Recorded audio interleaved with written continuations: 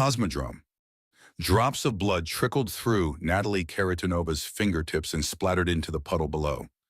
She caught her distraught reflection in the pool of water, and the glow on the horizon as a RD-300 rocket engine fired on its test stand, lighting up the night sky over Baikonur Cosmodrome.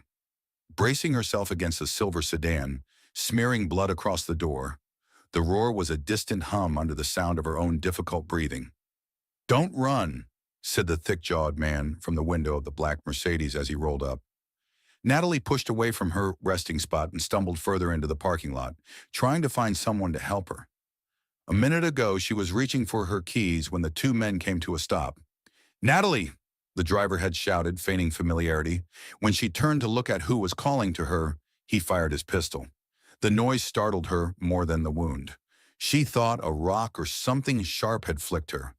It was the growing numbness and the sight of blood on her palms that told her what just happened. In an instant, she knew this was about what she had seen a few hours ago. It had been a clerical error. As a payload supervisor, normally it was her job to inspect all cargo before being loaded onto the Baikal rocket, except for military cargo. But this wasn't a military payload, or at least she hadn't thought so. There was no certificate from the Army, much less a liaison officer from Roscosmos. Clipboard in hand, Natalie had donned her clean room scrubs and entered the sterile chamber just like she did for every other launch. When she saw the plastic case sitting on the table, there was nothing indicating it was military. But when she cracked the seal and looked inside, she realized immediately there must have been some mistake. She quickly closed the case, but it was too late. The escort assigned to the cargo had re-entered the room, having momentarily abandoned his post. There were no words exchanged between them. Natalie made a quick exit, not even bothering to throw her garments into the bin. She headed straight for Supervisor Volodin's office, Roscosmos Chief Zurov's right-hand man, and told him what she had seen. He listened carefully, made a call, then gave her a warm smile and told her it was just a mistake. Everything was fine. There had been a mix-up with some sensing equipment. Natalie thanked him, laughed it off, pretending the best she could. She knew he was lying. Having an engineering background, there was no mistaking what was in the case. She wasn't sure what she was going to do about it, if anything. Then the Mercedes pulled up and the man shot her. Natalie managed to weave through another row of cars, but her legs were betraying her. Darkness began to encroach her peripheral vision as she continued to bleed out. She made one more stride, then collapsed on the wet pavement. Unable to move, yet still somewhat alert, she heard the footsteps of the approaching men. "Get her into the bag, then place her into the trunk," one said to the other. Natalie felt their rough hands as they picked her up and laid her inside a plastic pouch, the kind they keep on board a spacecraft in case of a fatality. The scent of the material reminded her of a spacesuit, which set off a mental trigger in her mind. She remembered where she'd seen these men before. Their names were Yablokov and Domnin. They were cosmonauts. They weren't supposed to be here. They were supposed to be getting ready to launch in just a few hours. That thought faded as quickly as it came. When they zipped the bag over her head, she worried about her daughter, Elena. If Natalie didn't call and remind her, she would forget to start the oven and dinner would be cold. Chapter 1, Space Gun. To -4 hours. I think my commander is insane. Not the kind of insanity natural to anybody willing to sit on top of 1,000,000 gallons of explosive fuel, but the workplace shooting kind of nuts. I tell myself I'm the crazy one. This is Commander Halston Bennett we're talking about. I've known him for years. Yet a second ago I saw him in the prep room mirror slipping a gun into the side pocket of his spacesuit when he didn't think anyone was looking. At first I don't think anything of it. Bennett, after all, is the manliest man you'll ever meet. A former Navy pilot, SEAL instructor, and a NASA astronaut before coming to work for iCosmos. Of course, a guy like him would carry a gun into space. Military pilots are taught hand-to-hand combat in case they come down in hostile territory. Russians keep pistols on their Soyuz craft in case they land somewhere with wolves, which is just about everywhere there. Maybe Bennett is just planning for any contingency. Hell, maybe he wants to shoot Martians. I try to put it out of my mind, but I can't. I should say something. Maybe it's just a standard operating procedure I don't know about. In that case, telling Renata, our launch manager, that he has a gun won't be a big deal. But what if it's Bennett's little secret? Maybe he's not supposed to do this, But the peace is his good luck charm. If I rat him out, he could be out of the company, and I'll probably catch shit for being the one that finked on an American hero. An American hero. Halston Bennett is the kind of man that made me want to become an astronaut. He's the man I want to be when I grow up. He's also the one that trained me to go into space. Space. Holy shit. Of course this would happen on my first mission. Hell, I didn't even know I was going until 12 hours ago. I was an alternate for Robbie Carlyle. I got a phone call at 3 a.m. telling me I needed to get my ass to Canaveral in the next hour. The official story is Carlyle suffered a sprain while working out. The real story is that he slipped in the shower getting busy with some girl other than his regular girlfriend. I've been listed as an alternate 6 times. After the 5th time, the astronaut I was alternating for defiantly refused to show up with the flu, a broken leg, or visible cold sores. I kind of gave up and decided I'd be going into space after about the 10,000th rich jerk-off tourist flew out of Mojave in one of those suborbital tin cans they call a spaceship. Then I got the call. I'd been waiting for that call ever since I decided I wanted to be an astronaut. Not because I wanted to set foot on Mars or perform earth-shattering experiments in microgravity, but because I wanted to fly things. The faster the better. My heroes have always been pilots. From Chuck Yeager to Han Solo, I wanted to be the guy at the controls. A guy like Bennett. Bennett. Damn it. In some alternate universe, I was going to be a military guy turned NASA astronaut like him. Imagine my disappointment when I was 17 years old and walked into an Air Force recruitment center wearing my Coke bottle glasses and was told in no uncertain terms the only way I'd see the inside of a fighter cockpit was if there were paper towels and a bottle of Windex in my hand so I could clean it for the guys with perfect eyesight. Pissed, I worked 2 jobs that summer, getting up hours before dawn to fold newspapers and deliver them. I can still smell the wet ink and feel the warm newsprint in my hands as it sucked all the moisture from my fingers. After that, I worked at Burger King during the day, getting laughed at by my friends as they came into the place, imagining new and ridiculous ways to have it their way. Har har, guys. I used the money I earned to buy myself laser surgery for my eyes, which was something my parents couldn't afford, trying to raise 3 kids on one teacher's salary as my mother finished up her master's degree. With beyond perfect 2010 vision, I walked into the Navy recruiter's office and was told, "Sorry, kid, LASIK was an automatic disqualifier." They changed the rule later, but it was too late for me. Uncle Sam wanted no part in making my dream a reality. I'd never be a guy like Bennett, a real American hero trademark.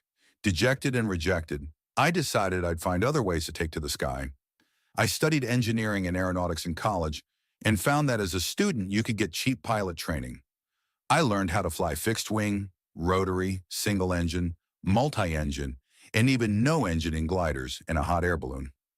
One summer, a couple of my flight school pals and I even took a trip to Russia and got to take control of MiGs.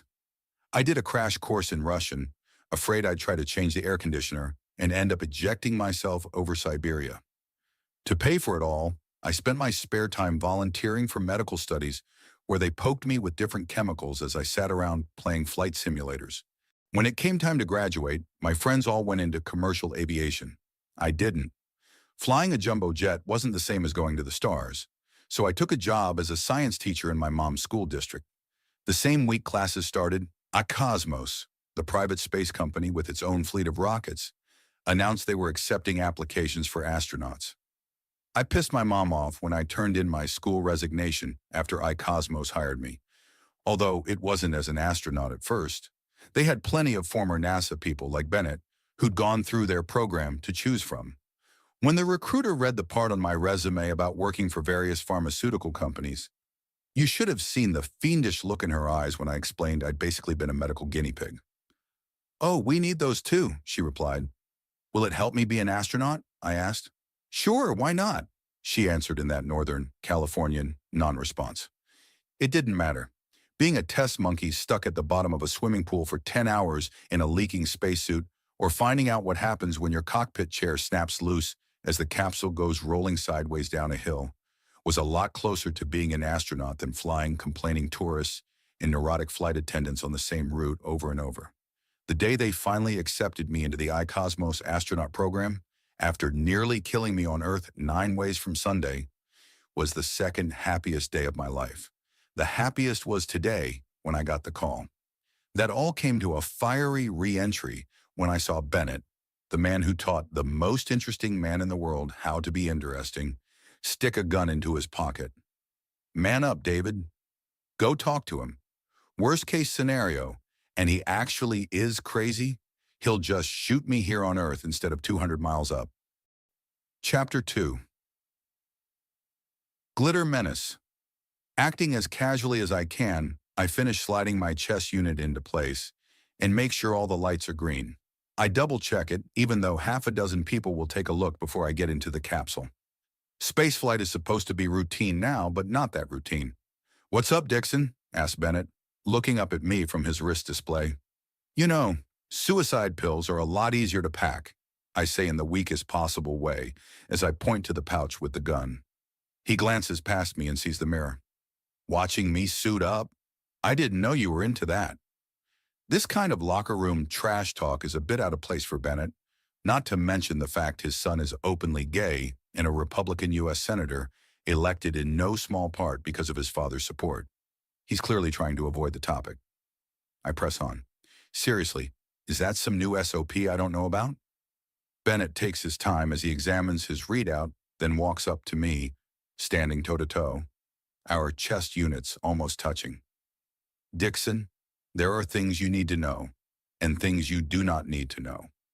I do not have time to tell you all the things you need to know. What I can tell you is that what you thought you saw doesn't exist in your world. Understand?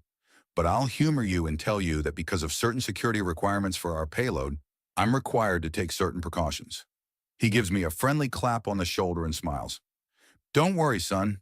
I've seen the cargo manifest. We're just bringing standard supplies to the U.S. iCosmos space station. There are no military or spy agency payloads I'm aware of. But what I know, a line item that says 35 times 55 times 20 centimeters box, weighing 2.4 kilograms, listed as replacement carbon dioxide sensor monitor, could be some NRO long-range L IDAR. Sensor designed to scan foreign satellites or something or other. I'm proud of you, Dixon. This is what it's all about. You're going due to fine." That's the Halston Bennett I know, the man who trained me and dozens of others in the iCosmos program, the guy we secretly try to emulate. "Gentlemen, you all set?" says Stephanie Peterson as she enters our locker section. Technically part of the cargo, she's a NASA astronaut we're taking to the station. An athletic, imposing former Air Force pilot, she's also the man I want to be when I grow up. "I was just explaining to Yoga Boy how things are going to be. You just do whatever Halsey tells you." She gives me a wink. I want to ask her if she knows about Halsey's gun, but by the informal way those two talk to each other, I get the feeling that if he's up to something, she'd either know or be in on it. Yoga Boy. Ugh. Bennett once caught me doing some stretches before a pool dive and never let it go. He's a great instructor, but never lets you forget who the real men are. The men and women who served in the military and were part of NASA's astronaut program.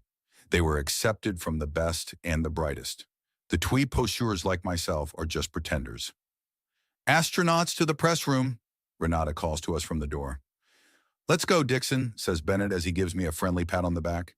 "Time to tell them what it feels like to be about to have your space cherry popped." It's disorienting the way he just can switch right into the avuncular instructor whose calm voice walked me through my underwater and zero-G training on our 727 Vomit Comet jet. It's hard to call it a press room when at the moment it's a mostly empty auditorium with just 12 internet bloggers. On a real mission, something besides a FedEx run, the room would be full.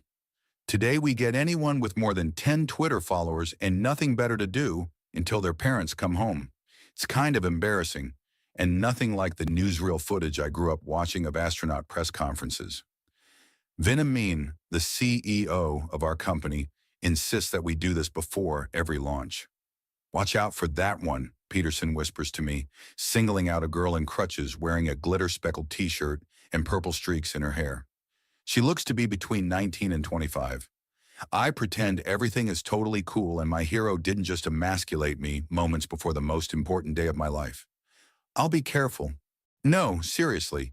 She once asked the NASA director a question about a contractor funding overrun that he didn't have the answer for. It nearly cost him his job and killed the program. Seriously? I give the girl a hesitant glance. Leaning on metal arm crutches from some kind of condition, she doesn't look threatening. I keep a wary eye on her anyway as Renata starts our briefing. There's also a mischievous curl to her lips, like she's holding back something clever, that I find alluring. Bennett explains how excited he is to be part of this program. Peterson talks about how thrilled she is to be going to the station and what kind of research she's going to do. I make an inane comment about being eager to ride shotgun, actually saying the word shotgun, and catching myself too late. Thankfully, the joke passes by, and I feel pretty sure Bennett isn't looking at me with daggers. Renata opens it to questions. The menace in the glitter shirt shoots an arm into the air and almost drops a crutch. Renata manages to avoid her as long as others have their hands up. There are the predictable questions about what it's like to be an astronaut from a group of people who look like the most adventurous thing they'll ever do is move out of their parents' basements. I get a couple technical ones about the new version of our space capsule. Finally, the only raised hand is Glitter Girl. I can see Renata's hesitation. Okay, Lainey Washburn, you're our last question. My question is for David Dixon. As one of the first astronauts to not have prior NASA or military training, what's it like to be the odd man out in a capsule full of veterans? Did she just call Yoga Boy out for being a poser? I probably stutter and take longer than I should.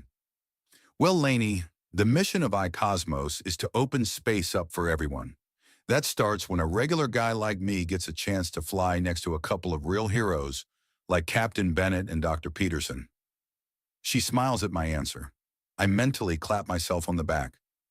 Before Renata can end the briefing, Lainey blurts out another question. Teetering on her crutches, she asks, when will people like me be able to fly for iCosmos?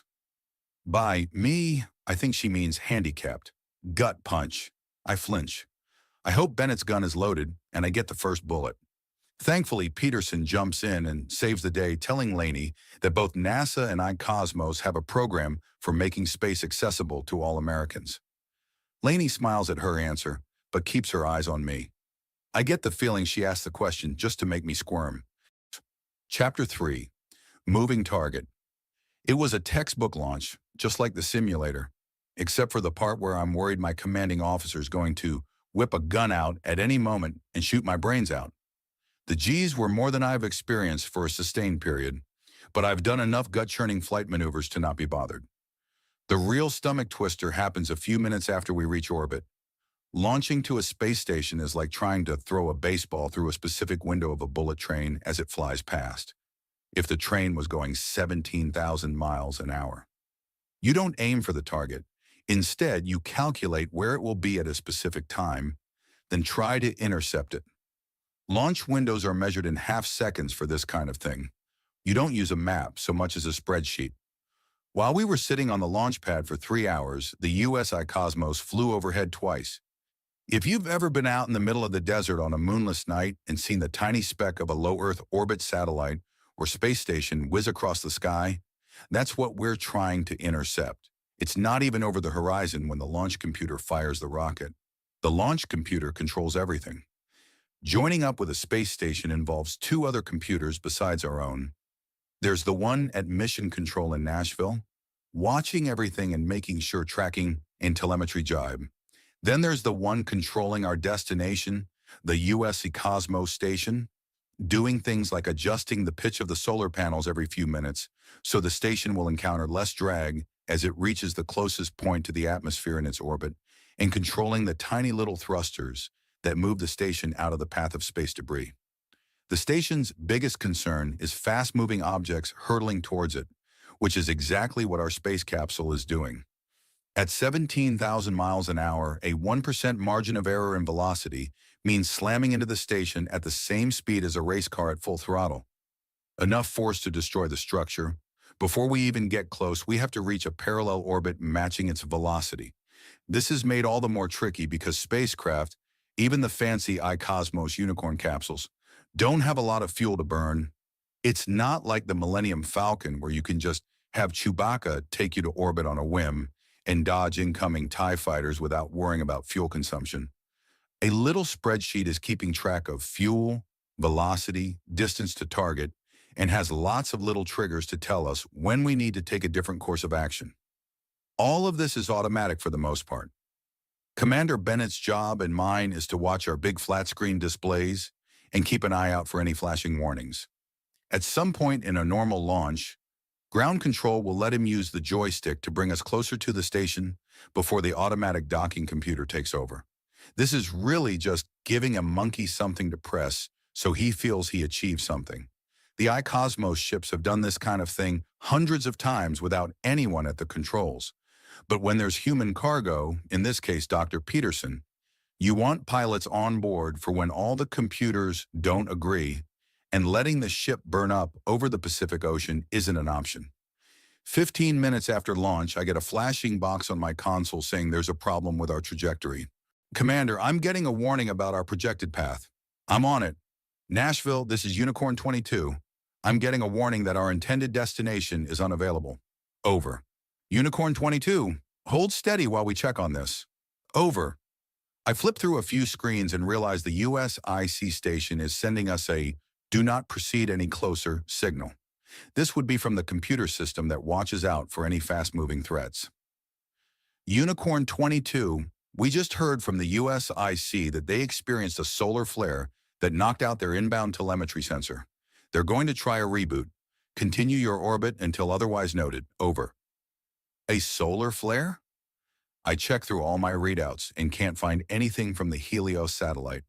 There's nothing about it. Dixon, are you planning on arguing with their computer?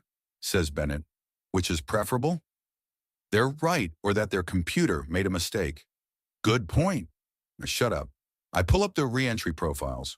If we can't dock with the USIC, then we'll have to return to Earth. Like trying to catch the station, re-entry is equally complicated. If we miss the window, we could find ourselves in the Pacific thousands of miles away from the nearest rescue.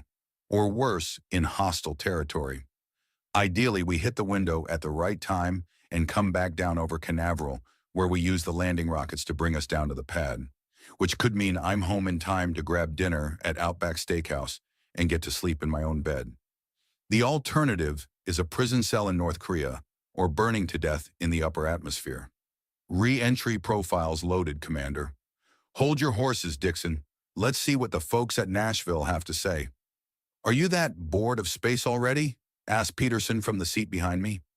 She's joking, but there's something cold in her voice, like it was forced. She can't be scared, can she?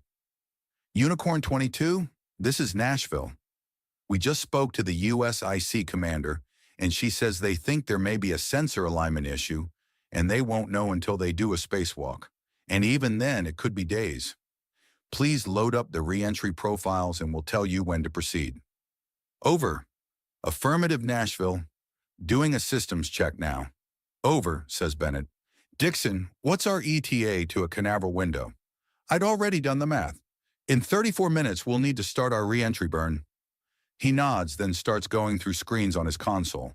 Out of the corner of my eye, I see him digging through directories of all the onboard sensors. I'd never seen him do that in the simulator, but we've never been in this kind of situation before. Nashville, this is Unicorn 22.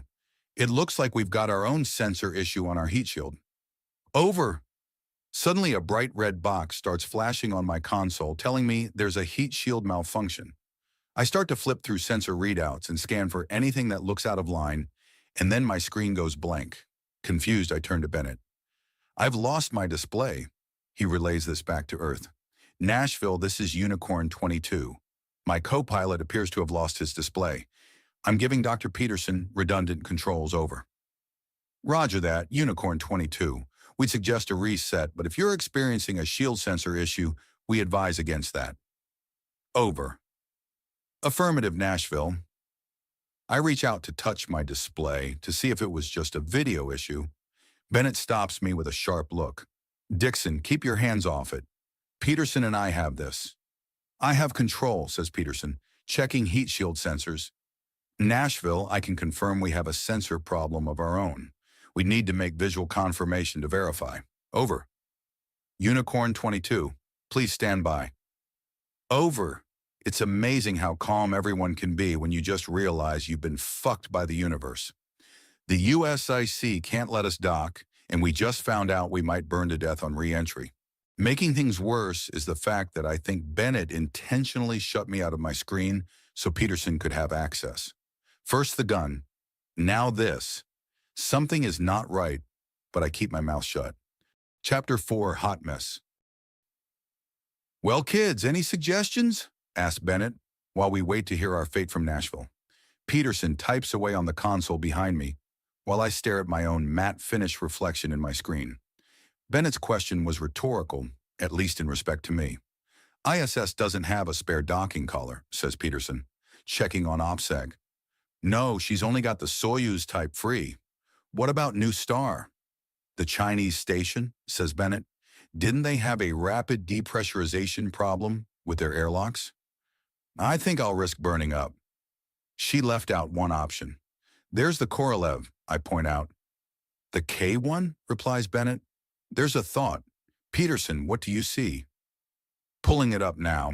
They've got a universal dock that looks free, although they're pretty cagey about non-Russians on there.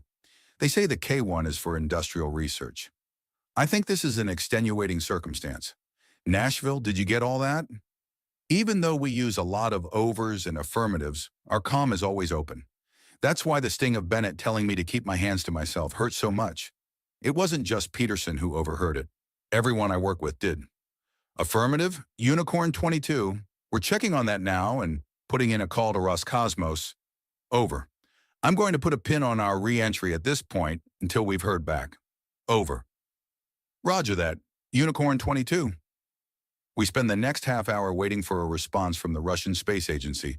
While Peterson and Bennett run through their control panels, I stare out the window for the first time since we reached orbit. Our craft has a small spin, so it doesn't get too hot as we go through the sun side over Earth. While the stars are too hard to see through the internal glare of our displays, Earth is a bright blue and white disk that takes up the entire window when we rotate towards it. The hard thing to understand, even if you experienced it virtually, is how big the Earth is from low orbit. While we're in space, we're still only about 400 times the height of the tallest building in the world. The distance from the ground to my window is less than the trip from Cape Canaveral to Miami, a 3-hour drive for most people, half that for me. Space, technically speaking, is the place where you can orbit the Earth without running into too much atmosphere. If the Earth had no atmosphere and was perfectly round, you could orbit an inch off the ground if you were going fast enough. At our altitude of 200 miles, we're roughly just over 2% of the Earth's diameter away from the surface, which means the Earth looks really fucking huge even from here. But it's still far away. There is 200 miles of progressively thicker atmosphere below us. If we were just dropping straight down, that would be no big deal. We wouldn't need a heat shield. But we're traveling 17,000 miles per hour. People often get confused as to what it means to burn up in our atmosphere. It's not that the air is a giant oven up here. Quite the opposite. What matters is our velocity. At this speed, the friction from hitting those air molecules so fast it's hotter than an industrial furnace. The skin on the bottom of our ship, PKZ, is designed to handle atmospheric re-entry from even higher velocities.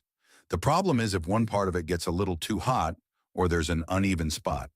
The Unicorn has re-entry thrusters and is designed to land via rocket propulsion. But if we have to use them in the upper atmosphere to slow us down, then that means we'll end up burning all our fuel and need a parachute to land nowhere near our intended zone. The ideal situation is we get to dock with a station and check the sensors before attempting re-entry. If nobody has any room, then we're kind of screwed in the short term. Worst case scenario, iCosmos sends up another craft on autopilot in a few days to come get us and lets the Unicorn 22 attempt an unmanned re-entry.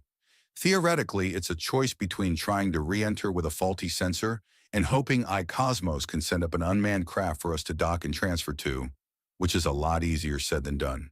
Possible, but extremely time-consuming. Hey guys, this is Vin here. The face of Vin Amin, the CEO whiz who started iCosmos, appears on Bennett's display. It looks like he's Skyping from his home office. I just want you to know we're doing everything we can to figure out a solution. We're having trouble figuring out what readouts you're getting, Halsey, but Dr. Peterson says she's getting the same thing. Affirmative, she replies. David, right? Any luck with your control panel? I'm not sure if telling him Bennett won't let me touch it will go over very well right now. I just say, no, sir. He smiles. Vin.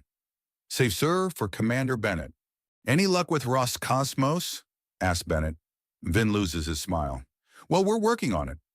Zhirov, the head of their space agency, just gave us a flat-out no. Sounds like that's our answer, says Bennett. I don't know about that. I've got to call into his boss, Radin, the head of the Russian Federation. The two have been known to disagree. Plus, there's one more thing. Vin holds up his phone. I just tweeted that we're asking the Russians to let us dock at the K1 because of the solar flare. Bennett shakes his head. You're hoping a bunch of people on Twitter will make Zhirov change his mind? I'm counting on them to persuade Radin. He's a bit more media aware. He looks at something on his computer. Oh good, our hashtag #LetThemDock is trending. Jesus Christ. My life depends on a bunch of hipsters retweeting a plea from a man probably sitting on a yoga ball right now. Chapter 5, Party Crashers. I imagine some kind of high-level negotiation somewhere in a huge, dark, tapestry-lined Kremlin office where czars had been poisoned, disloyal party members had their death warrants signed, and pogroms were planned, all based on how high number Let Them Dock is trending on Twitter right now. You have the post-docking re-entry profiles? Bennett asked Peterson. It sounds a little presumptuous to me to start loading re-entry profiles for departing the station when we haven't even docked yet. We could be there 8 hours or a week, all depending on what our sensor inspection shows us. You don't plan a re-entry profile for a departure when you don't know when that's going to be. There are thousands of variations. Maybe Bennett is just running drills so he knows Peterson is ready to take the pilot seat? If that's the case, then that means he has no plans for letting me sit at a working display. Relax, David. Peterson has been into space multiple times.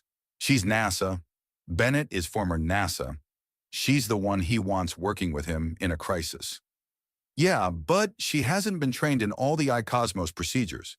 Putting her in my seat is one thing when my panel goes out mid-crisis, but leaving her there after we have a chance to switch seats or fix the problem? Totally not cool.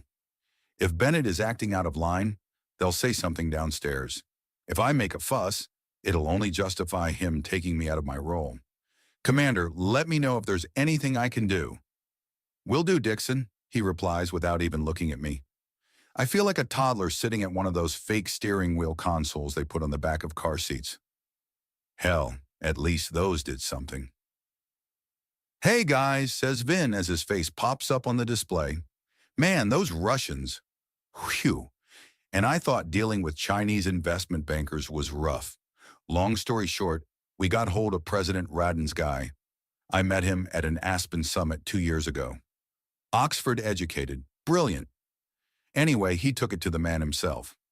Radin, as you know, has been trying to take a more diplomatic role, in no small part because falling oil prices are making them more dependent on foreign investment, etc. He said, sure, why not? Which is great, but then Zhirov, I'm told, lost his shit and said something about the universal docking ring not working on the K1, which was news to me. So I called up Lena Golov. She's the actual mission supervisor for all the Russian launches. Great woman. I had her and her husband on my yacht last summer. We're trying to get her to come work for us. Fun to hang out with when she's all loosened up. Have you guys been to the yacht? You have to come out sometime. Love to, says Bennett sharply. Oh, right. So anyway, I called her direct. She said her boss had no idea what he was talking about and was just, quote, being Russian about it. I love that. Anyway, I tell Radin's guy he should really talk to her. And he did. And? Asked Bennett. We're still working on it. His screen goes dark. I can see the muscles tighten in Bennett's jaw. If he wants to use his gun to shoot the screen, I'd totally understand. I love Vin Amin. What he's single-handedly done for space travel can't be measured. He's one of those people like Musk and Bezos who helped us start dreaming again. He's created 3 successive startups, each one worth more than the last. Then he bet everything on getting into the space business, going toe-to-toe with the upstarts and the giants. He's got balls, but he's also the guy in a YouTube video shot at Burning Man, walking around in a silver Speedo, high out of his mind, giving a rambling talk to his iPhone about why this would be the place to meet alien chicks for interspecies sex. I guess with that kind of brilliance comes a special kind of crazy. His crazy is what got us up here, and it's probably what it will take to get us down. I hope. Good news, says Vin as he pops back up on the display. You got the yacht reupholstered? Asks Bennett. Vin blinks for a moment, then bursts out laughing. Oh man, you NASA guys. Hold on, I'm tweeting that one out. And he honest to God picks up his phone and starts typing the tweet. I hope my will is in order, I mumble under my breath. This gets me a sly grin from Bennett and a snort from Peterson. Well, holy smokes, Yoga Boy finally managed to do something to get an acknowledgement that he's more than dead weight. Where was I, says Vin. Telling us if we're going to live or die, replies Bennett. Right. Good news. They're going to let you dock at the K1. And listen, just so you know, there were always going to be other options. I wouldn't let you guys down. Other options? Does he have some secret rich person space arc?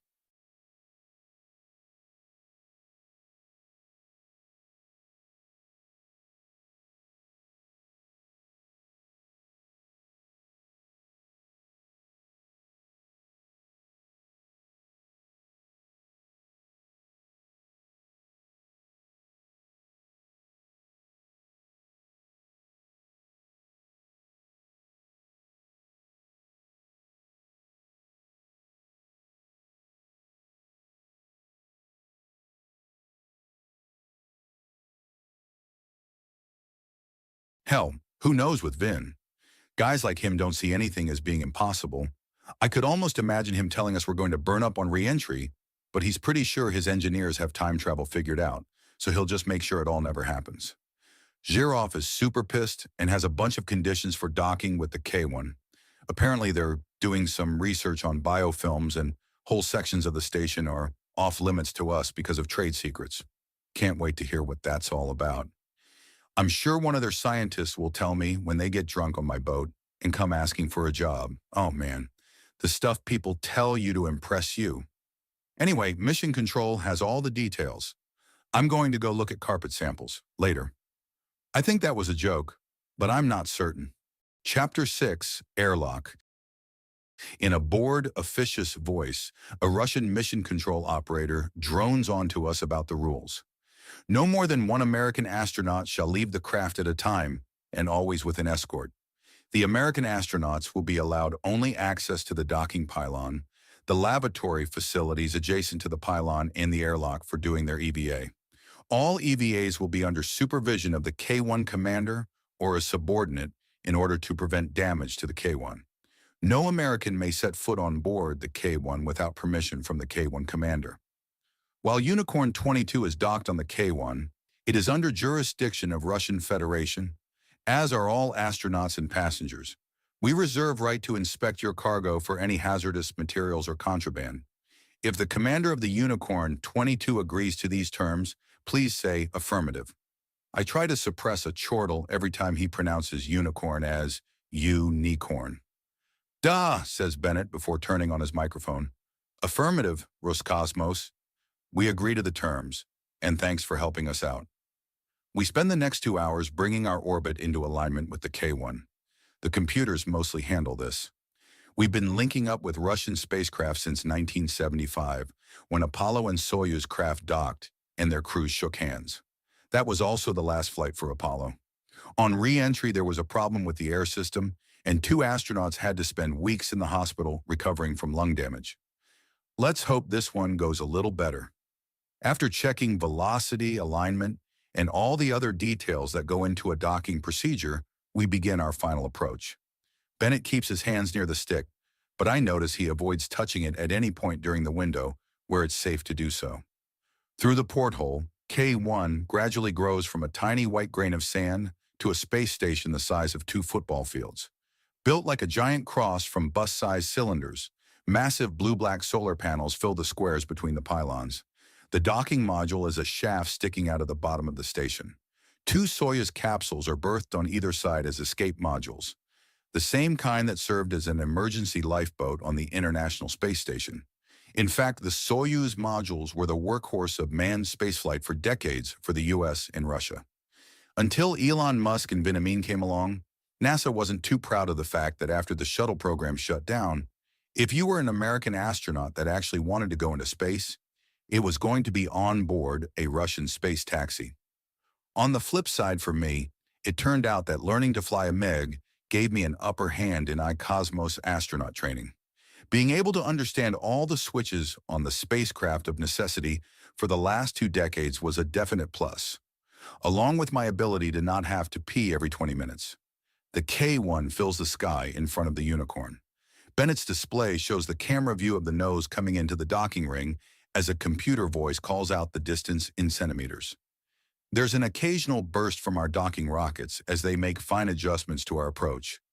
When we finally touch the collar, it's softer than a knock at the door.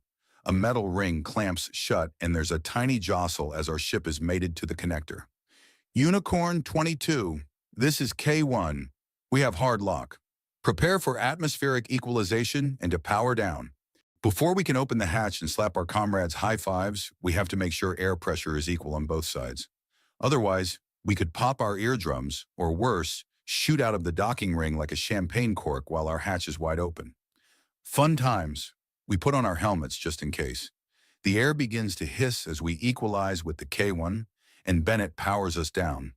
This is to prevent us from short-circuiting the K1's electrical system until their electrician has a chance to make sure our power feeds aren't acting erratically. In space, there's no way to ground an electric current. If you have stray voltage, it'll find a path no matter what. All the lights go out for a moment. "Dixon," whispers Bennett, "I need to know right now, can I count on you?" "Yeah, sure. This is a little odd.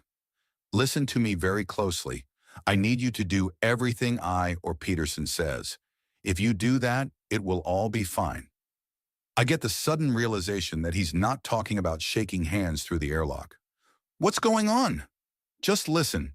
If anything should happen to Peterson or me, I want you to load up the re-entry profile she prepared. Peterson leans in and taps me on the shoulder. "Be a good boy and stay on the Unicorn. Everything will be okay." "He'll be good," says Bennett. Jesus fucking Christ. This has to do with the gun. "What are you two up to?" I whisper. "Need to know basis. Robbie was supposed to be in your chair until that retard screwed things up." "I think I need to know." "You can't know. Do you trust me? In this exact moment, you're freaking me out. Do you trust me?" Hell of a question to ask after the gun, pulling me off the pilot seat and whispering to me in the dark. This is Bennett, an American hero. I've relied on him countless times underwater, dangling from parachute cords and sitting inside smoke-filled capsules simulating onboard fire. "Yeah, Bennett, I trust you." "You're a good man. If it gets dirty, you have to bug out. Got it?" "Dirty? What the hell?" "What about the heat shield sensor problem?" "There is no problem. I can't give you specifics. It's better that you don't know. I just need to know that if Peterson or I tell you to launch, that you'll do that." "You mean without you guys?" "Exactly." "You mean leave you on the K1? You won't be leaving us. We'll already be dead." "What the hell?" He puts his hand on my shoulder just like the first time he shoved me out of an airplane. "This is bigger than us. A lot more is at stake. Can I count on you?" Affirmative. What else could I say? Chapter 7. Border Patrol. I'm clenching my fists inside my gloves as the hatch swings open. Bennett's little pep talk has completely put me on edge. Now that the Russians are coming, I'm about to jump off the cliff of Anxiety Mountain. A round Slavic face pokes into the airlock and announces, "The American astronauts will please remain seated while Commander Yablokov conducts his inspection." Bennett, back in his seat after opening the hatch, replies, "Permission to come aboard." I notice that no permission was requested, and as Yablokov drifts into the compartment, he barely even acknowledges Bennett. Yablokov somehow manages to look even more Russian than the guy who announced his entrance. Compact with a shaved head, even though he's not in his military uniform. He still wears it somehow. I guess Bennett and Peterson are the same way. There's a composure they possess that sets them apart from slack yoga boys like myself. Yablokov rests a hand on the bar above the display consoles in front of Bennett and me and fixes eyes on Peterson. You are Lieutenant Peterson? Retired, she replies. She spent 10 years in the Air Force, the last 5 on a NASA detail. She's only 31. It's weird to think of her as retired. Yablokov nods, then turns his gaze to me. You are not Robert Carlyle. No, sir, I'm David Dixon. Why are you here? He asks. Well, I'm pretty sure he means, why am I filling in for Robbie? It kind of feels like a question about the reason for my existence. Carlyle had a training accident. I'm his replacement. Yablokov fixes me with a stare. It's an intimidating, unflinching gaze, like he's waiting for me to confess something. Bennett is also watching me out of the corner of my vision. I notice his hand is casually floating in the air, a few inches above the thigh pocket that holds his gun. I can't get Poe's telltale heart out of my mind. The gun is calling out to me. My whole world centers around the pistol. I catch myself stealing a sideways glance at the pocket. I try to make it seem like I'm looking at Bennett for instructions. As a kid, I had a friend who did magic tricks. Whenever he tried to hide something in his hand, that whole side of his body would go stiff. He assumed that because he knew it was there, the whole world knew. When the only clue we had was his weird body language. Right now, I'm sure my body language says, Commander Bennett has a goddamn gun in his pocket. Deep breath. Yablokov is still staring. What would a less scared version of myself do? Smile, David. The best I can do is a slightly smug grin. You are not military, says Yablokov. This sounds like an on-the-spot assessment, and not him recalling some fact from my profile he just looked over before drifting in. No, sir, they didn't want me. I can understand why. Damn, I just got zinged in space. Your face, he says, you wear everything on it. Your first mission into space, your ship malfunctions, and now you have to come to the scary Russians for help. Do not be afraid. Everything will be made okay. He gives me what may be a smile, but looks more like something you do in the frozen wastes of Siberia to prevent your mouth from freezing. Yablokov pulls himself over to Bennett. Commander, you were given instructions by Roscosmos. I expect you will follow them? I hold you personally responsible for the actions of your crew. Affirmative, says Bennett. He's trying not to show how much this chafes him to have the Russian treat him like a lost tourist. Yablokov slides over to the space between Bennett's seat and the wall of the capsule. For a split second, I think he's going to pat him down. He motions towards the storage lockers behind us. Those in a trunk under the capsule are where we carry cargo. What is your cargo? I can resend the manifest if you like. Resupplies for US/IC and Peterson's equipment. Yablokov drifts behind us and unlatches one of the panels without asking. No unsecured gas cylinders or other hazardous materials? Other than the several hundreds of pounds of monomethyl hydrazine fuel and nitrogen tetroxide oxidizer that will explode upon contact. We have sitting in tanks underneath us for landing and a pistol in Bennett's pocket that could poke a hole through the tanks in a split second, blowing up the Unicorn and rapidly depressurizing the entire K-1 station, causing it to lose orbital stability and crash into our atmosphere where it will only imperfectly burn up, leaving a debris field 1,000 miles long. No, nothing to worry about here. None of our cargo is dangerous, says Bennett, simplifying things. Yablokov pulls himself back to the nose of the capsule. Only one of you will be allowed out of the capsule at a time. That's not going to work, Commander, says Bennett. We're required to do all of our EVAs in 2-man configurations. In order for us to inspect the sensor, I need 2 of us. You will have a cosmonaut escort. I understand that, but it's a 2-person operation, not a precaution. I thought they explained this to Roscosmos. They did, but this is at my discretion. Even though our suits have gyros for keeping you balanced in emergency jets, if you somehow detach from the tether, a spacewalk can be a terrifying experience, especially on something unfamiliar like the K-1.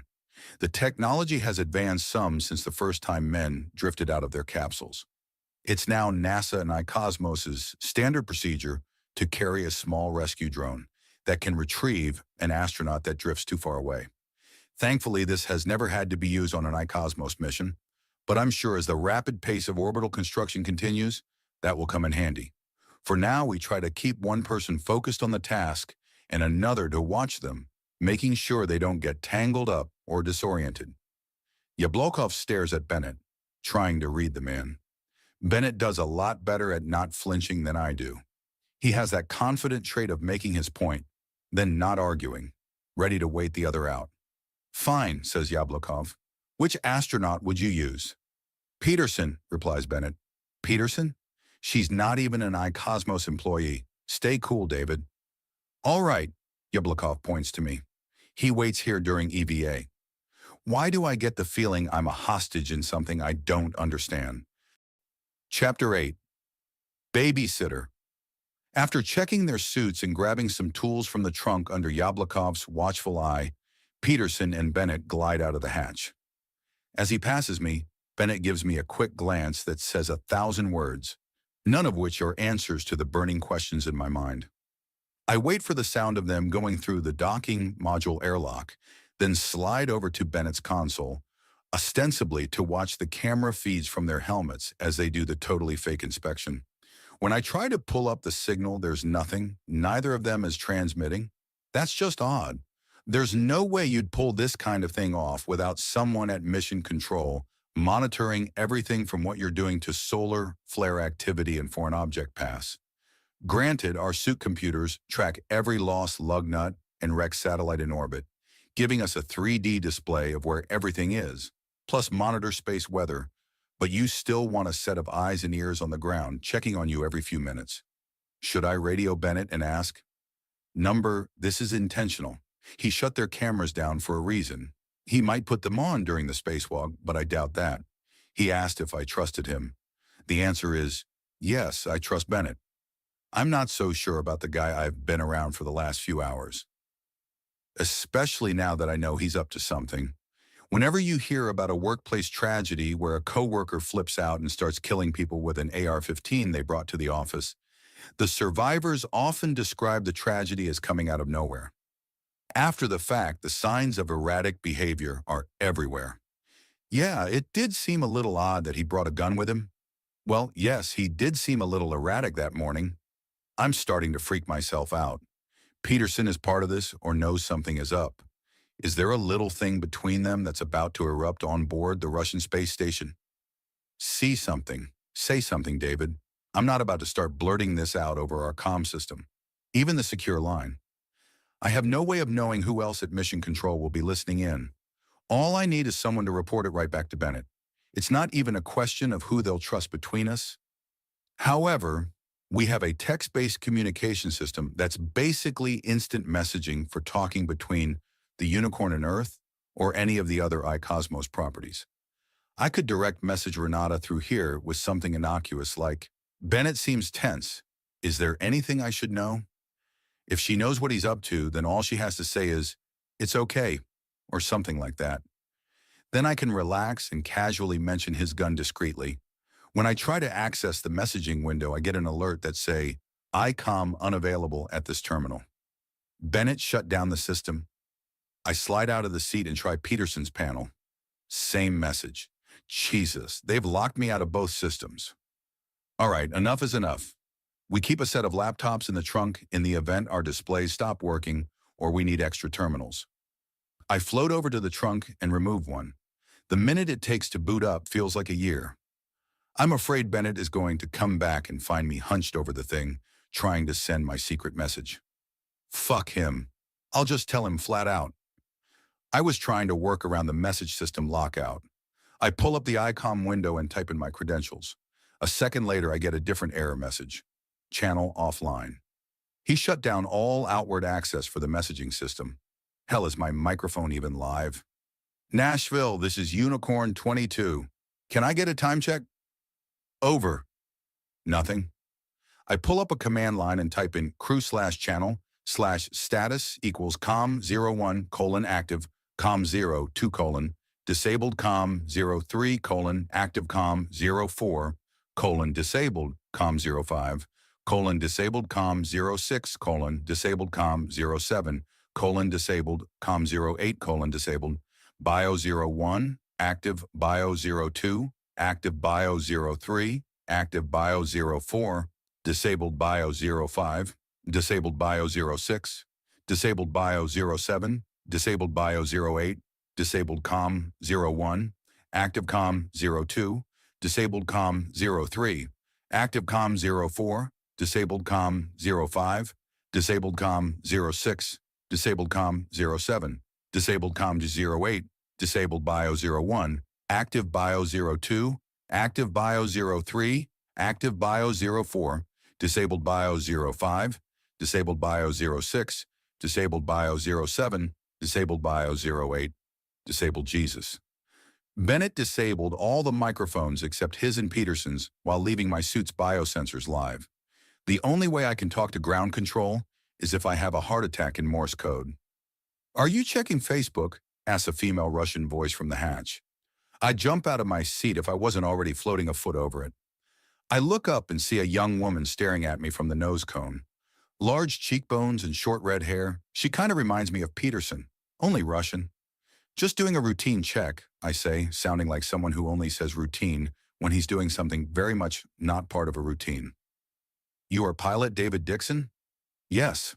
"I'm flight engineer Sonnen. I am here to babysit you." She says this in what sounds close to a friendly tone, at least the most friendly I've heard since launch. "Do they pay you by the hour or the orbit?"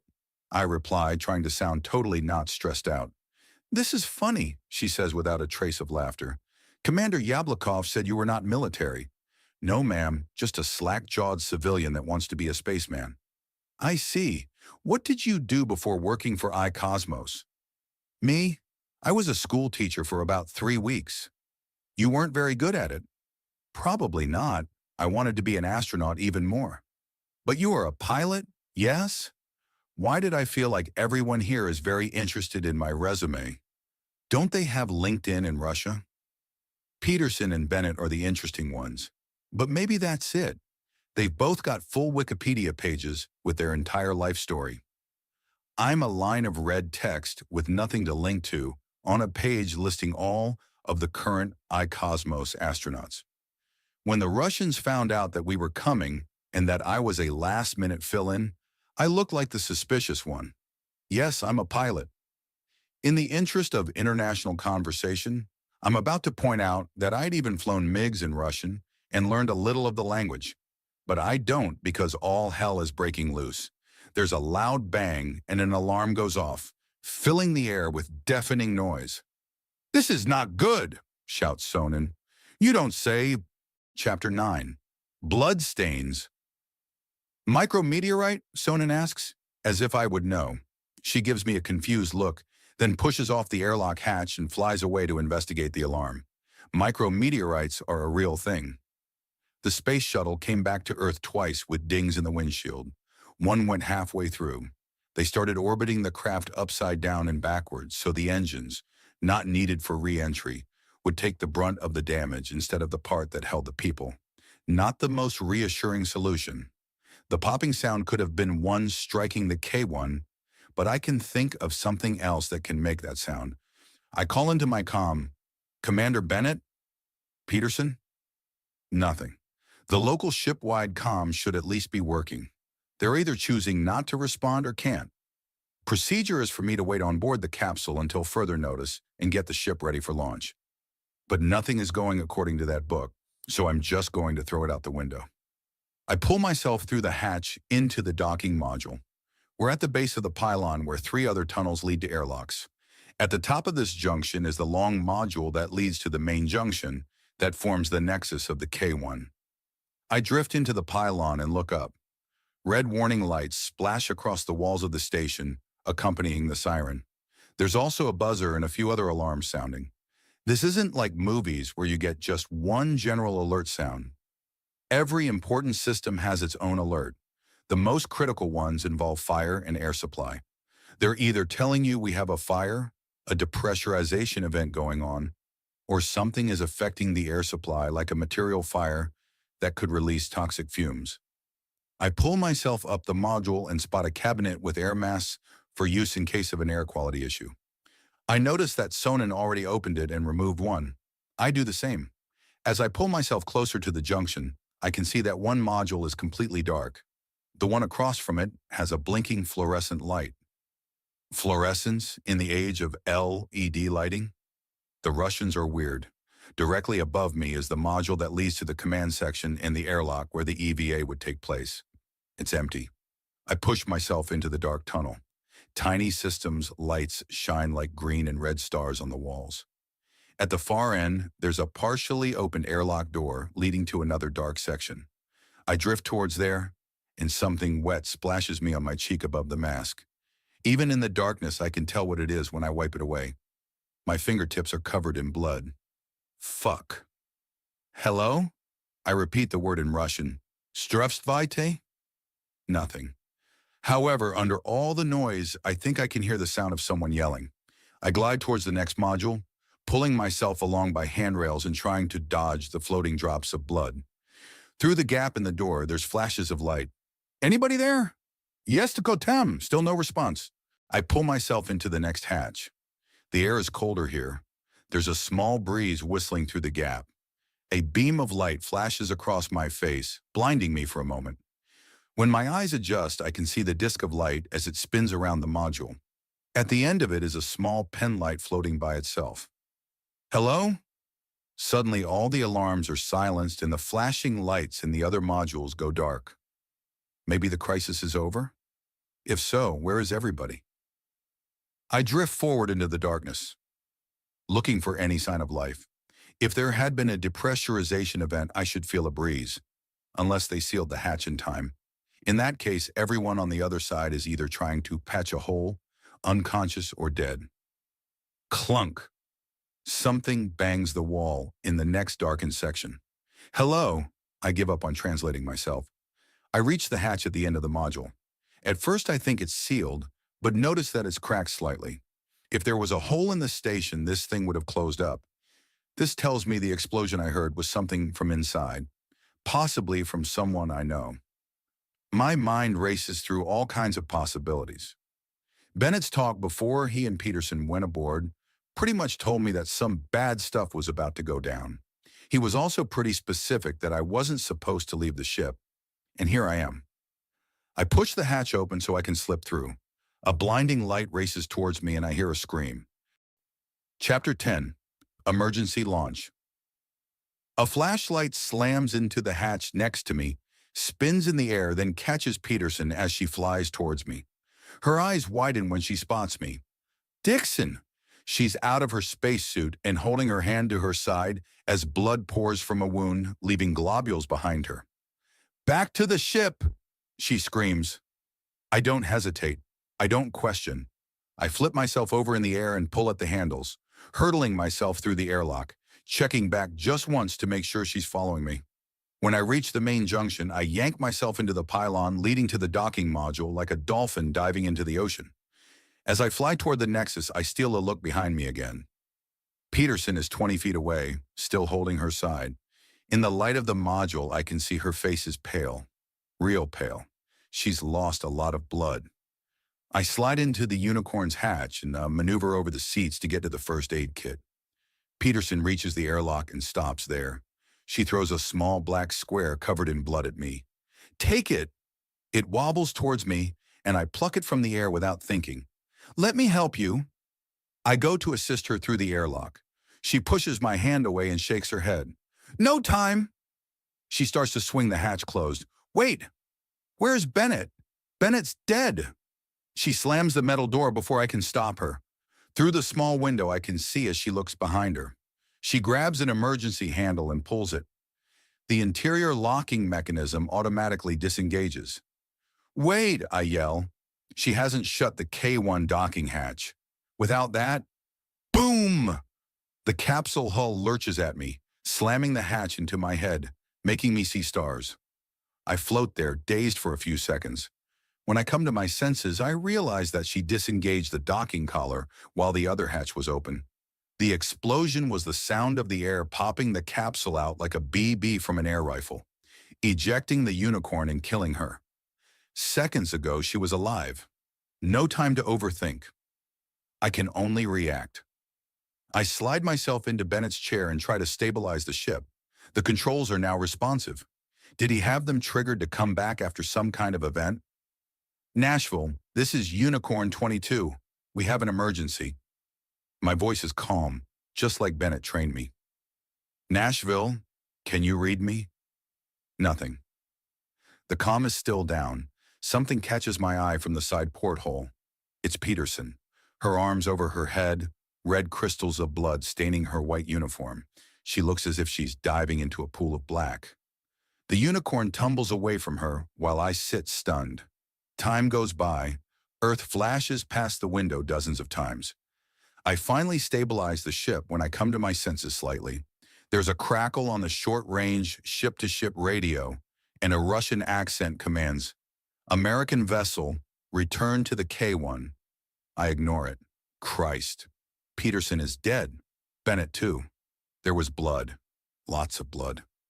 My spacesuit is still speckled with it. I realize I'm still clenching the black square and shove it into my thigh pocket, then yank the Russian air mask off and slide on my space helmet. American vessel, return to the K1. I'm not in a talkative mood right now, and I'm pretty sure I won't like what they have to say. American vessel, return to the K1. Now! I shut the radio off. This situation is so fucked, I don't even know how much. It could have been some bizarre accident or a damn international incident. I'm so lost in it, I don't even notice at first there's a phone ringing from under Bennett's seat. Something went down. Something serious enough for Peterson to sacrifice her life. Ring. And now the Russians are yelling at me to return to the K1 ring. Bennett told me something was going to happen. But this? Ring. Peterson's face as she drifted past the window. My God. Ring. All my training and nothing prepares me for this. Ring. What would Bennett do? Forget the crazy Bennett that may have just got himself killed. What would the guy that taught me everything about being an astronaut do? Ring. Be present. Focus. Ring. I unstrap and reach into the small tray under the cushion. It's an iPhone with a satellite antenna case. The display says unknown caller. I decide to answer it, rather than deal with the angry Russians. Hello? An electronic voice responds, if you want to survive, do exactly what I say.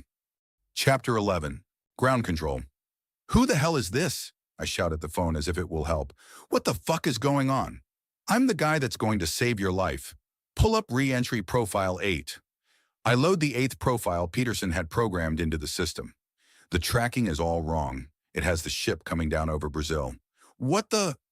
Why can't I just go back to Canaveral or Mojave? Take a look at the SOT. I pull up the Space Object Tracking Map, a three-dimensional model of all the different objects currently in orbit. Each one has a dot and ghostly outline tracing its orbit. See those two dots that just moved from their orbital paths? Two specks in low Earth orbit have moved away out of their tracks. Those are Russian satellite killers. Each one is armed with a chemical laser that will burn a hole in your hull at the moment of the re-entry. If you try to land anywhere on U.S. ground, you'll be a pile of ash before you hit the surface. Why can't I talk to Mission Control? Right now, Roscosmos is telling them that you went berserk and used a smuggled gun to kill Bennett and Peterson before almost destroying the K1. What? That's bullshit. I'll tell them I don't know what happened. They'll have to believe me. Do you want to take that chance? And not everyone with an American flag on their lapel is your friend? What's that supposed to mean? Part of the reason Bennett and Peterson died is because not everyone can be trusted. Why are they dead? I remember the black square in my pocket.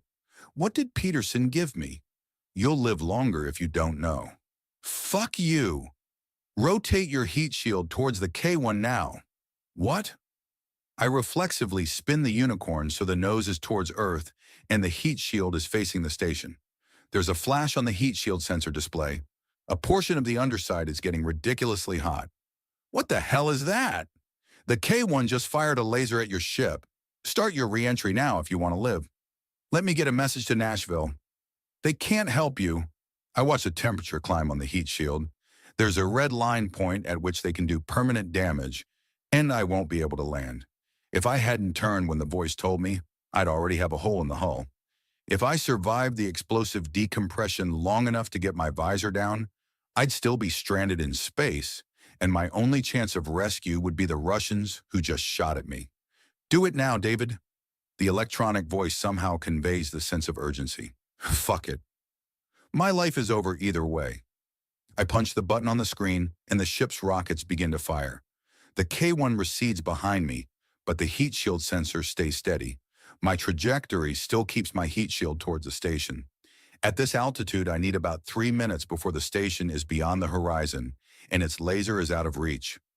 After 4 minutes, the reading goes back to normal, and I rotate the ship towards atmospheric re-entry. They tried to kill me. The damn Russians tried to kill me. The re-entry profile has me doing an aggressive loop around the Earth, slowing down in the upper atmosphere before beginning a steep drop over the southern hemisphere, landing somewhere around the southern part of Brazil. Brazil? What the hell? Would you prefer Africa or India? I'd prefer Cape Canaveral. You won't make it to the ground, and if you do, through some small miracle, you'll never make it out of an interrogation room. Jesus Christ. David, I need you to follow my instructions very carefully. We only have a few minutes before we'll lose signal. First, give that chip to Wallman. Only him. Nobody else can be trusted. Who the hell is he? He'll find you. What matters most right now is your survival. Go to the trunk and pull out Peterson's bag. I tuck the phone into my helmet, unhook my harness, and drift over to the cabinet. There's a large black duffel bag inside. I place it into my old seat under the harness and take Bennett's console. Now what? The Russians are going to figure out that you're taking a different re-entry path. They won't be able to retask the kill sats fast enough, but they will be able to send long-range MiGs to intercept you in the air. They will fire upon you if you're over the ocean or an uninhabited area. Well, fuck. We have to land the Unicorn in a bay. Jesus Christ. If you're out to sea, you'll never make it. They'll have a ground team en route. We can't let them get you or the package. Wonderful. How about I just radio them that I surrender? You can't do that, David. Lives other than your own are at stake. And you can't tell me why. I'm just one part of this. My job is to get you to the ground safely. So I land in some Brazilian city? The trajectory touchdown is Rio de Janeiro. Wonderful. But when the Unicorn lands, you won't be in there. Come again. Bennett said you could pull this off. And what happened to him? He died for a reason. Pull this off and you'll make it. Lots of people will. Pull what off?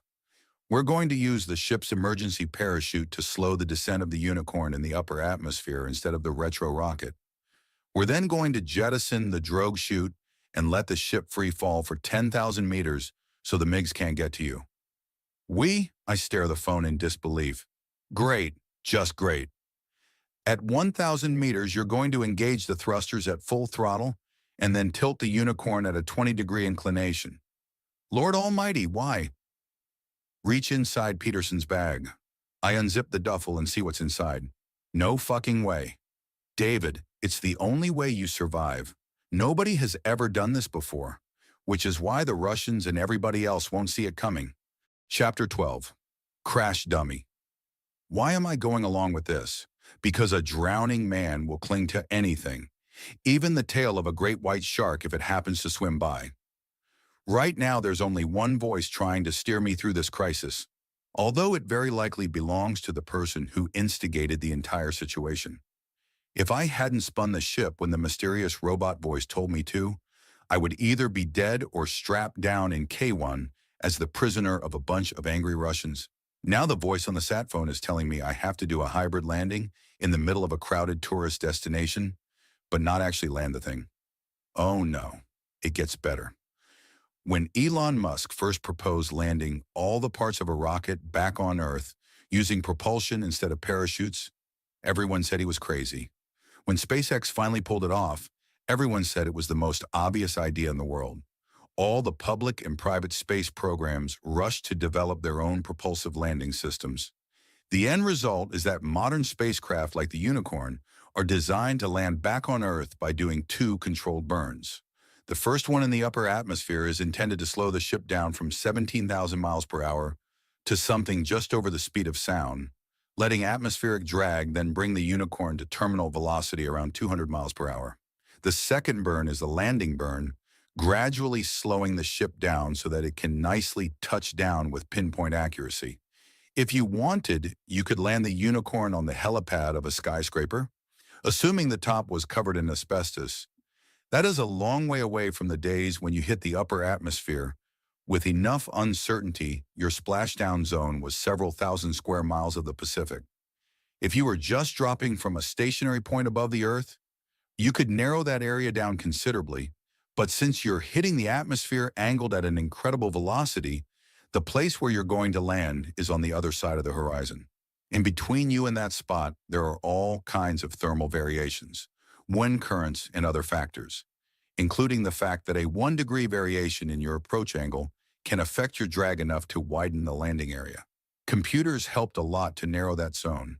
The space shuttle was also a big improvement. Because it was a controllable glider, you could fine-tune its flight path and bring it down on a runway. However, powered landings were the real game changer. They meant a crew could touch down and look out the window and see their car in the parking lot. A far cry from waiting for an aircraft carrier to retrieve you from shark-infested waters. The key to a powered landing is letting the onboard system do all the work. The computer can do precisely timed engine bursts, sometimes lasting milliseconds, to finally adjust the landing path with minute precision. Out of all the times you want to have a human handle the controls, this is not it. Nobody has reactions fast enough to make that work. Sure, a good pilot could land the thing without making a crater, but trying to hit the X on the pad, beneath, and not the cafeteria skylight, is a different matter. And Mr. Mysterious just told me he wants me to take the stick at this most critical phase. But it gets even better. Even though this ship can launch and land entirely on rocket power, has 2 backup parachute systems in the event there's an engine failure. The first one is opened in the upper atmosphere and serves as a drag chute to slow the ship down to a less ridiculous velocity. After that's jettisoned, a second one is opened to bring the ship to a more graceful landing over who knows where. Around Cosmos, we call this landing caveman style. But this isn't what the voice has planned for me. He's telling me to open the ship's emergency parachute at a high altitude instead of doing a re-entry burn to slow my descent. This means that I'll actually be dropping a lot faster initially, theoretically to avoid those MiGs he says are waiting to catch me. However, when the unicorn is at its most vulnerable, dangling from the second parachute, as easy a target as there is in the sky, he says don't use the chute. Instead, he wants me to have the ship free, fall to Earth for a few miles, no big whoop. Then, at the point of no return, use all that fuel we didn't use on the re-entry to take off again. Now, it's not like there's an infinite amount of fuel on this thing. It'll only take the ship so high, about 10,000 feet or so. But for anyone watching where I'm about to land, won't that be a surprise? They'll see the unicorn drop down over the sunny bay. I think it'll be day there, then shoot up into the sky like a meteor in reverse, only not straight up. Of course not. That would mean it would come right back down where it almost landed. No, sir. By tilting the ascent by 20 degrees, the unicorn is going to shoot like a missile over Rio, the beaches, the Jesus statue, and all the beautiful people in one giant arc, bringing the ship down in some monkey-infested jungle. Here's the really, really good part. When the unicorn lands, probably on some lost temple, I won't be there. My mysterious friend wants me to do the unthinkable. Shortly after the unicorn starts its fake-out relaunch, and at some point when I'm conscious and able to actually move, I'm supposed to pop the hatch and jump out with a parachute of my own, conveniently packed in Peterson's duffel bag. The burning question in my mind, other than will I live past the next few minutes, is why are there 3 chutes? Was Chapter 13, Bailout. Are you ready, David? Asked the voice on the speakerphone. Define ready for me. What are my other options? There are no other options. We'll probably lose contact when you get to ground. You need to find Wallman and bring him the chip. Yeah, about that. How? I'll tell you when it's time to know. What if I lose this phone? Don't lose it. Yeah, but let's assume for a moment I do. Then what? There's a very long pause that's disconcerting. Among all the planning for dramatic re-entry burns and takeoffs, my unseen friend forgot to account for the most basic situation. What happens if we lose contact? Besides what happens on the ground, assuming I make it there in one living piece, there's the question of the next several minutes. I'm not getting any telemetry from Nashville. This is flying blind at its worst. In the olden days, when a space capsule returned to Earth, it lost communication with Earth for several minutes because all the ionized air from the heat shield formed a kind of Faraday cage blocking radio signals. Re-entry had to be carefully planned in advance, and it was the pilot's job to make sure everything was on course. Since the space shuttle had such a large surface area, there was actually a gap in the ionized bubble above it where they could send and receive communications via satellite, get telemetry, and carry on conversations all the way down. For smaller craft like the Unicorn and the Soyuz, this problem persisted until the development of a laser-based system. It doesn't allow for huge data streams, but it's enough to get by. Having another set of eyes tell you everything looks fine is rather reassuring.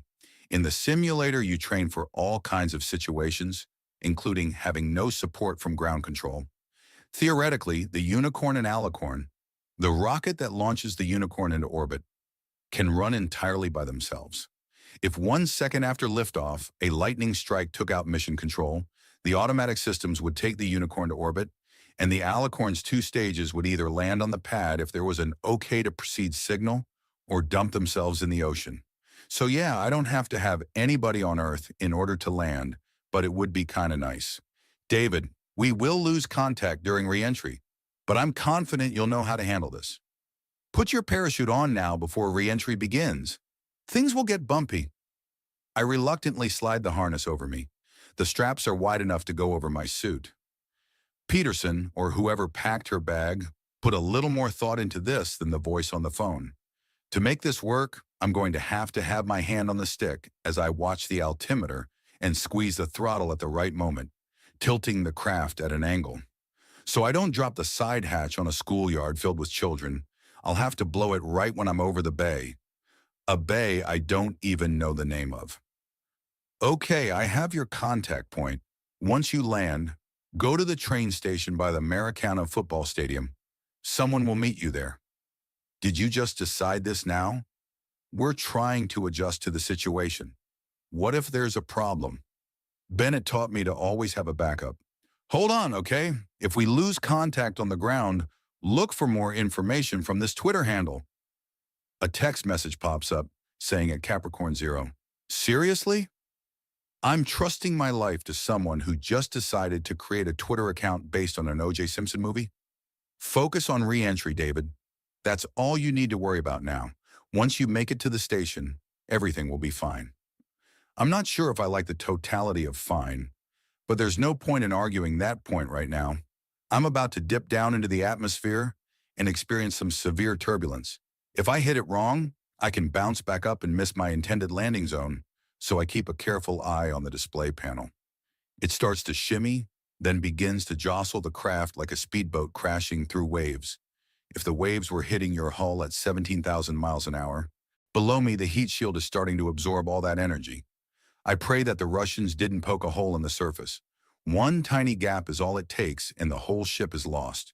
While the new Pika Z material is self-healing and can fill in gaps created by micrometeorite strikes, I'm not sure if it has been tested for mad Russian lasers yet. I'll have to ask the iCosmos engineers if they really thought of every contingency. The first part of re-entry feels like an airplane trying to slow down after a landing, pressing me into my seat as my body's inertia pushes against the spaceship, which is now being slowed down by the thin air it's slamming into. Outside the window, I can see the coronal glow of the ionized air. Technically speaking, the air is so hot the electrons leap out of their orbits and fly around like some kind of electric swinger party, which means basically I'm a giant neon sign right now. Now is a good time to close my helmet in the event of a hull puncture that could instantly incinerate me. I leave the phone next to my ear, although I haven't heard anything from my helper. Whatever system he was using to communicate with me ain't going to work during this period. So if I want to mutiny and choose my own path, now is the time. I scan the options on my control panel and contemplate it. I could still adjust my re-entry and bring myself down somewhere where I speak the language. It's crunch time, David. Yes, he probably saved me from the Russians, but that doesn't mean he's my pal. While I trust he doesn't want me to die before getting to the ground, He seems very adamant that I don't link back up with iCosmos or US authorities. And that, my friend, is a tiny bit suspicious. You have seconds to decide if you're going to say "Olá" or whatever the Brazilian Portuguese version of hello is supposed to be, or try to land on US soil and pray the killsats are imaginary and the Russian ground teams don't reach you in time. Screw it. Let's see if the senoras are wearing their string bikinis this time of year. If I don't die, it'll give me something to think about when I'm in federal prison or locked up in some Siberian gulag. Chapter 14, Fly-by-Wire. As the unicorn bashes around like a golf ball in a dryer, I keep my heavy hand near the control stick and watch the altimeter, waiting to manually release the drogue chute. Do it too soon and it'll shred itself apart. Wait too long and I'll still be burning the retro rockets as I crater myself in Guanabara Bay. That's the name my satellite map is showing me where my trajectory is taking me. Flying a spacecraft like the Unicorn isn't quite like anything else. Maybe the closest analogy is a helicopter, but even then the comparison's kind of in beyond up and down controls. At the root level, all fast-moving vehicles have their similarities, whether it's a Lamborghini or a high-altitude glider. You need to use finely tuned instincts to keep yourself from making a split-second mistake that can end your life. The first time I ever took control of a flying machine, I was 17. The end of that summer, a few weeks after I had my eye surgery, I took a bike ride to the local airport on my one day off. Looking through the chain-link fence, I saw an old guy in a windbreaker wiping the windshield of a white and blue twin-engine Cessna 310. "You fly?" he asked me when he saw me watching. Man, I can't tell you what that question meant to me in that moment.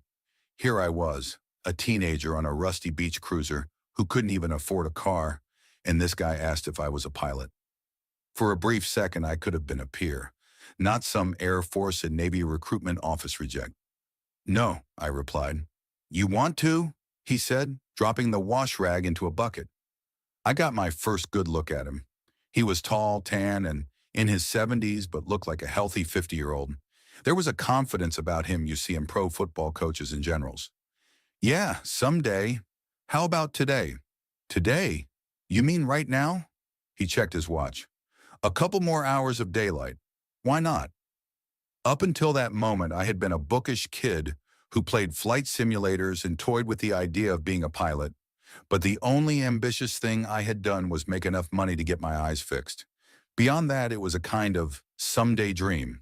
To be a pilot, not just the Saturday morning kind, but a guy who goes out there and pushes the envelope and tries to make the machine do things it wasn't supposed to, means having something in you that says, "Fuck it, let's do it." Getting into an airplane with a stranger ranks right up there with accepting rides from creepers with vans and eating strange candy from the dude down the street who still lives with his mother and watches you through the window. Even worse, it's not like therapy can help you deal with the kind of fatal trauma you get when you're killed in a crash. I knew the sky was my destiny when my mouth said yes, before my brain even processed the information. Mr. Sterner, that was his name, was breaking all kinds of rules when he casually asked me if I wanted to take flight in his plane. Sterner couldn't have cared less. He'd flown sorties in Vietnam, trained pilots in the Navy, then left the service to go run an insurance business with his brother. He could give zero fucks what anybody told him was right or wrong. In a split second, he'd sized me up and decided that I was okay, that I wasn't going to go run my mouth off about the crazy guy at the airport that took me up in his airplane. He treated me like an adult when he asked me if I wanted to fly. 10 minutes after takeoff, he leaned back and folded his hands behind his head and told me to take the controls, just like that. Where I'd been trusting him not to kill me in the air or try to grab my dick, he just sat back and said, "She's yours now," putting his life in my hands. That was the first time I felt like a pilot. That was the first time I was a pilot. I was nervous and scared, but that was just a small, dull roar, like the sound of the shower running in another room. Yeah, I was aware of my anxiety, but it didn't affect me one bit. I knew all the gauges and levers and switches from my simulators, but I didn't know the gut-rolling feeling when you changed your pitch or brought the plane into a steep curve. Where others feel motion sickness, for me it was like finding out I had a new sense. I wasn't a pilot just because I had the balls or the stupidity to say yes. I was a pilot because in that moment it felt right. Once a month I'd go fly with Sterner. Afterwards he'd buy me lunch and tell me stories about flying inches over jungle tops, scraping the trees, landing on carriers, and crazy stories about his fellow pilots and trainees. The week after I got accepted into college, he died of prostate cancer. At the funeral reception, his brother pulled me aside and handed me a cardboard box. Inside was the windbreaker I met him in and a plastic display containing his Top Gun flight school cap. The message was clear. Wearing the hat was reserved for the men that actually went through that program, but taking care of Sterner's hat was being entrusted to me, his final student, a kid who never had a chance to set foot on a carrier as a pilot, but eagerly dropped his bike on the sidewalk and climbed the fence to ride shotgun with a crazy old man with a death wish.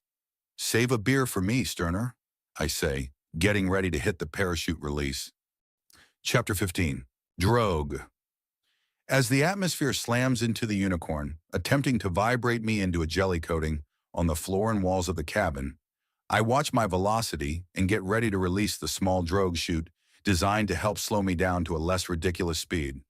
Astronauts who have been on board Soyuz and the unicorns say there's no comparison.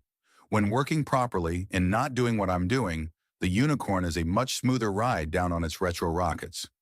While the Soyuz is a controlled crash, that despite 2 parachutes and a last-second retro rocket assist, manages to hit the ground at 20 miles an hour or more and then bounce back into the air, tricking first-timers into thinking they were on Earth.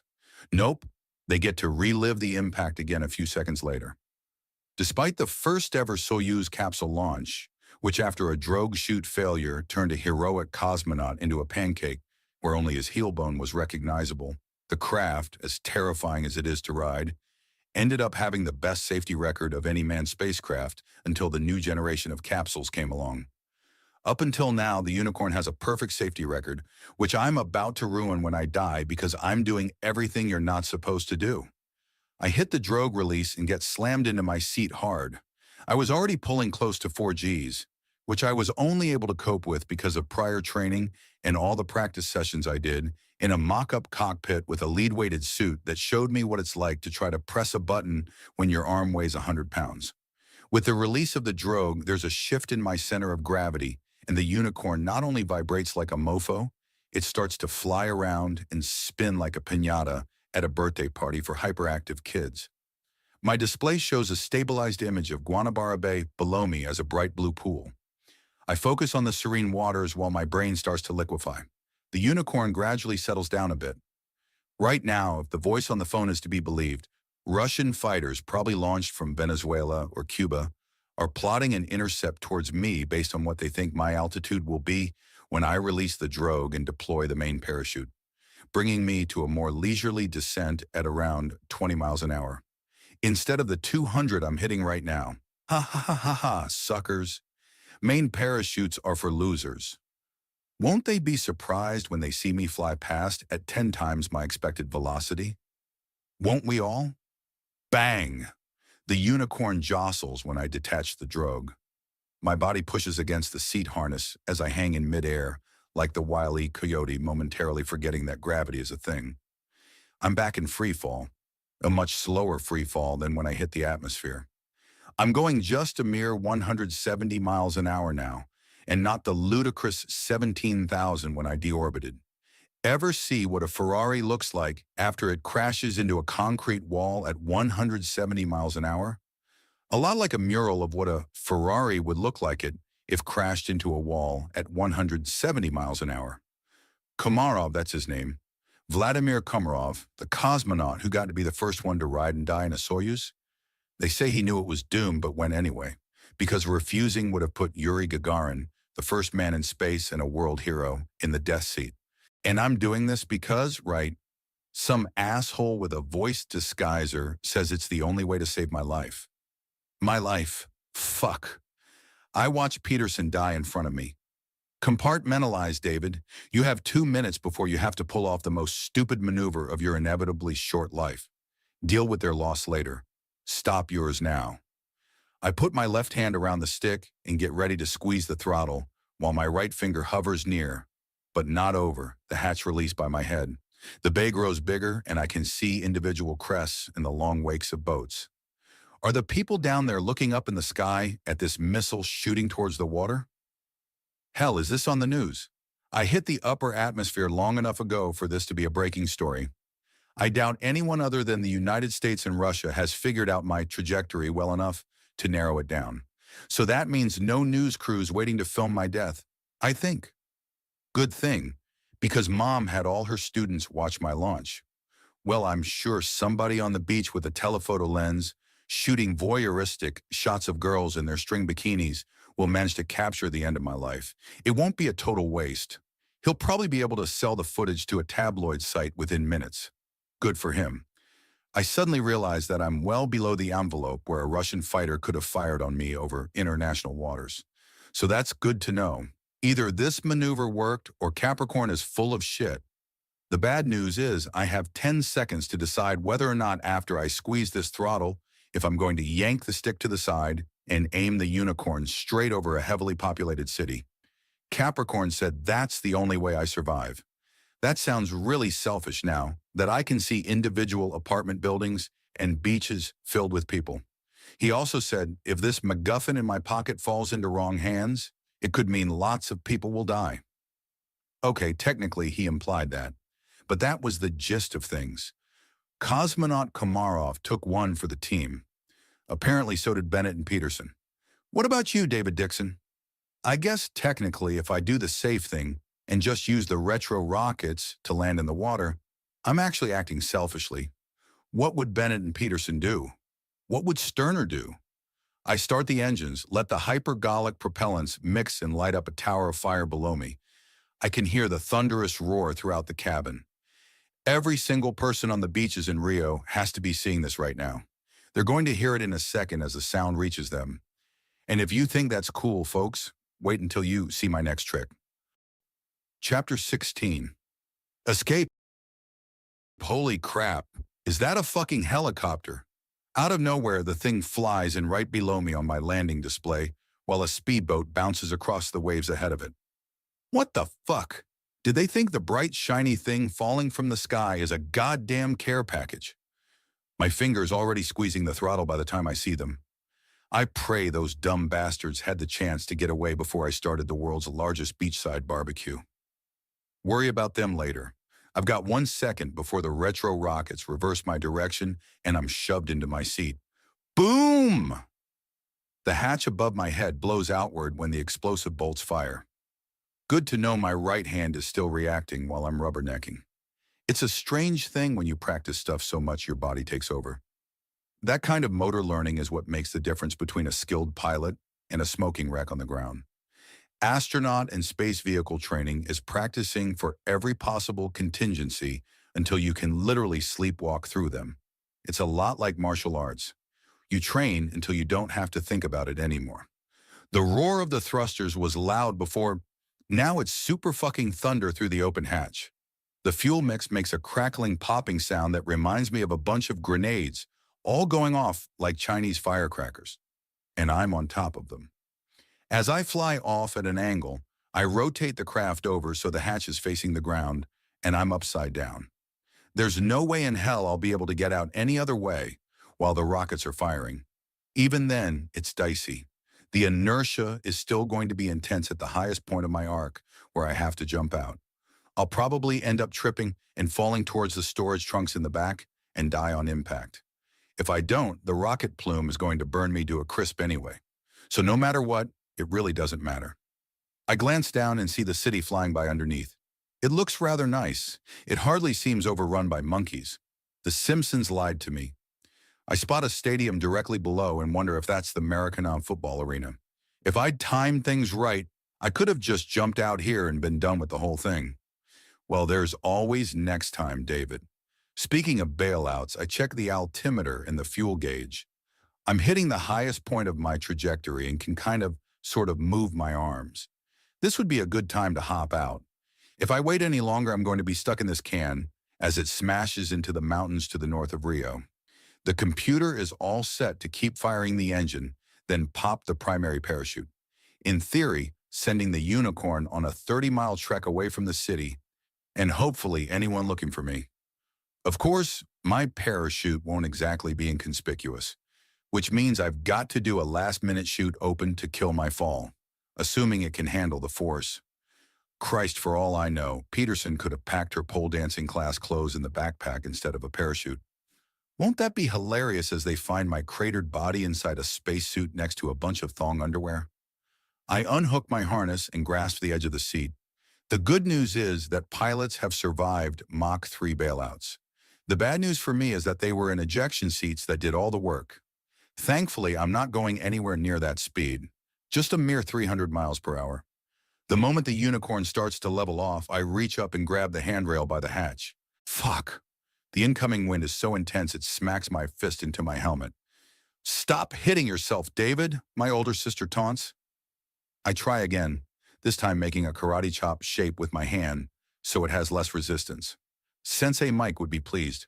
I grasp the handle with my left, then do the same with my right. The downward pull of gravity is still less than the inertia pulling me into my seat, but with a little bit of effort on my part, I'm able to get myself into the hatch. Bam!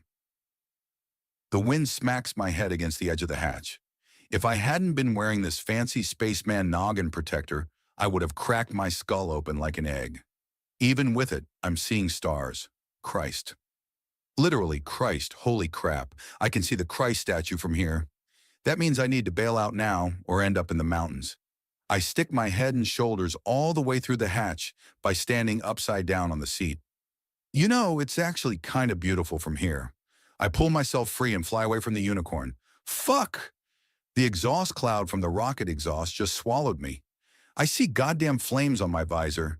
Yeah, this suit is fireproof, but it's not fucking rocket exhaust proof. Thankfully, I fall away before spontaneously combusting. I reach back and make sure the parachute didn't incinerate. It's still there. Thank God. Peterson's laundry lives to see another day. I can't wait to tell her. Fuck. Focus, David. See that big thing coming at you real fast? That's called the ground. While he wants to be best friends and can't wait to meet you, it's important that you play hard to get and ease into it. First, flatten out my body so I slow down.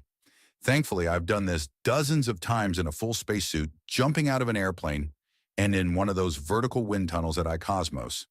While this spacesuit is mostly aerodynamically slick plastic and not a wingsuit, spreading your arms out like a flying squirrel still helps. Okay, I'm flat and can see Mr. Ground coming right at me. Since I forgot to pack an altimeter or look at my altitude on the panel before I jumped out, hell, I didn't even count the seconds since I left, I'll have to eyeball this one and treat it like a base jump. You know, suicide. If my goal is to avoid calling attention to myself, then I have to release the chute at the very last second and pray it has high-tension cords and fabric. I just watched somebody turn a corner on a moped, a blue Vespa with a dented fender. Yep, I think I'm close enough. There's a nice empty field to shoot for. I yank the release and the harness pulls into my arms and chest, jerking me upright. I watch the field fly past my feet as I overshoot it. Instead of a nice grassy plot, I'm heading for a very rundown block filled with demolished buildings and the largest garbage pile I've ever seen. Huh, I thought they took care of that problem. I'll take it up with the mayor later. I need to make sure I don't get impaled onto some metal rebar as I...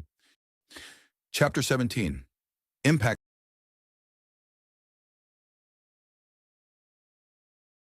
Slam into the damn ground.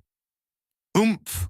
I hit a mountain of trash and go face first into a pile of broken bottles, beer cans, and please, God, not dirty diapers.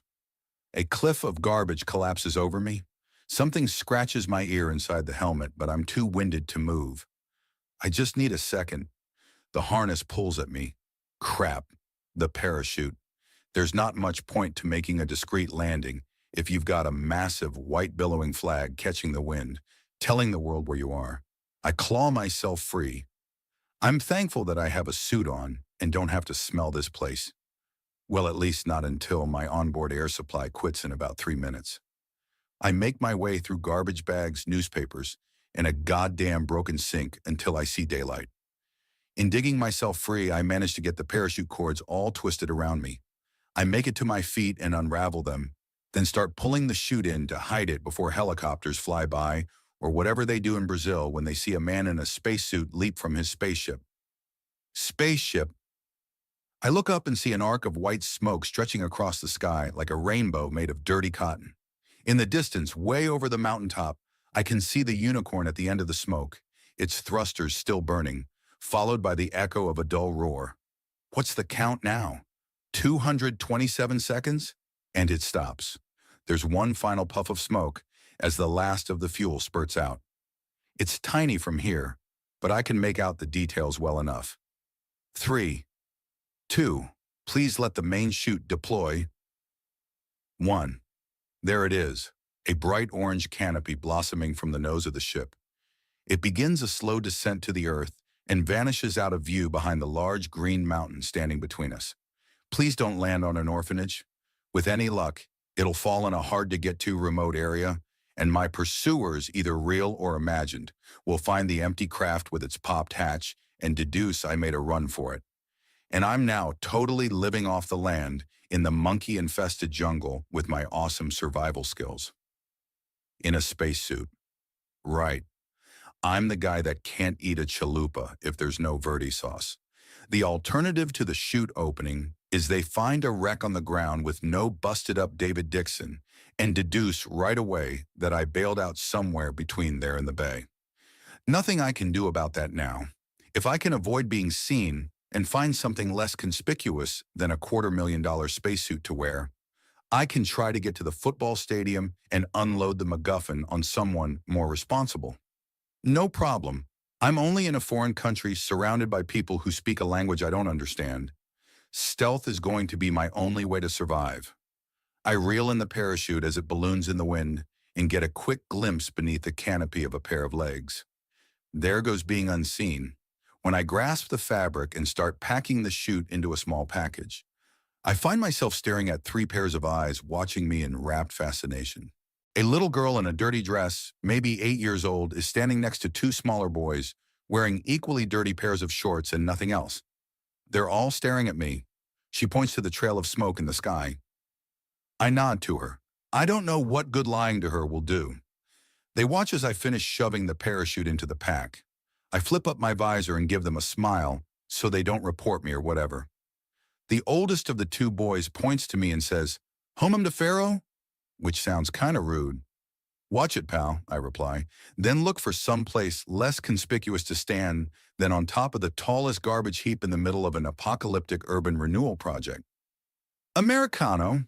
asks the little girl as she follows me. I say, "Si?" because I have no idea how to say yes in Portuguese. "Homem de Ferro!" shouts the littlest boy as he leaps in my path with his palms facing me. He's got a big grin on his face, so I can't tell if he's trying to block me or tell me to go another way. Yeah, gigante homo de ferro. Now out of my way. The kid's eyes go so super wide at my admission, and the cracks of dirt on his face begin to flake off. Uhul, homem de ferro. Wait. I roll the words around in my head. Homem, like man. Ferro, as in Pharos or iron. Man of iron. Idiot, the punk didn't call you gay. He asked if you were Iron Man. I guess the spacesuit does look a lot like Iron Man. I mean, I wouldn't take it trick-or-treating and expect people to make the connection. But to this poor kid out in the middle of whatever this part of Rio is called, yeah, I guess that works. Hell, David, they just watched you jump from a spaceship. Of course it makes sense.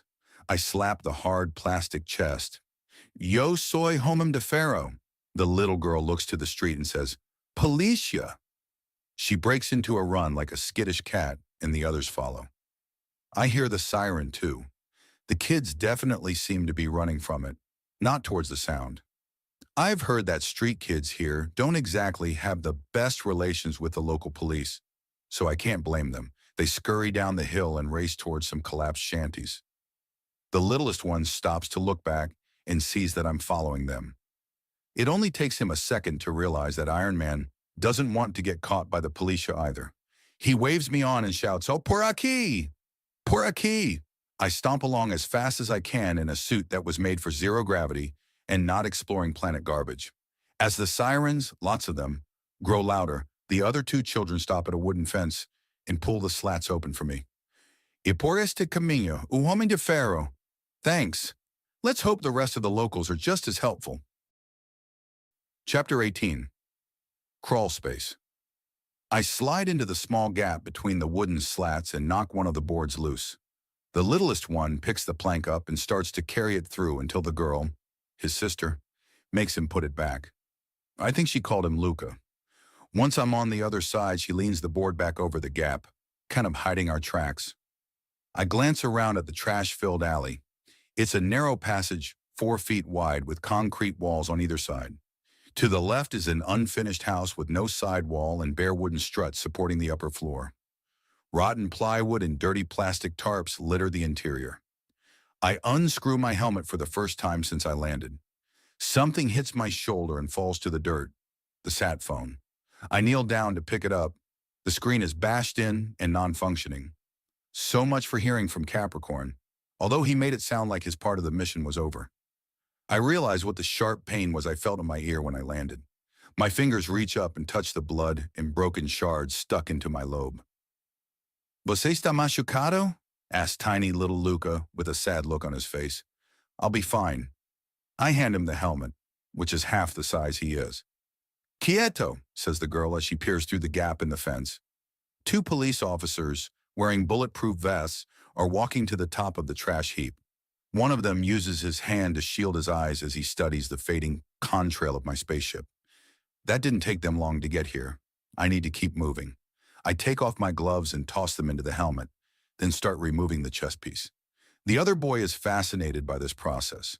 He inspects each part of the suit as I set it down. When I'm finished, I'm left in the bright blue iCosmos thermal suit, which is proper attire for a microgravity space station, but not exactly inconspicuous. Although I wouldn't look entirely out of place as a goalie on a soccer field. Speaking of which, I've got to figure out how to get to the stadium before the policia find me. First order of business is hiding this suit. I step into the abandoned house and look for a plastic tarp to cover the parts. I have zero expectation that it'll last more than 45 seconds after I'm gone, and the little ones here decide they want to flip the thing to their local junk dealer. But if I can keep the authorities from finding it long enough to get away from where I am, that gives me some advantage. I grab a paint-splattered piece of plastic and carefully pull it aside, not wanting to alert the cops who are still outside trying to decide if someone really did land via parachute or if this was just another chupacabra sighting. The little girl taps me on the back and points to a piece of chipped plywood. "Aquí?" "What?" She points to the board and says, "Aquí," again. The older boy goes over to the edge and raises the plywood, revealing a small hole dug into the ground. I look inside and see their little stash of treasure. There's a Thor action figure missing an arm, several stuffed animals in various states of disrepair, and a collection of water-stained children's books. "All right, you little con artists, get me to put this in your safe place, and when I come back, it'll be gone. Just make sure the junk man gives you a good price for this thing. You could buy a whole neighborhood with what it's really worth." I stow my suit and pack chute inside their hiding spot, and almost forget to take the square Peterson gave me right before she... "Focus, David." I take a glance through the fence, hoping the cops have decided to go elsewhere. Nope, there are 4 of them now. One is pointing in our direction. "Damn." "Por aquí," whispers the little girl as she tugs on my arm, pulling me back into the alley. The older boy does the same. They dart away through the choked passage, climbing under boards and over piles of broken toilets. I do my best to follow, but this was not meant for adults. Damn! I look down at my feet and see that I just stepped on a pile of rusty screws. The bottom of my thermal is just a thick piece of fabric with some heat-exchanging wires. It wasn't meant to be rugged urban wear. I try to go a little further, but have to stop when I reach a bunch of broken glass. The kids, all of them barefoot, have no trouble. They possess the advantage of being nimble, lightweight, and have calluses on their feet as thick as a baseball glove. Luca, the slowest one, sees me struggling. "Pere," he whispers to the others. The girl sees me rubbing the bottom of my feet. I point and say, "Zappos?" This gets me a confused look. Then she nods her head and replies, "Zapatos?" Close enough. Yes. I start digging through the rubble for something I can wrap around them. Even a Tyvek plastic bag would help. She says something to the older boy and he takes off running. I glance back towards the entrance of the alley, worried the cops might be coming at any moment. With their thick police boots, they'll have no trouble stomping through here. The girl squeezes past me and goes back to the wooden fence to watch what they're up to. Suddenly, she jumps back. I duck behind a pile of concrete mix sacks. Luca, thinking this is a game, or totally understanding the stakes, slides a rotten piece of cardboard over me. An adult voice echoes down the alley. I can only make out a few words. I'm pretty sure he said something like paraquedas, which sounds an awful lot like parachute. The little girl responds, no, no, which I'm pretty sure isn't Portuguese for, the man you're looking for is cowering in the alley behind me and completely vulnerable. The adult voice stops and the girl comes running back down the alley to my hiding spot. When she pokes her head under the cardboard, she puts a finger to her lips, which is the universal sign for keep your fat mouth shut. She glances up at the sound of small footsteps running from the other direction. The older boy climbs over a pile of tiles and presents a pair of rubber boots to me. They're not exactly Nikes, but they fit. I have no idea where he got them from, and I don't think I want to know. There's a crashing sound from the alley entrance, and the children wave for me to finishing putting the boots on and hurry my slow ass up. Chapter 19. Street Gang. My escorts climb and crawl through the alley, dodging piles of bricks, rusty rebar, box springs, and whatever detritus people saw fit to leave here. While Luca and his friends are quite agile at making it through the maze, I'm too slow to keep up. Thankfully, he stops periodically to make sure I don't get too far behind. Overhead, I hear the sound of a helicopter passing by and press myself against the wall, afraid I'll stand out like a sore thumb from the air. Luca waves me to a side alley even more narrow than this one, a tiny dark chasm between a concrete wall that's falling apart and rusted metal siding. I hesitate, not certain that I want to try to squeeze through. When I hear the sound of lumber and other trash being knocked aside behind me, I decide to trust that Luca isn't planning to leave me stuck in an impossible situation. Evidently, the police decided the story of a man parachuting down was credible enough to take seriously, despite the insistence of the little girl.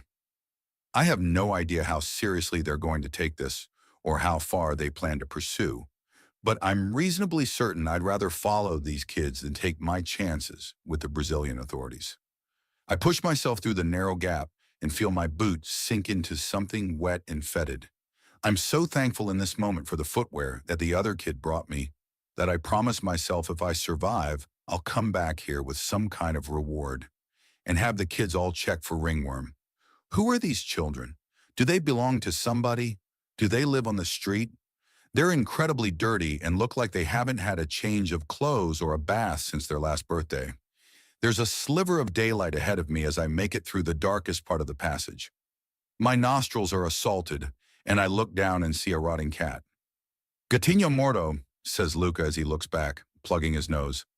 Morto is right, I say, stepping over the foul carcass. We reach the end of the corridor and step out onto a street. Concrete walls stretch in either direction, with sliding metal doors sealing off their yards. I have no idea if this is a good or a bad neighborhood. Across the street, an old woman lays out rugs on a second-floor metal railing, gives me a momentary glance, then goes back to work. My thermal suit isn't the weirdest thing in the world. It kind of sort of looks like something you might wear to go surfing. The only problem is the iCosmos logo on both sleeves. Until I can steal something better, I need to figure out a short-term solution. In movies, when you're on the run, there's always a convenient clothesline where you can steal something that's the perfect size. People here don't seem to trust each other enough to make it that easy for me. I'll need to figure out another way to get something that blends in. The girl is walking down a street that leads even further away from where I landed. While I trust her instincts when it comes to avoiding the police, I have no idea where we're going. I got a pretty good look at the city while I was free falling and could probably make it on foot to the airport by the bay, but I doubt I get very far looking like I do right now. And I still have no idea where this stadium is supposed to be. ¿Dónde está el estadio de fútbol? I ask her in Spanish. ¿Campo de fútbol? Sí, I reply. She shakes her head and says, Sim, correcting me. Sim. She nods her head. I nod and repeat, Sim again. All right, now she's taught me how to say yes in Portuguese. Campo de futebol, she explains to the others. They break out into a brisk run, and I chase after them, hoping it doesn't look like I'm trying to run down a group of children. Maracana campo de futebol? I ask as I catch up with her. She answers in a flurry of Portuguese I can't follow. All I pick up is the word futebol. We turn a corner and she points to the campo de futebol and smiles, proud that she's brought Homem de Ferro to his destination. Only I'm pretty sure this isn't the Maracano Stadium. The campo de futebol technically isn't even a soccer field, at least not one by my American standards. It's a fenced-in cement court with 2 soccer goals on either end and a group of 6 boys kicking a red ball around. Concrete tables with tile chessboards surround the court. The closest thing to a parking lot is a bubble-shaped Volkswagen car, the kind you only see outside the U.S., parked on the sidewalk. Maracana? I ask the little girl. She gives me the universal shrug for, I don't know. These kids probably have no idea what's a mile away, let alone the other end of the city. For them, their neighborhood is the world. Imagine what they would think if they could have seen what I saw just a few minutes ago when the earth was hundreds of miles below me. Before I can find an adult, she runs to the fence and yells in a very loud voice, interrupting the boys playing their game. Onde está o Maracanã? One of the boys points to the east. É dessa forma. He then looks at me. Você é jogador de futebol? I think he's asking if I play soccer. It's better to lie than say I'm an astronaut. Sim, I reply, nodding my head. Quer jogar como gente? I laugh off the question, not sure what the hell he just asked me. I start to walk in that direction, then realize I have 3 little shadows. As helpful as they've been, I can't let them go any further. Wait, I say, holding out my hands, telling them to stop. Luca raises his hands, imitating me, imitating Iron Man shooting his repulsor rays. Number espera aquí. I tell them to wait in Spanish and point to a table. That seems close enough to make them stop. Maybe they could help me out with one more thing. Donde hay un hotel? The girl thinks for a moment, then yells my question to the boys back in the court. One of them points to the south. Cinco blocos. That seems pretty self-explanatory. I leave my little helpers sitting at the table, their legs dangling from the concrete benches as they watch me walk away and wave. I pray this isn't a thing where they wait forever for their spaceman friend to come back. Chapter 20, Invisible. So my brilliant plan to blend in with the local population and vanish from my pursuers is a complete failure before I even started. I'd asked the kids about the location of the nearest hotel, because I had this fantasy that I'd walk up to the valet drop-off, grab a bag, and then shout something like, "Hey, you forgot your suitcase," and chase after a taxi that was pulling away, making it look like I was a good Samaritan, when in fact I was a thieving no-good Samaritan. The Hotel St. Moritz is a fenced-in enclosure with concrete walls and a steel door you have to talk to an intercom to get through. In fact, just about everything in this part of Rio is like that. There's no wide open windows to the stores. Every entrance has either a guard or a grim-faced shopkeeper. Everything is either nailed down or behind a locked gate. They've made it very hard for a guy like me to steal what I need to survive. I don't know how much further I can go in my iCosmos suit before someone realizes who I am. If the phone Capricorn had given me was still functional, I could at least try to buy something online. I'm sure I could Amazon Prime some Levi's and sneakers to a location near me. I mean, this isn't the Dark Ages. If I'd been expecting a pit stop before returning to Canaveral, I would have brought my wallet. Next time, David. Next time. Every few blocks, I spot a green bubble-shaped payphone that says "Oi" on the side. I guess that's the Brazilian version of AT&T. I'm tempted to call somebody, collect, and have them wire me some money. Of course, whoever is trying to stop me, the Russians, the Americans, the Illuminati, the Klingons or whatever, will probably be monitoring that kind of thing. So it's only a last resort. I saw an old man sweeping his sidewalk in front of his house and briefly considered a home invasion, but I'm going to save that contingency for last resort. What I need is, bam! Something just hit me in the back of the head. "Panelero!" shouts a teenager on the back of a moped as he and his friend fly past me down the street. I don't have to know Portuguese to guess the context of the slur. I touch the back of my head and feel where the rock hit me. There's blood. In any other situation, I'd avoid the conflict, especially given the kind of shit storm I'm in the middle of. But that little pecker may have just solved a problem for me. He's looking back at me, grinning, at the end of the street while they wait to cross the intersection. I grab a rock, hurl it, and shout, "Big words for somebody writing bitch." The rock hits him in the arm as he raises his hands to protect himself. His partner guns the moped at the wrong moment, off-balancing him, and the rock thrower falls off the back of the bike. I race towards him and kick him in the chest before he can get up. He falls back down, and I put a foot so far into his balls he'll have to see an oral surgeon. That's for being a homophobe. His friend turns the moped around and drives it straight at me, which would be a great move if he was riding something with more horsepower than a riding lawnmower. I grab the handlebars like they're steer horns and twist the bike to the side. He has to stick a leg outwards to keep himself from falling over. I kick him in the knee, buckling his leg, and he falls down, with his moped landing hard on his inner thigh. "Give me your pants," I yell at him. He looks up at me terrified. I'm not sure if he understands English, but I can tell he knows the man his friend just called a homosexual is now demanding that he take off his clothes. I'd be scared shitless, too. "Now!" I shout, shoving a foot into his chest. He starts unbuckling his jeans and sliding them off.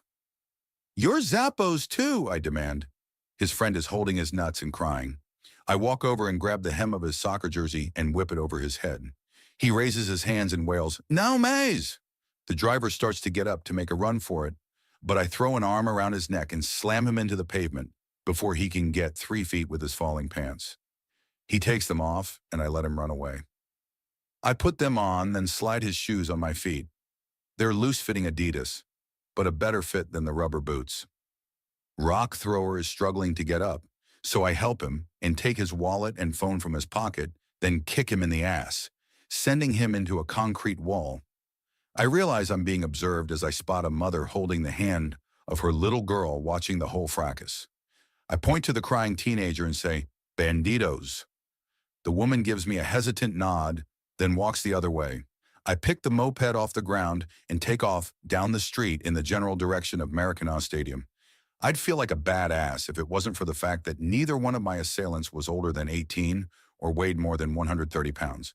I just beat up children and robbed them. Fuck it. They started this with an attempted hate crime. Better it happened to me than some poor kid who decided to dress a little different or be himself. It just so happened that I needed a reason to steal, and those two assholes gave it to me. Chapter 21, Paranoia. I drive another mile in the general direction of the stadium, then turn into a small alley so I can take a look at what I stole from the teenagers on the moped. Both phones are crappy generics and have screen locks in place. I should have beaten their PIN codes out of them. Next time. Still, on one I can spot 2 thick ketchup stains over the virtual buttons for 5 and 9. When a company like iCosmos hires you to take a billion-dollar piece of technology into space, they make damn sure you're not going to screw things up by using dumb passwords or malware-infected thumb drives that let the competition know vital secrets. You're forced to endure endless seminars on security from in-house specialists and researchers they bring in. Sometimes I listened.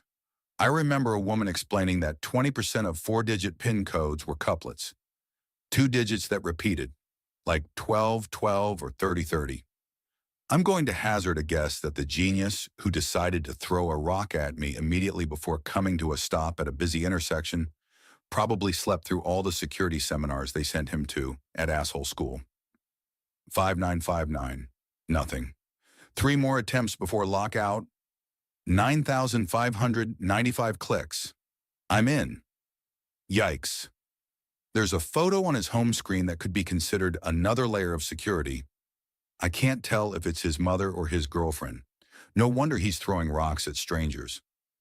Focus, David. Now that we have a working phone, what are we going to do with it? Capricorn said something about Twitter. Check it Capricorn 0. I managed to make my way through the Portuguese menus and pull up a browser and direct it at twitter.com/Capricorn0. There is one and only one tweet there. Proceed to the destination. Thanks for that wonderful bit of helpful advice. Nothing about enemies trying to kill me. No mention of who the hell I'm supposed to look for. More importantly, there's nothing telling me if I can trust this mysterious voice. Out of curiosity, I go to cn.com to see if this made the news. Yeah. Breaking. Russian officials claim U.S. astronaut shot. Two onboard K-1 station scattered reports indicate that a U.S. astronaut working for iCosmos may have killed two of his crew members with a gun smuggled on board the Russian K-1 space station. Even more bizarre, reports are coming in that the astronaut, believed to be named David William Dixon, may have stolen a space capsule and killed another crew member in a rapid ejection procedure and is now in orbit or at large. Jesus Christ, how can things possibly get any worse? And the page just refreshed. Breaking stolen iCosmos spacecraft spotted, making emergency landing in Brazil near Rio de Janeiro. There's photo and video of the unicorn firing the thrusters in the middle of the bay and then launching back into the sky over the city. That was minutes ago. I'm so screwed. Oh, Lord. I feel my stomach tightening into a knot that's about to condense into a neutron star. I want to throw up. None of my training prepared me for this kind of crisis. My instinct is to call a lawyer. That would be great advice if I just walked into the kitchen and saw a pool of blood and my wife was missing. That's probably a horrible idea if Russian kill squads are out to get you. And there's supposed to be some highly placed mole in the U.S. government that will rendition you to oblivion. Lawyers are great for figuring out legal maneuverings. My primary concern is predator drones and snipers. I look up at the sound of rotors and see a white helicopter flying overhead towards where I just came from. It's a Eurocopter EC-155, the same make and model I saw right after I landed. It's got to be the same one. That's not good. It means somebody's really interested in the neighborhood I just came from. I need to get going. I do a quick count of the cash in the wallets. There's a few hundred reals. I have no idea what that will buy me here. There's also 2 credit cards with different names. If they're still valid, that might be helpful. I take the moped out of the alley and head towards the highway that will get me to the stadium as quickly as possible. But before I get there, I need some kind of plan. Capricorn could just be waiting for me to show up with the black square and then murder me on the spot. As much as I want to believe I'll be met with open arms and told everything is going to be okay a few minutes after the truth of the matter is told to the world, I have no reason to believe that. I'm skeptical that Capricorn's contact is even going to let me survive the encounter. Whoever went through this much shady shit to pull this off might want to keep their tracks covered. If this MacGuffin is as important as they say it is, and could cost thousands of lives because then maybe I need to be very careful who I hand it over to. More important is protecting this life. I have to ensure that David Dixon, most wanted man in the world and in space, doesn't meet a quick death in the parking lot of a soccer stadium. I'm a guy that goes fast and lets people do stupid things to my body. I'm not a spy. I'm not a cop. All I know is from watching movies, and I'm pretty sure if my life depends on doing parkour across rooftops, I'll be a bloodstain on a sidewalk before the bad guys even have to draw a weapon. What I do know is fear and how to manage it. I know how to think on my feet and not do something stupid. Walking into a dangerous situation, not knowing what's in store for me, is the height of stupidity. Chapter 22. High Ground. I do my 4th pass down the street that runs next to the stadium. At the north end, there's a small parking lot. It's nothing like the vast acres of pavement that surround most American sports complexes. However, there's a massive walkway that connects the stadium to a train station on the other side of a highway. I assume that's what everybody uses when they go see a game. Right now, there's not a lot of everybody. The parking lot has a dozen school buses, and I see some high school-aged kids in soccer uniforms walking back and forth. But other than that, the stadium is kind of dead. While that should make it easier for Capricorn's contact to find me, it also makes it a cinch for anyone else. With my name and face all over the news, a thin crowd is probably worse than a dense one. I park the moped next to a row of motorcycles at the west end of the street. I'm getting an even more anxious feeling than my already impossibly high level of anxiety. Walking straight into the parking lot feels like a bad idea. I don't know who or what I should be on the lookout for, or how to spot a Russian sniper from a Brazilian, giving me a longing look across the street. Survival training didn't prepare me for any of this. I can use the fishing line in the crash kit to make a rabbit snare or catch a salmon. but I don't know how to garrote someone's neck or tell if I'm about to step on a booby trap. That's why I need to take it slow and stupid. The guard at the west gate doesn't even ask me for a ticket and just waves me through. I'm not quite sure what his job is, other than to keep out anything on more than two legs. Instead of going straight to the parking lot, I get the sudden inspiration to take a look at things from higher ground. I take an elevator all the way to the top deck, glad I don't have to make my way up or down the ramp when 10,000 soccer fans are flooding in. The top section is a ring that opens to the outside on one side and the massive open-air stadium on the other. The players on the huge green field look like miniatures from all the way up here. But it's still pretty easy to follow the ball as it's being kicked across the field by high school teams. The first few sections are filled with other teenagers cheering them on, and announcers calling the game over the PA as if it were a major sporting event, adding to the excitement. There's a near miss, and everyone is on their feet screaming and cheering like only Brazilians can do. Even from here, it seems pretty thrilling. I leave the seats and head towards the far end of the level that overlooks the parking lot. Maybe from here I can spot my contact in a trench coat pretending to read a newspaper as they look out from under their fedora. There's a long wall in this area with a few closed food stands and some doors leading to the stadium and others to closed sections. Even out here, the announcer and the roaring kids still manage to echo all the way through the corridor. But other than the noise from the stadium, everything is dead. The only other person is a workman on a break leaning on the railing, looking at the ground below. The announcer lets out a scream in Portuguese as something very riveting must have happened and gives an energetic play-by-play of the game in progress. I'm kind of worried about my life right now, but he seemed to make it sound like this was the play of the millennium, causing me to turn and look towards the nearest set of doors. Curiously, the workman doesn't move. He doesn't even flinch at the sound of the announcers yelling. He keeps his gaze on the outside of the stadium. To be more precise, he's watching the parking lot. Sometimes you have to make a split-second decision. It's better to look a fool later than not be looked upon at all. I turn on my heel and walk the other way, probably too quickly. I make a beeline for the nearest set of doors and enter the stadium. Okay, David, you're probably just overreacting. Don't be a racist. Not everyone in South America loves soccer. Ha! Who am I kidding? Of course they do. I walk down to the landing and make a sharp left on the next deck and keep going until I reach the ring that separates the upper and lower levels. I drop into a chair and try to look as inconspicuous as a man can when he's the only person in a sea of 80,000 empty seats.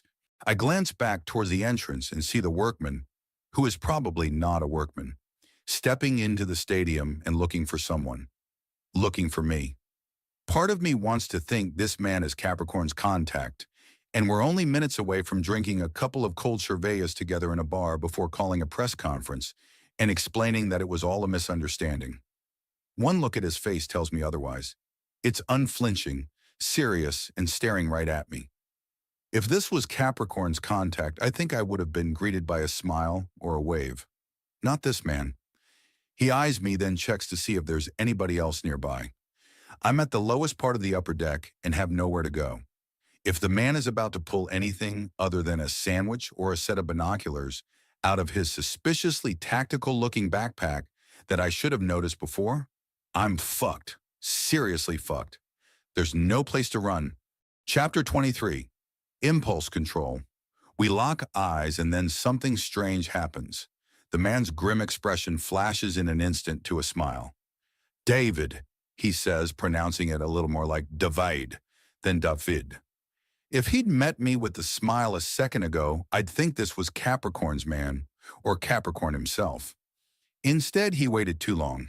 He checked to see if I was alone, and realized that even though the stadium is almost empty, the two of us stand out up here. He starts to walk down the stairs towards me, holding up a friendly finger, telling me to give him a second.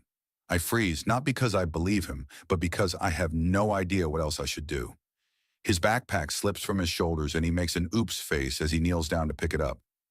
Your misdirection needs some serious work, pal. I hazard a guess this is his attempt to draw a gun on me, so I don't wait to find out. To live a long life as a pilot, sometimes you have to just go with your impulse and do the thing logic tells you is a horrible idea. I grab the railing and leap over. I do not look down. I do not aim. I don't hang there like some kitten in a motivational poster. I jump into the fucking air over the edge. It's a 12-foot drop to hard concrete. I should have hung over the edge like that goddamn kitten. Bam! My feet hit the ground so hard the echo reverberates across the stadium. I'd like to thank my parachute instructor for teaching me how to not break my ankles on a hard landing. But holy shit, this hurts. I bend into the fall and my ass touches my heels. As painful as that was, the upside is the noise attracted everyone's attention. I bounce back up into the air like a whack-a-mole that refuses to be whacked. I don't stop to see if Workman is following me. I race towards the next set of steps and start leaping down half a floor at a time, using the railing to keep me from falling on my ass when I lose my balance. I've attracted a bit of attention as people are starting to watch from the lower sections. Who the hell is this maniac that just jumped an entire level and is now running towards the field? A security guard in a yellow vest starts to jog towards the end of the row I'm leapfrogging down. He's obviously concerned that I'm about to do something stupid on the field. And he's right. Bang! I watch as the corner of a blue seat to my left disintegrates. Workman is probably on the rail with a gun aimed at me. On a gut impulse, I flatten myself on the steps. Bang! A seat 5 feet away gets a hole punched straight through it. He's behind me firing at an angle. That means if I lay flat, he can't shoot me until he changes position. The trick is knowing when he's about to give up his sniper position to run to a new firing spot.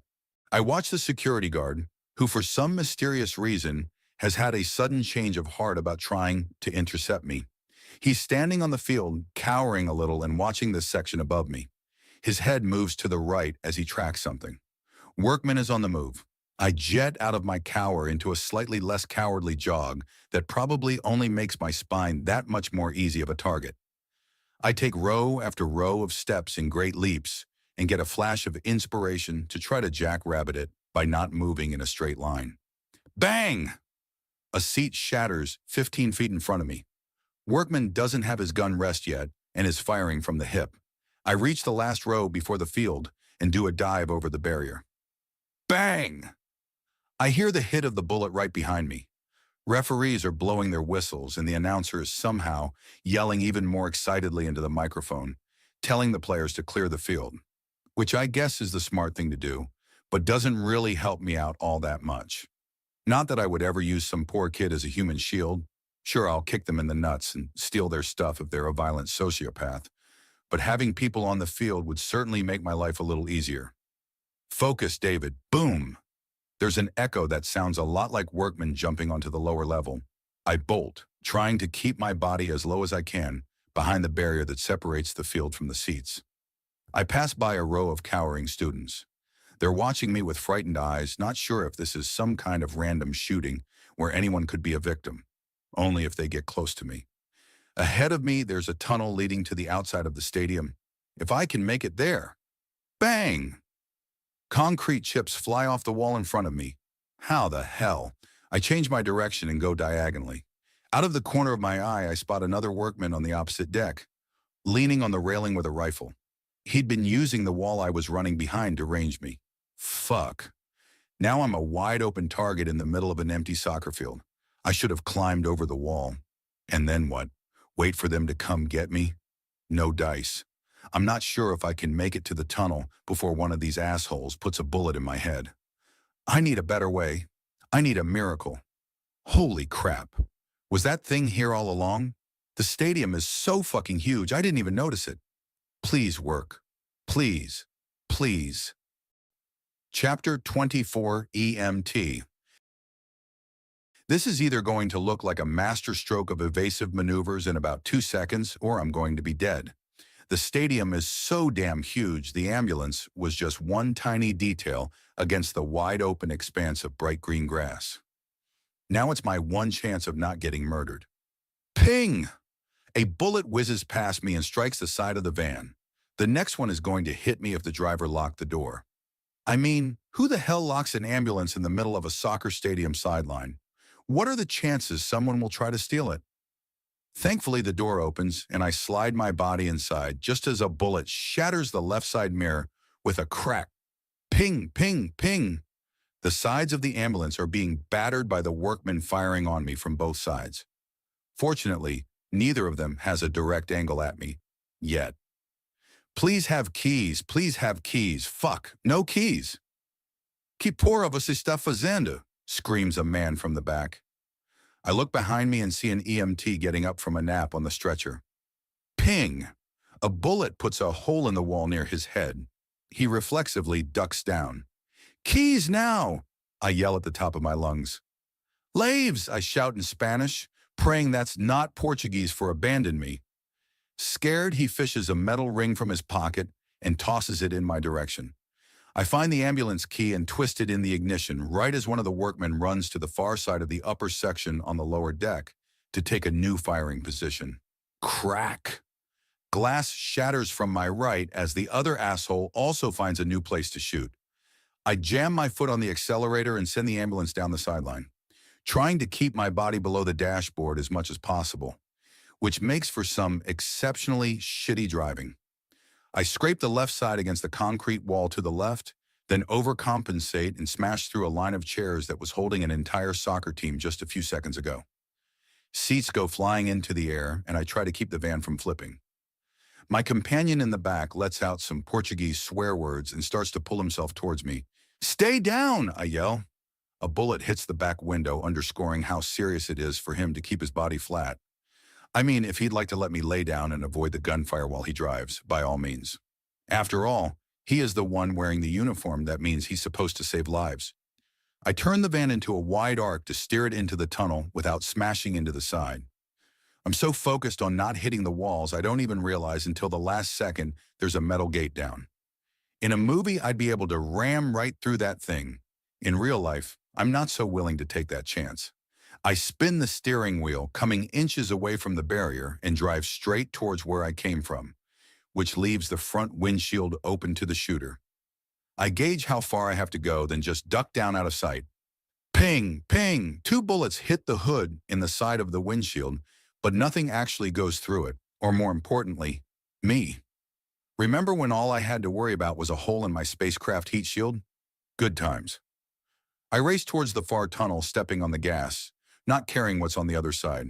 If there's a gate on this one, maybe at least I'll have enough speed to tear it down. If not, well, I don't have a seatbelt on, so I'll die of a concussion real quick when I fly out the windshield. Positive thinking, David. The EMT behind me is muttering some kind of prayer.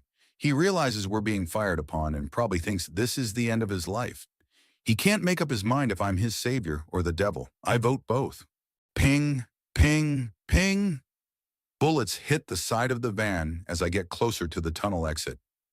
Nothing hits the windshield, which means the workmen are behind me. There's no gate blocking my exit this time, so there's that. The downside is the exit actually leads into the lobby of the arena. Wonderful. The van blows through the tunnel, and I have to turn a hard right to avoid slamming into a concrete pillar. I'm in a food court with rows of colored signs to my right and a long wall to my left.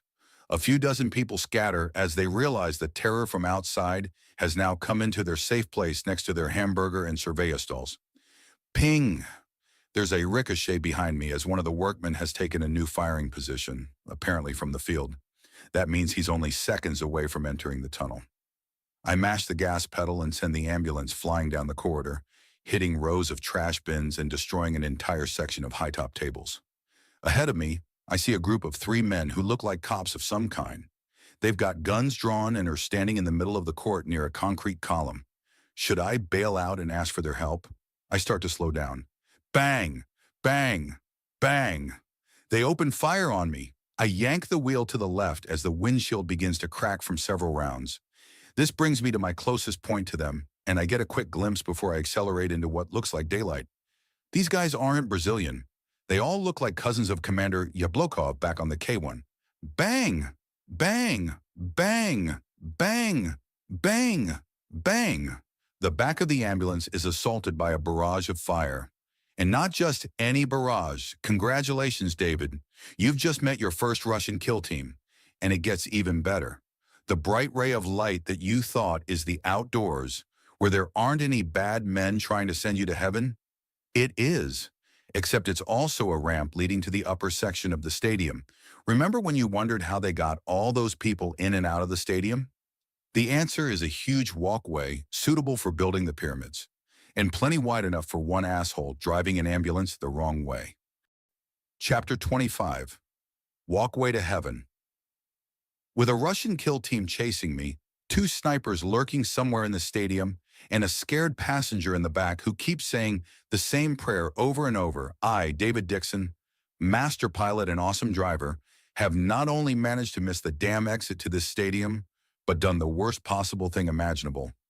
I've driven my bullet-ridden stolen ambulance onto the walkway that leads to the upper level where I first encountered the snipers.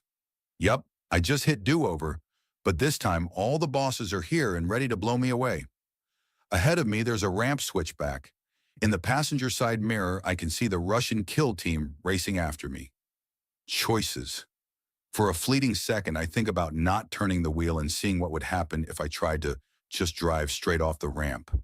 Would I burst through the wall and fly into the air, and then land like the General Lee in the Dukes of Hazzard?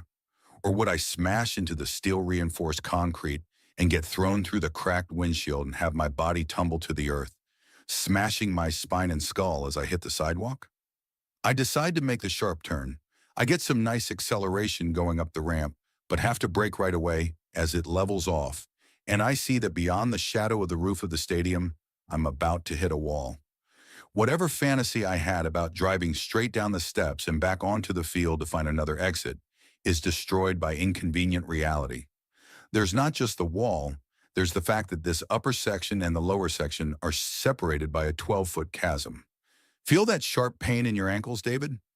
That's what happened last time you tried to make the jump. The Russians are still probably running up the ramp, which gives me a spare few seconds. I slam on the brakes after making it a quarter way around the upper deck. Get out! I yell at my passenger. He bails out of the back door without even so much as a thanks and runs into the stadium. And to top it all off, the asshole left the back doors open. Bang! A bullet fires from somewhere. I don't wait to stick my finger in the air and gauge wind speed and direction. I push the gas pedal into the floor and race the ambulance down the deck, trying to find an exit before the shooters get to me. I whiz past an entire open section that looks out into the stadium. The field is still clear, and I don't see any bodies on the grass, so that's good. I turn my head back to the path in front of me and see a workman putting his rifle on top of a trash can and aiming it at me. How did that asshole get up here so quickly? My first impulse is to duck and try to swerve past him in the narrow corridor. Then something darker takes over. Fuck him. I aim the vehicle straight at him. His eyes go wide, and he realizes that even if he shoots me, the van is going to smash him like a bug. His own survival instincts take over, and he abandons his position and leaps into a row of seats just behind him. Reinforcing the wisdom of his decision, the ambulance bumper bashes into the trash can and catapults it across the corridor, sending his sniper rifle into a wall. I'm not sure how I feel about the fact that I didn't get to run him over. I try to pay attention to the signs looking for a way out, but I'm faced with two problems. I can't read Portuguese, and it's not like I'm in a parking garage where the designers put in signage to help a van-sized vehicle navigate safely through. This was made for people, not psychopaths in stolen ambulances. Just past the bend up ahead, I spot a wide-open section leading to what I hope is another ramp like the one I drove up. If not, my only alternative is to try to go all the way around and go back down the way I came up, which would be suicide. I assume all the killers trying to kill me know this place better than me. If there's no other way out, then the smart thing is to just wait for the gringo to come back and ambush him with all the shooty things they have. I slow down and turn into the open section, hoping that it's just not a cliff they were too lazy to put caution tape over. Bingo, I'm back in sunlight and heading down another ramp. I take the turn at the switchback a little too hard and scrape the side of the van on the concrete wall. Shit. I almost hit a yellow-vested security guard. He jumps clear and starts screaming at me. I know, buddy, I know. It's that kind of day. The walkway leads back into the stadium lobby. Fucking great. But this is a whole new section I haven't had a chance to destroy yet. I tear the van through a row of food kiosks and nearly come to an abrupt stop on a concrete pillar. Seriously, guys, less of those next time.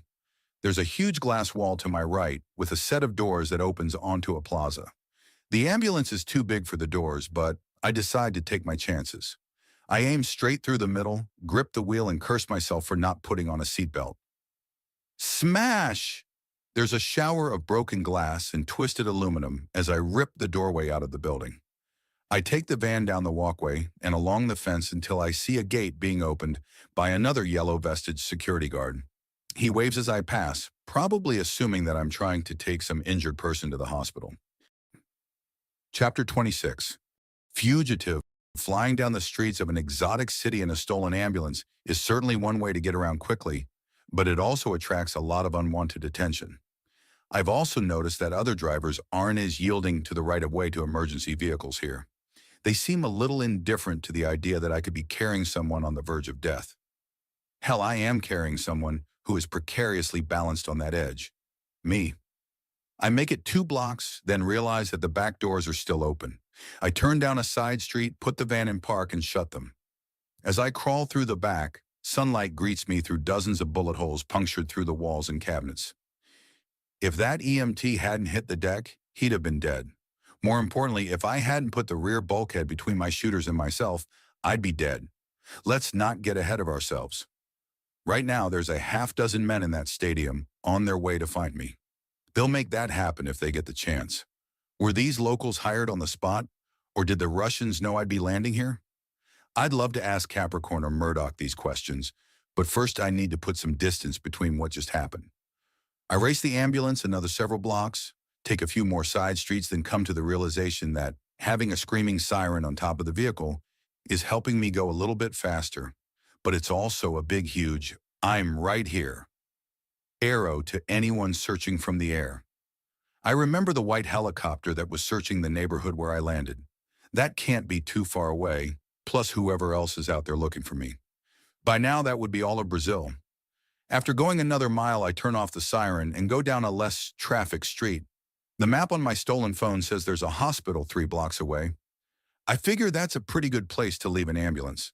I ditch it in a parking lot near the emergency room entrance, but towards the back so the bullet holes won't get as much attention. I step onto the asphalt and have a look at the van. Holy crap, even with the damage, giving it up isn't easy. 20 minutes ago, I was on a moped, riding through the streets of Rio without a care in the world, except the potential threat of Russian kill teams and spending my life in prison. Now I'm a pedestrian with a real kill team after me. Right now, my biggest concern is having the cops stop me on the street or someone recognizing me from the news.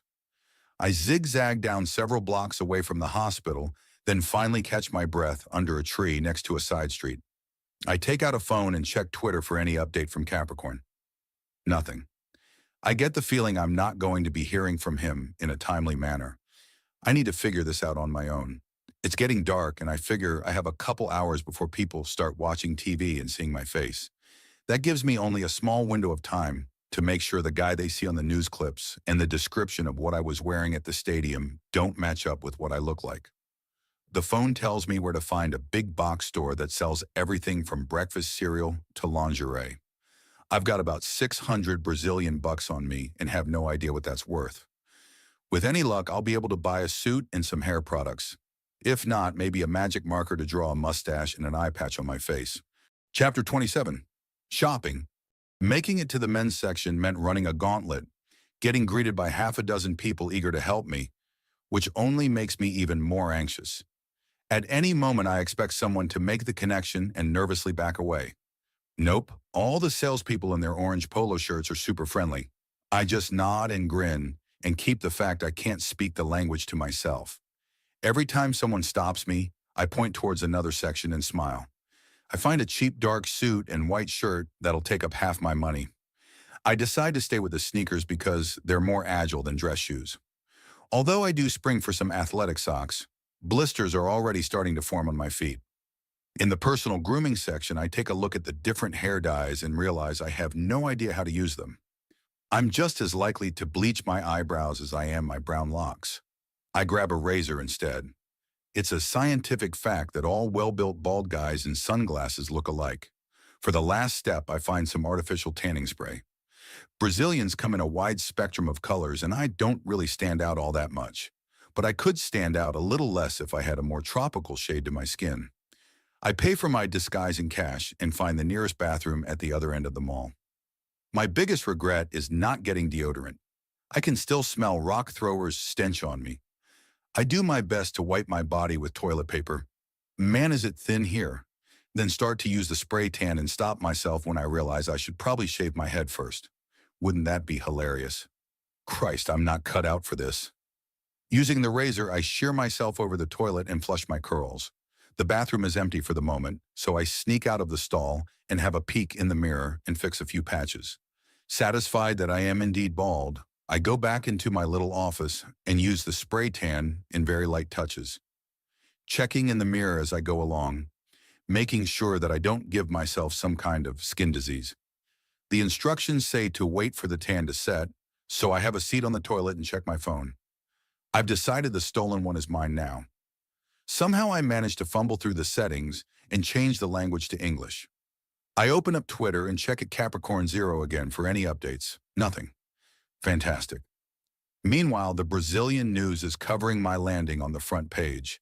There's no mention of the stadium fiasco, but that was just 15 minutes ago. There were too many people there who weren't part of the hit squad. Sooner or later, somebody is going to make a connection. Meanwhile, there's a fucking Russian kill squad after me. This is the first moment I have to take a breath and let everything sink in. Jesus Christ. The smart thing would be to find my way to an American embassy. Yes, but if I were the Russians, I'd be staking that out, waiting for me to do that. I could call them, but at Capricorn 0 said that a highly placed mole would rendition me. What if he's lying? Maybe he's some Chinese spy trying to play the two sides against each other. This is all very confusing. I create a Twitter account of my own so I can follow him and send a direct message without using my own Twitter, which I'm sure newsrooms around the world are watching to see if something happens. There's a thought. I could post something and explain it's all a big misunderstanding. Right, David, you'll clear this up in 140 characters. Meanwhile, you'll let the whole world know that you're alive and in Brazil. But if I just give up the square, then the problem is no longer mine. It's tempting. It's so goddamn tempting. Right now, I'm running on the advice of an anonymous voice and Bennett's last words to me. The choice is simple, David. If you trust Bennett, then you keep moving. If you don't, then you call iCosmos or the embassy and tell them you don't want to play this game anymore. I think about it real hard. Bennett saved my life once in a training exercise. Would he have risked his life, Peterson's or my own, if it wasn't worth it? I have to act on faith right now. There's also the nagging suspicion that turning myself in won't be as easy as I think. It's decided. My primary goal is to secretly get the hell out of this country before it kills me. No passport, no money. Finally, this is one problem I might actually be able to solve. Chapter 28, The Frat. I spot my prey from across the street as they get out of a van, laughing at some inside joke.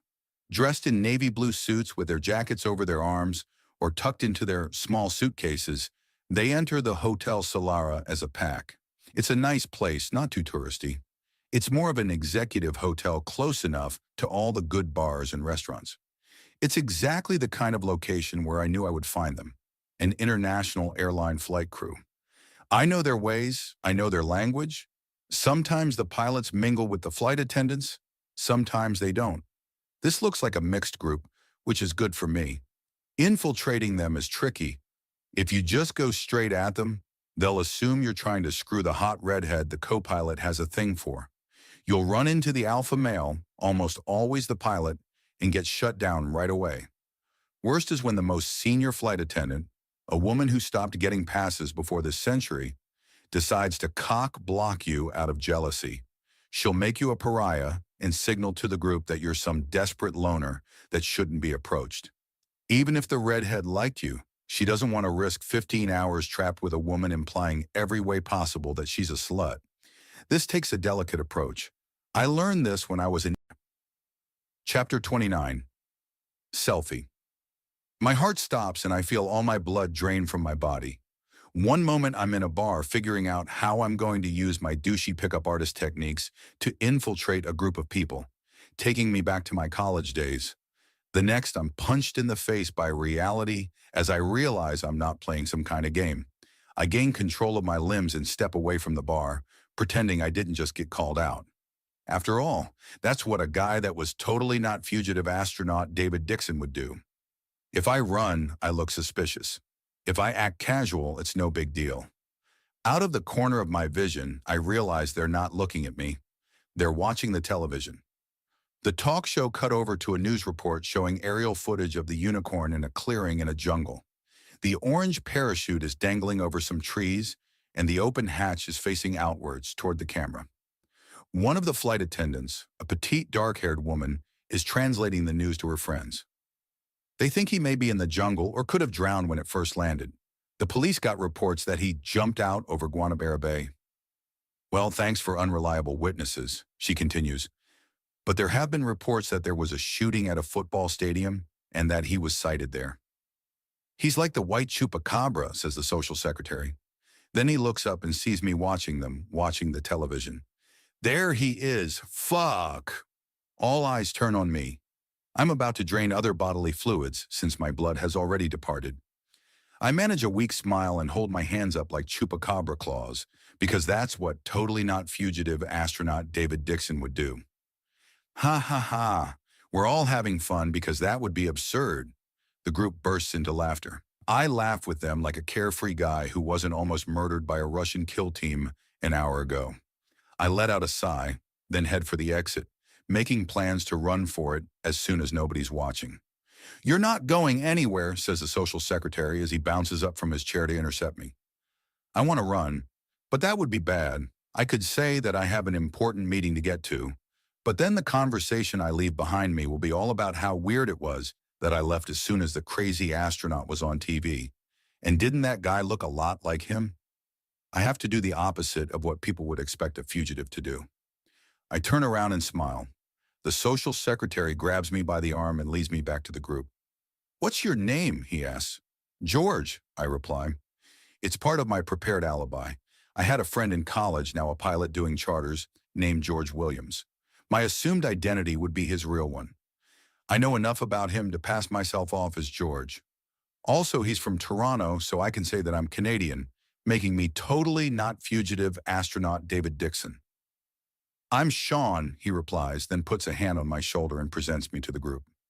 Doesn't that astronaut look like George's whiter, less bald brother? This gets a few nods of agreement. I think you're better looking, says the older flight attendant. I make a sheepish grin, trying to be totally not fugitive astronaut David Dixon. The co-pilot shakes his head. I don't see it. Thank you, sir. I hope I never have to rely on your acute vision in the cockpit. What do you do? Asked the captain.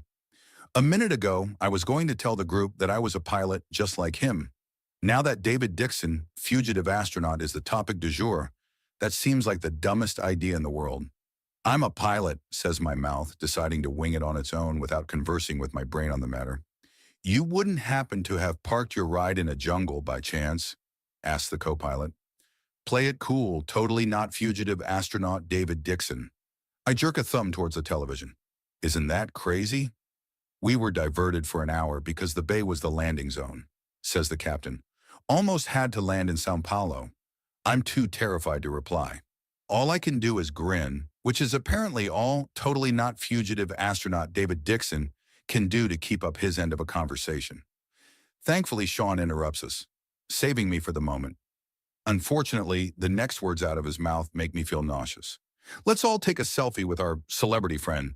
Oh Lord, I'm seconds away from having a half-dozen people tag and upload my photo to the internet with a location stamped right on it. Sean is directing people before I can even protest.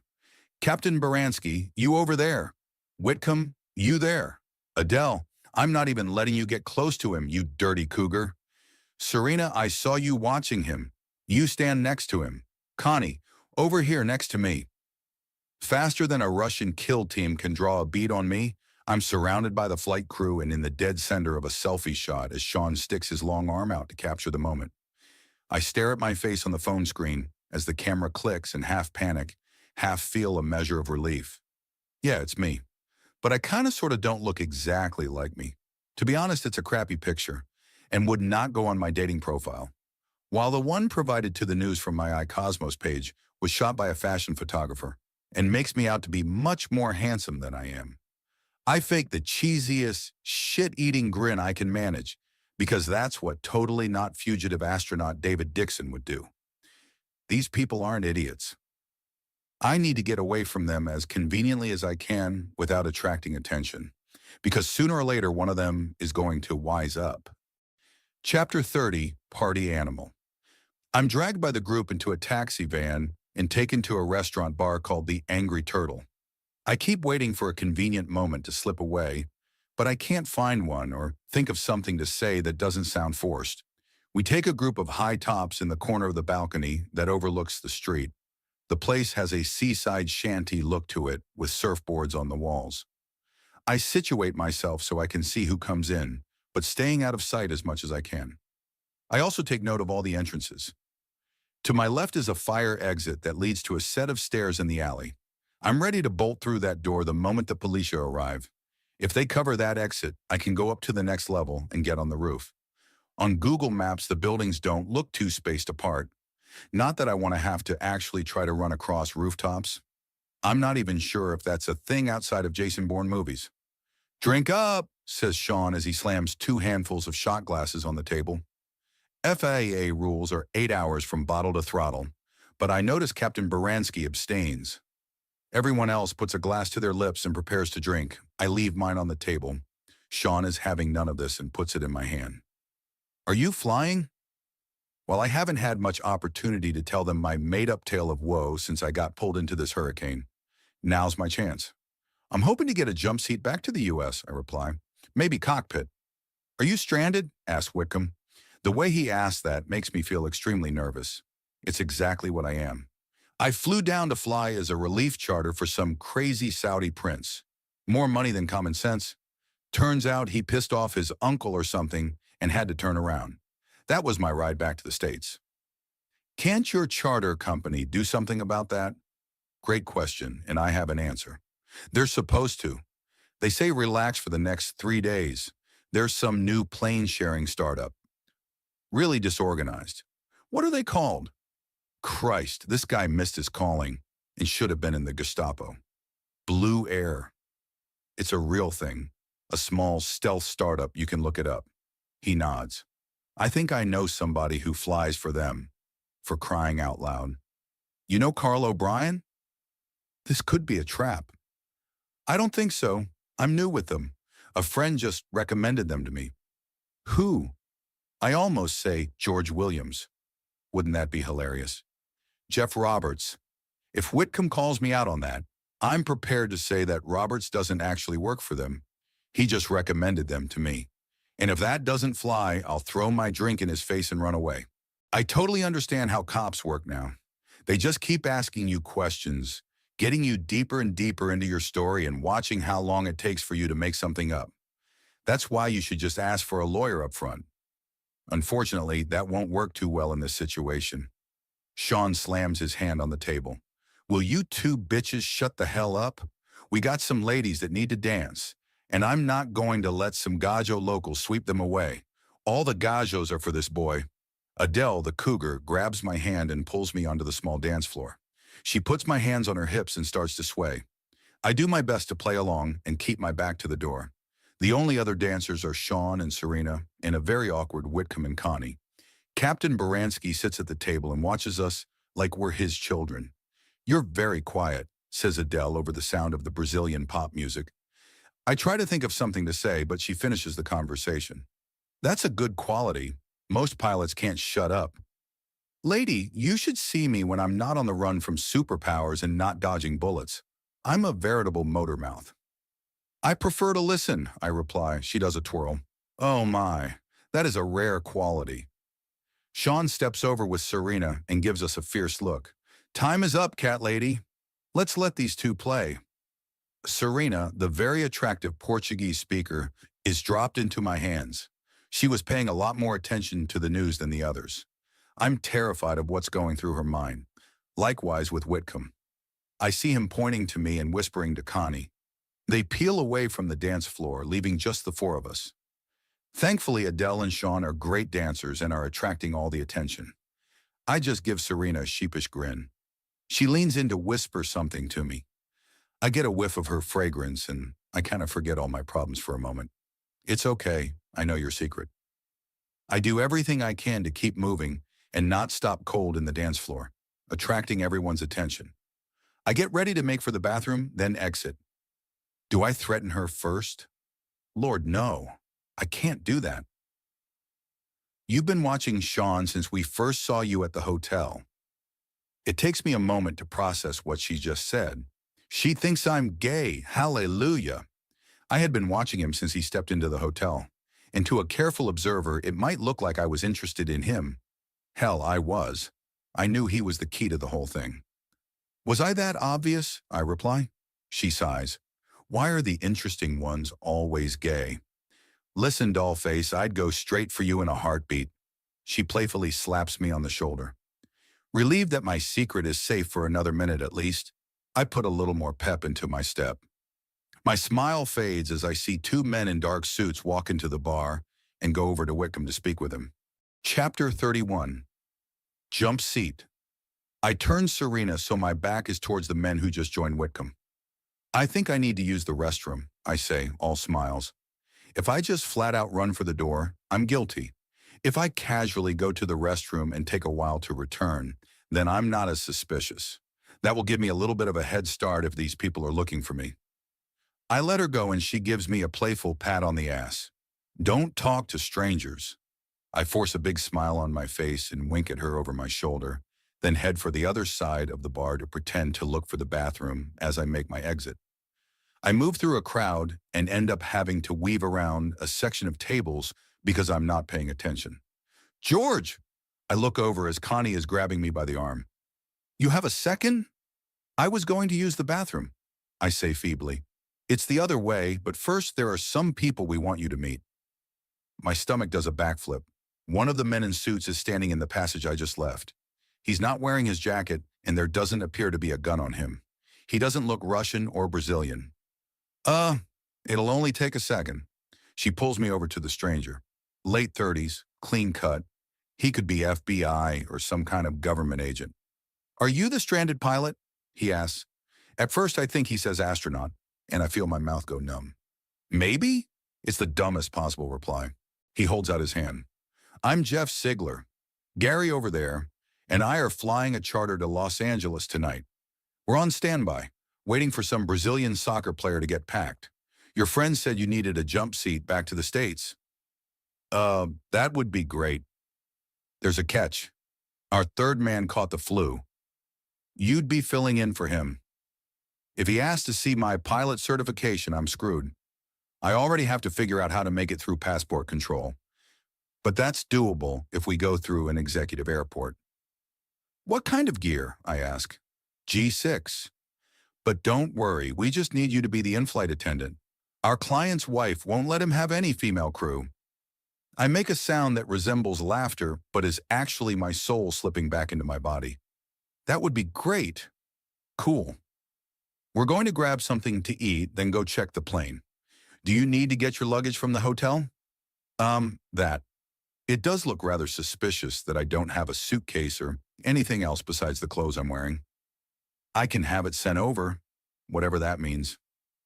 Thank you, you're a real lifesaver. No problem. He and Connie go back to the tables, and I find the bathroom so I can lock myself inside a stall and let all the nervous energy leave me. I pull out my phone and load up Twitter. I have no new followers. At Capricorn 0 has not deigned to follow me back or send me any helpful tweets. Should I send him a public at reply? What if he's been compromised?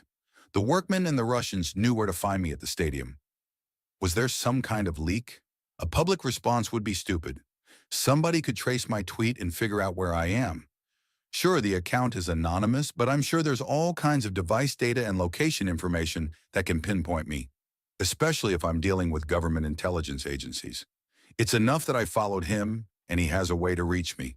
Something must have happened. Was Capricorn really my contact at the stadium? Did he get killed in the shooting? Hell, what if Capricorn was one of the workmen or a Russian kill team member? Did I just mess up their attempt to assassinate me and take the black square? Whoops. I take the MacGuffin out of my pocket and inspect it for the first time. I've been running so much I haven't even stopped to figure out what it is. 2 inches on each side and the thickness of several credit cards, I can spot a row of metallic contact points along one edge. It sort of looks like a large SD card. I take some water from the sink and wash away the blood. There are some faint letters and numbers in the corner. The letters are Cyrillic, which would make sense because it was stolen off a Russian space station. But what is it? It could be some kind of proprietary memory module, although I'm not sure why they wouldn't just use something standard. Is it shielded to protect it from high-altitude cosmic rays? Or is it thick because it does something else? A quick Google search isn't much help, so I decide this is a mystery I'll have to resolve somewhere else beside the bathroom in a Rio bar. When I head back out to the table, Jeff and Gary are devouring their food, while the rest of the group is discussing where to go for their dinner. "You ready?" asks Jeff. "We just got the word our passenger is heading to the airport soon." I say goodbye to my new friends and take down their Facebook info, promising to add them once I have Wi-Fi. I'm a little nervous as I get into a taxi with these new people, suspicious that it's some clever plot to separate me from everyone else. If it is, then I give up. There's no way I can keep up with minds that devious or resourceful. We arrive at the executive section of the airport where they park all the private jets. The guard at the gate takes a look at Jeff's passport and pilot's license through the window and waves us on through. We exit the taxi, make it to the private terminal, and get waved through yet another door by a military police officer. While the word is out about the American astronaut on the run, I'm clearly just a pilot hanging out with two other pilots. I feel a wave of relief as I step out of the building and onto the tarmac. The scent of jet fuel smells like freedom.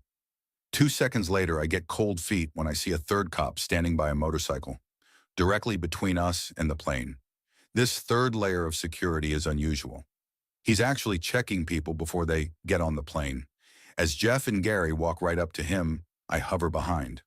The cop looks at something on his phone, probably my photo, then miraculously waves us on. It seems the head shave and fake tan were the smartest things I've ever done. Jeff and Gary start to do an inspection. I stay on the opposite side of the nose, too afraid to go inside the plane and get trapped if something happens. I make mindless banter with them as they go about their business. I'm a little distracted and don't notice the black SUV pulling across the asphalt until it's just a few hundred feet away. Chapter 32. A Kiar Show. The SUV is cruising by very slowly. The windows are dark, but I can see the silhouette of 2 men in the front seat and 2 in the back as it passes in front of a light. I move behind the fuselage of the plane and pretend to inspect the airspeed sensor on the nose. While I can't see the SUV from here, I can see its shadow on the tarmac, and it just came to a stop. "Keep calm, David. They could just be passengers. Hell, it could be our Brazilian soccer player. Sure, maybe they're federal police of some kind, but they're probably everywhere. Just be another pilot inspecting a plane. Don't be a panicked guy about to go on the run at the drop of a hat.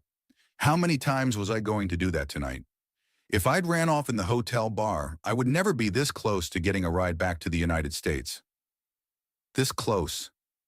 The doors to the SUV open. Beat, beat, beat. And they don't close. I hear footsteps from several men walking across the pavement. I casually drift to my right so I'm blocked by the landing gear and lean down to have a look. It's the Russians from the stadium.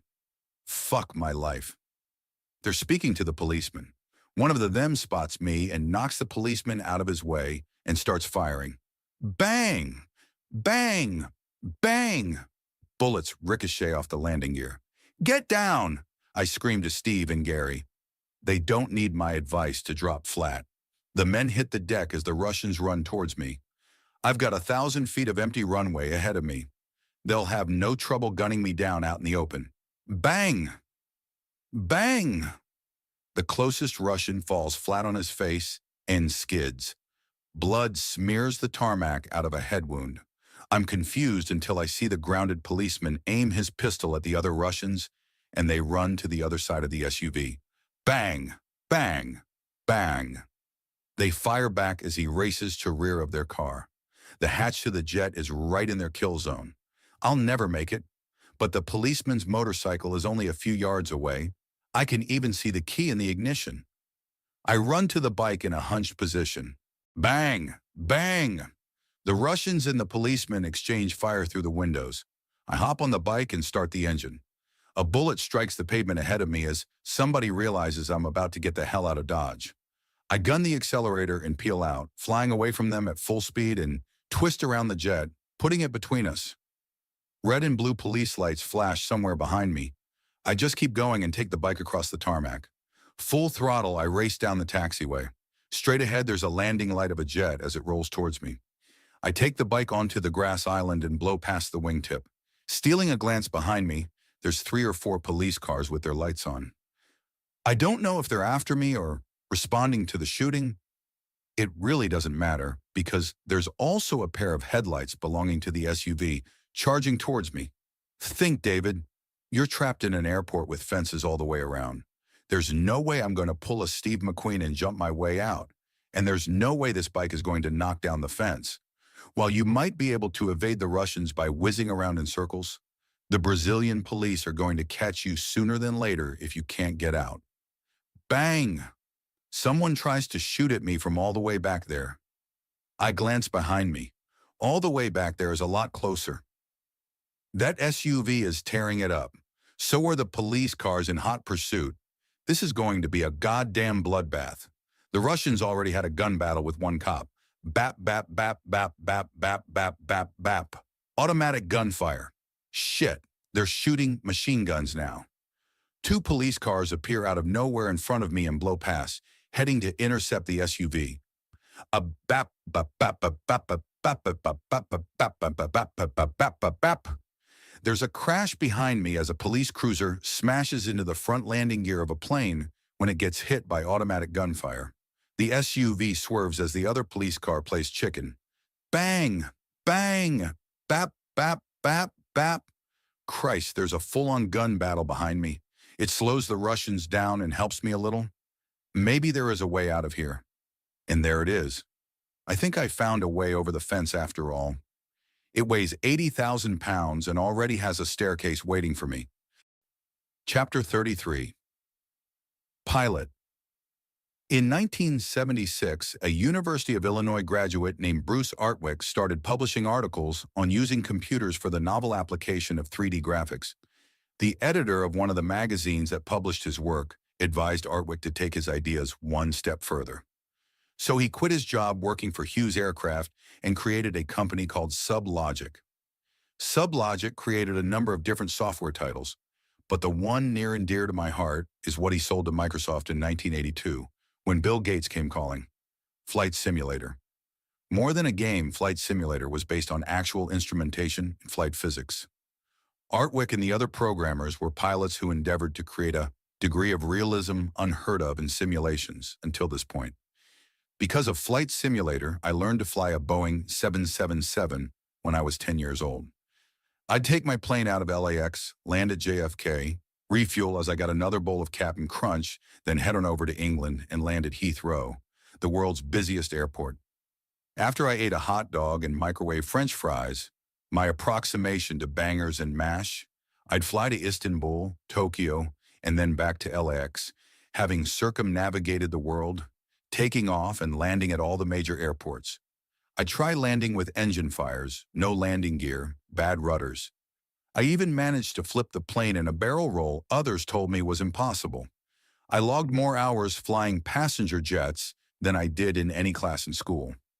Granted, it was another decade before I got to fly a real one, and even then under the watchful eye of an instructor. But all the gauges and controls were where they were supposed to be. It was like coming home, with flashing red lights behind me and the sound of bap, bap, bap, bap, bap, bap, bap, bap, bap. Gunfire echoing off the walls of the terminal and hangars. Nothing sounds more soothing than the calming cockpit of a jet airliner.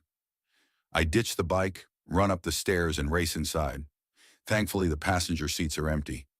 Immediately to my left, I spot the open cockpit door and 2 pilots anxiously talking to air traffic control as they try to figure out what the hell is going on. The co-pilot spins around and sees me standing in the doorway. "Who the hell are you?" he demands with a French accent. "Get out." I hesitate to think of what to say next. "They are coming for this plane." "We'll shut the door," says the pilot.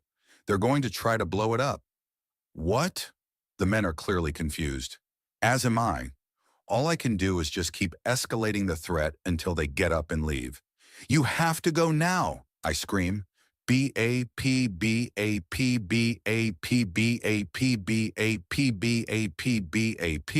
The distant spray of machine gun fire reinforces the urgency of the situation.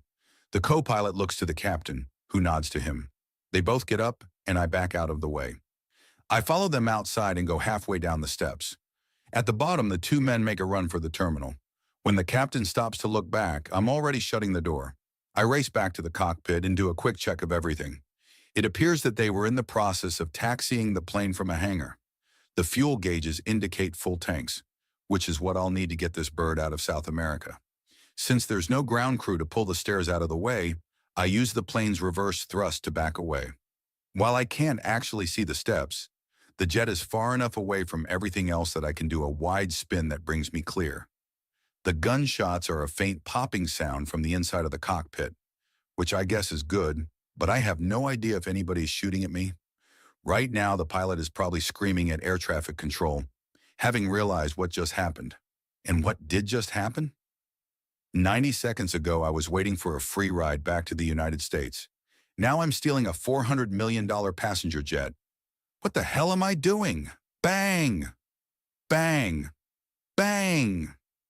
Another police car blows by me, oblivious to the fact that I'm about to steal something kind of valuable. From the sound of things, the Russians are more than able to hold their own. I crane my head and spot the latest police car charging right towards another marked cruiser. At first, I think it's to provide backup. Then I see someone open fire on the other car. Jesus. The Russians have got the police shooting at each other. Let's not stick around to see who's the winner. I push the throttle forward and take the jet across the tarmac. There are other planes on the taxiway, but they're not moving. Air traffic control has probably ordered everyone to stay put, and hopefully having the passengers stay clear of the windows in case of stray gunfire. The upside is that I'm pretty sure I have the runway all to myself. Are you going to do this, David? Seriously? Are you going to steal a goddamn passenger jet? I check my flaps and my gauges, making sure everything is doing what it's supposed to be doing, then nudge the throttle. The plane taxis to the end of the runway, and I turn around, lining the nose up with the stripes. This thing in my pocket better be damn worth it. I'm about to add a 777 to the list of things I've stolen in the last 12 hours, including a spaceship. This has got to be some kind of record. I do a last-minute check. Flashing blue and red lights are starting to race down the taxiing lane. I think everything is fine. On the inside. Out there, not so much. It's time to go before some macho cop or kill-crazy Russian decides to play chicken with me. I pull back the throttle and listen to the engines roar. It's a good sound, a reassuring sound. I forget the world around me and pretend I'm sitting at our old computer hutch, about to take to the sky. Chapter 34. The captain taking off in a 777 by yourself is no easy feat. Had I stumbled into a 747, I would have probably died on takeoff trying to jump between the flight engineer station behind the co-pilot seat while handling the throttle with my toes. This still takes all my attention because I don't get a do-over if I forget a flap or something. Besides pancaking into the ground, my other concern is smashing my plane into one of the many other jets currently in holding patterns waiting for ground control to tell them when they can land. Ideally, I'd like to maintain radio silence, but I kind of sort of morally need to tell them to clear a path. I'm sure the pissed-off French pilots have told them by now that some asshole American stole their plane. I need to convince them that I don't plan on slamming it into a building. Hijacking used to be so much easier before they were afraid terrorists were going to use the planes as weapons. After I gain altitude, I put on the headset and key in the mic to talk to air traffic control's main channel. Rio, this is... I look for a label above the radio with the airplane's registration number. A 9987IF. Please clear a path between Rio and LAX. There are hostages on board. I shut the radio off. It wasn't exactly the most professional radio call of my life, but they can figure out the rest. If I stay on the channel and let them talk to me, they'll try to convince me to land, or tell me that I'm about to be shot down, blah, blah, blah. I did enough flight training to know that the worst situation on the ground is when you have no idea what their intentions are. Right now, they're panicking because someone on this jet said there are hostages and then shut off the radio. Sooner than later, I'm going to have an escort of Brazilian, then Colombian and Mexican jets. Ultimately, at some point before I enter U.S. airspace, I'm going to meet the most highly trained fighters in the world while somebody from the Pentagon makes a case to the president for or against shooting me down. I really don't have much of a plan for that right now. Los Angeles is at the furthest limit of this plane's range. If I'd said New York City, I'd probably get shot down without a blink. That may still happen. I can make up destinations all I want, but at some point I'm going to actually have to land. If they haven't killed me by then, I'm going to have one hell of a welcome reception on the ground that's going to be a little more focused than the fiasco I just left in Rio. Strangely, I'm the calmest I've been since this whole thing began. Or maybe it's not so strange. Flying is the one thing I'm good at. Worrying about all the little details like cabin pressure, fuel lines, and did I retract the landing gear. Focus, David. If I make it back to America, they probably won't extradite me to Russia. Our two countries have never seen eye to eye about that. I'll just spend the rest of my life in a federal penitentiary if Capricorn's boogeymen don't kill me first. If child molesters are the lowest of the low in prison, where does a guy who stole a spaceship and a passenger jet in one day rank? That'll have to give me some street cred, right? If that can't keep me from being someone's bitch, what else can a guy do? I reach a cruising altitude of 33,000 feet. It'd be no problem to take this thing higher because there's nobody on board, but that might signal the fact that there ain't no hostages. I'm sure the airline already has their lawyers arguing with the insurance company over coverage in the event I get brought down. Speaking of hostages, I put the plane on autopilot and climb out of the cockpit. Basically, the dumbest thing you can do when you're flying an airplane like this by yourself. Short of flying an airplane like this yourself.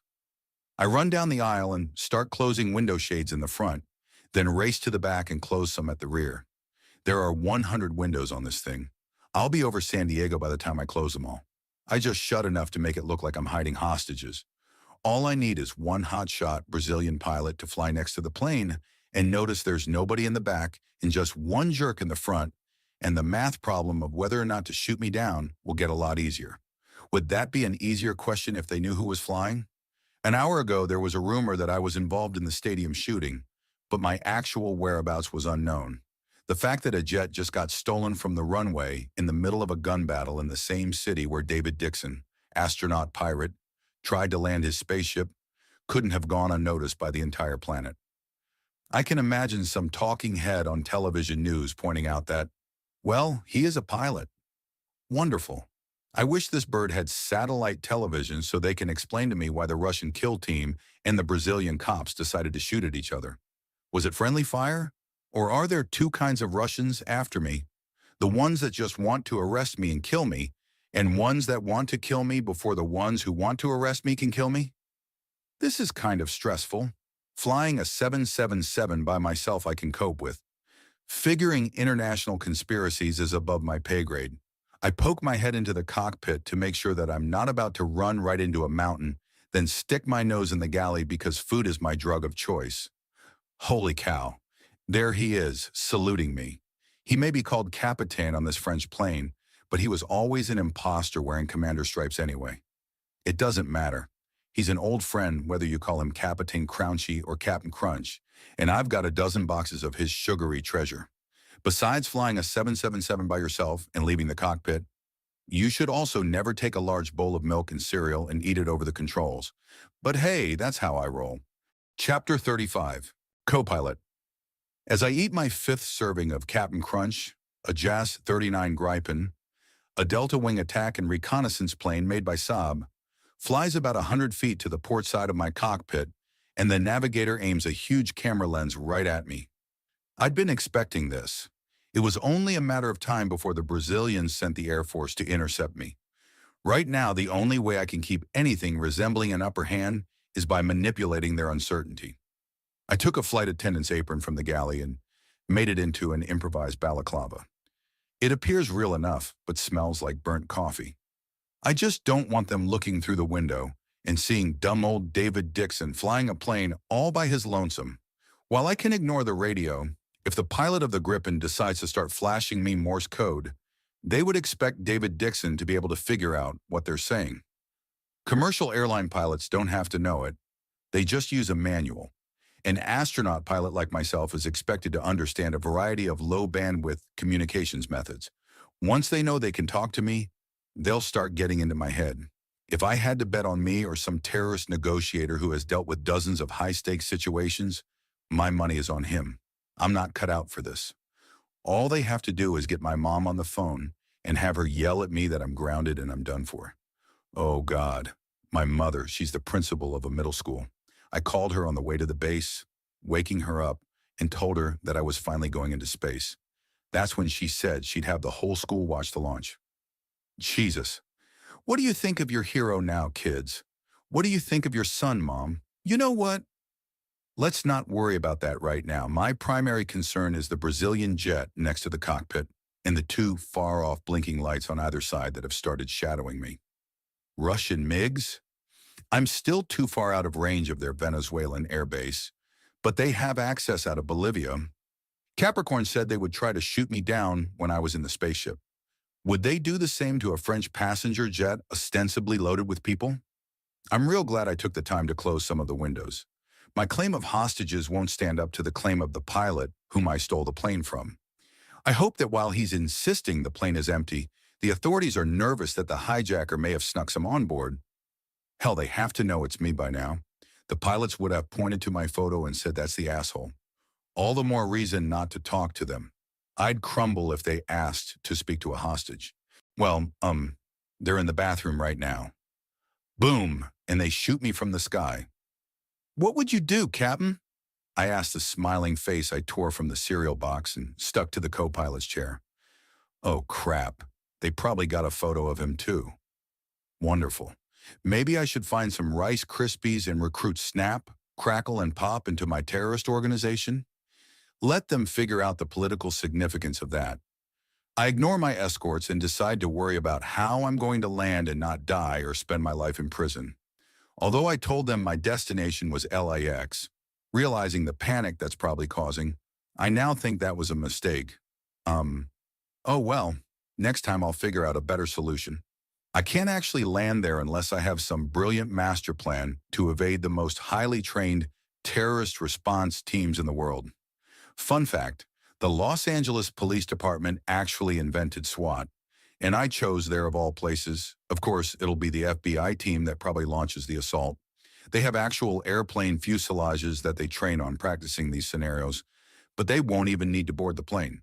One sniper in an elevated position will be able to fire an armor-piercing round straight through the cockpit window before I even power down the engines. Nope. There's no good outcome in that situation unless I get on the radio and announce that I'm ready to surrender. And that will lead to another scenario without a good outcome. What's my story? That some guy on a broken sat phone told me to do this? The plastic square with the Russian letters? What will that prove, other than the fact that I stole something from the K-1 space station? That's all assuming I can trust the government folks that handle this. I'm not a conspiracy theorist, but Capricorn's warning that there's someone very highly placed working with the Russians isn't out of the question. All it takes is one CIA chief to make something up, and nobody will believe me. I mean, clearly I'm a lunatic. I take the pilot charts out and start considering my options. Obviously, LAX is out of the question if I'm going to try to avoid arrest or a rapid lead injection. Bailing out of the airplane would be an option if I had a parachute and was willing to smash $400 million worth of aircraft into some hopefully uninhabited area. Only to find out the black square in my pocket contained the evidence of some really minor infraction, like stealing satellite television on the K-1. So, no jumping out. I have to land this thing in a place where the cops can't get to me quickly. I run my finger along South and Central America searching for a potentially friendly country that might give me asylum. All I realize is that I know next to nothing about international politics. I need some other option besides a diplomatic one. A little spot on the map catches my eye. There's a thought, but to make it work, I'll have to crash this plane. Chapter 36. Deep 6. Looking at the charts and tracing my route to my presumed destination of Los Angeles, I have a very scary realization and inspiration. Whether or not those twinkling lights in the distance are Russian MiGs flying out of Bolivia, I know for sure I'm going to get a real Rusky escort when I pass over international water by Bolivia and Venezuela. I'll be well within range of anything flying out of Caracas in Cuba. They're probably not going to bring me down over land, even the Amazonian jungle. But open water is a different matter. The Russians haven't been shy about doing that kind of thing in the past.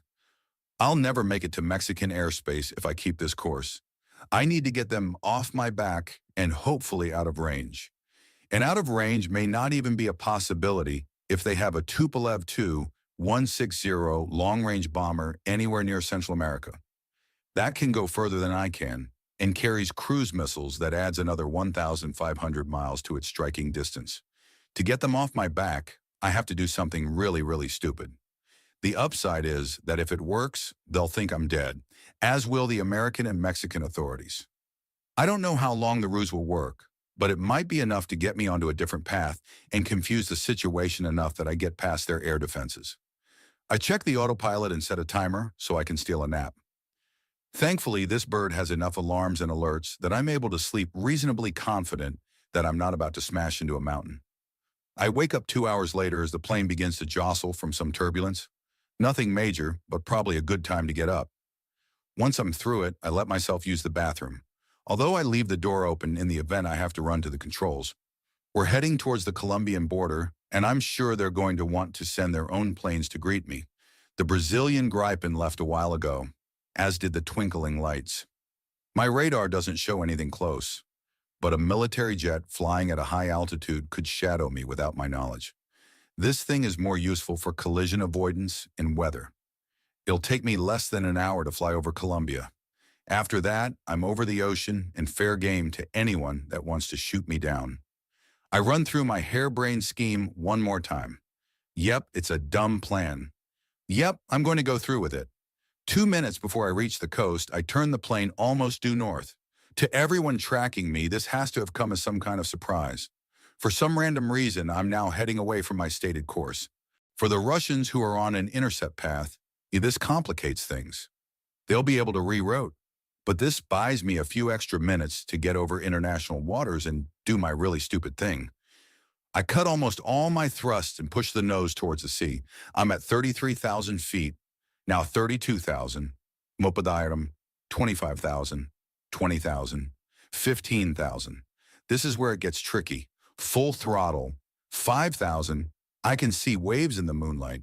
I'm probably going to die. Pull out of the dive, wait for it, bank port. I'm flying less than 100 feet above the ocean, and the plane is shaking like crazy. This is not an optimum altitude, but I keep going and keep turning. I'm now heading south over Colombia, down an inlet. If they're tracking me, I just dropped out of their radar right over the ocean. If this was any other commercial flight, the assumption would be that I just had some kind of disaster, and the plane is now sinking into the waves. However, that only buys me some confusion. While they're frantically trying to figure out where I went, I need to get out of their target zone. This means flying ridiculously low over the Rio Atrada and then banking back north once I'm on the other side of the continent, which will be very shortly. I check my radar to see if anything is following me. Everything looks clear. If I have any Russian escorts, their onboard radar would have lost me by now.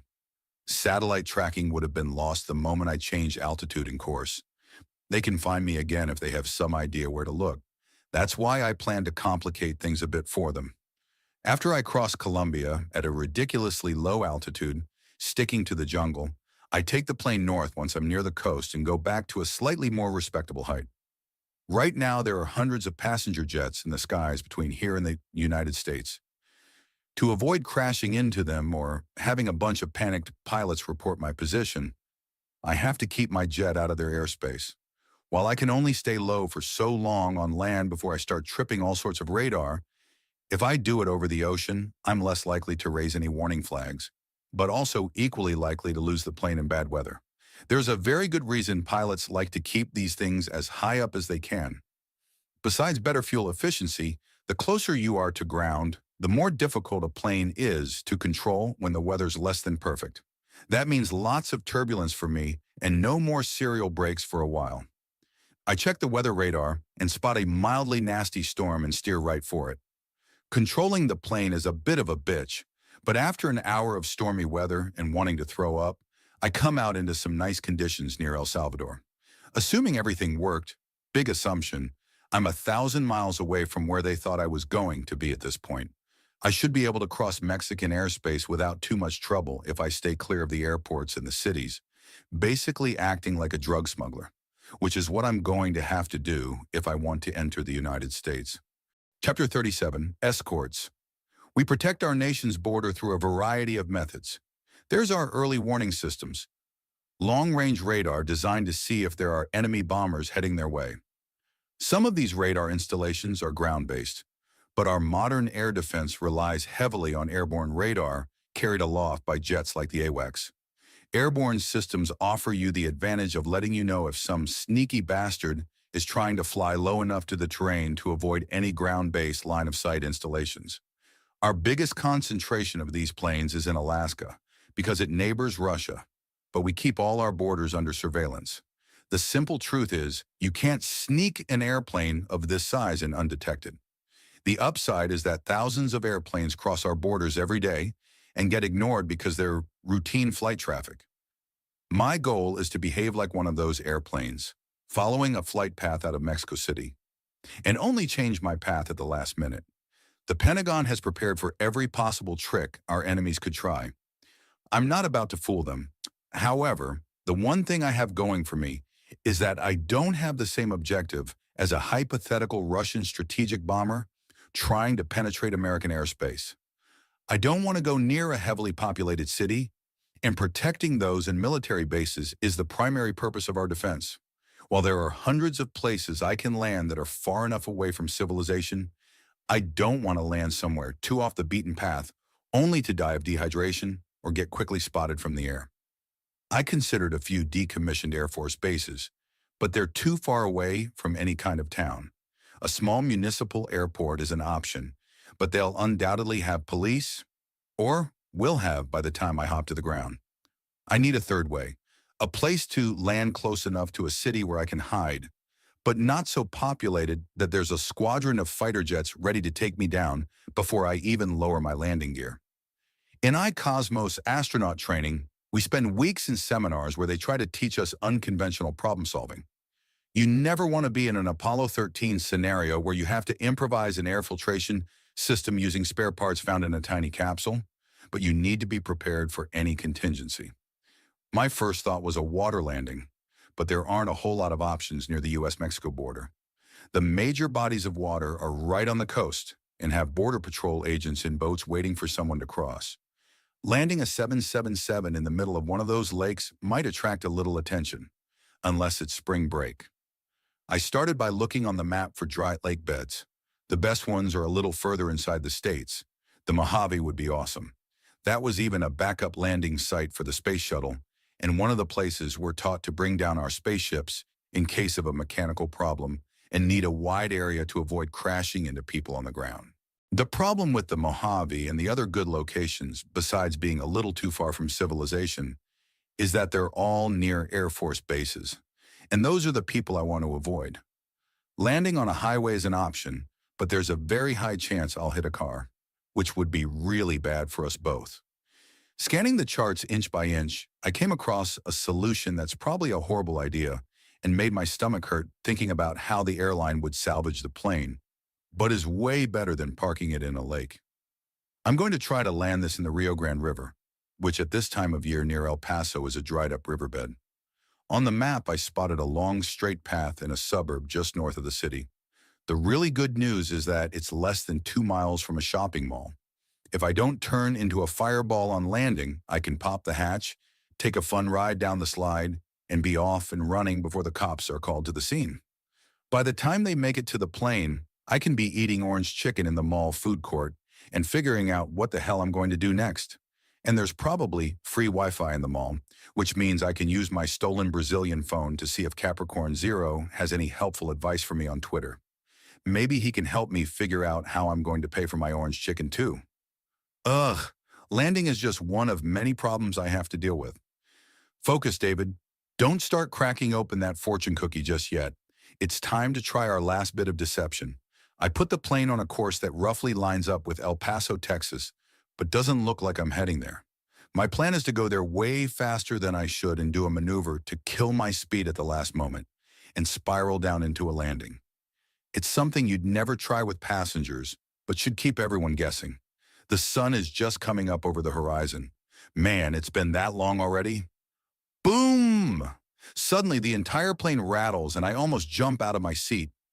At first, I think I've been hit. Then I see two F-35 jets blow past my window on either side. That explosion was the sound of them breaking the sound barrier, meant to get my attention. Christ, I wasn't expecting to be intercepted this soon. The F-35s slow down and take a position on port and starboard less than 100 feet away. One of them starts blinking a light at me. It's Morse code, minus minus. Slash, slash dash, dash dash, slash dash, dash, dot, slash dash, type. My brain translates it automatically for me. Dixon, switch to channel 344 or be shot down. Yeah, they're bluffing. I pretend to not be able to read what they said and make sure my balaclava is firmly around my head. Dot, dash, dash, dash, k. Minus, minus. Minus, minus. We know you can understand this. Damn it. Chapter 38, point of entry. Let's assume for a moment that they're bluffing. I still have the very real problem that I now have a fighter escort. While I've got more fuel left than they have range, there will be others to replace them. Plus the fact that this means I'm definitely being tracked from the air. Dang it. I'll bet they're using some DEA anti-drug AWACS plane to track me. It's all part of the Department of Homeland Security. They were probably able to task one of those planes to look for me. Well, congratulations, guys. Your interagency international collaboration worked. I'll sleep well at night on my prison bunk, knowing that a terrorist will have a hard time pulling off this particular trick. The moment I open my radio channel and talk to them, I'm going to confirm their suspicion. I'm also going to give them the opportunity to tell me where to land unless I want to be shot down. Let's think this through. I'm still over Mexican airspace.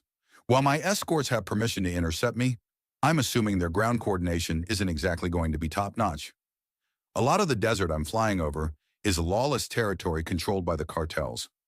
The pilots on board the F-35s are telling their commander that they were able to flash me the Morse code signal. They have to decide if they follow through with their threat or just wait and see where I land. I've got less than 2 hours of fuel left. I reach down to check another chart, and the cockpit is bathed with intense green light. Holy crap, they're trying to blind me with a laser. If I hadn't been looking down, I'd be crashing. The light vanishes, and I hear the roar of the two escorts as they pull away. What the hell was that about? The light bathes the cockpit again. I keep my eyes shut and fumble around for a visor. I find a folded-up reflective sunshade and put it in the window. The green light goes away, but I leave the visor anyway. What was that? It didn't appear to be coming from the F-35s. In fact, they left before the second burst. Was that from a satellite? Do the Russians have some kind of space laser they can blind pilots with? Hell, why not? The ones on the K-1 almost poked a hole in my heat shield. It would be even less difficult to have a space-based laser that could bathe a window in blinding light if you could track the object. Man, I'm learning all kinds of fascinating facts about Russian weaponry. I should write a book about it in my next life. Okay, so the Russians really don't want me landing where the F-35s were about to tell me. The upside is the F-35 pilots had to have seen that laser light. So maybe they're entertaining the idea that I'm not just one lone wacko who decided to go on the most epic joyride ever. That still doesn't change the fact that I've got an AWACS tracking me in the American military, ready to meet me on the ground. Flash! There's the green light again. Okay, I get it. The Russians really want to blind me and see me crash. Maybe that's the solution. As much as I had my heart set on orange chicken, I don't think I'm going to make it to El Paso. I wait for another flash of light, then tilt the stick towards the ground. making it look like I totally lost control, which I kinda sorta have. This is a very stupid dive. Right now, my trackers have got to be wondering what the hell is going on. So do I. I'm counting on the notion that the Russians only knew where to look once they saw the fighters escorting the passenger jet. Until then, they were afraid to use their laser, lest they blind the wrong plane. The ground is coming up fairly fast. I'm only a few miles from the border. What happens if I crash right on the middle? Let's not crash. Instead, focus on that tiny patch of highway directly below me. I doubt there's anybody there right now. Let's land this thing and get as far away as possible before anyone shows up. I level out my descent just enough to make it possible for me to actually land the plane instead of use it to dig a bunker. I lower my landing gear and get ready for one bumpy ride.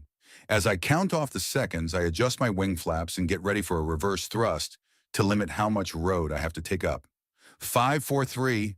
Is that a goddamn bus? What the hell, people? I pull up and to the left. My wingtip almost scrapes into the ground. Christ. Now I'm flying over open desert filled with shrubs. Damn it. I have to land this thing. Boom! The back wheels hit the earth. Full reverse thrust. This thing is bucking like crazy. Keep it steady. Bam! My front wheels hit the ground and I see stars. Watch your rudder. Bang! My front gear hits something large and the nose bounces into the air. Slam! I feel my harness yank into me as I'm pulled back into my seat. Don't let this thing tip. I hold the stick steady and keep an eye on my rudder and flaps, mindful of overreacting and sending the plane into a death spiral. I'm decelerating. It's shaking a little less. A cloud of dust passes the cockpit window as the wind overtakes me, and I've stopped. I wait a few tense seconds in case something is about to explode. Not that I can do anything about it. Crack! The nose drops 10 feet and I'm looking at the desert from a totally different angle. The front gear must have snapped right off. At least it waited until after I came to a stop. Wait, is that a metal fence wrapped around the nose? Holy crap! I not only crossed the border, I took the fence with me. At least I'm on American soil. I undo the latch on the cockpit window and slide it to the side. The wind is cool on my face as I take in a breath of fresh air. The sun climbing over the horizon looks spectacular. You're not dead yet, David. Look at that view. If we find our way out of here, we'll be home free. Sort of. Wait, is that a siren? Chapter 39. Border Patrol. Seriously? My moment of freedom is ruined before I even get one lungful of fresh desert air. In the distance, kicking up a dusty tornado as it races along the furrow I dug in the ground, is a sand-colored Humvee. It's coming at me from the Mexican side of the border, and the whoop-whoop sound of its siren is vaguely different than a U.S. civilian or military one. I mean, it's not blaring La Cucaracha, but I'm petty sure this is Mexican military or border police. Did they see me attempt to land and come to help? Or were they warned I'm coming? The former means I might have a chance to slip away. The latter means I'll be slapped into handcuffs the moment they get inside. The truck comes to a halt by the tail of the plane and starts to slowly drive around the wing towards the front. I spot 4 men with rifles. Okay, not exactly a rescue team. Since I lost the front landing gear, the forward hatch is just a few feet above ground. All they have to do is back their Humvee up to the plane, and they'll be able to open the door and get to me. I pull my head in and slam the window shut. I've only got seconds before they figure out how to work the door from the outside. The mere fact that they're not waiting for backup is all the evidence I need that their intentions don't have my own best interest in mind. I've heard that some of these regions are controlled by the military, who often have some shady dealings with the cartels. I guess it's possible the Russians may have made them an offer.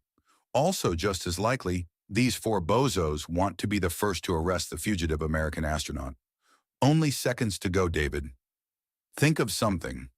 There are several other doors I can escape from, but that won't matter if they shoot me. I need to slow them down so I can get away. With what? Throw honey-roasted almonds in their faces? I can hear their voices from outside. They're backing their truck up to the door. Knock, knock, knock. It's not a patient sound. I think about how I planned to leave the plane if I'd been able to land in someplace a little more sane. What are all the things they tell you to never ever do? Well, I could... Oh, this is stupid. Just do it, David. I pop open the overhead luggage compartment door in the first class section and pull myself inside, then try to keep it as close to looking shut as possible. This is idiocy, David. When it doesn't work and they start laughing at you, maybe you can try to escape then. Thunk goes the door. Past the almost properly pressurized cabin hisses. Bang! The door hits the exterior of the plane as they slide it open. Stomp, stomp, stomp, stomp. They all pile inside. First, they run to the cockpit and find it empty. Well, empty except for Captain Crunch. There's a bunch of chatter in Spanish. I can barely make out any of it. Creak. They shout and yank open the forward bathroom doors. Stomp, stomp, stomp, stomp. 4 pairs of boots run past me. As soon as they're in the middle of the plane, I swing my door open and drop down into the aisle. The man in the back, closest to me, stops and turns around. "Mira!" he shouts. All the others spin around and point their rifles at my head. My right hand is in the air and my left is still on the ledge of the overhead compartment. They start walking towards me. Wait for it. 3, 2, 1. I pull the cord attached to the rolled-up bundle in the compartment. And nothing. They give me a confused look. I shrug. Say, boom! The emergency exit slide belatedly inflates and shoots down the aisle, knocking the men down, then pinning them to the ground as it keeps filling with compressed air. That will hold them until they try slicing it with a knife. I've got maybe a 30-second head start. That's 30 seconds to figure out how to disable their Humvee and make a run for it before the helicopters show up. I jump through the door and land on top of their vehicle, then leap onto the hood before hitting the ground. The driver left his door open. I peer inside for some way to disable their ride. Trying to pop those tires is impossible. I could mess with the engine. I look under the dashboard for a release, then remember that you get access through 2 latches on the hood. There's a lot of screaming from inside the plane. Sooner than later, one of them is going to crawl out and try another exit and come shoot me. I'm about to raise the hood when something occurs to me. They left the keys in the ignition. In fact, this thing is still running. You would think with as much recent experience as I've had stealing things lately, I'd be really keen to notice little details like that. I blame the jet lag. I run around the Humvee and climb inside, slam the door, pop the shifter out of park, and send up a cloud of dirt as I press the accelerator into the floor. Pop, pop, pop. And they're shooting at me. Wonderful, David. You've been in Mexico all of 2 minutes and you've already got the Mexican army after you. Wait, I crashed through the border fence. This is U.S. territory. The Mexicans invaded to get you. Well, that's some kind of achievement. Pop, pop, crack. They just put a bullet hole in the passenger mirror. I keep my head low and my foot on the gas as I bounce over the desert north, hopefully towards a highway, and something resembling civilization where I can hide before all hell breaks loose around here. Chapter 40. Convenience.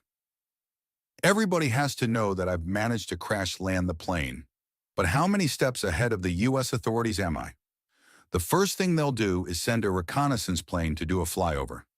If there's a helicopter within range, they'll send that out as well. Most likely it'll be Border Patrol on both counts. Will my Mexican friends stick around and wait inside the border?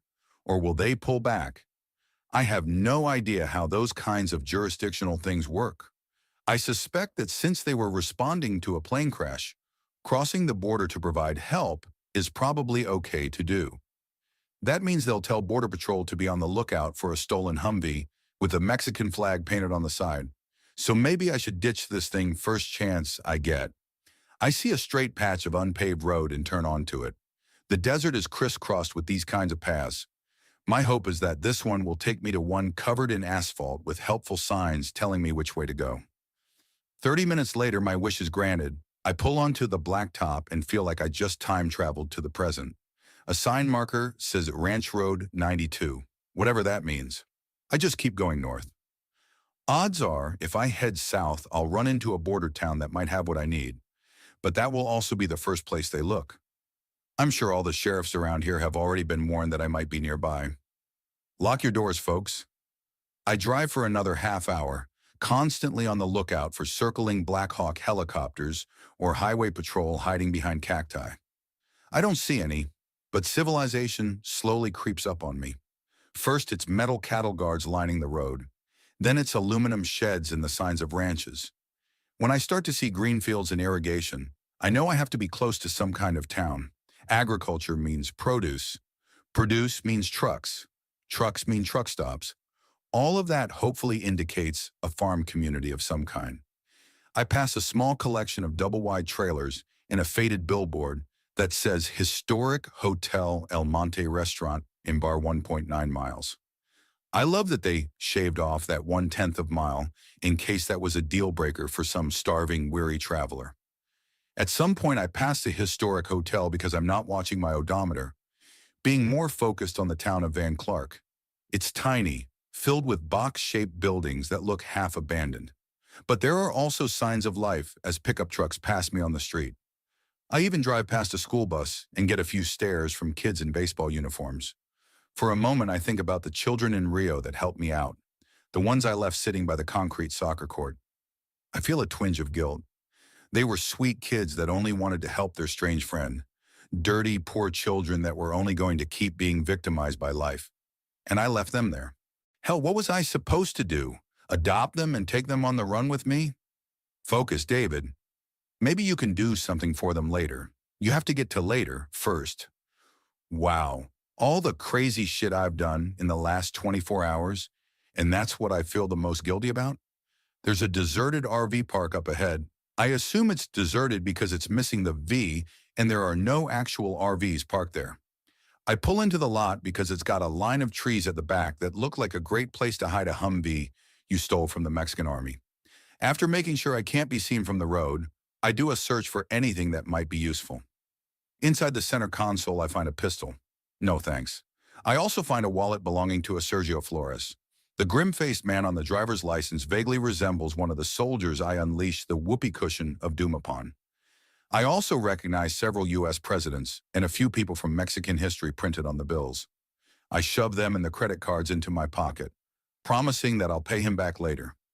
Unlike the jerk who threw the rock at me in Rio, Senor Flores was just doing his job, I think. I take the keys and lock up my stolen Humvee in the event I need to come back to it. Hopefully I'll get a hold of Capricorn and he can pull me out of this mess. Not sure if there is a center of town, I walk away from the deserted part and head towards the highest concentration of buildings that look like they haven't had a coat of paint since the Zimmerman telegram. I pass a defunct gas station and a few machine shops, then come to a street with more traffic. There's a truck stop with a Subway sandwich shop next door. "Morning," says the friendly girl behind the counter with a slight Texas drawl. Red hair and freckles, she's as all-American as you can get, meaning her ancestors are 100% from somewhere else. Don't get me wrong, I love my 8-hour stay in Brazil without a doubt. And the 6 seconds I spent skidding across the Mexican desert was a memory I'll cherish for the rest of my life. But to hear someone in English greet me, even the Texas grilled version of it, is something I can't describe. Sure, my flight crew friends spoke my native tongue, but I was pretending around them and afraid to say the wrong thing. Here, I'm just a guy walking into a convenience store, about to get a cup of coffee. "How you doing?" I say with a smile. "You know where I can get Wi-Fi?" "Smile," she replies. "Pardon me," I say, grinning, but confused. "That's the password for here. It'll be the only wireless network." Smile. How adorable. "Thanks." I fumble with my stolen phone, getting it online while I pour myself a cup of coffee. I pay for it with my stolen cash, then have a seat on a bench outside. There's still nothing from Capricorn Zero on Twitter. Damn. I need an alternate plan. I was hoping he could get me out of this, but if something happened, I'm screwed. I spend the next half hour sipping my coffee and checking the internet. When the battery on the phone goes, I buy a charge pack in the station. "You still here?" asks the girl. "Yeah, waiting to hear from a friend." She looks past me and waves. On the security monitor over her head, I see 2 sheriff's deputies getting out of their car. Chapter 41, Sandlot.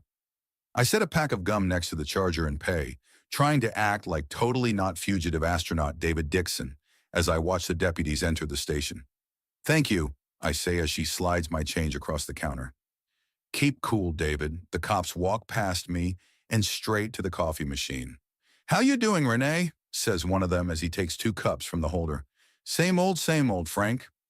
I head towards the door with a smile on my face because I'm totally 100% chill. You hear about that plane crash on the border? Renee asked the deputies as I stepped through the door. It takes all my willpower not to lose control of my limbs and go face first into the glass. I just keep moving, like a carefree man who is oblivious to things like planes crashing in the desert. Sure, I'd love to stay and hear what the cops have to say, but the longer I stick around, the more likely I am to get asked inconvenient questions. I veer left and pause for a moment, catching my breath. There's the very real possibility I will get picked up at any moment. I'm on foot and an all-points bulletin is about to be sent everywhere. If I'm arrested, I need some kind of leverage, especially if I can't trust anyone. I unwrap a piece of gum and start furiously chewing, then stop at a row of newspaper machines on the side of the store and drop a couple quarters into the Texas Journal. My stomach does somersaults as I stick the gum to the black square, then squish it to the inside corner of the newspaper machine. The cops will be leaving the market at any moment. While I don't think they're on to me yet, I can't wait around for that to happen. I have to keep moving. I can tell Capricorn where to find his damn square and be done with it. I let the door close, then stop it before it slams shut entirely. It would make sense if I had a newspaper. It'll give me something to do when I'm trying not to act like I'm intentionally loitering. With the paper tucked under my arm, I head down the main street, where I spot a few other people going about their business. Walking down here seems less conspicuous than overtly avoiding populated areas. If I'm walking down a desolate road in an empty part of town, that will just increase my chances of getting stopped. Eyes on the ground, I keep heading towards the newer buildings. The sun is already rising in the east, and the streets are more crowded with people as they go about their business.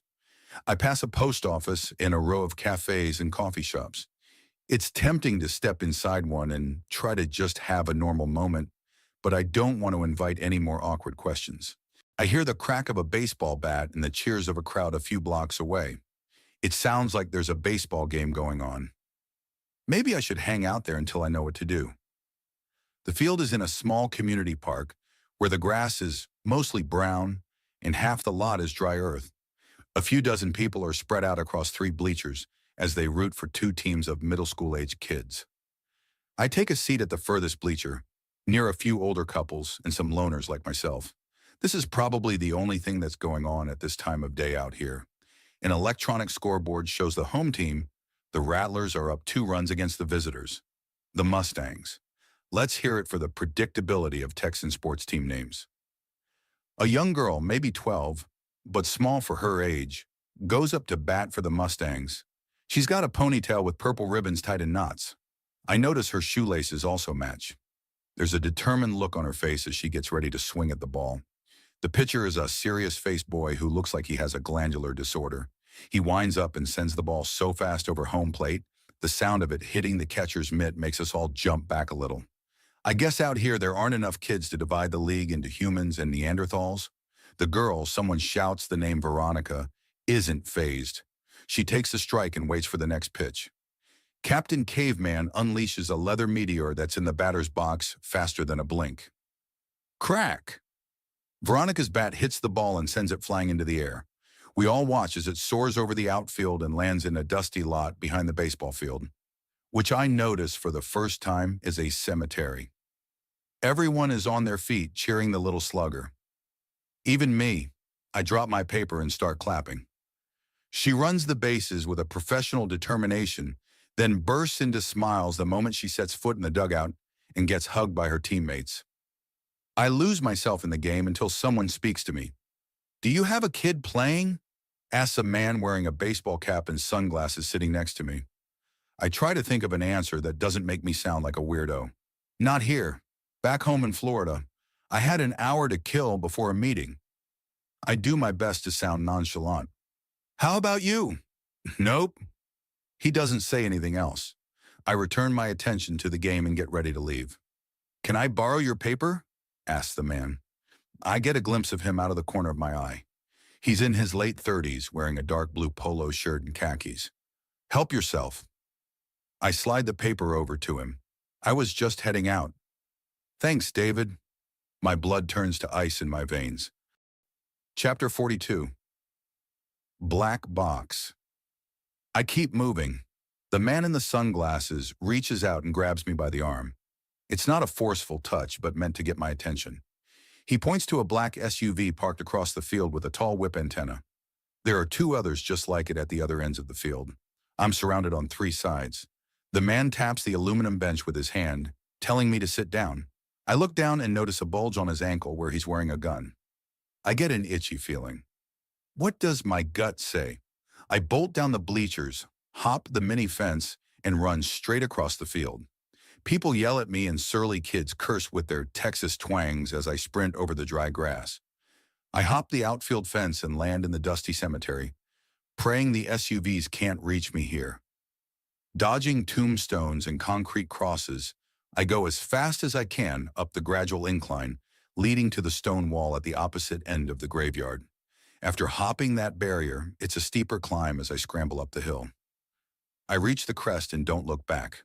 Jumping, skidding, and sliding, I make my way down, trying not to trip over the clumps of hardy desert brush. Whoop, whoop, whoop, whoop. I know the sound, but I try to ignore it. Just keep running. Whoop, whoop, whoop, whoop. Dust flies into the air, and I have to cover my face. Whoop, whoop, whoop, whoop. I'm trapped in a whirlwind and start to lose my way. The helicopter ascends and the cloud begins to settle. The three SUVs are in front of me. The man from the bench climbs out of the one at the end, still holding the newspaper. For the first time since I took it from the bin, I can see the headline. Suspected astronaut, terrorist hijacks plane. Is this you, David? Asks the man as he walks towards me, the wind rustling the pages. At first I think he's asking if I'm David Dixon. Then I realize he's asking if this is the real me. Am I what the news is calling me? No, I reply, head low. No place to run. I didn't think so. Let's go somewhere where you tell me everything that happened. He points towards the helicopter landing on a hillside. I keep my mouth shut, afraid of saying something that will implicate me. We found the Humvee from the air. That's how we knew where to look, in case you were wondering. I was curious, but not about to ask. It's not really important right now. Two men in black assault gear holding Heckler and Koch UMPs are standing next to the chopper. Neither one has any identifying patches on the shoulders. Both are wearing sunglasses that make their faces inscrutable. I climb inside the Black Hawk and realize that nobody has put handcuffs on me. I'd ask about that, but I'm afraid that it's an oversight that will be quickly corrected. My name is Vaughn, says the man as we buckle ourselves in. I'm going to help you clear this up. How does that sound? It sounds like a dream come true, but I have to be careful. I know cops like to pretend they're your friends, then get you to confess. I have no idea what rights I have in an instance like this. If the newspapers are calling me a terrorist, then there's a good chance I don't have any. We fly west over wide open desert and brown-colored cattle ranches, away from civilization. I was expecting us to go towards a city. This is in the middle of nowhere. Vaughn doesn't ask me any questions. He sits in his seat across from me and works on a laptop. After over an hour of flying, the pilot takes us over a small airstrip with several hangars. One thin road leads from here to a spot on the horizon. We come to a landing on the tarmac, and I spot a shiny new fuel truck parked in one of the open hangars. In another, there's an all-black C-130J cargo plane. Crap. This is one of those CIA Black Ops sites I've heard about. Rumor has it that they do all kinds of legal maneuvering to avoid breaking the law, like deeding land to a friendly government, so it technically counts as a foreign embassy. Once we set foot here, I could be under Qatar jurisdiction and have no rights whatsoever. It may look like Texas, but my rights came to an abrupt stop once the skids hit the asphalt. Vaughn pats me on the knee as the helicopter's engines begin to rev down. Let's go get a beer and sort this out before all hell breaks loose. I follow him into a hangar. Nobody else is escorting us inside. The guards with the submachine guns head to a different hangar. Vaughn holds the metal door open for me. I step inside a cavernous interior. Several portable trailers fill up the interior. It's like an RV park set inside a Costco. As we walk down a row, I spot people through the windows working at computers, having meetings and standing in front of whiteboards with long acronyms written across the top. It's just another business day for them. Vaughn climbs up a set of metal stairs and holds the trailer door open for me. Inside is a conference table and refrigerator. "Have a seat," says Vaughn as he walks over to the fridge and pulls out 2 beers. He pops the top and sets one in front of me, then takes the opposite seat and places his sunglasses and phone on the table as a flurry of messages fly across the screen. He takes a long sip. "I like helicopters, but there's something about being in one out in the desert for too long." I stare at the sweaty bottle in front of me, confused and afraid. "Go ahead, drink up." He sees my hesitation. "Don't worry. If I wanted to drug you, I'd have strapped you to a gurney and pumped you full of drugs by now. But I don't need to. You're not in trouble. You're not a bad guy. As soon as we can clear this up, I can get you home." I reach out for the bottle and take a small drink. To be honest, I wasn't even thinking about truth serums until he mentioned it. I was just so full of anxiety, I don't think I could even handle alcohol at the moment. It tastes good. It's relaxing. Vaughn keeps treating me like an old pal. "I don't know if you had a chance to see the news, but oh man, David," he shakes his head. "People can't shut up about you." "Who are you?" I finally ask. "I'm the guy who finds people." "What kind of people?" "Enemy agents, spies, that kind of thing." "That's how you found me." "You're not a spy, David. You're a victim. No offense, a patsy. You got played. Granted, you took your shitty hand and ran with it. Hand to God, I don't think anyone expected you to get as far as you did. Of course, if Peterson and Bennett's little plot had worked, you never would have been pulled into this." "Plot?" I reply. He makes a face. "David, haven't you figured it out? You're an astronaut. Aren't you supposed to be a genius?" "I chose a line of work where my job is to sit on 1,000,000 pounds of explosives and press a button to light them. How smart do you think I am?" Peterson and Bennett were working with the Chinese. This whole thing was an attempt to steal a Russian decoder. "It's espionage that went way out of control," he whistles. "I thought you might have figured that out by now." He can see the shocked reaction on my face. Peterson and Bennett, spies? All this time I've been working for the bad guys? Chapter 43. Red Agents. Let me back up a bit. I can see the look all over your face.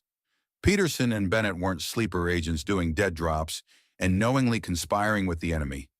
It's a bit more subtle than that, something I see all the time. Vaughn moves his chair back and sets his feet on the conference room table, like he's some kind of Texas wildcatter, showing his disdain for the establishment. It starts like this. You're at a conference. For Peterson, it was an aerospace technology transfer symposium in New Orleans 2 years ago. Someone approaches you from a company, in this case it was a Canadian firm, secretly owned by the Chinese. They say they're a satellite communications and security company. You Google them and find out they're real, holding patents and employing people from Stanford and the like.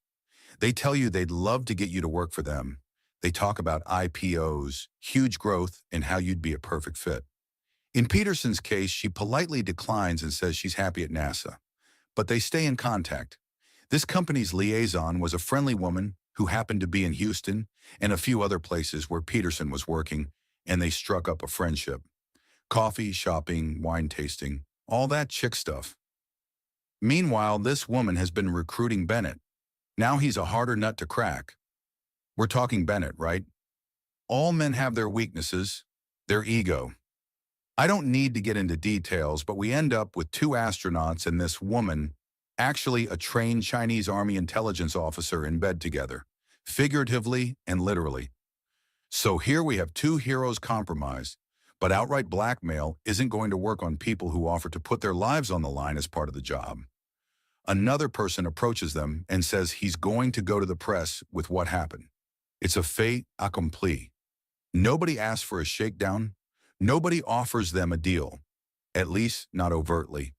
Peterson and Bennett get a call from their little red friend, who they still think is just some recruiter for a Canadian tech company. She asks about some quantum entanglement processor the Russians have. She alludes to the idea the NSA or the NRO is interested in this, and that there could be a fat contract for her company and 2 jobs for astronauts who might be soon out of work. Bennett being Bennett and not doing anything half-assed, and also having no love for the Russians. You know he lost a friend to an undisclosed recon mission? He found out later NKVD captured him and held the man for over a year, torturing him for information about avionics. Anyhow, let's just say he doesn't care for Russians, whether they're capitalists or communists. He sees the mission as a matter of freelance national security. Anyhow, David, those are the broad strokes. I try to reconcile this with what I know about Bennett and Peterson. So, you're saying this is because they had some three-way with a Canadian chick? Do you know how many times I get called in because somebody stuck their dick where they weren't supposed to? He rolls his eyes. Here's a fun fact. We're in the same state as two high school students who have no idea their father is a top Chinese official. Their mother was an operative of ours. We play the game too, but I like to think we're the good guys. He takes a drink and shakes his head. Peterson and Bennett thought they were the good guys too. He points the top of his bottle at me. And then there's you. You weren't doing this out of financial gain or trying to cover up some sex thing, were you? He raises an eyebrow. No. Jesus, I had no idea what the hell was going on. He waves his hand in the air. I know that, David. The problem is that my bosses don't quite see it that way. The Russians are calling for your head. They're demanding that when you're found, you get extradited back to Russia. Russian television is calling you a terrorist. Actually, so is our media after the stunt with the airplane. Wow. That was some Jason Bourne level shit. I feebly try to explain. There was a shootout. A Russian kill team was trying to, kill me. Oh, we know. That's because you took a decryption wafer they used to communicate with their nuclear subs, airplanes, and everything else that underlies their defenses. That one chip compromises their entire military. Of course they were trying to kill you. Here's the upside for you. As mad as they are, you're lucky that you have something we really, really want. We can make all of this, or a lot of this at least, go away. That wafer is your get-out-of-jail-free card. Everything he's saying is what I want to hear, but there's something making me anxious I can't quite put my finger on. Someone knocks on the door. A man dressed in a black polo shirt like Vaughn pokes his head inside the door. A little younger, fresh-faced, he's got the same ex-military bearing that Vaughn possesses. Hey, Vaughnster, we need you in Comstack in 20. Director is screaming for you-know-who. He throws me a glance and grins. When we clear up this shit show, how about you come work for us? These assholes could learn a thing or two. I'll be there in a second, Cardwell. We taking the jet to Vegas tonight? There's a new steak place at Aria I'm dying to try. He looks to me. You want to go? I'm confused. Vegas? Tonight? Yeah, we won't have all this cleared up, but I think I can appease the folks at Langley and get the FBI off all our backs. We'll have some agency issue a statement that you're in U.S. custody, and that'll call off the dogs. And then we go get steaks in Vegas? I ask, unless you have a better place in mind. It was Cardwell poking his head in the door that finally put the last piece in place for me. When I was a kid, my parents brought me along to some housing development pitch on the edge of a grassy lot in a trailer, a lot like this. I watched a man with a casual, friendly demeanor tell my parents all about the development and how it was a great investment opportunity. One of his coworkers even poked his head in with a friendly word and a comment about time running out. While they didn't offer us a trip to Vegas to eat at a steak restaurant, instead it was an investor's barbecue they were holding in a few weeks. Mom and Dad's weak credit didn't bother them. The man was all about handshake deals and trust. Dad wanted to do it, but Mom pulled him out before he could commit. As we drove off in our beat-up minivan, I remember Mom saying something that always stuck with me. You can't cheat an honest man. The housing development was a scam. After they collected their deposits and skipped town, the lot they'd only been leasing month to month became an overgrown field. This man, Vaughn, is trying to work me. I just don't know his angle. I'm sure he could make a jet materialize and get us a table at the fanciest restaurant in Vegas if he had to. But right now, he's going to try to get me to turn over the MacGuffin for just a beer. The moment I tell him where it is, there are no guarantees. I still have no idea who he is or what this place is supposed to be. Once they have it, the expedient thing to do is to put a bullet in my head and send my body to the Russians, minus the wafer, or whatever it really is. If he's telling me the truth, great. If not, that thing is the only reason I'm alive. So what do you say, he asks, flashing teeth that are too white. You got it on you? Chapter 44. Examination. I'm being played by an expert. I have to watch myself. I could end up in a steel drum buried in the desert. This whole facility is some kind of clandestine, non-existent operation that probably disappears people all the time. Maybe he's genuine and they only rendition people who speak Arabic. Maybe not. The best way to avoid questions is to be the one asking them. Who are you? I thought I made that clear. I'm the guy that finds people. Great, so does a bloodhound. That doesn't give it authority to do anything. Who do you work for? The U.S. government. Who else can afford all these toys? Are you CIA, NSA, Pentagon? Or are you some private contractor working between the law? Are we even on U.S. soil? He holds his hands up. Okay, settle down, David. I understand that a little bit of paranoia has kept you alive. No, I'm not a private contractor or a freelancer. I work for an agency with a three-letter acronym. DIA? He taps the side of his nose.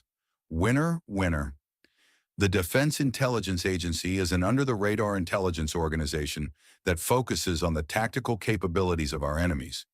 Its illustrious founder was Robert McNamara, architect of the war in Vietnam under Kennedy and Johnson. One of the chief differences with the CIA is the degree that they provide combat support. These guys are usually in the shit, if not starting it. When I graduated from college, I got letters of interest from a variety of three-letter agencies. I don't recall the DIA trying to recruit me, but I seriously considered the NRO, another shadowy organization that handles satellite espionage and was known to have a few pilots and astronauts on staff. But what good was going into space if you couldn't tell anyone about it? I'm in a difficult position. Capricorn, whom I also don't trust, told me that some highly placed individual in the U.S. government would try to catch me and kill me for the square. And now here I am, sitting in front of a highly placed individual in the U.S. government that I don't trust. Vaughn is a cocky son of a bitch who's used to doing whatever the hell he wants. I have no problem with covert ops and the occasional dirty job, if necessary, but I'm also a big believer in checks and balances. Is anyone checking this guy? I want to speak to your supervisor, I reply. What? Is the beer too warm? You want to file a complaint? I was told not to trust anyone. Good advice. Who told you that? Crap, I already said too much. Right now he has no idea about Capricorn or the sat phone, which is still on me. I'm kind of surprised he didn't have me frisked. Maybe that was part of his trust-building exercise. I'm not comfortable talking to just you. Want me to bring Cardwell back in here? I mean here, this is all a bit scary. Dude, you should only be scared if your name is Muhammad and you've decided to pack some C4 up your ass. You have nothing to be afraid of from me. I'm the guy who's going to clear this up. Okay, so why are we in a black site in the middle of nowhere? Land is cheap, and don't believe everything you see in movies. This is just a remote airbase.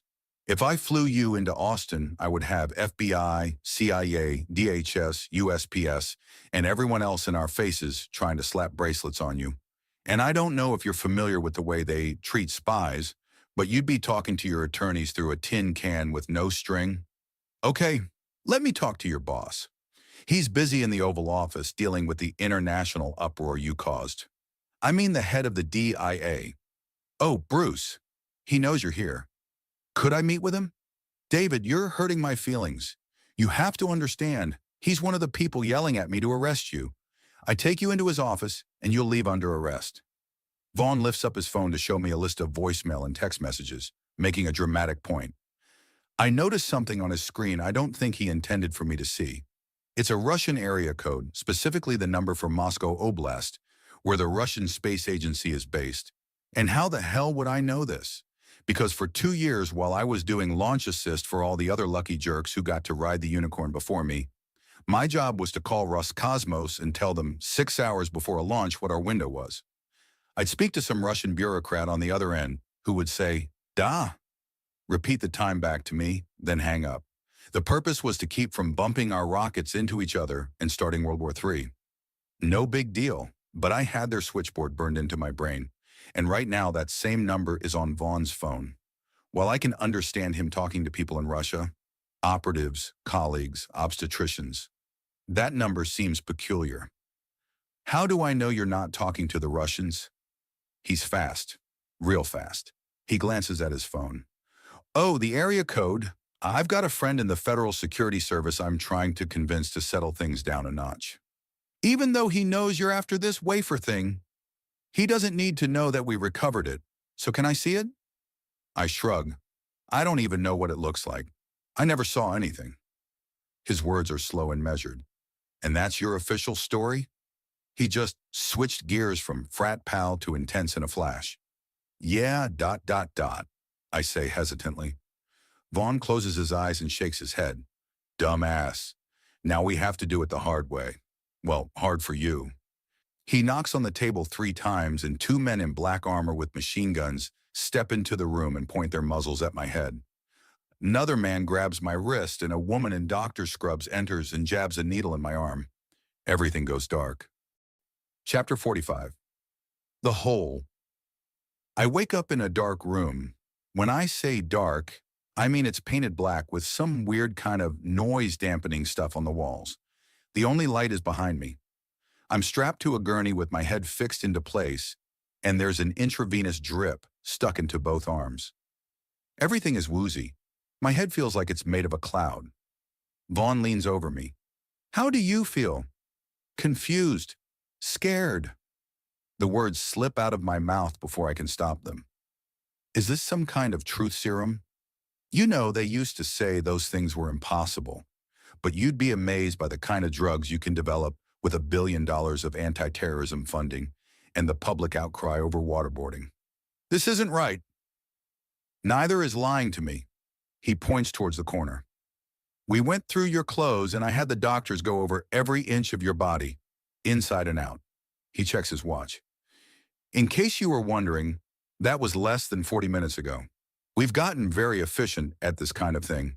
You're an asshole. Hey, pal, you only have to speak what's on your mind when I ask you a question. Let's start with something simple. How old were you when you got your first taste of pussy? I try to resist. My mouth starts to form the words as if I have 2 brains, one totally detached from the other. 15. 15? All in or just your fingers? Resist. Don't let him do this. You've been a medical guinea pig. Hell, they may have even tried this drug on you. My mouth wants to say something. I visualize myself going down on April Cassidy, the hot cheerleader a year ahead of me. My tongue. Tongue. Your first time at bat? I'm impressed. You must be a real lady pleaser. What was the occasion? Pool party. We were in the hot tub by the side of the house. We both were drunk. Vaughn grins at me as if we were 2 guys swapping stories in a bar. See, this isn't so hard. Number, it's not. I just think of someone else's story. In this case, a buddy of mine who actually did go down on April and visualize it in my mind. Something I'd imagined many, many times. Okay, pal. He leans on the rail, lowering himself to my eye level. You know, there's a division in the DIA where we try to get important people to sleep with our assets. Remember those Chinese premier bastards I mentioned? That kind of thing. But you know, not all the people we go after swing like you and me. Sometimes you have to take one for the team. You ever do that? Homosexuality, I say in drawn-out syllables. It's deep secret time. You can tell me. Are you a gay? I asked drunkenly. David, the question is if you've ever done that kind of thing. My voice is slow, like a tape played at half speed. I once got drunk with a friend and held his cock while he peed, but there were girls there. Of course, that made it okay, so. Was it thick? Yellow. Vaughn lets out a loud laugh. I meant his dick. And I don't remember.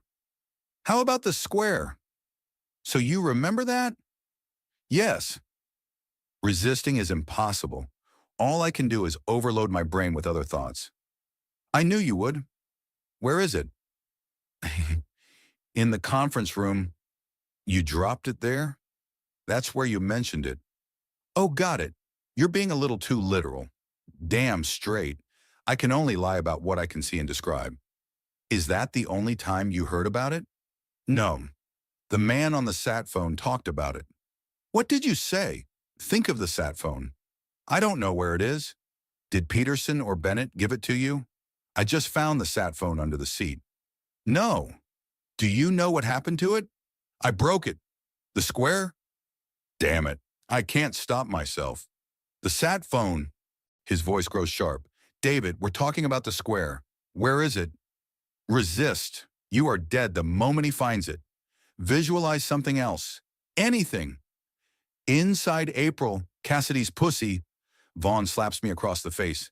You motherfucker. My cheek stings from the slap, and I feel a little more alert. Let me guess. Did your little astronaut training help you resist that? You think you're really fucking clever, don't you? Let me show you how clever I can be. He starts unbuckling the belts across my chest and rips the IVs out of my arms. Cardwell, he shouts to the door. Get Stilton and Hayes in here. We're taking this little asshole for a ride. Light bursts into the room as the two armored men come in and grab me by my arms and drag me off the table. For the first time, I realize I'm just wearing a hospital gown. I try to resist by dragging my feet, but I barely have enough muscular control to support myself, let alone fight off two trained men who spend all day moving uncooperative prisoners. They drag me down a set of steps and out of the room, which was just another box in the small city of portable trailers in the hangar. It's fully lit with people going about their business, walking back and forth like it's a Costco. I'm slid past an open window, my ass bare to all the world, as a woman leans over a desk and points to a computer screen, as a man laughs and makes a note of what she said. Neither even bother to look my way. I'm a ghost to them, a non-person. It's goddamn casual Friday around here, and nobody seems to care that some half-naked man is being carried away against his will. Vaughn is a traitor, I try to say as loud as I can. He's a pace behind me, typing away on his phone. Let it out, pal. He's working for the Russians. Check his caller ID. Keep talking. Nobody cares. Cardwell holds open a door, and bright sunlight blinds me as I'm yanked through the threshold. The guards carry me across the tarmac and throw me on the ground. Maybe your astronaut training gave you some kind of resistance to that. I got other drugs, but time is really important. One more time. Where's the square? Dantooine, I reply. Dantooine? He looks at Cardwell. Where the fuck is that? The Outer Rim. What? It's a Star Wars thing. Jesus fucking Christ, you goddamn Star Wars nerds. Vaughn starts kicking me in the stomach. For fuck's sake. Every blow feels like a distant thunderclap, but each one also helps me wake up. Just lay limp, David. Don't let him know you're more alert than he thinks. Vaughn kneels down and squeezes my chin, tilting my face towards his. Anything? My stomach hurts. Guess what, asshole? That's going to be the least of your worries as I put you through my own astronaut training. Load him on the chopper. The rough asphalt scrapes my bare legs as they drag me across the landing pad to a Blackhawk powering up. Chapter 46, Airdrop. As we ascend into the air, one of Vaughn's men puts a black hood over my head. My hands and legs are still free, and I get the sense that this isn't done to keep our destination a secret as much as a surprise. His masked goons grasp me by the shoulders with my back towards the open door. The wind is really, really cold as it blows through my open gown. We fly for about 20 minutes, then Vaughn calls to the pilot to hover. David, where is the square? He shouts over the sound of the rotors. My head is clear and I don't need to visualize anything to help me lie. I don't know. Right now my motivation is pure self-preservation. Let me talk to your boss. You're in no position to be asking for anything. Last chance. Where's the square? Do they know you're working for the Rue? I'm caught off guard by a kick to my chest. I fall backwards and out the door. Holy sh... Oomp! My shoulders hit the ground and all the wind is knocked out of me. That had to be about 5 feet. I feel the downwash of the rotors and pull the hood off. It blows away in the wind. I start to pick myself up to make a feeble run for it, but the helicopter lowers and the guards jump out and pull me back in. Where's the hood? Asks Vaughn. He threw it away. Want me to go get it? Replies one of the masked men. Nah, I want him to see this. David, that was barely off the ground. Let's try 10 feet. How does that sound? Fuck you. I can take this all the way up to 15,000 feet if you like. 19,000, I reply. What? The service ceiling is officially 19,000, but you can probably go another 2,000. I sound cocky, but I'm scared as hell. Good to know. Maybe we try that with you. I see the ground drop a few feet through the window on the other side. Well, he asks. I don't know. Fine. He stands up and braces himself between the seats and lets out another kick to my chest. Bam! I hit the ground and see stars. Man, this is hard Texas dirt and doesn't give very much. The helicopter begins to descend. I try to get up, but I can barely feel my feet. As I try to pull myself away, my right hand touches a sharp rock. Thank God I didn't land on that. I pull my fist into my body as the men retrieve me. Okay. Vaughn puts his face right in mine. We're going to 15 feet. There's a 50-50 chance you'll break something. My money is that you won't. At 20, it's a guarantee. 30 and you'll never walk again, and you'll tell me anything I want to know as you beg me for another spoonful of applesauce. What do you say I just save you the trouble? I don't know. Maybe they left it on the station? Vaughn shakes his head. You're a shitty liar. He begins to lean back to kick again. I try to swing the rock in my hand at his face, but the guard on my right grabs my wrist. Vaughn pries it from my fingers and waves it under my nose. What the hell is this, David? Did you think you were going to hit me and spill my brains? He smashes it against my mouth. Open! I don't move. I said, open your goddamn mouth. He nods to his men. They let go of my arms, grab my head, and shove their gloved fingers into my lips to pry open my jaws. Vaughn puts a foot into my balls, leaving his shoe in my crotch. He smacks my teeth with the rock. Open your mouth or I'm going to break every goddamn tooth in your head. Bang! I can see his eyes go wide behind his sunglasses as he tries to make sense of what happened. The two armored guards start looking around for the source of the noise. Bang! Bang! Before they can figure out what just happened, I shoot them both in the stomach with Vaughn's ankle pistol. The pilot is starting to set us on the ground. I climb over a screaming Vaughn and put my gun to the back of the pilot's head. Get them and get the fuck out. I can't leave this aircraft. He raises his hands off the controls in protest. I put the pistol near his helmet and fire, shooting a hole through the window inches away. Get the fuck out and take those assholes with you. He slides out of the cockpit and runs around to the side door. I keep my gun aimed at him in case he tries to pull a sidearm. He drags Vaughn and the other two men to the ground, then raises his hands above his head. I realize I'm still wearing the hospital gown. Give me your clothes and your helmet. Kick their weapons away, then give me whatever cash they have. Out of misplaced pity, I throw bullet wound bandages to him, basically tampons, from the first aid kit as he drags the men to the front of the chopper. I make him keep his hands in the air as I familiarize myself with the controls. I've flown helicopters in simulations of the Black Hawk UH-60, but never the actual thing. This is going to be one hell of a ride. I finally grab the stick and gradually take to the air. The pilot sees my wobbly ascent and quickly ducks down out of the way to avoid decapitation. Once I'm airborne, I get a compass reading and try to figure out what the hell I'm supposed to do next. Chapter 47. Insider Vaughn isn't even his name. I realize this as I hand the girl at the rental car desk his driver's license and credit card. Both the ID and the black Amex say Sean Flagler. I almost don't feel like the worst person in the world for leaving him and his cronies bleeding out in the middle of the desert. Almost. Yeah, it was a matter of survival, but hell, I still feel awful. I was minutes away from a broken neck no matter what I said. Yet I can't just get rid of this guilt. Maybe that's why guys like him are good at his job and guys like me aren't.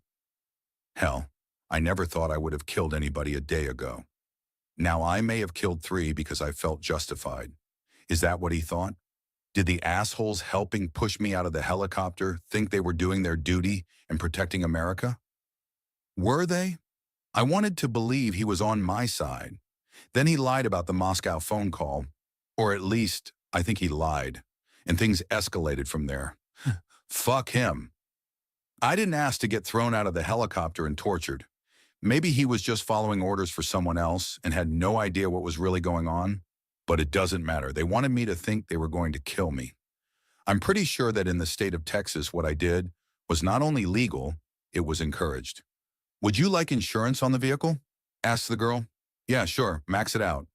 She goes back to her keyboard and starts typing away. I figure I've got another hour or so before Vaughn Flagler's card is no longer good, and trying to use it will result in the Texas Rangers showing up. I chose Easy Car because of their immaculate spelling and the fact that their cars are several years old and not likely to have any tracking transponders inside of them. Thank you, Mr. Flagler, the girl says sweetly as she hands me my keys. I drive my nondescript Toyota Camry across the street to a Walmart to get groceries while Vaughn's card is still good. In the hardware section, I pick up some random tools with no idea if I'll need any of them. Better safe than sorry. After I load up my car in the parking lot, I swap license plates with another Camry so I can get a little off the grid. I'll need to do this again when I'm further away to keep covering my tracks. Although I landed the helicopter in an empty lot on the far side of a shopping mall, and none of the passing cars seemed to be all that interested, I can only count on that lasting for so long. Vaughn's people have to know something is up, and an abandoned Black Hawk helicopter sitting in the middle of El Paso isn't very discreet. My only hope is that the lines of communication between his quasi-legal black site operation and the local authorities aren't exactly streamlined. Before leaving here for good, I stop at an Arby's drive-thru, load up on sandwiches, then take the 10 East towards Austin. While I bite into soothing mouthfuls of roast beef, I consider my predicament. I'm in a classic nowhere to go, nobody to trust situation. Considering the last U.S. government employee I dealt with tried to break my spine, presumably on the orders of his Russian masters, I'm a little distrustful of going to the cops. Vaughn may be out of commission, but I don't know if he was acting alone. Capricorn said a highly placed intelligence official was working with the Russians. Vaughn seemed more like the operations guy working with somebody sitting in an office in D.C. That means that there could be more people out there like him. I really can't trust anyone, and I can't stay on the run forever. If Capricorn never reaches out to me again, I'm screwed. I need another option. Who do I trust? Lots of people. Who can help me? None of them. My parents would just tell me to turn myself in and try to convince me that the government has my best interests in mind. I can imagine what it would be like trying to explain to my father what just happened with the helicopter drop falls. Did you maybe fall out and misunderstand what happened? Could they have been trying to help you? I love my parents, but they're a no-go. I just don't know any powerful, influential people. My boss, Vin Amin, the CEO of iCosmos, is connected, but I can only guess what kind of clusterfuck he's trying to deal with right now. He probably wants me dead more than anybody else. So Vin is a no-go. That leaves nobody. I'm screwed. Stop that, David. Focus. Who would want to help you? Who is connected to this? Peterson and Bennett's families probably hate me. They think I murdered them. If only I could tell them, wait, Bennett's son Tyler is a U.S. senator. He and his husband have a home in Austin. I remember Bennett talking about spending Christmas there with his grandkids. I've met Tyler a couple times. Nice enough guy. He's got a bit of a libertarian streak and not the type I think would go for the black ops bullshit that Vaughn was pulling. At least I don't think he would. He once did a 48-hour filibuster against the overreach of government surveillance. If I could reach out to him, maybe he could help me sort things out. Yeah, if only I could explain to him what was really going on. I have to give it a shot. The worst that could happen is that we have a very awkward and short conversation. Will that and the spooks track my phone call and blow me up with an airborne drone before I hang up? But other than that, I buy a burner phone at a gas station using cash I stole from the men on the helicopter. I avoid using Vaughn's credit card so it can't trace back to the number. After a few more miles, I pull over to a truck stop and take the phone out of the package. Too nervous to sit still, I step outside the car and onto a sidewalk away from the road. Thankfully, as a government representative, Tyler Bennett's office number is pretty easy to find. An older woman answers, "Senator Bennett's office. How may I direct your call?" I really didn't have a plan for this situation. Hello? I would like to speak with the senator. I'm sorry, he's not taking any calls right now. Would you like to leave a message for one of his assistants? Think of a lie, David. Yeah, well, I'm calling from iCosmos. We found a note from his father addressed to Tyler. There's a long pause. Hold on 1 second. A moment later, Tyler answers the phone. This better not be a joke. It's not, Senator. This is David Dixon. His voice explodes in my ear. All right, asshole. You got a lot of fucking nerve calling me. Tyler, it's me. Remember when... Even if it was you, you're the last person I'd ever want to talk to. Wait, I can explain, I protest. Next time you call this number, I'm having the call traced. You fucking murderer. Oh, Christ, and I didn't... Wait, don't hang up. Click. Shit. Shit. Shit. My one goddamn lifeline in all this just threatened to call the cops on me. I collapse on the curb, my head in my hands. For the first time, I begin to feel suicidal. There is no end to this nightmare. I should have let Vaughn push me out. I should have burned up in the atmosphere. It should have been me that died and not Peterson and Bennett. I'm so lost in my thoughts, it takes me a while to realize the phone is ringing in my hand. It could be Vaughn, all patched up, or one of his cronies. I don't care. Come get me. I'll tell you anything. Yeah, I say weakly. David, it's Tyler. His voice is calm and not the tornado of rage that he was a minute ago. There's not much time to explain. You need to get another phone and call me at the number I'm about to give you. They're listening to everything. I didn't kill your father, I say, my voice distant. I know that, David. He takes a long breath. I did. Chapter 48. Dead Drop. Tyler tells me when and how to call him back, then hangs up before I can ask him what the hell is going on. What does he mean that he killed his father? So far, he's the only person who seems to understand anything, and he just cut me off. I run inside the gas station, nearly causing a panic. I'm about to cut in line as some hayseed takes his time buying his cigarettes and scratch-off lottery tickets. I want to blurt out that he doesn't have to die an early death and also be bad at math, but I bite my tongue. Finally, the elderly clerk sells me a phone, trying to figure out what all the fuss is about. I take a deep breath, trying to stop attracting too much attention to myself. My goddamn face is on the news rack 5 feet away. Man, I suck at this kind of thing.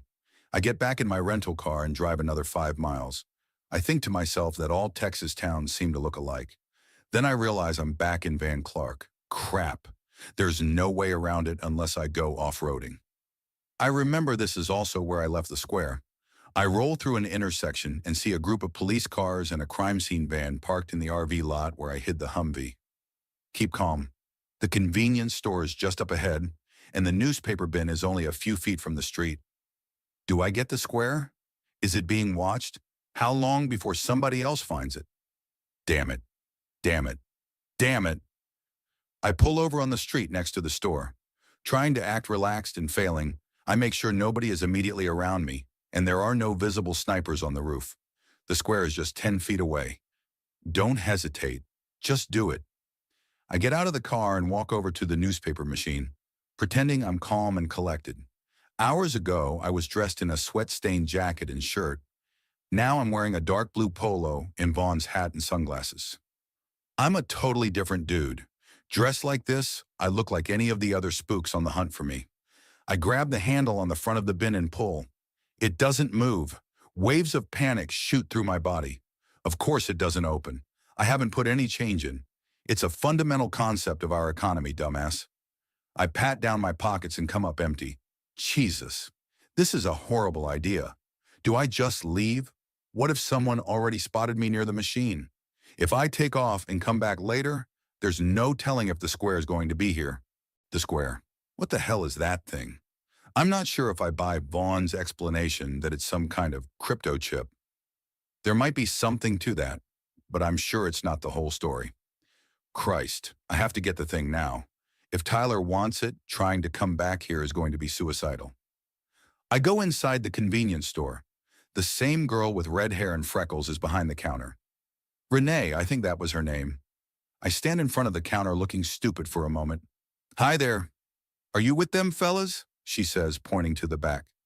2 men dressed in FBI jackets are standing by the door to a small office with a monitor playing security camera footage. Keep fucking calm. I'm with a different agency.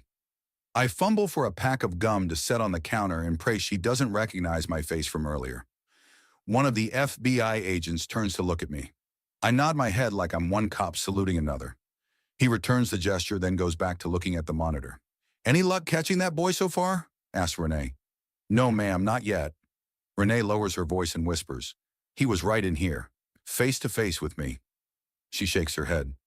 To think that just an hour earlier he'd murdered those poor Mexicans. My lips start to move, but I stop myself from saying, "Murdered? Fucking Vaughn. What did they do? Shoot the Mexican army unit?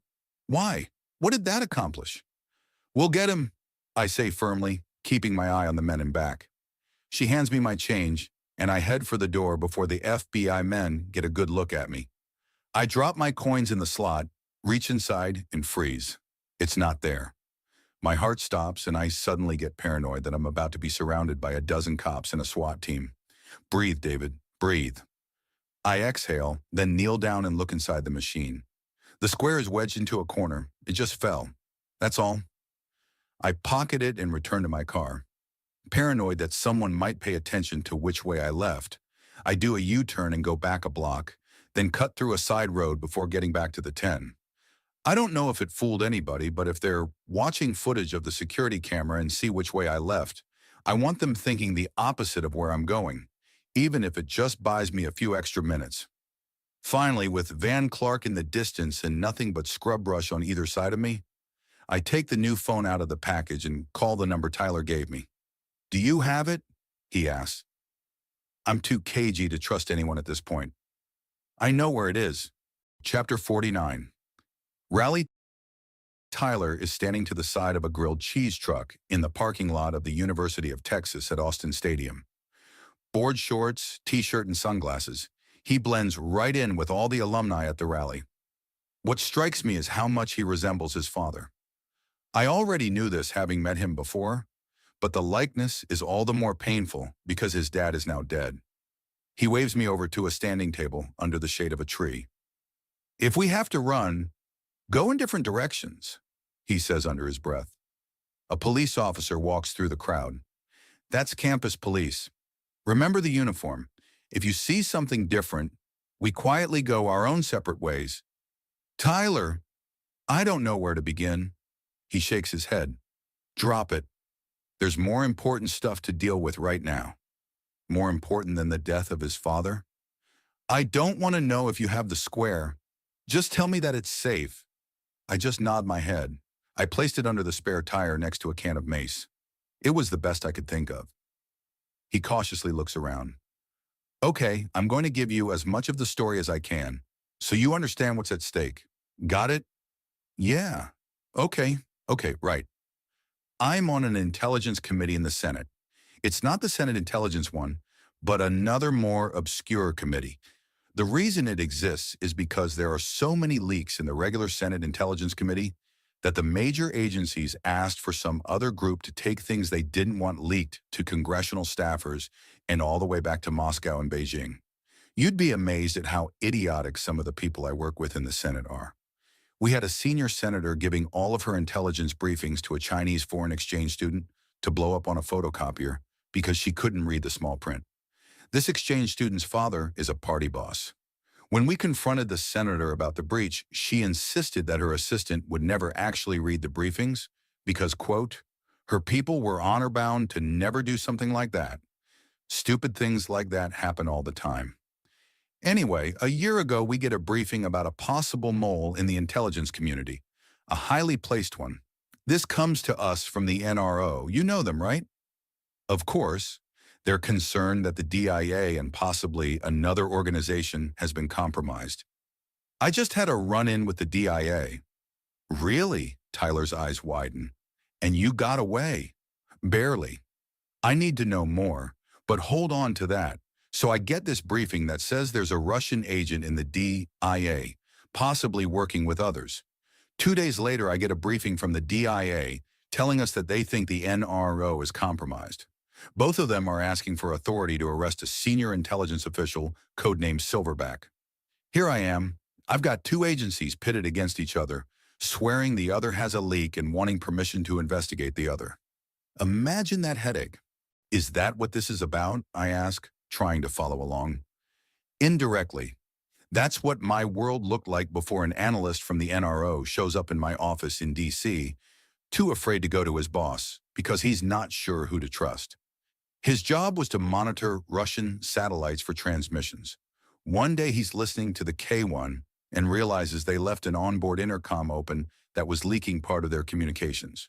Short range, but we've got some very good tricks for picking that kind of thing up we modified from naval intelligence. You bounce a laser off the surface and pick the voices out of the vibrations, I reply. Yeah? How did you know? A friend in college worked on that for her master's. Sorry, didn't mean to interrupt you. It's okay. Anyway, this NRO analyst shows me the transcript of what's being said. Long story short, the senior commanders of the space station were having a secret conversation away from the other crew about a special payload being sent to them from Roscosmos. What is it? That's the million-dollar question. The square is the answer. We know what we think it is, but we aren't positive. The analyst was concerned because if he was right and Silverback was real, this would have huge repercussions. The moment word leaked about it, we'd be in a worst-case scenario. And what's that? Right now, there's a power struggle in Moscow. If the current president gets re-elected, he's going to consolidate his power and remove any opposition. His biggest nemesis is Valentin Zhirov, head of the Russian Space Agency. Correct. Do you know what he did before that? He was Colonel General of the Russian Air Force. I got a report about an audit that was done after he left. 5 nuclear warheads went missing. The Russians won't even acknowledge this audit took place. I feel my stomach tightening as everything comes together. Wait, is that what this is about? Yes, essentially. I asked Peterson and my father to risk their lives to find out if it was true. If there was a nuclear weapon on board the K1, Tyler stops acting casual and stares at me. Correct. A weapon the Russian government doesn't even know about. Why would he put it there? At first we thought it was some kind of bargaining chip. Then we started getting scattered intelligence about something called the Black Curtain.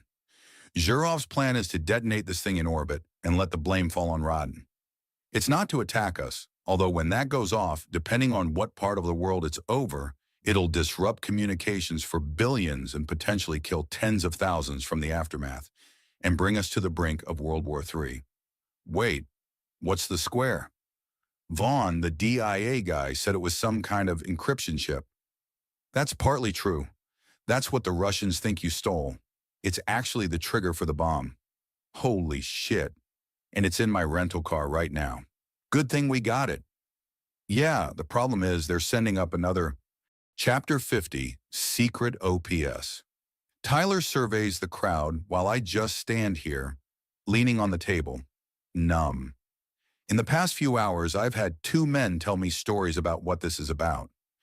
While Vaughn was working hard to convince me and put me at ease, Tyler just scared the shit out of me.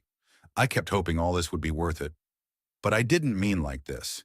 A nuclear weapon in low Earth orbit would be more than a pretty light show. It would destroy half the satellites in space and send thousands of airplanes dropping from the sky.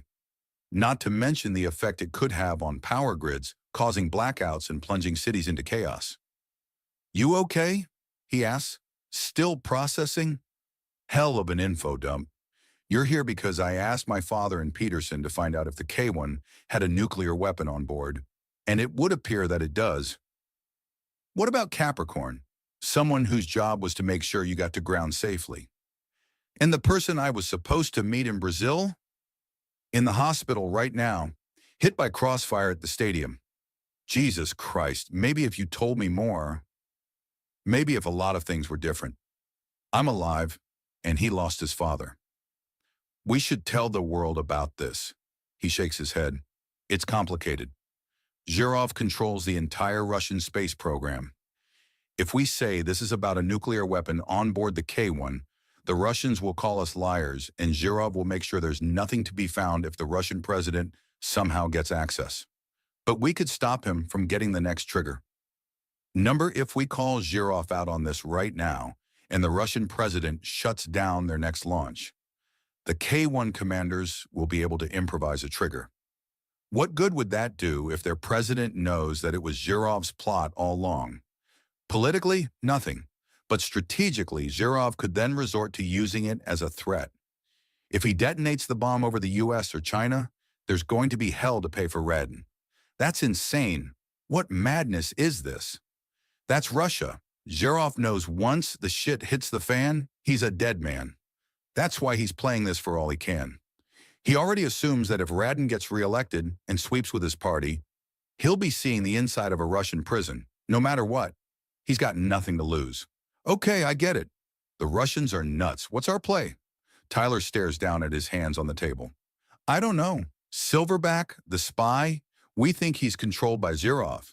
And to be honest, there are people in our government who would be okay with this playing out if the detonation happens over a part of the world that doesn't speak English. China, a Russian EMP could set back their industrial base a few years, at least their telecommunications. While that might be bad for iPhone factories, plenty of people in the Pentagon wouldn't cry over that. It could also start a war. Yes, but the aggrieved party would be severely handicapped. And the moment that bomb goes off, Zhurov or one of his pals will storm into Radin's office, place him under arrest, and make peace with the rest of the world before the shooting starts. Christ, how do we fix this? We're not totally alone. Peterson and my father had some help. I've got a trusted contact in the NRO, a few in the CIA, and even a couple friendly Russians. Can I give you the square so at least I'm out of the picture? The moment I take possession of that, they could come get me. You're a senator, with a husband and kids. Right now there's a black SUV parked at the end of my block. It's been there since the moment you guys docked at the K1 before Dad. His voice falters for a moment. I contacted the Secret Service about it, and they tell me that they have no idea who it is, but they have government plates. You're being spied on? I figure that I'm about to be served any moment with a warrant accusing me of espionage. It'll be bullshit. The DIA or somebody else will say I gave secrets to some ex-lover. Chances are they've already paid one off. My name won't mean anything. I nervously look around, afraid that he may have brought more trouble to me. Relax, I've got some friends with local law enforcement. There's a perimeter here. These guys kill cops. I know, that's why I have to ask you to take it a little further. I'm a wanted man. I might not be the best courier. Why not ask one of your cop friends?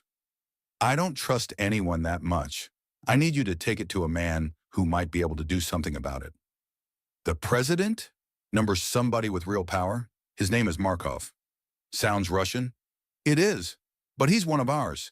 He defected in the 70s. Since then, he's been one of the most sought-after analysts in the intelligence community. He's also probably one of the smartest people on the planet. And you trust him? If Markov wanted to take over the world, I'd defect to his side. When he came over to us, the Soviets put his family on a train and sent them off to Siberia to use as a bargaining chip. They died of cholera a month later in a gulag. The Russians fucked up big time on that one. They turned a mildly motivated defector into their worst enemy. Legend has it after the Berlin Wall came down, Gorbachev called up Markov and said, "You win. And you need me to bring the square to him? This is a game I don't know how to play. I'm not sure anybody does. Markov is the only one who stands a chance." What the hell? What was your plan? Your dad is dead. So is Peterson. How did you see this playing out? He stares at me for a moment without blinking. Dixon, go fuck yourself. My dad is dead because he believed in things more important than himself. We didn't have a plan. We had an opportunity we had to take. Dad knew it. Peterson knew it. If we waited, a lot more people were going to die. And they may still. I know this has been a rough. Rough? You act like this is a fucking road trip. Well, you may see the end of this and live. Dad won't. Peterson won't. Christ. Don't lay that guilt on me. I didn't ask for this. I wasn't even supposed to be on that rocket. People turn to look at us as my voice rises. Tyler keeps his low. Number, you weren't. Robbie was. This should have been his problem, I say exasperated. It was going to be, until Dad changed his mind. Wait, what? Robbie was in on it, but Dad decided he didn't have what it took to see things through if it went to hell. He called me up and told me he was going to have Robbie back out so you could fly. Dad thought that even though you weren't military, you'd be the man to count on. I shake my head. Well, he chose wrong on that one. Are you kidding? He stares me in the eye. Are you seriously kidding me, David? Dad said you were the best pilot he ever met. Dad said you were the quickest thinker in a fix he ever met. Dad thought so much of you. Holy shit, I wanted to be you. I never knew. This was a very different side of Bennett than the one I worked with. Of course not. The man could have given stone-faced lessons to the Sphinx. You're more like Dad than you realize, and you're the only person I trust to get it to Markov. Can't he come to me? He's older than Yoda. Fuck. I groan. I'm in this too deep. I get it. Fine. Where does he live? Well, there's that. It was a condition of his defection. He wanted someplace secure, but not on government property. It's a private community inside Disney World. Seriously. Seriously. Chapter 51. Detour. The drive to Florida has made me complacent. I stayed at the speed limit, did my best to blend in, and made sure to take my naps in places far enough away from the gas stations and rest stops where I assumed the police would be looking for someone on the run. In case of an emergency, I had Vaughn, aka Flagler's driver's license, which sort of, could pass for me at a midnight stop. There's no way I'd get through airport security or something more thorough with it. Between what I stole from Vaughn and his men, there was over $2,000 in cash. I have no idea what they needed that for, other than throwing at strippers in Vegas after a hard day dropping suspected terrorists out of helicopters. When I had to go into a convenience store to use the bathroom, I made sure to get in and out pretty quickly so nobody could compare my face to the guy on the news. Blending in isn't too difficult if you wear the Southern regular guy uniform of khaki shorts, baseball cap, and fisherman sunglasses with a strap running around the back. I also changed my license plate in a movie theater parking lot when I got into Louisiana and again in Florida. This time I didn't put my stolen plate on another car. That would establish my trail. Instead, I stole 2 plates, swapped one, and kept the other. The person whose plate is on my car will probably never realize theirs has been stolen because I put some other poor schmo's plate on their car. All of this is great and all, but maybe for naught.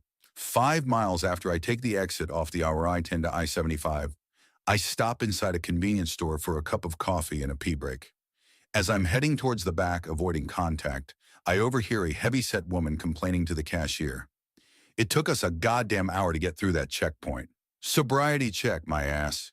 It's all about that asshole on the news. No, the other Virginia Slims. Checkpoint? I watch as she waddles out to her car and leaves the gas station going northbound. Is there one going north? A mustached man in a slightly beat-up t-shirt asks the cashier. I follow all of this with great interest.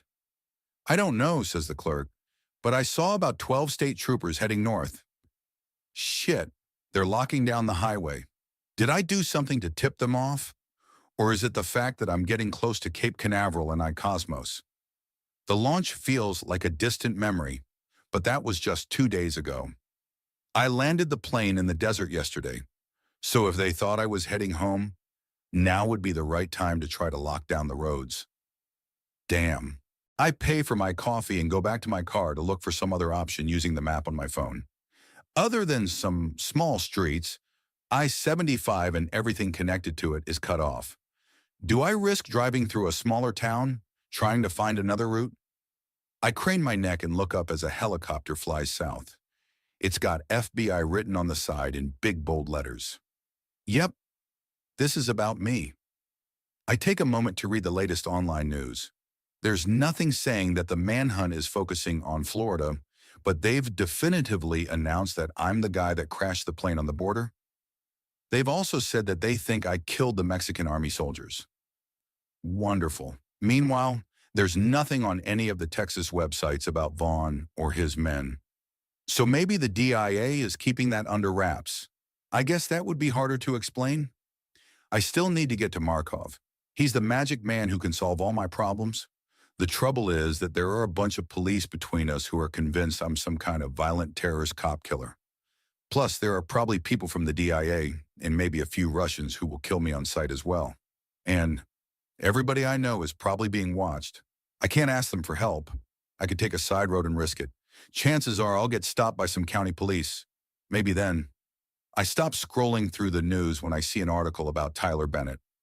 Breaking, U.S. Senator Tyler Bennett reportedly killed in domestic disturbance. Fuck, I feel my lungs seize up. They killed him. They goddamn killed him. Tyler was worried that they would serve him with some kind of warrant. Instead, they shot him and made it look like an ex-lover did it. It's a sloppy way to silence him, but they're not worried about the long term. They needed to stop him now. And they did. Christ. Focus, David. You need to get to Markov. If you don't, you'll get killed too. It doesn't matter if the state or local police stop you, Silverback. Whoever the hell he is will find you and kill you. All that matters is getting to Markov. I need help. Who do I know that they don't know I know? I'm drawing blanks. Okay, who do I know that has as much interest in this as I do? Still nothing. I fumble with my phone as I try to think of someone, anyone I could go to. The third item down on Google News catches my eye. Why do some bloggers insist astronaut David Dixon is being framed? What the? I read the Wired post twice. The short answer is that some space enthusiasts claim they overheard Russian chatter that contradicts what happened and uploaded it to the internet. But then intelligence officials debunked the YouTube video of the audio as a hoax. One name stands out in the article, Lainey Washburn. Where do I know her from? Of course, the Glitter Menace. I do a search and realize she only lives 8 miles away. Can I trust her? Do I have a choice? Chapter 52. Menace. I'm not sure where I expected the Glitter Menace to live, but a trailer park, admittedly a well-kept one, wasn't in the equation. Blue Water Cove is 8 streets of double wides with tiny yards. It's the kind of place retirees in the snowbound North dream about moving to. It's modest, but defies the stereotypical description my elitist friends tend to have about who lives in these homes. The yards are filled with gnomes, flamingos, and painted plywood caricatures of grandmothers tending to vegetable patches and cartoony animals. Lainey Washburn's address is towards the back. When I get there, the driveway is empty. It's already dusk, so I feel comfortable enough to sneak around the side and peek in the windows. I'm afraid to knock on the door and find out her boyfriend is a policeman getting ready to go on duty. Through an open window in the back, I spot a room full of race car posters. The next window reveals a room with pictures of planets and spacecraft. There's a desk in the corner with an old MacBook covered in glitter. A pair of crutches lays against the wall next to the chair. This is where the tyrant blogger who helped kill 250 million in government pork sleeps? The disconnect takes a moment to sink in. There's a flash of headlights in the grass as a car drives down the street. I take a peek around the corner as a van pulls into the driveway. Lainey is behind the wheel with 2 boys, maybe 8 and 10, jumping around. There seems to be some kind of argument. She opens the door and puts her crutches on the ground. Dressed in a hoodie and jeans, there's less flash than I saw at the press conference. She looks like a graduate student ready to pull an all-nighter in the library. The boys pile out, ignoring her, and head for the porch. No video games until your homework is done, she says, trying to keep up. Whatever, says the youngest as he slams the door behind him, leaving Lainey outside. I watch as she hops up the porch and balances a crutch so she can open the door. Maybe now isn't the right time to approach her. I still don't know if I can trust her. I sure as hell know I can't trust those little jerks. I go back to the side of the window and wait, trying to keep to the shadows, hoping that I don't get arrested as a peeping Tom. The home is filled with yelling about picking things up and who said what to who. A light flicks on in the race car room, and the loud shrieks of a video game begin to emanate from a television as the little jerks start to play a game. A door slams and a light flicks on in Lainey's room. Through a reflection in the wall mirror, I see her lean against the wall and let the crutches fall away as she puts her head into her hands. She wipes her nose with her sleeve, then goes over to her computer. I think I'm starting to understand now. I watch her for a few minutes, trying to think of the right thing to say. I'd call her, but I don't have her number. Maybe there's another way. I open up the browser on my crappy phone and pull up Twitter. Using the account I created to talk to Capricorn, I reply her. Do you think Dixon is innocent? There's a bubble sound from her computer as the message goes through. A second later, I can hear her type a response. I think it looks suspicious. I type my reply. Follow my account. I have something to tell you. A few seconds later, she sends a direct message. This better be good. Would you help him if he asked for it? Probably. Would you listen to what he had to say and not call the cops? I do the right thing. You figure out what that means. I need your help. Who are you? David. Bullshit. Promise me you won't scream? Why? I take a deep breath, then type, look out your window. Lainey does a very slow motion turn. When she sees me, she lets out a scream anyway that echoes off the aluminum walls of the trailer park. Shut up, yells one of the boys from the next room. She sits there staring at me, eyes wide, not sure what to say. After collecting her thoughts, she asks, what happened to your hair? I had a Brazilian. I thought you weren't going to scream. I thought you were lying. She gets out of her chair and finds her way to the window and looks around the yard. Come on, get inside. She slides the window all the way open and pulls at my shoulder. Maybe I should use the front door. I don't want my brothers seeing you. They won't shut up about it. I pull myself over the ledge and land in a room decorated with unicorns and spaceships. How old are you? I say, picking myself up off the floor. She has me sit on her bed, then shuts the window and closes her blinds. 23. Oh, this. She looks around. Infantilization often goes hand in hand in dealing with a handicap. Oh, I'm not a virgin, she awkwardly volunteers. I wasn't asking. I was just worried if your parents were here. I'm sorry, that was weird of me. I just never thought I'd have an astronaut with an AFI of 8 say that to me. An AFI? Her face goes red. It's a thing space groupies came up with. I'm not one of them, but some of my friends are. AFI means Astronaut Fuckability Index. A 5 is solid, an 8 is exceptional. 11s are reserved for Neil Armstrong and Yuri Gagarin. Good luck with them. Elon Musk is a 10. She pauses. Bennett was a 9. So was Peterson. I'm sorry, this is horrible. She wipes away at her eye. What the hell happened? Why the hell are you here? I mean, what the hell? Chapter 53. Support crew. Lainey stares at me like I'm a ghost. I'm having serious second thoughts about coming here. As she sits under a shelf of model rockets and glass unicorns, I feel like I've just brought an innocent into something very dangerous. Peterson and Bennett are dead. So is Bennett's son, Tyler. This is a bad idea. I stand up. This was a mistake. Give me a head start if you're going to call the police. Sit down, she says, rising to her own feet. There's something about the complete conviction in her voice, despite the fact I can see her legs are about to betray her. There are some bad people who could be here any minute. She puts a hand on my shoulder. Sit down, I have a gun. She pauses. I mean, I'm not going to shoot you, but if they come... I fall back on the bed. This could be very bad. I nod to the room next door, where her brothers are loudly playing their game. Understood. Tell me what's going on and we'll figure it out. I give a nervous glance towards the window, trying to decide if I should run. I knew something weird was going on at the Korolev station, she says. How do you mean? Before you even docked with them, they have an open channel and a secure one. There has been almost nothing on the open one. They use it for talking to school kids and stuff. The place was on some kind of lockdown before you even got there. Yes. I don't know what I should tell her. I notice a tall bookcase in her corner filled with binders. I walk over and take one down and start flipping through. It's a schematic of the Soviet N-1 heavy launch system. Not just outlines, but detailed drawings. I take down another one. It's filled with specs of the X-20 Dinosaur, an Air Force space plane that never made it past testing. Are all of these rocket schematics? Communication systems, spacesuits. I have them all on my computer, but I like the physical copies best. And you've read them? Number, they're just there to impress guys. Yeah, dumbass. I've been collecting them since I was a kid. I couldn't decide if I wanted to fly them or build them. Why not both? I reply, sitting back down. Yeah, ... Her eyes drift off to the side. Peterson and Bennett? Are they really dead? The image of Peterson's dead body floating by the window is still in my mind. Yes. Lainey wipes at her eye. I'd talked to Peterson several times. Did you know that? She was always nice, And Bennett, oh my God, he's a legend. What it must have been like to have learned from him. He knew Armstrong and Musgrave. Bennett was something else.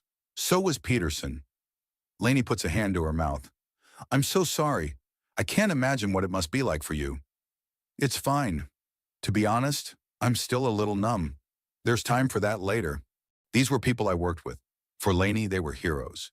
In some way, maybe she even feels more strongly. Peterson wasn't just some cool person she could fawn over. Peterson may have been a role model, a version of Lainey in a different universe. Lainey uses her wrist to wipe away a tear. Why are you here? Why aren't you calling the police? Because nothing makes sense. The Russians are lying, and I get the impression you had nobody to turn to. I nod. Pretty much. So what the hell is going on? I make a flash judgment to trust her. There's a nuclear weapon on board the Korolev. The head of the Russian Space Agency is planning to detonate it in order to stage a coup. Holy shit. Zhirov? Yeah, him. He's an asshole. You know that he's been trying to militarize their space agency into another army? I don't think Raiden is going to let that happen. She sits there for a moment processing everything. Why isn't our government doing something about it? Zhirov has a spy inside our intelligence community. They already had a rendition team torture me. Oh my God, I got away. I prefer to gloss over that episode. Anyway, apparently we're worried if it gets out, there's a nuke on the K-1, Zhirov will go ahead and pull the trigger.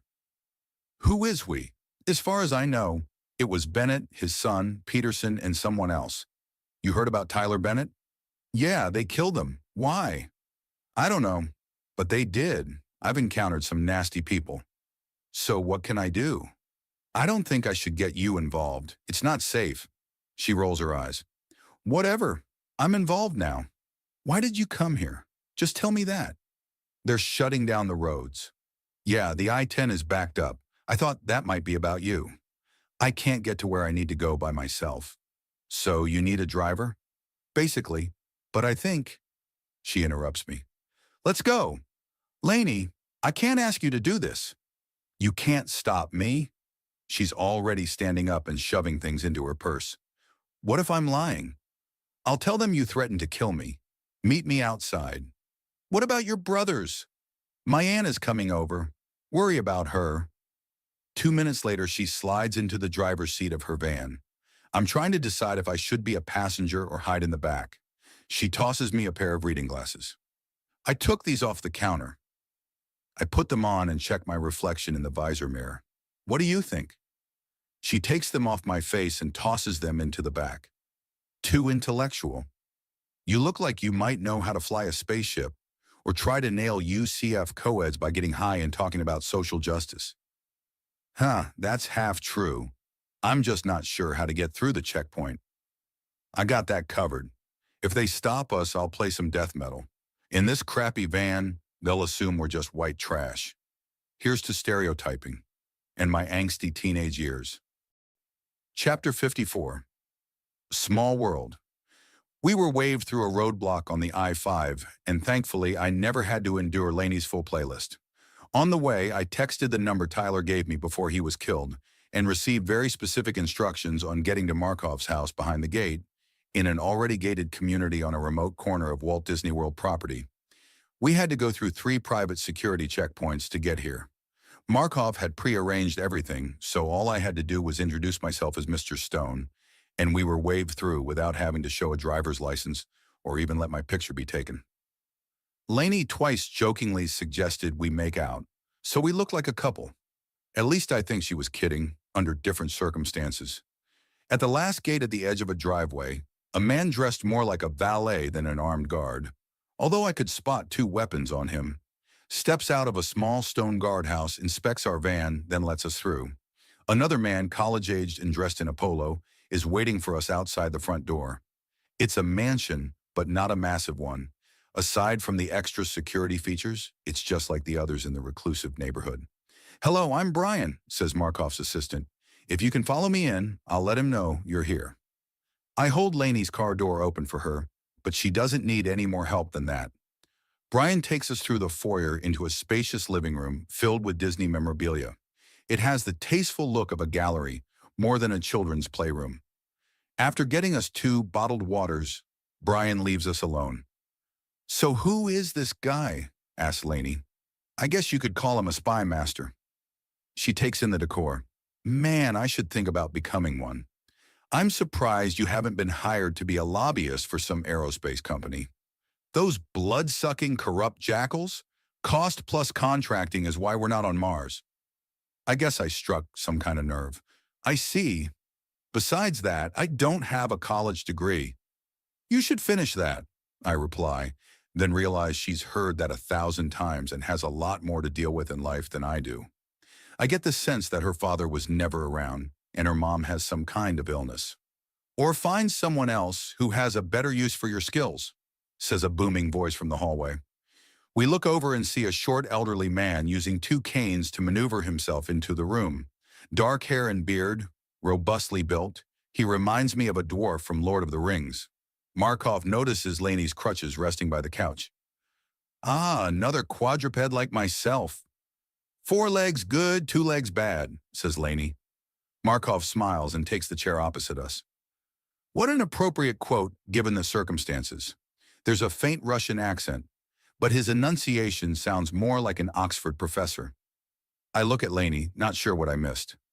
"Animal Farm," she says, by George Orwell, an outspoken critic of Russian politics. Markov raises a finger. Yet an ardent socialist himself, who had difficulty dealing with how the use of force to control one aspect of human behavior would inevitably lead to trying to control other aspects and ultimately lead to totalitarianism. He waves his observation away. "But we are not here to discuss politics of that nature. We're more concerned with the nuclear weapon 100 miles over our heads." 230, corrects Laney. "Yes, I should be more precise around you. I read some of your blog posts." "You did? When you were at the front gate. It would figure that the old spy master would have his tentacles everywhere." "So you're like a spy?" asks Laney. "I'm an old man. People sometimes ask questions, then promptly ignore. Usually for the better." "So you know the situation and what happened to Tyler and his father?" I ask. "Yes, tragic, very tragic." I take the black square and set it on the table. "Well, I brought this. Can you clear things up now?" "Mr. Dixon, I left the magic wand that does all that in my other jacket pocket. Things are very complicated." Yes, they are. But right now I've got a target on me and can't take a piss without worrying a Russian kill team or a renegade U.S. agent is going to murder me. And yet you find yourself in the delightful company of an attractive and intelligent young woman. I always thought that was a trope of action movies. I'm beginning to think there's some kind of pheromonal effect at work.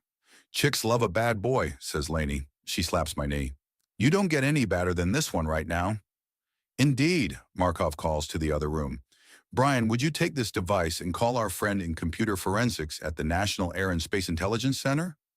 Markov's assistant materializes and picks the square up off the table. I feel a strange separation anxiety as he walks out of the room. Is that safe? With Brian? I should hope so. He's actually Lieutenant Brian on loan from the Office of Naval Intelligence. We need to make sure it is what you say it is. Why would I lie about that? Good question. But apparently you were in the custody of a renegade DIA agent for several hours. Anything is possible. I'm a cautious man. Living in Disney World. Markov smiles. They have the best non-invasive security in the world, and I'm quite fond of the place. When I was a boy, I used to watch Disney cartoons in a basement in Leningrad, afraid the KGB would bust in at any moment. When I saw a film reel of Walt Disney's Wonderful World of Color introducing Disneyland, you can imagine the effect it had on a boy living under a frozen tyranny. I've digressed. Mr. Dixon, I believe you. I just need to make sure the facts agree with my assessment. I've made that mistake too many times. Brian steps into the archway and nods to Markov. It checks. And there we go, says Markov. This little square our friends risked their lives to retrieve is what we are afraid it would be. And soon within days, the crew of the K-1 will have another, if they don't improvise before then. I heard there's a rocket already on the pad at Baikonur, says Laney. People thought they were doing a satellite launch in 3 weeks, but the schedule got moved up. Which is weird because I heard from a friend at Moscow Polytechnic they're still inspecting the telescope mirror for one of their payloads. Markov grins at her. It would seem your network is even more extensive than my own. Brian, would you check on that? There's a small smile of satisfaction on Laney's face. A lot of us space geeks like to talk. Russia has their share. China too. I bet. When this matter is settled, we should talk about your goals, Ms. Washburn. I interrupt them. After you two are done friending each other, can we talk about how we're going to clear my name? Mr. Dixon, in a period of time measured in hours or days, but less than weeks, nobody will care who you are. He points to a small cabana on the other side of the pool. There's a guest house with cable, high-speed internet, and a fully stocked kitchen. You're welcome to stay there until events have come to their conclusion. Meanwhile, the rest of us are trying to solve the larger problem. Do the rest of you have targets on their heads? Tyler did, as did Peterson and Bennett. And I don't know if you've checked the news in the last few hours, but the manhunt for you has moved to West Georgia, where a former Navy SEAL who matches your description has been breaking into cabins and going out of his way to be seen by authorities in order to lead the attention away from you. What is he talking about? I don't understand. If you're on the run, our nemesis, Giraffe, doesn't know that we have the square and are aware of what he's up to. Likewise, neither does Silverback. Silverback? Asked Laney. A mole within U.S. intelligence who has a number of people unwittingly working for him, says Markov. Yikes. Yikes, indeed. Markov's rebuke stings. Suddenly, I feel like a very petty man. Okay, I get it. What can I do? Right now, I need the two of you to tell me everything I need to know about rockets, space stations, and anything else I should know. That's a lot, says Laney. I'm a quick study. Just start, and I'll ask questions as we go along. Chapter 55. Strategy. Markov knows way more than he initially let on. As we paint the broad strokes about the current technical state of the space industry, he starts drilling down into specifics about craft, equipment, and who has what.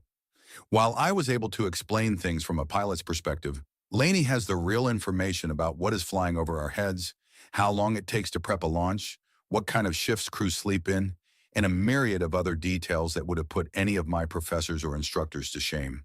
Twice she corrected me about engine capacities and the cubic volume of different craft.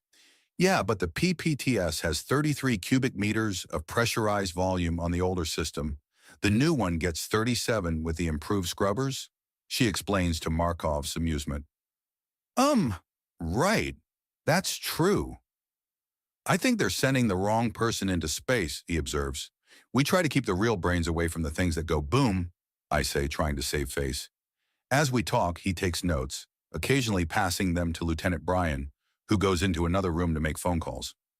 I'm not sure what Markov is thinking about, but he keeps asking questions about the layout of the K-1 and its telemetry system. It also has a laser, I point out. It does? Says Laney, surprised. I almost let out an aha at having some information she doesn't know. They tried to burn a hole in my space capsule. Thankfully, Capricorn had me turn my heat shield towards the station. So the Russians have a defensive system on board the K, one they can use at close range? He does some calculations on his pad.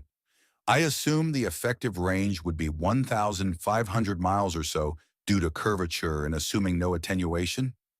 Yes, Laney and I say at the same time. This presents an interesting challenge. In a conventional situation, the solution would be to try to take out the K-1 using a high-velocity object and destroy it in orbit.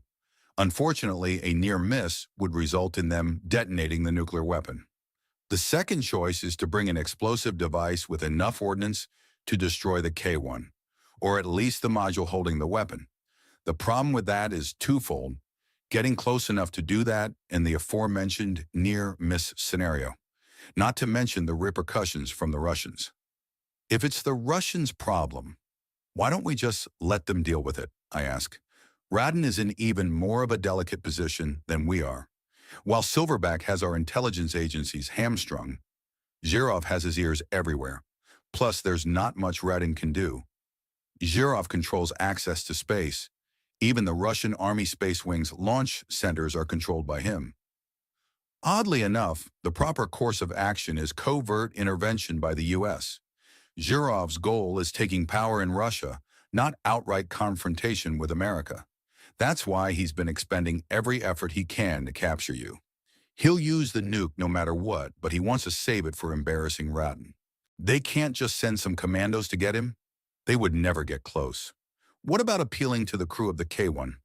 The two commanders are Zhirov's chosen men. They control access to the compartment that contains the weapon. Wait? Are you saying the other crew aren't in on this? He shakes his head.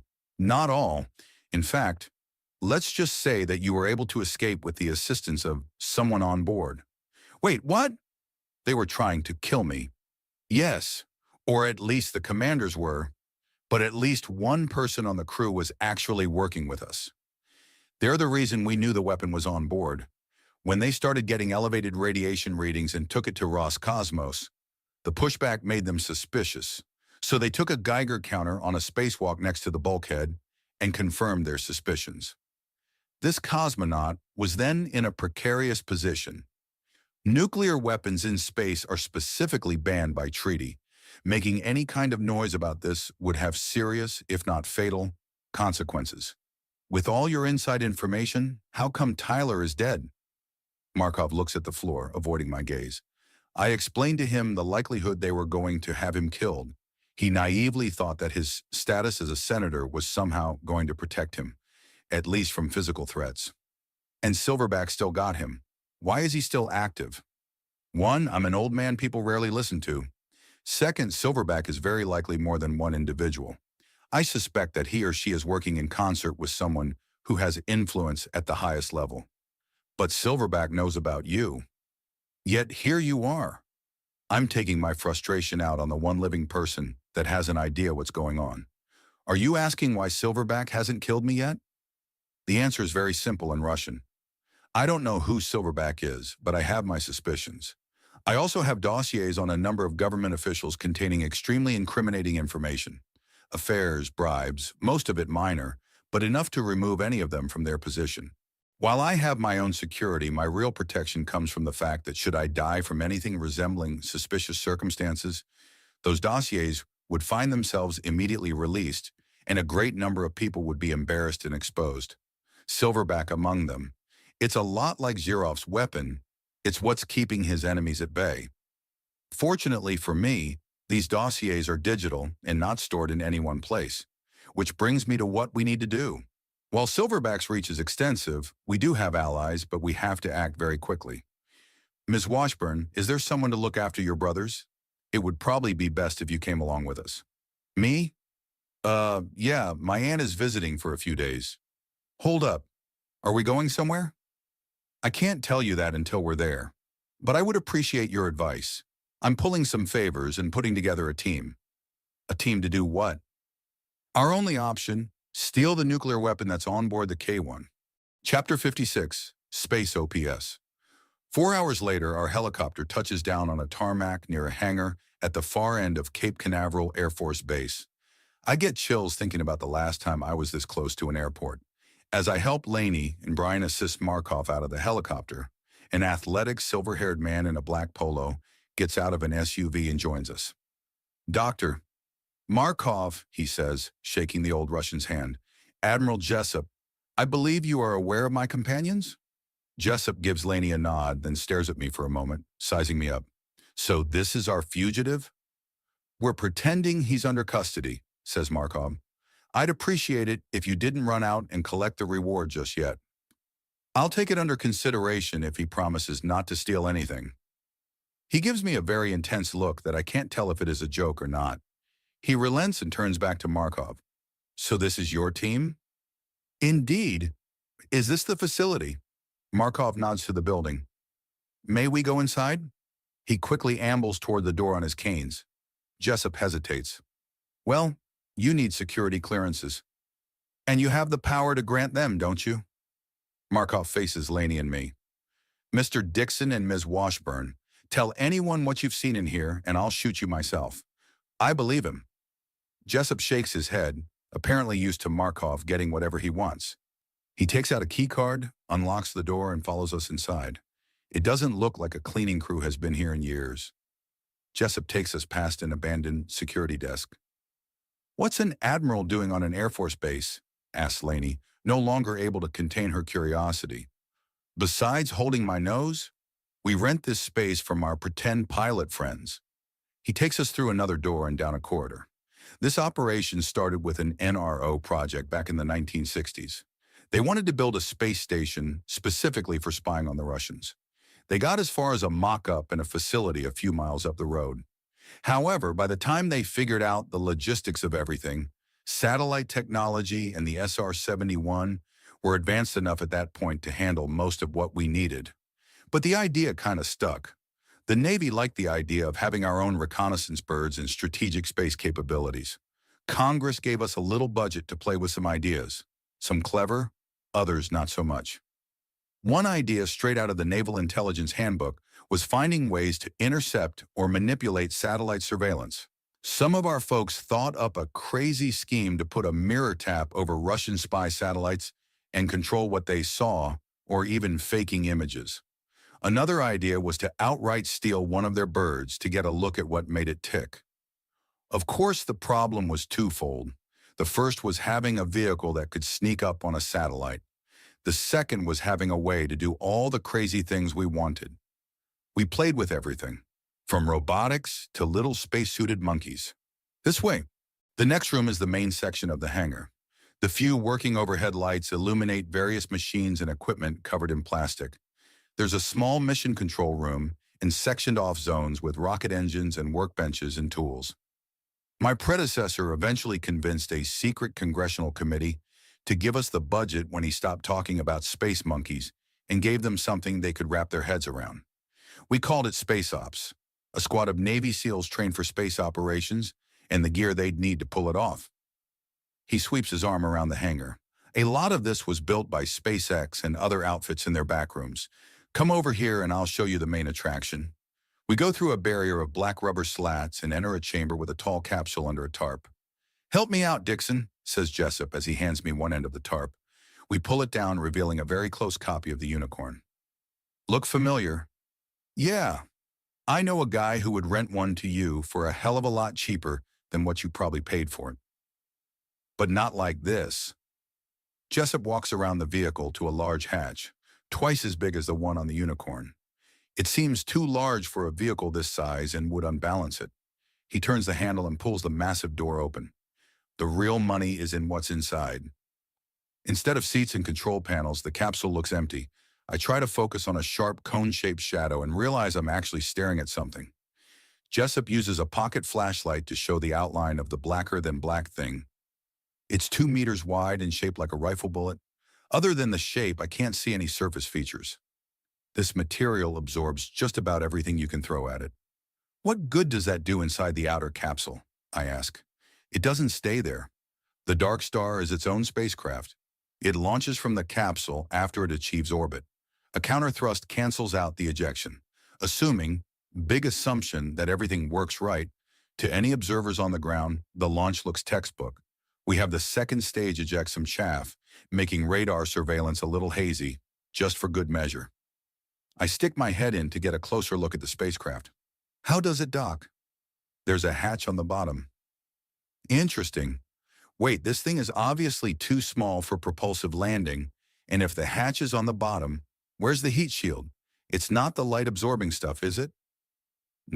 It's inside. Inside? How does that work?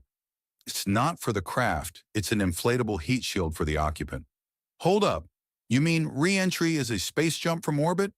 Yep. Jesus, your SEALs are even braver than I thought. That's never been done.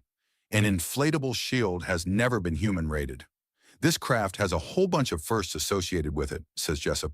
How many times have you sent this model up? He shakes his head. Never. Good luck on that. We turn around at the sound of footsteps. A stocky man with a buzz cut and impossibly straight posture is standing there. He looks like the man Captain America wants to be when he grows up. Jessup introduces him. This is Captain Prescott. He's the brave soul that has agreed to ride this thing, assuming we can get it on top of a rocket. AFI 10, Laney whispers to me. Prescott gives my hand a firm shake. Mr. Dixon, I understand you're going to tell me how to fly this thing? Me. I turn to Jessup. I don't know the first thing about it. Where are your technicians and the people who made this? Congress stopped funding 4 years ago. Right now, the entire support crew for space ops consists of the people in this hangar and a few volunteers making their way here. The captain is retired and volunteered for the mission. I size him up. Where did you do your astronaut training? Aside from playing Star Wars as a kid, it'll be here with you in the next few hours. Chapter 57. Crash Course. Prescott is smart, real smart. He's in Bennett and Peterson's league. Possessing all-around intelligence and athleticism, he could have been a physicist or pro quarterback. As Laney pours through the dusty manuals for the Dark Star, I give Prescott a crash course on space survival, starting with the suit. The space ops suits are based on the iCosmos ones, but are predictably all black, and the gloves and hands have built-in the electromagnets for adhering to the outside of a space station. Modern spacesuits are light years beyond the ones used just a decade ago, I explained to Prescott, more so than the pressure suits of the last century. Once you step inside, the onboard intelligent assistant will let you know if you're doing something stupid. I suspect that will be a constant thing. He grins. Yeah, try not to poke a hole in the suit or take your helmet off to get some fresh air. The more important thing is understanding what it means to work in zero gravity. I hold up the glove. I'm sure these magnets are a clever idea, but I'm not sure I would trust them my first time out. You don't want to reach for something and find out that you're drifting away from the space station? I think of the example Bennett gave me. Once you step outside your craft, you have to imagine that you're a mountain climber. You never take a break unless you're fastened down to something. You're under the constant threat of falling off that mountain.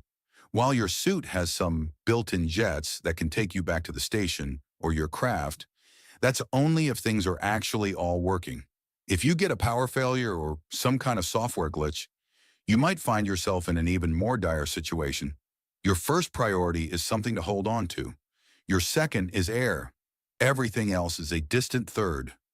Prescott picks up what I'm telling him fairly quickly, asking a few questions here and there, but never needing me to repeat anything.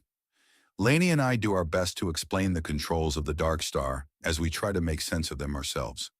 While we do this, Jessup and Markov work on their scheme to get this on-board an iCosmos flight without anyone knowing what's up, because iCosmos is able to rapidly recycle its rockets and maintains a packed launch manifest.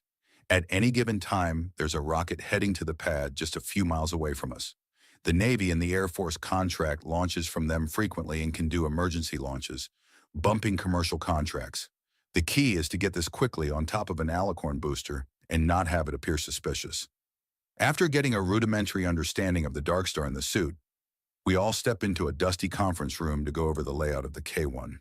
Laney fires up the projector and the familiar cross shape of the station fills the screen, giving me a moment of pause. I put what happened behind me and focus on explaining which module probably contains the nuclear device. I'd imagine that under the current situation, at least one of the commanders is inside that section at all times. But before you get to them, you have to gain access to the space station. I turn to Markov, who has been watching from the corner. Can we get any help from your friend on board? Yes, and our insider will let you in through the airlock they use for EVAs. They will use the excuse of checking an air sensor they've rigged to give a malfunction warning. After they've let you inside, you'll wait until they return to the main crew section. And should I abandon the Dark Star at this point? Asked Prescott. Is there an advantage to doing that? Markov asked me. I think it over for a moment. I know he means beyond providing Prescott with a way to return home. I get the chilly realization that the captain expects this to be a one-way trip. Number Prescott will need to be tethered to the Dark Star until he gets to the K-1. At that point, he can use a magnetic clamp to attach his tether to the K-1. With sufficient slack, it won't affect things, unless they do an orbital position change, which I don't expect. I think the most prudent thing is to not abandon the Dark Star. I see Laney watching me out of the corner of her eye. She's thinking of all the situations where having another craft so close to the K-1 could compromise the whole mission. But I think she also understands that neither of us want to send this man on a suicide mission. Well, more of a suicide mission than it already is. And once inside, how would you recommend I proceed to the secure module? Should I take off the suit? Asked Prescott. Good question. I was able to maneuver through the K1 with mine fairly well, but I'm sure it also cost me several seconds compared to how I would have moved in just my thermal. I guess that depends on whether you want maneuverability or body armor. I had mine on when I escaped the K1. Your goal is different. If it were me, I'd keep it on because some of those cosmonauts are built like gorillas. I can see Prescott weighing the matter over. I think I'll go without the suit. Translation, he's going to stealthily sneak through there and kill anybody who gets in his way. He's thinking offensive. I'm thinking defensive. I get an image of him crawling through the modules with blacked out face paint and a commando knife in his mouth ready to slice enemy throats. After going through the technical specifics, Jessup joins us to discuss the tactical details. We worked out a variety of different entry techniques, he explains. One is a knockout gas. The problem with that is each module has its own air handler and sensors that will shut the hatches if they detect a foreign substance. Sadly, before this project was closed down, we were working on a reactive agent that could spread through an entire facility, then change into an anesthetic. As far as weapons go, we have some gloves with stun guns built into the palms that will allow you to keep your hands free. I want to ask where these tools were when Bennett and Peterson were conducting their clandestine operation, but keep my mouth shut. Stun gloves are great, I reply, but how do we get the commander in the secure module to let Prescott inside? If they figured out how to hotwire the bomb, the moment he sees an American face poking his nose into the porthole, he's liable to trigger the device? We are hoping they have not improvised a trigger yet, says Markov, but in either event, we need a way to get Captain Prescott into the module. Prescott steeples his fingers and thinks it over. What if I kill the other commander and hold his head near the porthole? Asks Prescott. I'm about to laugh at the morbid joke, then realize he's serious. Jessup and Markov take it into consideration while Laney and I exchange quick glances. These are the stakes. Prescott's solution is ruthless, cold-blooded, and exactly the kind of tactic it takes to win. May I suggest a simpler way? Asks Laney. Chapter 58, Countdown. Why don't you just give the man an injection and knock him out, says Laney. Trust me, I'm not eager to kill anyone, replies Prescott. But that doesn't always work, and getting close enough to someone with a needle is tricky. Even with a combat syringe. I gloss over the fact that I'm not even sure I know what a combat syringe is supposed to be. Listen, I'm no pacifist, and these commanders are fully on board with the whole nuclear option. So sending them to heaven doesn't really bother me all that much. But there's another consideration here. How exactly would you plan on killing this cosmonaut so you can use him for your puppet show? A knife to the throat. It's kind of our specialty. Charming. To my knowledge, this has never been done in space before, but I have seen a video of what happened when an astronaut tried to slice open a bag of cranberry sauce for a Thanksgiving dinner. It could have been the outtake of a Quentin Tarantino murder scene. A human heart pumping gallons of blood through a gas jugular is going to be far worse. You have a point, says Prescott. Yes, and I still have a very vivid image in my head of Peterson leaving a trail of blood through the K1 right before she died before my eyes. What about strangulation? Asked Murder Machine Prescott. Yes, if you're not worried about the effect that will have on the commander's face. Bulging eyes and burst veins might be a tip-off that something is amiss. Mr. Dixon, I hope you understand this is not a game where we get a do-over. The stakes are far too high, says Markov. If the captain uses anything other than a non-lethal on the commander, and it fails to work, so does the mission. I get that. I'm not trying to take the pacifist approach. Hell, I put bullets in 3 men yesterday because I didn't see any other way out. As I say it, my words make the memory more intense. So you understand the need to use whatever means necessary? Asked Markov.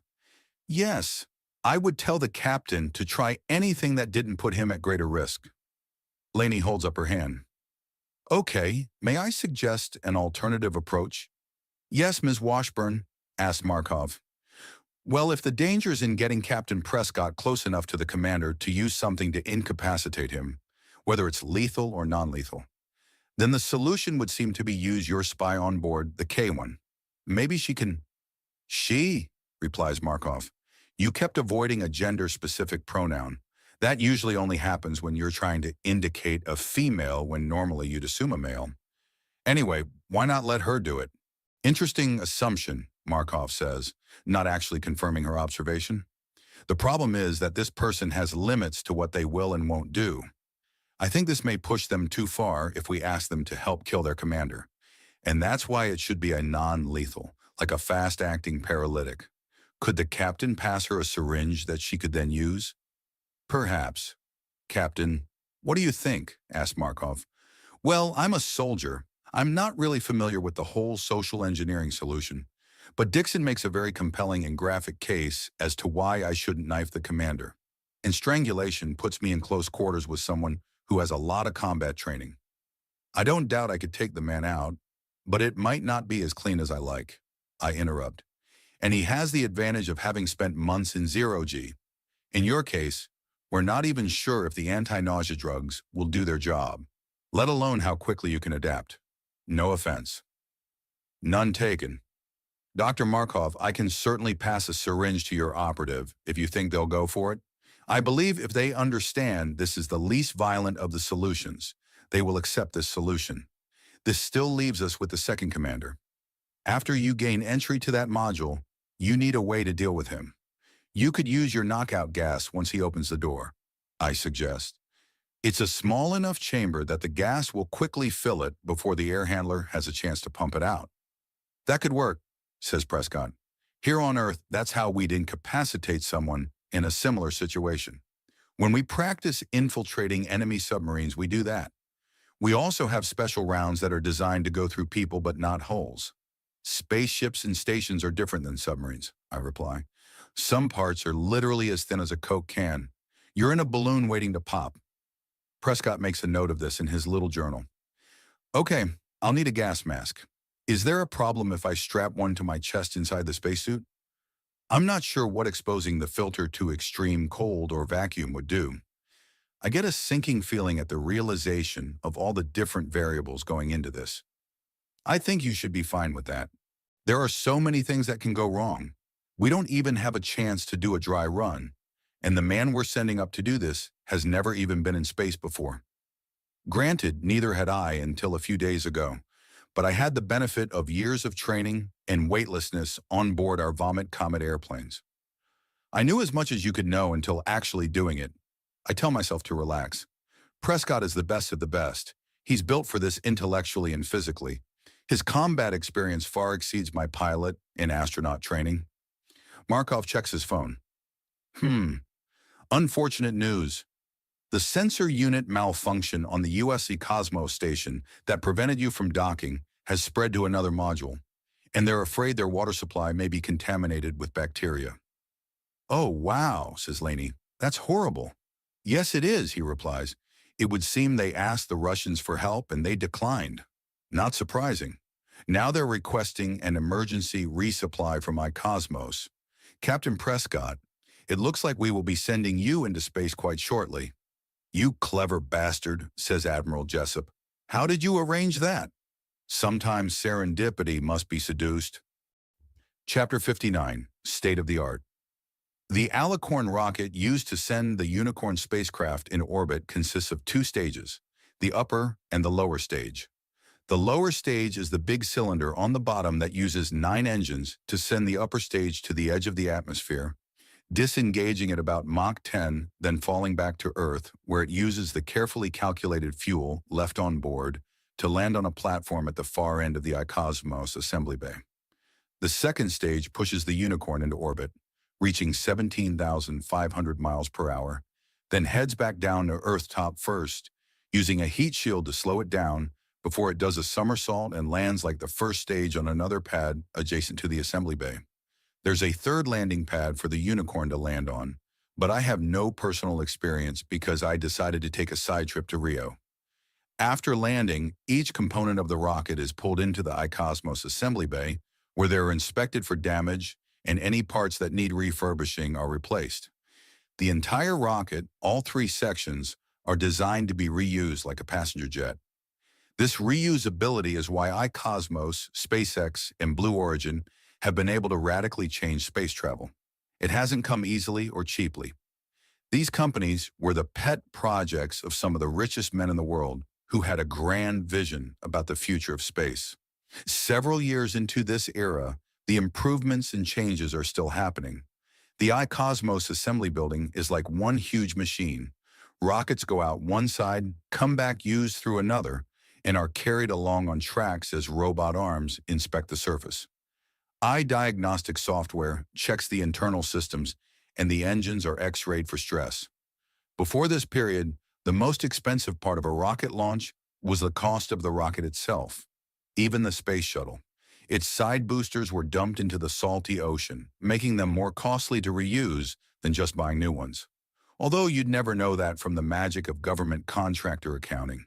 The main tank burned up on re-entry, and the shuttle itself had to have the engines rebuilt after every launch and the tiles resurfaced. All of this added up to $1 billion price tag per launch.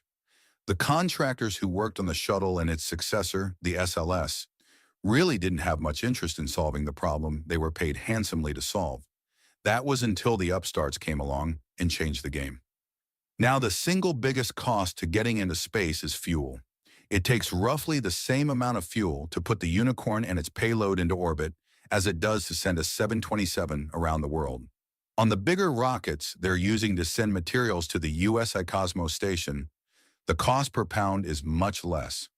All of which leads to the current state of affairs where rocket launches are cool, but they're no big deal, to the point that while security is extremely tight around the iCosmos facility, it's still located on an Air Force base. This isn't anything like an Apollo launch of yesteryear. After thousands of launches, we have a humongous data set that tells the AI that supervises the launch what's going on at any given time. While there's somebody with their finger over an abort button, it's mostly ceremonial. In the old days, the abort button was just a trigger to make the thing explode. Now, there are a dozen different scenarios, from exploding the first two sections after the crew section ejects, to a slightly more graceful abort that splits the sections apart and allows them to all land back on the pad.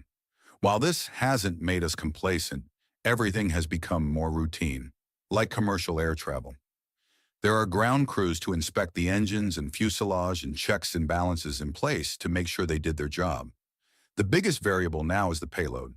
While you can predict what kind of stress an engine will go through and the wear on related systems, if someone stowed a cylinder of acetylene gas in the cargo section and used a valve that wasn't rated for the degree of vibration you'll encounter on takeoff, your perfectly fine rocket will explode because someone goofed. Every rocket has a launch supervisor and a payload master. For my mission, the supervisor was Renata. The payload master was an engineer named Green, who supervised all the things loaded into the Unicorn and made sure the variables wouldn't cause the whole thing to crash. We've already got an insider with iCosmos who will change the launch profile for the upper stage, making it possible for us to get the Dark Star into a trajectory that will bring it to the K1 without it looking like we're trying to actually aim for the Russian space station. The most difficult part about getting Prescott into space is going to be on the ground. Getting the iCosmos payload master to sign off on the fake Unicorn capsule. Markov's trick for that is to get an Air Force payload master to commandeer the launch while not letting it be publicly known that's what's going on. As Laney and I try to cram everything else we can into Prescott's Uberman brain, our Russian strategist is working diligently to make sure that, when we load our payload onto the truck and drive it up the road, through the iCosmos security gate and into the assembly building, nobody pops the hatch and spots a Navy SEAL hiding inside our mystery rocket. The obvious solution would be to ask our CEO, Vin Amin, the man who has the keys, permission to do this, but he's an unpredictable risk. If he says no and goes public, we're screwed. If he says, let me think about, and asks one of his government contacts, we run the risk of Silverback finding out and the K1 going boom. He's already dealing with the fallout of my shenanigans. We're in a classic ask for forgiveness later scenario. He'll either love us or hate us. Right now, we have to make sure we don't get caught. Chapter 60. Mission Statement. While I help fill Prescott's head, people begin to file into the hangar as Markov and Admiral Jessup call in favors. There are 8 Navy and Air Force personnel who have clearly worked together before. It's a testament to the amount of trust they have for the 2 men that they're ready to jump in and get to work without a lot of questions. Jessup walks each one by me, says something to the effect, "You've never met this man before?" And they give me a nod, then go about their business setting up an impromptu tracking station in the control room and making sure the Dark Star and its shell are flight-worthy. The manuals are tossed back and forth between us as we try to make sure all the systems are up and running.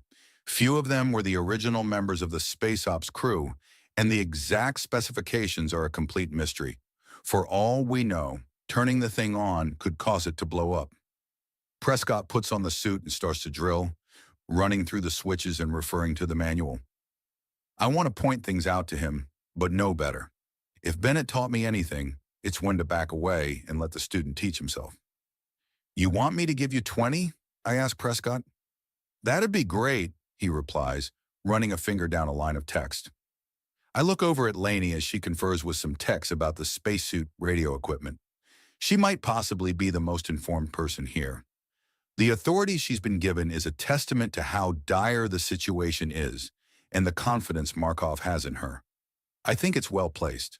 The back door raises to let the carryall truck inside. I use the opportunity to step outside and get a breath of night air.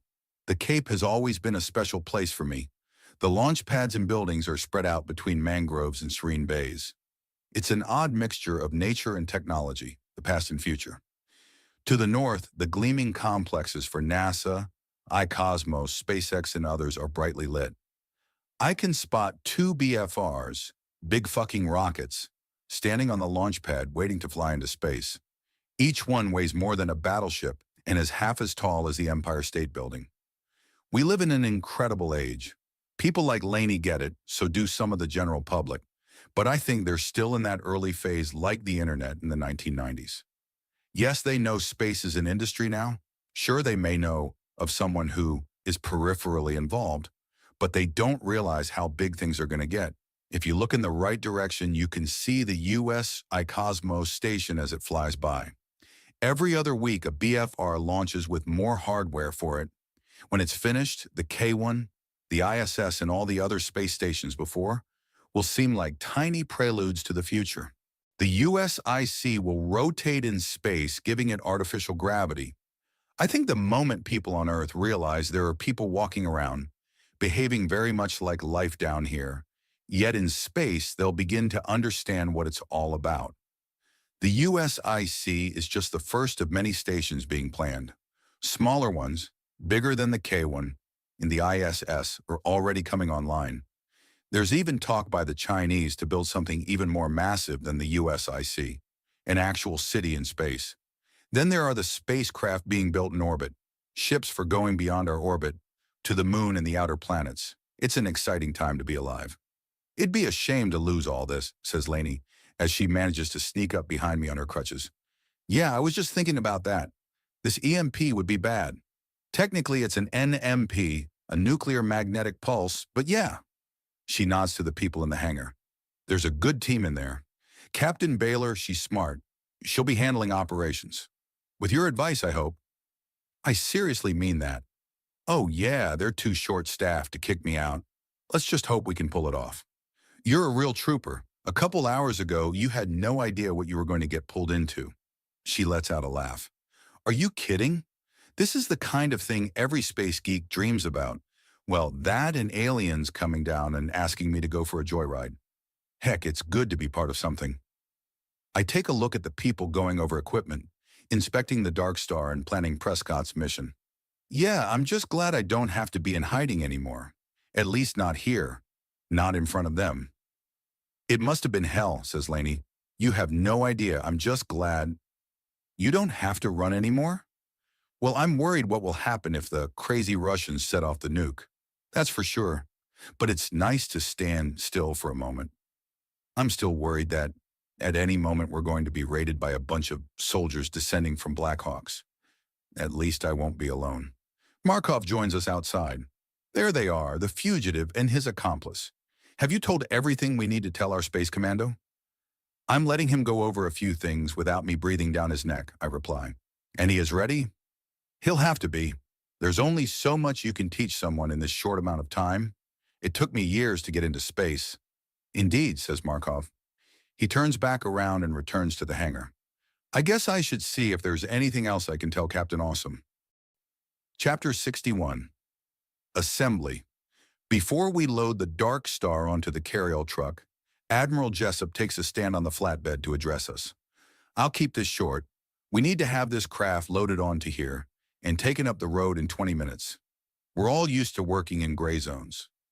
Trust me, this isn't gray. I have the authority to act on clear and present dangers, but Congress and the President have the ability to retroactively take that authority back. Jessup points a finger at me. This man risked everything to bring us valuable information. He's not an officer, not a soldier. He's a private citizen who acted above the call of duty, and because of that, even right now, he's still in harm's way. I get a few nods of approval, but I feel like an imposter. Jessup continues his non-speech speech. If this goes wrong, hell, if it goes right, they can prosecute me and all of you. Now is the time to find something else to do if you're uncomfortable with that. Predictably, nobody raises a hand or bows out. He chose these men and women wisely. I look over and see Prescott flipping through the manuals on the bench. We're about to suit him up and load him inside the craft for the 2-hour wait to the launch pad. For a guy about to be shot into space, then fired from a missile, he doesn't seem too worried. God, I wish I had more time to teach him what I can. I'm sure Bennett felt that way every time he sent one of us chimps into space. That's why he and Peterson took the responsibility of getting on board the K-1 themselves. Some things you can't leave to others. After we load the craft, we'll take a 6-person team to the assembly bay. They're expecting an emergency payload. Jessup points to a female Air Force officer with short black hair. Captain Baylor will be in charge from the moment we leave this facility. She supervised load-ins before and knows the right things to say. We need to keep the iCosmos ground crew, with the exception of the payload master, away from the spacecraft. We don't know who has ears in iCosmos, but even the most sincere person could tell someone who has been compromised and the mission will be a bust. And I don't need to paint a picture for you of the consequences of that. A high-altitude nuclear magnetic burst would be devastating no matter where it occurs. Let's just leave it at that. A naval lieutenant raises his hand. Admiral, what happens if they don't want to give us access to the launch vehicle? Are you asking what happens if they figure out what we're up to? We leave.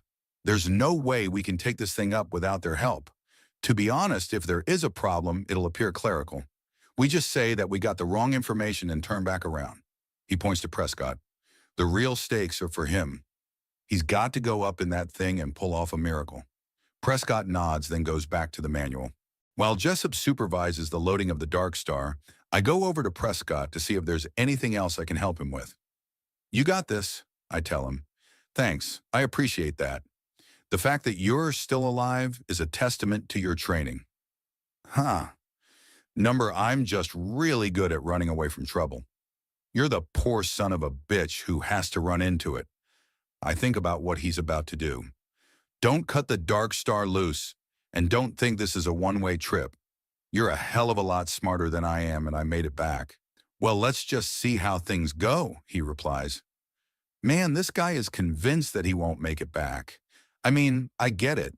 That's the whole point of commandos and special forces types. They're the ones you send in who you know are going to act selflessly. Back in the iCosmos locker room, there's a wall of astronauts. The folks who made it into space, starting with Yuri Gagarin, and all the way through to the last astronauts on board an iCosmos flight. I was looking forward to seeing my name up there, but now realize that I have no place in a lineup with Yuri, John Glenn, and Armstrong. Sure, Bennett and Peterson belong in that special category, but I was a guy flying something that had become routine. Although technically, what I do share with Yuri Gagarin is the fact that neither one of us actually landed in our spacecraft. We both ejected before we hit the ground. He was acting bravely because he knew what he was doing. I was just acting out of self-preservation. Are you ready, Captain Prescott? Asked Jessup. Yes, sir. Prescott sets the manual down and walks over to the spacesuit. Help me with this, Dixon. Did you pee first? Twice. Lainey is watching us from off to the side, double-checking the manuals and not hiding her anxiety. Jessup and Markov come over to give Prescott some last-minute notes. I open the back panel of the suit so Prescott can slide inside. He stops and takes something out of his thermal pocket and hands it to me. Take my picture for my kid? He asks. Yeah, sure. Prescott stands in front of the spaceship and gives a thumbs up as I take the shot. Could you hold on to my phone until I get back? He says as he slides his head through the neck section. Of course.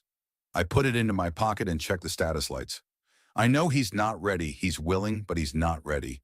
Damn it, David. When was the last time you had a cardiogram? I ask, looking over his chest panel. Never. Never? I reply, trying to sound shocked. But you haven't done any scuba diving in the past year, have you? I was doing training in Coronado 3 weeks ago. Markov steps over, using his canes. Is there a problem, Mr. Dixon? Yeah, we don't let someone fly without a cardiogram if they've been doing diving at depth within the last 6 months. There can be serious heart problems. I'll be fine, says Prescott. I'm sure lots of people go up now with tickers less healthy than mine. I mean, it won't kill you, but there's a higher chance of blacking out.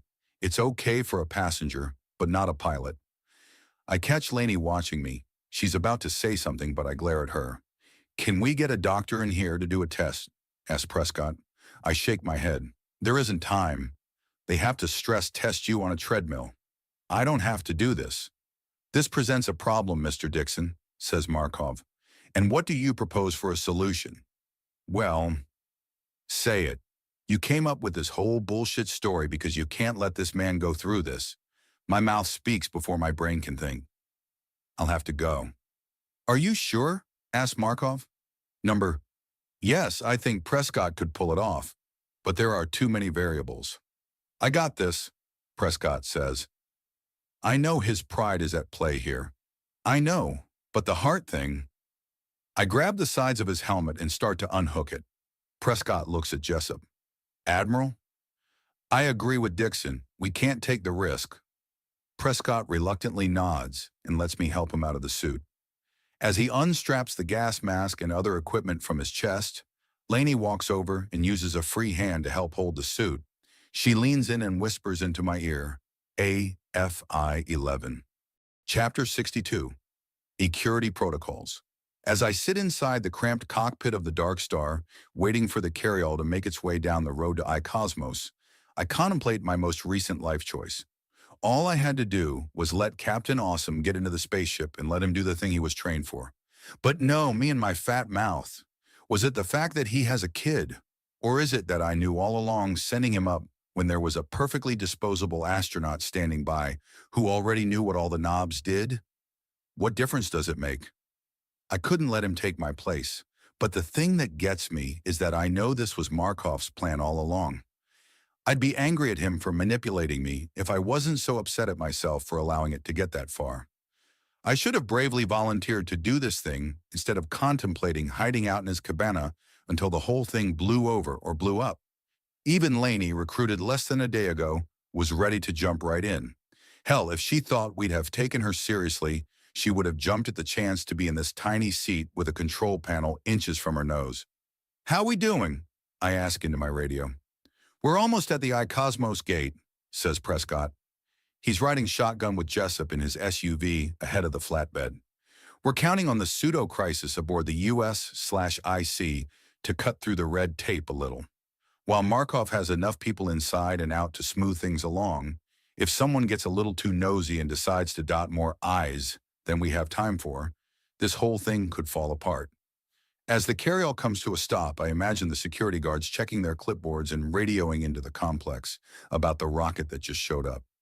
Each second stretches much longer than it feels like it should, but that's just my nerves and the fact that I'm going to be spending the next several hours inside of this tin can, waiting to see if I get to die in space or federal prison.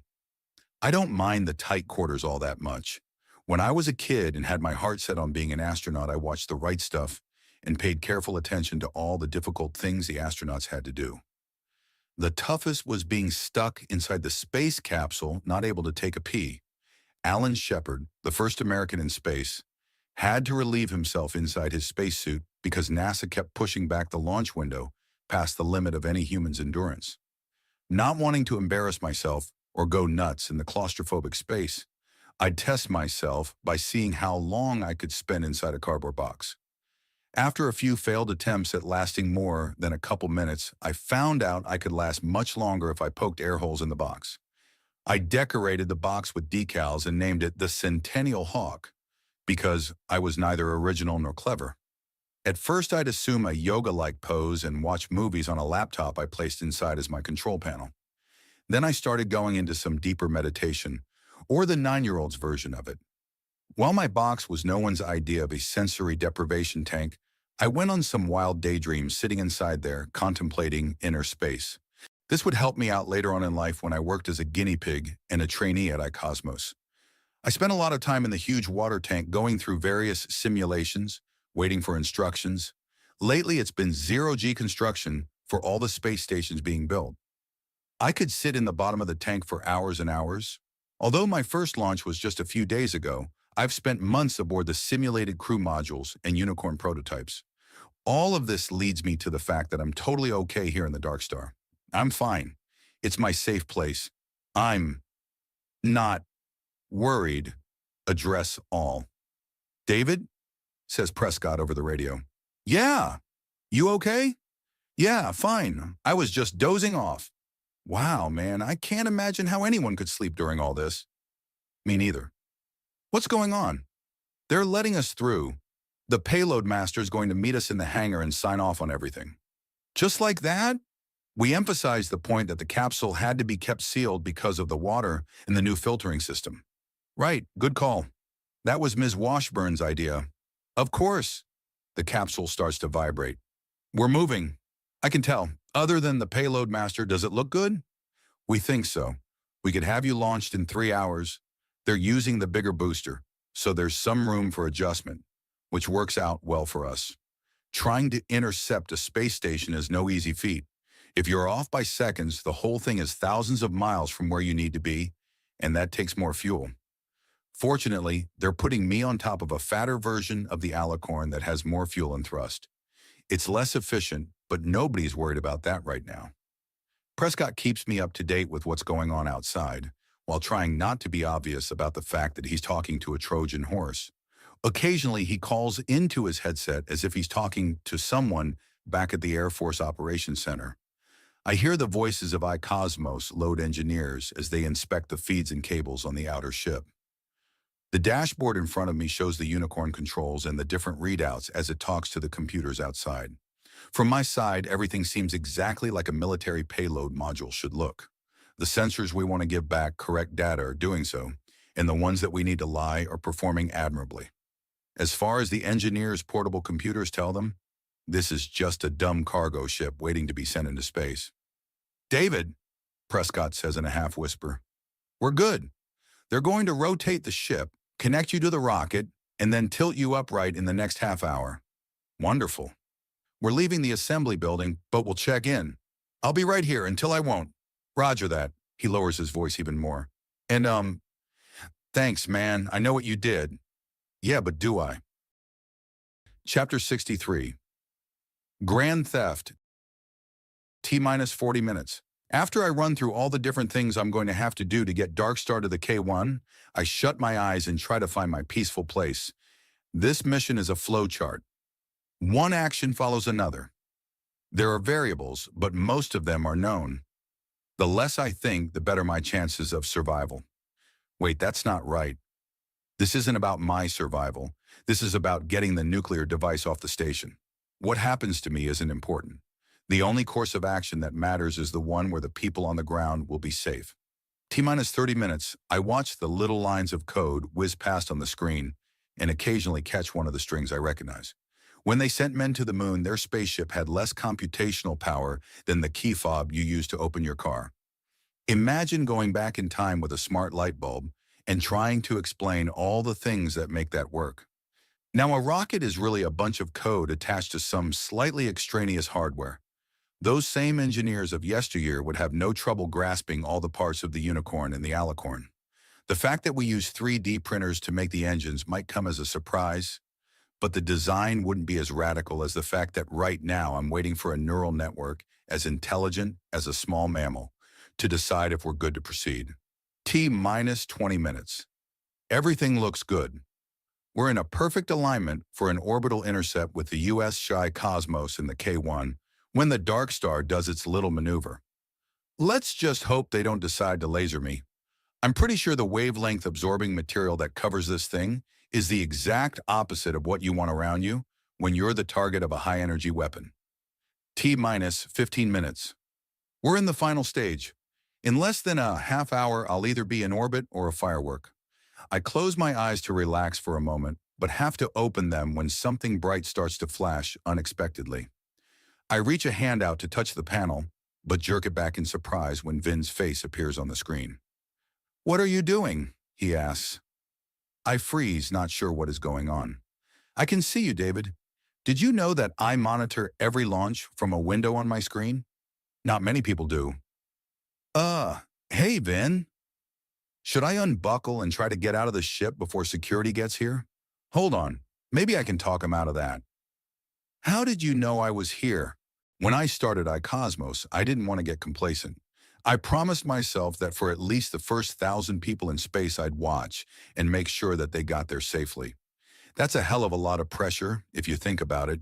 If something bad happens, I have to watch it live. Imagine my surprise when my terminal tells me there's a live feed in a cargo module where there shouldn't be. When I open it up, who do I see? You. Have you seen our stock price lately?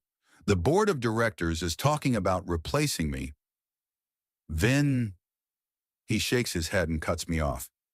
"Everything I've worked for, David. Everything is on the line because of you. I didn't have a choice." "Really? What are you doing now?" I think about Markov's warning about the reach of Silverback. I'm not at liberty to say, "I'm not stupid, David. I could tell Peterson and Bennett were up to something." I see his arms move as he types on his keyboard.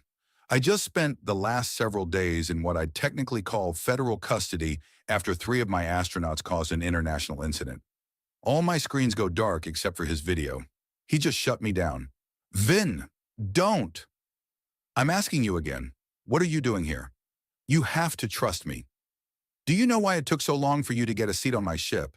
It's because I have the most comprehensive psychological profiles you could imagine. I have maps of all my astronauts' brains and can predict how they'll act under different situations. Every time your name came up, I'd run your profile and come back with the same answer. You didn't have the right stuff. Your reflexes, your knowledge, your skills, those were off the charts. But there was something about your character that said this was a man who was out for himself. The only reason you got your slot was because Bennett pushed for it. I told him you didn't have what it takes. Your brain was nothing like his. You weren't a hero. You were a survivor. Survivors make great test pilots, but they're not leaders of men. And now, here you are, trying to steal $250 million of hardware from me after causing the worst disaster of my life. Vin, things are complicated. I can't tell you my mission. That's not what I'm asking. I want to know why you're the one sitting here. Me? Yes, you, David Dixon. Why you? What happened to Prescott? Did he back out? Was he ill? Wait, you know about this. He gives me a pitiful look. David, nobody does anything here without me knowing. Markov said he was sending up a specialist.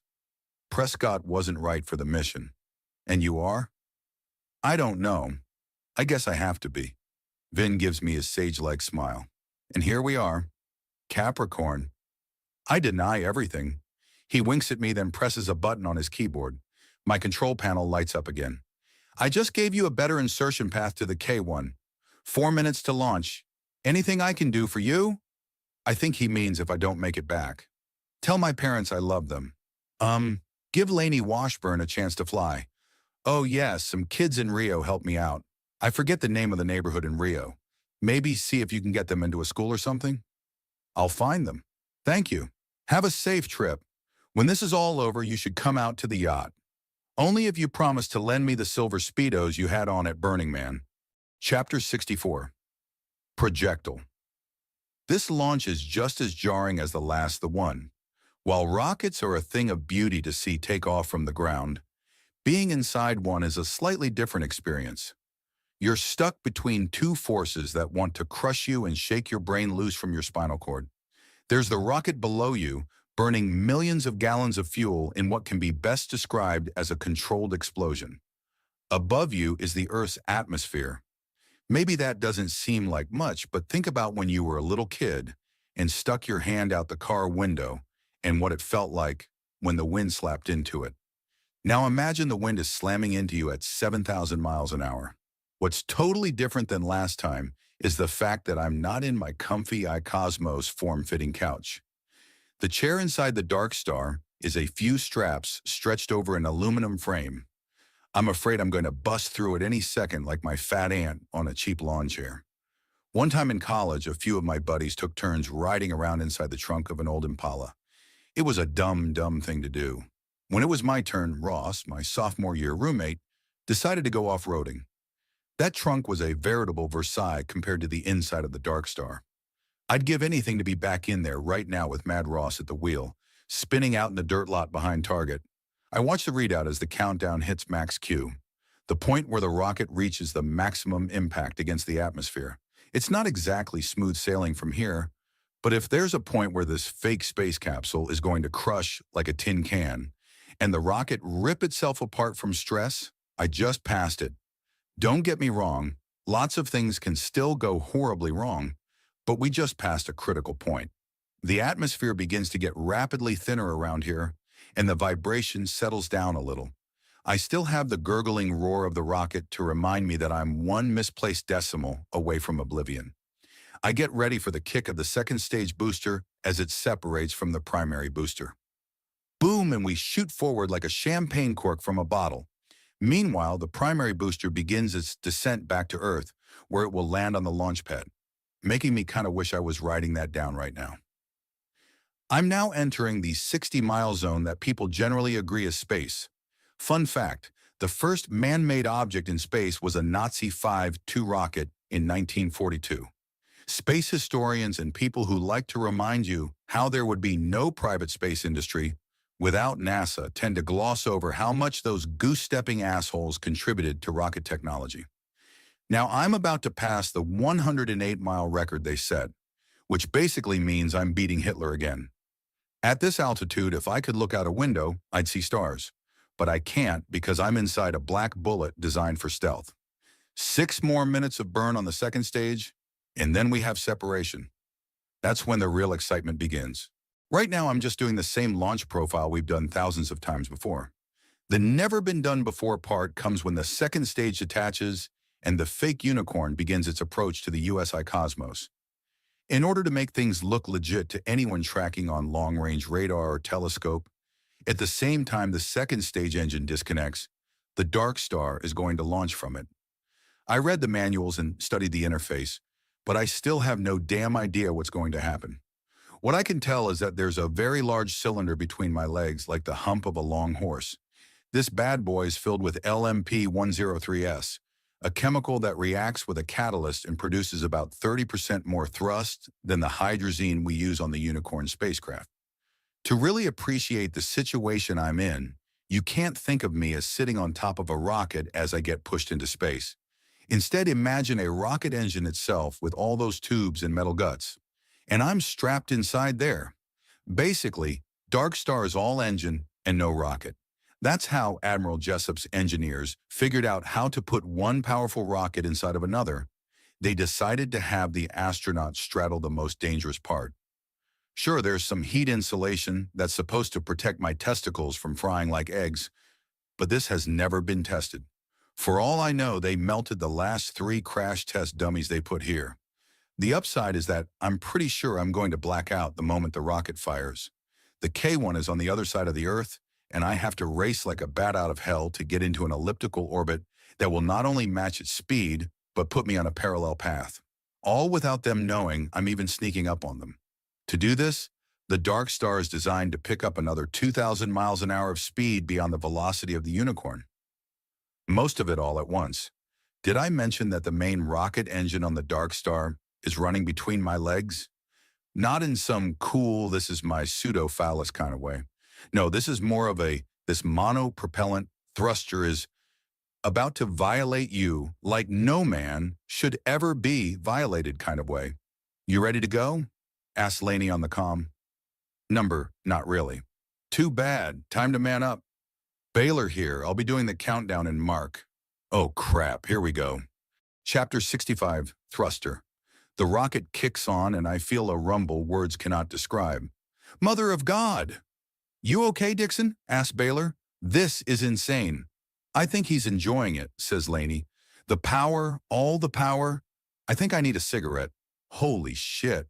I just got violated by a mothballed Navy secret weapon, and I think I kind of liked it. Hell, I know I did. Jesus Christ. I don't care if the Dark Star doesn't return my text tomorrow. There will always be this magical moment I can take with me forever. In pilot circles, there's a kind of physical envelope we all strive for. It's that borderline place between going so fast you're about to black out and the sensation that your body's moving impossibly fast and you're sort of at one with the universe. Ernst Mach, the guy who got to name a whole unit of speed, once theorized that inertia was the property of the gravitational force of all the matter in the universe acting on a body. Relativity provided a much better explanation, but in that perfect moment of acceleration, you feel like the universe is trying to hold you back and failing. For several glorious minutes, the Dark Star thrusted me along that edge. This is why I became a pilot. And to think I was going to let some Navy squid have all the fun, not on my watch. Hey, Dixon, says Captain Baylor over my comm after the burn. Did you survive? Survived is an understatement. When I get back, I'm changing my relationship status for this machine. I'm sure you two will make a great couple. The good news is your trajectory looks great. We're using the spread spectrum radio for telemetry since we can't pick you up on radar. What's the bad news? What? Oh, there isn't any. I guess I phrased that poorly. Hold on, Markov wants to speak with you. Hello, David. How are you doing? Fantastic. I know better than to mention that I spoke to Vin about the launch. Even within our small group of rocket thieves, I have to be careful. Well, I'm the bearer of bad news. I have confirmation that Zhirov has his commanders working on an improvised trigger for the nuclear device. Dumb question. Where is the rest of the crew on this? Any chance of getting them to mutiny and save us all some trouble? Unfortunately, no. Although they have not been informed of what is actually taking place, they're not likely to be in a position to try to stop this. I knew it was too much to hope for. Although the crew of Skylab 4 did a kind of mutiny back in 1973 when they thought they were being pushed too far. Ultimately, they returned to work. Although NASA never let any of the men fly again, I imagine the fear of crossing Zhirov goes a bit beyond being forced to retire at your current government pay grade. You can expect that at least one or both men will be in the secure module when you arrive, says Markham. And your insider, they're all set? Essentially, what does that mean? I still have to do some persuasion. Okay. I have no idea how he's talking to the cosmonaut, let alone what carrot he's dangling in front of them. Fast passes for Space Mountain? Well, Soviet Premier Nikita Khrushchev did have a hissy fit back in 1959 when he was told he couldn't visit Disneyland because of security concerns. I'll let you know. Please do. I'm less than 20 minutes out from the K1. I'd like to know that when I knock on the door, someone will let me in. Baylor here. So, Dixon, are you comfortable with Lainey Washburn giving you the technical details of the K1? I know she's a civvy, but she knows more than anyone here. Is this a joke? Hell yes. Lainey hops on the comm. You know you're not supposed to knock, right? Yes, Lainey. It was a figure of speech. Okay, just checking. I think I'll just poke my head into the main viewport and wave to everyone. Maybe moon them. Sure. She gets right down to business. We got some schematics that show the collision radar for the K1. It looks like the Dark Star will be fine if you leave her at the end of the tether. They won't spot that. But as far as you're concerned, they'll definitely be able to detect your suit once you exit. However, since the explosive decompression of the airlock, they've been having issues with the sensors, plus there's debris still floating around the station. Debris? Lainey, do you know if... Yeah. Baylor says they retrieved her body. Side note, they're still refusing to turn them over to us. Seriously? Yeah. Markov says it's blustering by Zhirov to keep everyone distracted. What do they want? Oh, never mind, mister. Right. So anyway, once the Dark Star is over the K1, it'll orient itself nose down. You'll need to exit through the rear hatch and use your suit thrusters to make it to the station. Once you're within 50 meters, you'll be inside their blind spot. From there, you'll need to make your way to the spacewalk airlock on the south end of the station. Got it? Roger. Here, type CAMAFT.1 into the terminal. I found out they have a pinhole camera array embedded into the Dark Star's skin. A screen pops up on my console, and I see the tiny white speck of the K1 as it grows closer. Oh, this is helpful. We'll be right here if you need anything. We're going to try to keep the chatter to a minimum, though, in case they have an antenna listening for stray signals. Got it. A number counts down the meters as the K1 grows closer. The tricky part, which thankfully the computer is handling, is figuring out how to match velocity and direction with the K1 without using too much fuel and making it obvious that a rocket is approaching. Most of my acceleration was compensated for by using an elliptical path that put me on a steep climb where the Earth's gravity could slow me down. Kind of like a curveball. Through the walls of the Dark Star, I can hear the hissing sound of the microjets making tiny course adjustments, accounting for the remainder of my speed. As the K1 grows from a tiny white pinpoint to a massive cross, I get a chill down my spine when I think about what happened here just 3 days ago. All I wanted to do was get to safety. Now here I am, about to jump right into the stupid middle. Chapter 66. Touchdown. The Dark Star makes one tiny little course adjustment, and I come to a stop, 100 meters directly over the K1. We're still on the day side, so the K1 is a brilliant, gleaming cross in the middle of 4 iridescent blue squares of solar panels. On my display panel, the K1 sits perfectly in the middle like a crosshair over the Earth. In a few minutes, we'll pass over the horizon into the night side, and the K1 will be a giant black square against the glittering lights of the cities below. I check my suit to make sure my life support is working, then call in to my fellow outlaws below. What's the word? Captain Baylor is on the comm. So far, we haven't detected any unusual radio signals from the K1. It looks like you're a go for EVA. Okay, what's the status of Markov's man or woman on the inside? Will anybody be there when I come calling? We're checking on that. Checking? It's kind of important. Hold on. I finish inspecting my suit and get ready for my EVA out the hatch behind me. Baylor here. Markov says to proceed. He sent a message to the operative. But there hasn't been a reply. Affirmative. They may not be in a position to do so. We think it's best if you head to the airlock and wait there. Sure, I mean, what else am I going to do? I lower the seat back and attach the EVA strap to a clip on my waist. It's basically a giant fishing reel I'll use to keep me tethered to the Dark Star until I reach the K1, where I'll attach it to a clamp there. The nice thing about modern space stations is that they've got more handrails than an old folks' home. The challenge is going to be getting from here to there. The thing about zero gravity is that although it looks like you're Superman flying through the air, he gets to change his mind about what direction he wants to travel mid-flight. I don't. To train for this, iCosmos has a huge blacked-out warehouse with a very smooth floor and a robot arm that glides around on an air cushion, supporting you. You kick off replicas of the Unicorn and USI Cosmos modules and fly through the air with nothing to stop you except another surface. You get a deep appreciation for Newton's first law of motion very quickly. All you have to do is misjudge where you plan on landing by a few inches, and you'll watch your intended destination whiz past at the same velocity you kicked off. In real space, there's no padded wall to run into. You just eventually burn up in the atmosphere and cremate yourself. While my spacesuit has jets that fire compressed gas, this is very limited. With nobody out here to lifeguard me, it's important I get it right the first time. I turn the vent valve and the Dark Star releases the air inside the capsule in all 6 directions at once, so it doesn't start shooting around like a balloon. This was a clever feature I noticed in the manual.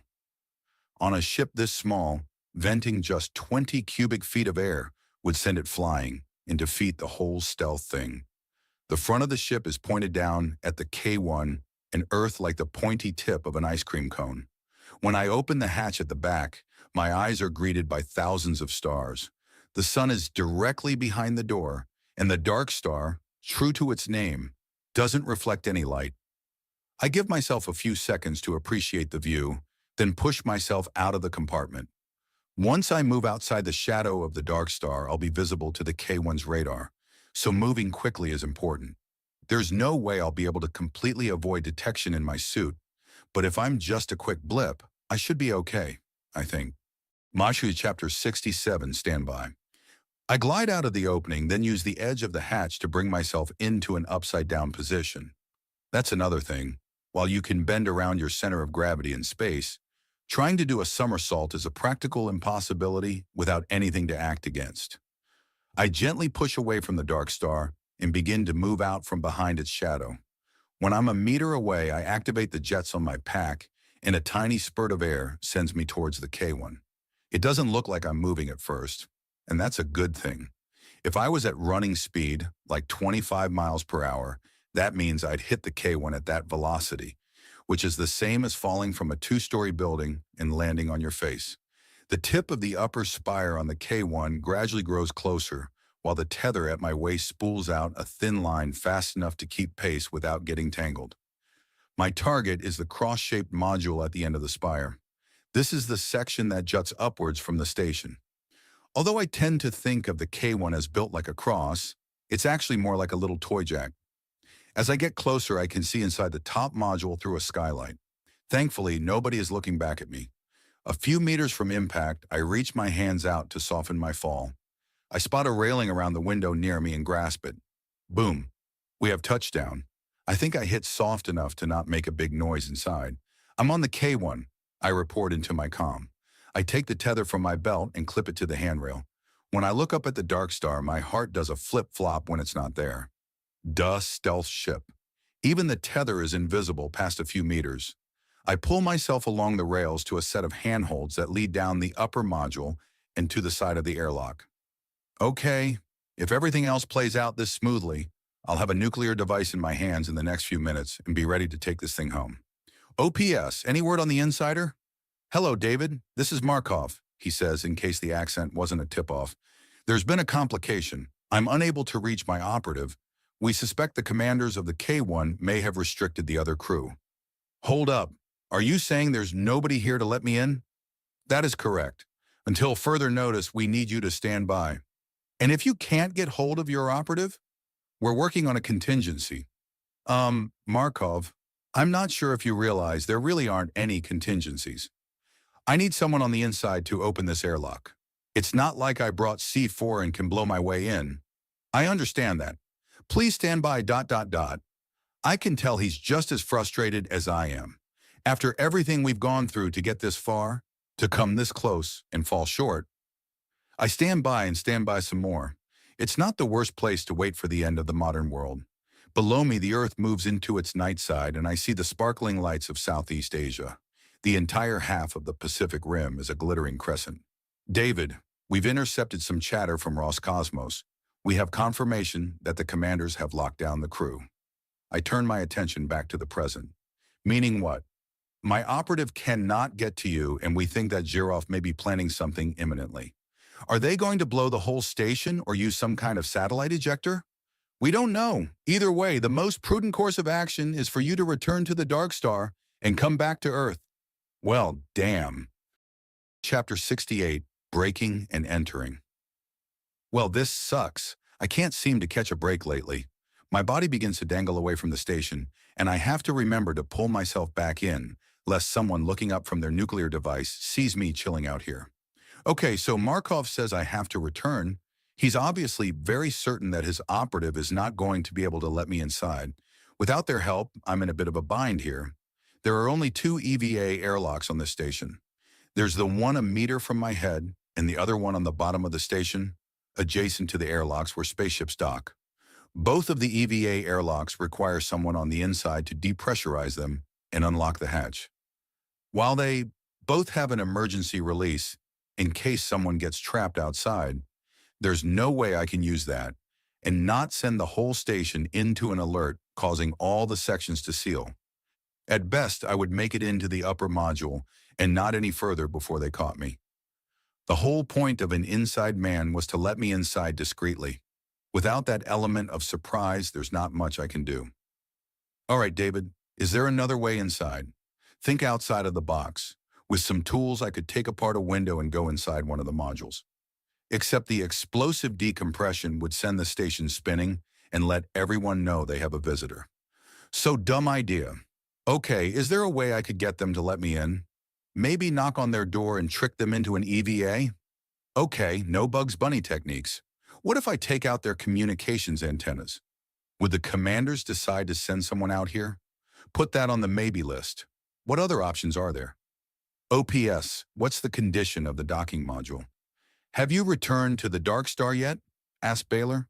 Negative, I'm weighing other options. What other options? Markov says you should return. I understand that, but he's also not an astronaut. I repeat, what is the status of the docking module? From what we understand, there are 2 Russian craft berthed there. The 3rd dock is damaged from the Unicorn incident, and the 4th one is empty. But you can't open the hatch without causing the inner module to decompress. It's not intended for hard vacuum. I understand that. Hold on. Hold on for what? I'm thinking of something. David, you should be planning your return. You don't want to be up there when the nuke goes off. No shit. I don't want to be anywhere when that goes off. Hold on. Markov wants to speak to you. David, I appreciate your bravery, but it's time to come home. Hold up. There might be another option. Perhaps. But if you blow their airlock, we believe they'll suspect an intruder and move up their plans to use the device. It could be counterproductive. Yeah, I get it. What if I could get in without them knowing? You would be a miracle worker. Well, put my helper on the line. I think I have an idea. What are you thinking? Asked Laney. I once saw a documentary where Stephen Hawking explained that as a boy, he found 17 ways into his house while his sister only knew of 12. I guess boys are biologically programmed to figure out how to sneak through windows, she replies. Well, I did it with yours. I think I can hear the sound of her blushing. Anyway, I got to thinking. I think I know another way to get in. You can't open the docking airlocks to vacuum. Yes, I know. I also know that I can't blow the EVA airlock either. Noted. May I continue? Sorry, what are you thinking? I think I know another way inside. Go on. The Russian spacecraft docked below. Is it standard procedure to leave the hatches open or closed to the inside of the K-1? Closed, but not locked. If the station decompresses, it's easier to get into. If one of the ships gets a leak, the air pressure from the station will keep the hatch. Holy shit, David! You're smarter than you look! I hear her yell to everyone in our command center. David figured out a way inside the K-1. I'm going to put you back with Baylor while I pull up some manuals of the Russian ship, HFY-12 if you pull it off. Baylor here, what is this madness that has your groupie all flustered? First, I think I'm her groupie. Second, I have a plan. I don't go through the K-1. I go through the side hatch on one of the Russian ships. I think I can do this without sending the K-1 into full alert. Yeah, with the other docking ring damaged, they probably shut off the emergency alarms on that section. And if you go through the hatch on one of their birds and seal it back up, you can open the inner lock to the K-1. Good call. Here's Markov. David, how certain are you that this will work? Not at all, but it gets around the concern we had with using the EVA airlocks. The ships are on a separate system. As long as the K-1 has hull integrity, it won't cause a problem. All right, proceed with your plan. But if there is any complication, return to the Dark Star immediately. You got it. Great, me and my big mouth. I had a perfectly good opportunity to go home and I just blew it. Chapter 69. Pressure distance is a different concept in space. From here to the docking module, it's just 100 meters. But I can't exactly stroll there or use my suit jets to go whizzing by. I have to do it like my monkey ancestors did it, climbing through trees, hand over hand. There's plenty of railing to pull myself along. The trick is grabbing it. Gloves on a spacesuit aren't like the type for doing the dishes, and a spacesuit isn't just a bag to hold air. They're essentially a mini pressurized spaceship that keeps you from blowing up like a balloon. The old ones were basically a bladder that squeezed you like an arm pressure cuff, but all over your body. The modern ones are made from skin-tight material that's essentially a full-body corset. The exception is the hands and the head. My helmet is a pressurized fishbowl, And my gloves are still the old-style bladder that squeezes the hands and has a habit of causing your fingernails to fall off. This is fine for light work and maneuvering, but for more physically challenging jobs like building the USI Cosmos, space workers use mechanical extensions, where their hands sit inside cozy little pockets controlling mechanical fingers. This works well enough, but the long arms make you look like a chimpanzee, which is why we call them chimp gloves. I'd kill for a pair right now. Pulling myself along on the rails is fine for a few meters, but I can really feel it in my hands. I'm tempted to just yank really hard and let myself soar over the module, but there's the very real chance I might sail past the last hand grip and keep going into space. On the USIC, they have robot lifeguards that will retrieve you if that happens. There's nothing like that on the K1. I move down the EVA spire and start crawling out along the storage module, hoping there's nobody inside who can hear me. I could take a shortcut and move through the gap between the solar panels and the station, but I'm terrified of clipping a panel or getting caught as they make their orbital adjustment. Even up here in free fall, there are tiny bits of atmosphere that drag on the massive surfaces. Every 45 minutes, the panels change their pitch slightly as the K1 goes into and comes out of the part of its elliptical orbit that brings it closer to the Earth. I'd prefer not to get stuck like a fly on a window wiper blade. "How you doing, Dave?" Lainey asks over the comm. "Awesome. All that time I spent on the monkey bars at recess is really paying off. If Amy Schweiger could see me now." "Was she your first crush?" "Number my first bully. She tried to pull anyone off the bars when they crossed them. Never got me. Best she ever managed was pantsing me." "So you were that clueless about women even back then?" "I reckon. How do your fingers feel?" "I think the nails are still attached, if that's what you mean. I heard some astronauts used to have them removed for long spacewalks. About the most I'll consider doing is shaving my... So, how is Earth?" "Fine, I guess. Can't wait to get off it." Markov still hasn't heard anything. There's lots of chatter on the Russian side. The US is getting a little antsy. What happens when intelligence agencies start intercepting the words nuclear and space? "Do you have all your porn backed up to an EMP-proof medium?" "I think the magazines under my mattress are safe." "What's a magazine?" Hilarious. I swing over the outer pylon so I'm under the station and start pulling myself back toward the center. I spot the 2 Russian ships berthed on the docking module below me. I try to take my mind off the fact that I'm 200 miles over the planet. "So you made any progress on the Russian manuals?" "Yep. You know Russian, right?" "Mostly just a working knowledge of what switches do what, but I wouldn't trust myself to take something apart without instructions. The Russian army used to have their equipment designed so an illiterate kid from the middle of the Ukraine could repair them. Guess what? A functionally illiterate kid from California is going to have a try at that. I've marked down what tools you brought that you'll need to get inside." "Excellent, because I am now descending the lower pylon towards the docking module, and I can already see Ivanka." "Ivanka? My sweet, sweet Russian ride.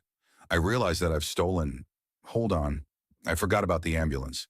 8 vehicles so far. 9 if you count the rental car I'm probably not going to return. Ivanka will be 10, although technically I'm not stealing her. Just violating her.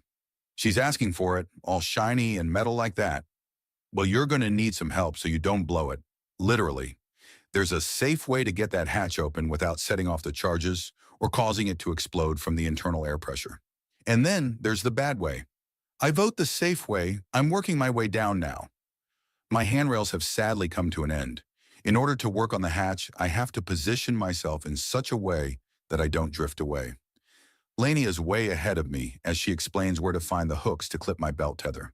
There are 4 on the nose section and another above and below the hatch. You're a lifesaver.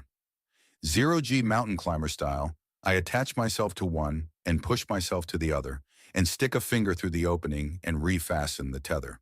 Boom, I'm over the hatch. Great. Now stop saying boom and look for a small circle with the words Vozdushny Klappen Vyklopnik. You read Cyrillic, right? Like a glove. You're not inspiring confidence down here. Not so much up here either. Found it. Now what? Take your hex tool and insert it into the slot and turn to the right. Okay, ready to proceed. I give it a twist and my hand gets pushed back from the pressure of the escaping air. If I hadn't been expecting it, I might have let go of the tool, which would have been bad. Give it about 2 minutes, then see if you can feel any air coming out. I count backwards to 0 and check with the palm of my glove. Nothing. Great. Captain Baylor just gave me a thumbs up, which I think means we didn't set off any alarms. You ready to dismantle the hatch so you can put it back together again? You got it. I spend the next 20 minutes taking apart the release mechanism so I can open the door from the outside. It'd be a 2-minute job on Earth, but I don't have a convenient place to set my tools down or any of the small parts I remove. If I lose something up here, it becomes a satellite. At last, I'm able to unlock the door and swing it open. I then tediously replace all the parts so I can seal it. If I don't do that, I'll depressurize the K1. Again. Hatch shut. I'm inside. Okay, you know how to work the manual airlock from here and equalize pressure? Yes, ma'am. Starting now.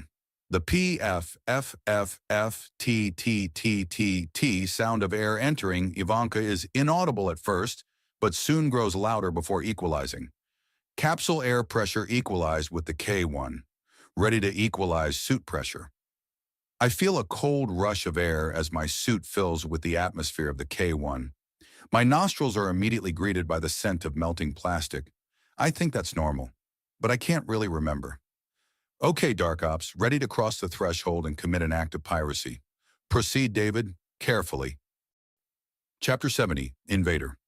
I reluctantly slide out of my spacesuit. I have to take it off to get to the gas mask I strapped to my chest and the other tools I didn't want to expose to hard vacuum and freezing cold.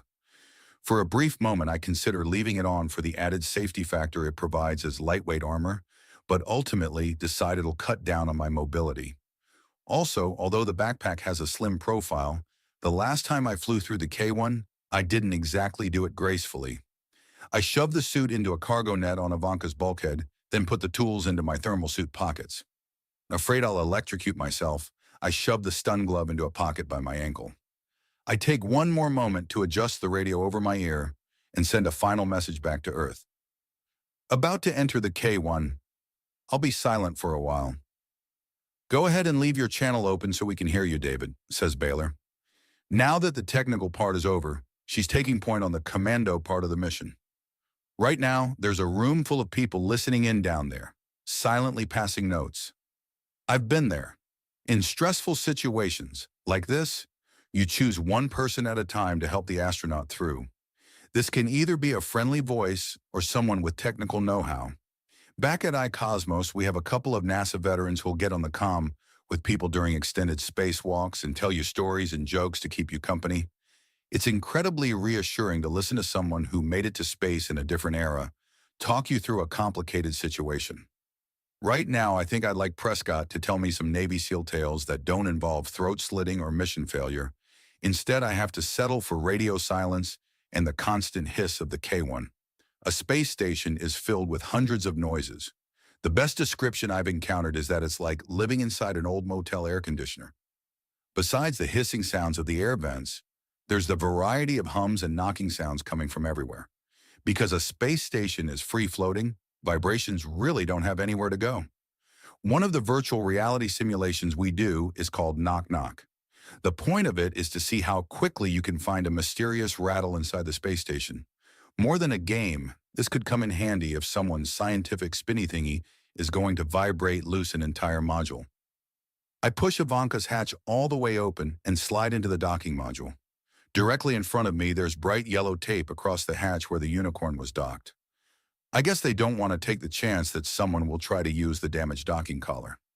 The hatch to the upper pylon is closed. I put my ear to the metal and listen to the hum of the station. Reasonably confident there's not a troop of Russian space marines on the other side, I spin the wheel and open the entrance to the next section. Last time I was here, I was in a bit of a rush.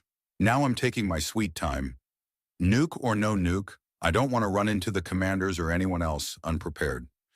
I reach the end of the lower pylon and stop myself before gliding into the junction that leads to the 4 different modules and the upper spire. Everything is quiet. The emergency lights aren't flashing like last time, so there's that. But I don't hear people talking. The secure section is at the end of the module to my left. At least one of the commanders must be inside there with the nuke. The main crew section is directly ahead of me. This is where the kitchen and the sleeping quarters are located. Behind me are the laboratories. The other side is the storage section. Which way? If I want to get into the secure section, I'll need one of the commanders to use as a puppet. I take the stun glove out, slide it over my left hand, then shove the combat syringe into that sleeve so I can get to it quickly. Okay, all I need to do now is to just slip past all the other crew and paralyze a Russian combat veteran. Perfect. Maybe it would have been a better idea if Prescott was here instead. Chapter 71, Reese Room. I flip a mental coin and pull myself down the module leading to the secure section. If I encounter a commander, I need to get him alone, and not in the middle of a bunch of cosmonauts who might not be too happy to see my smiling face again. The section is a long tunnel of connected modules extending over 100 feet. The part with the bomb is supposed to be close to the very end. From the look of things, half that section is closed off. I glide along the passageway, keeping an eye on the small cubbyholes lining the sides that occasionally lead to add-on modules. I don't want to get brained by someone hiding in the shadows with a monkey wrench. I come to a stop a few feet below the window on the access hatch for the secure module. Using the handle as a support, I slowly raise my head up to play peekaboo through the window. I'm sure there's some stealthy seal way to do this using a mirror or spit and bubblegum. I just steal a quick look, then duck back down like a 2-year-old playing hide and seek. The next section appears empty. The hatch at the far end is shut, so that means at least one of the commanders is probably behind there. Ever so gently, I give the wheel on the hatch a twist to see if I can get it to open, except it doesn't budge. I try the other way and still have no luck. Just to be doubly certain, I read the Russian instructions on the hatch to make sure I'm doing it right. Yep, this sucker is locked from the inside, so that's going to complicate my whole weekend at Bernie's routine with the lifeless body of a commander. If I get the chance to make him lifeless, there's nobody in this section to put on a show for. They're secured by 2 sealed doors. Wonderful. I push back towards the junction and try to think of another option. I could try taking the door apart. I just have to make sure that I do it quietly. I'll also need more substantial tools than the one I used to penetrate Ivanka. Surely, somewhere on this station I can find them. But before I go on a scavenger hunt, I need to get my captive. It'd be awkward digging through a tool chest only to have one of them find me first. At the intersection, I veer left and push myself into the crew module. There's a hatch slightly ajar at the far end. I pass canvas pouches lining the walls, holding belongings. There are workstations with laptops and loops on the hull to slide your feet into so you don't drift away. Past this area, there's a kitchen section across from a small table where the crew can take communal meals as their condiments float in front of them. Interspersed among the space hardware and quick fixes of patch cords and handwritten signs telling you what not to touch, there are photos and cartoons stuck to the walls like you'd find in any other workplace. 200 miles up in the most inhospitable environment you can imagine, people are still people. I notice a number of XKCD comics, popular among the smartest of nerds, with little yellow post-it notes attached saying things like, "Sergey, this is a Star Trek reference," or "Sergey, sudo is a command that gives you ultimate control over a computer." Poor Sergey. It's not enough he doesn't get nerd humor. He has to be reminded of it by his co-workers. I pass the closet that holds the toilet. For a decade, the Russians were beating us in the arms race for the best way to use the John in space.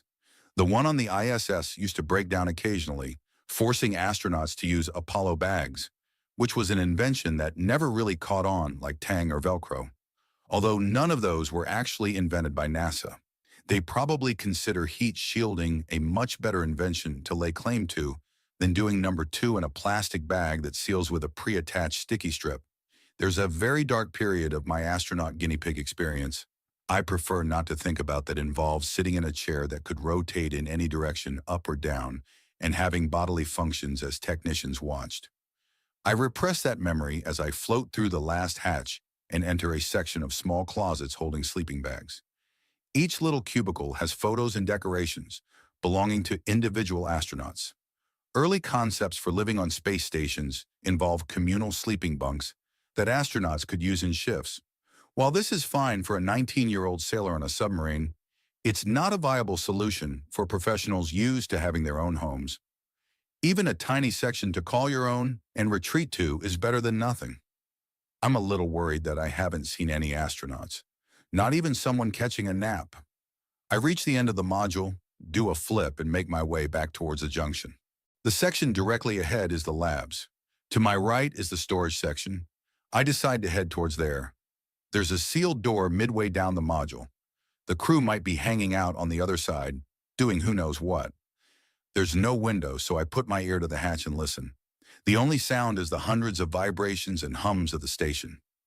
I float back and take a look at the wheel to the hatch and realize there's a crowbar wedged into the spokes, preventing it from being opened from the other side. Well, that's kind of weird. I quietly slide it free and stow it in a fabric pouch so it doesn't drift into my skull later on. I turn the wheel as slowly as possible. When it makes a click, I push it open and peer inside. The next section is dark except for the blinking of dozens of tiny lights. I pull myself a little further inside and suddenly feel an arm go around my neck and squeeze tightly until the little blinking lights fade. Chapter 72. Captive Audience. I'm pretty sure I'm not dead. For one, I'm still thinking, which is a good sign. For another, although I can't see, I'm pretty sure that the afterlife isn't just the sound of a bunch of Russians arguing. They're going too fast for me to pick up. All I can gather is they've been trapped in here until I open the door. From what else I can surmise, I'm not exactly being heralded as their rescuer. My hands and feet are bound. I'm not sure how many times someone has been tied up like this in space, but I can tell you that not only is it uncomfortable, I keep banging into the wall. Prostate, prostate, I say in Russian, begging their pardon. Someone whips off the hood. A man with a head shaped like an orange points a finger at me and shouts in Russian, "It's him!" There are 4 others in the module. I recognize the red-haired woman, Sonnen, from the first time I was up here. There's another woman, a little older, with blonde hair, and 2 men. Neither of them was the one that stared me down in the unicorn.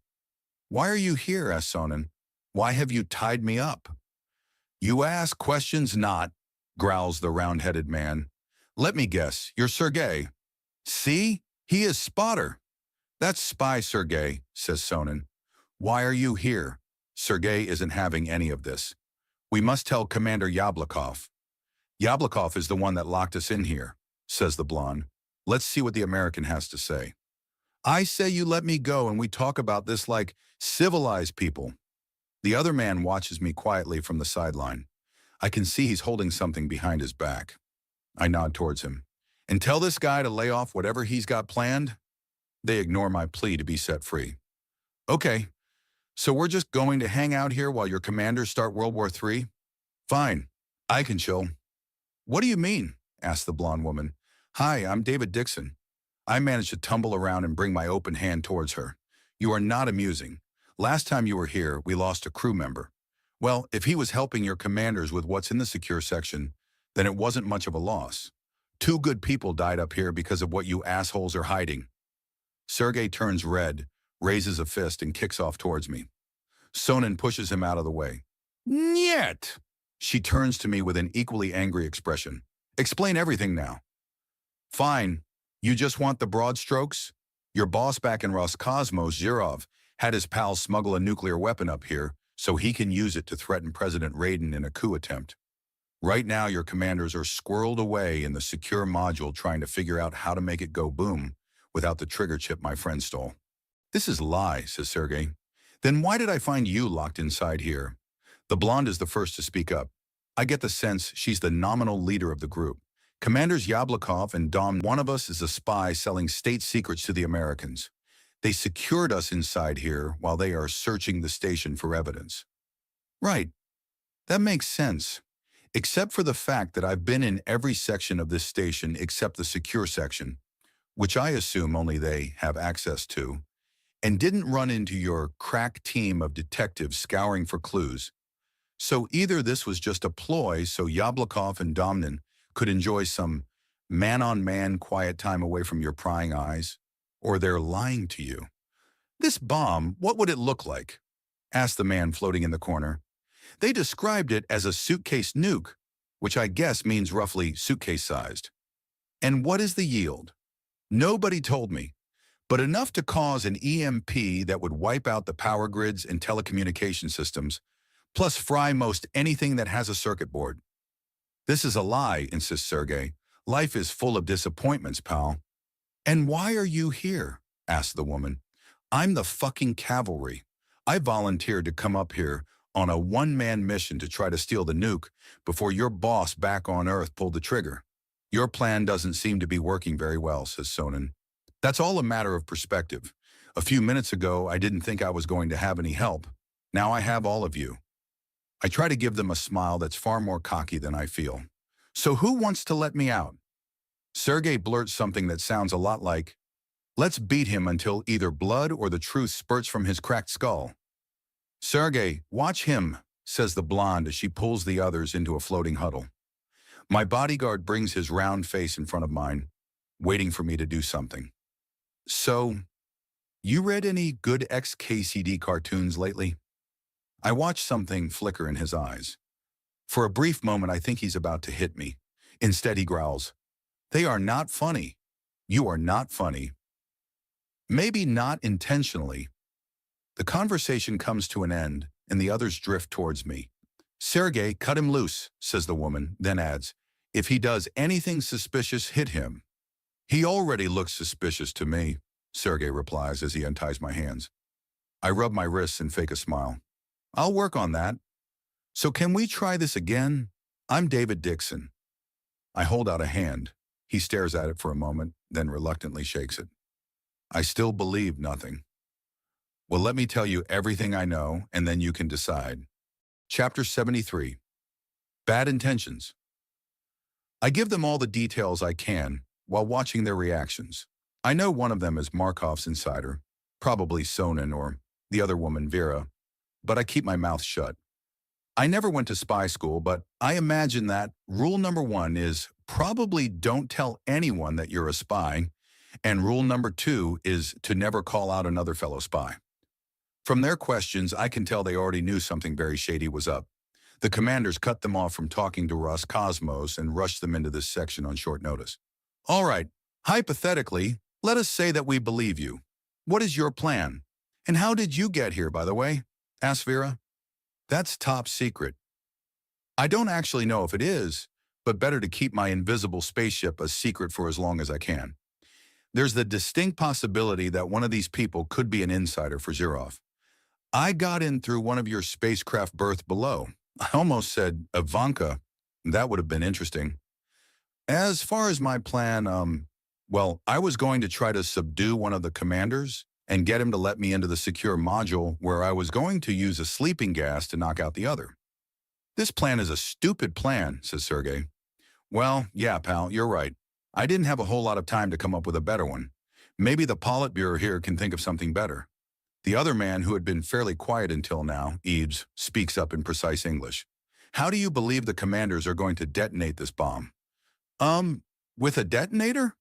He gives me a slightly condescending smile, which I'm sure I deserve. Yes, but how will they deliver the bomb? Deliver it? We're at the perfect altitude. I was thinking they were just going to press the button when their boss downstairs tells them to. For some reason, this assumption starts another debate that I can barely follow as they argue in Russian. Sonnen explains the discussion to me. We believe that Yablokov is capable of this, but not dominant. He is very politically motivated, interjects Sergey. Well, this is interesting. All along, we were working on the assumption the plan was for them to act as suicide bombers. Sergey shakes his head. Nobody loves Zirov that much. Yablokov might do it for the kink. Is that the word? Close enough. I think he either means thrill or sense of duty, which could be the same thing. So if you don't think their plan A is to blow the whole station, then what are they up to? Could they eject it from the EVA airlock? Asks Sonnen. Eve shakes his head. Number that would only put the payload in a slightly degraded orbit from us. If they detonate the bomb while we're in the same hemisphere, we could still be affected. Perhaps they plan to load it into one of our spacecraft, says Vera. But there are only 5 seats in the other. points out Sergei. That would leave us short one for re-entry. Sergei, I don't think your commanders are planning for you to make the trip back to Earth. In fact, I'm kind of surprised they left you alive so far. His face can't hide his reaction. Commander Yablokov would not kill his own crew. Commander Yablokov would put a bullet in your head in a heartbeat, says Eve. Domnin would do the same if he was promised a promotion. They're military men first and foremost.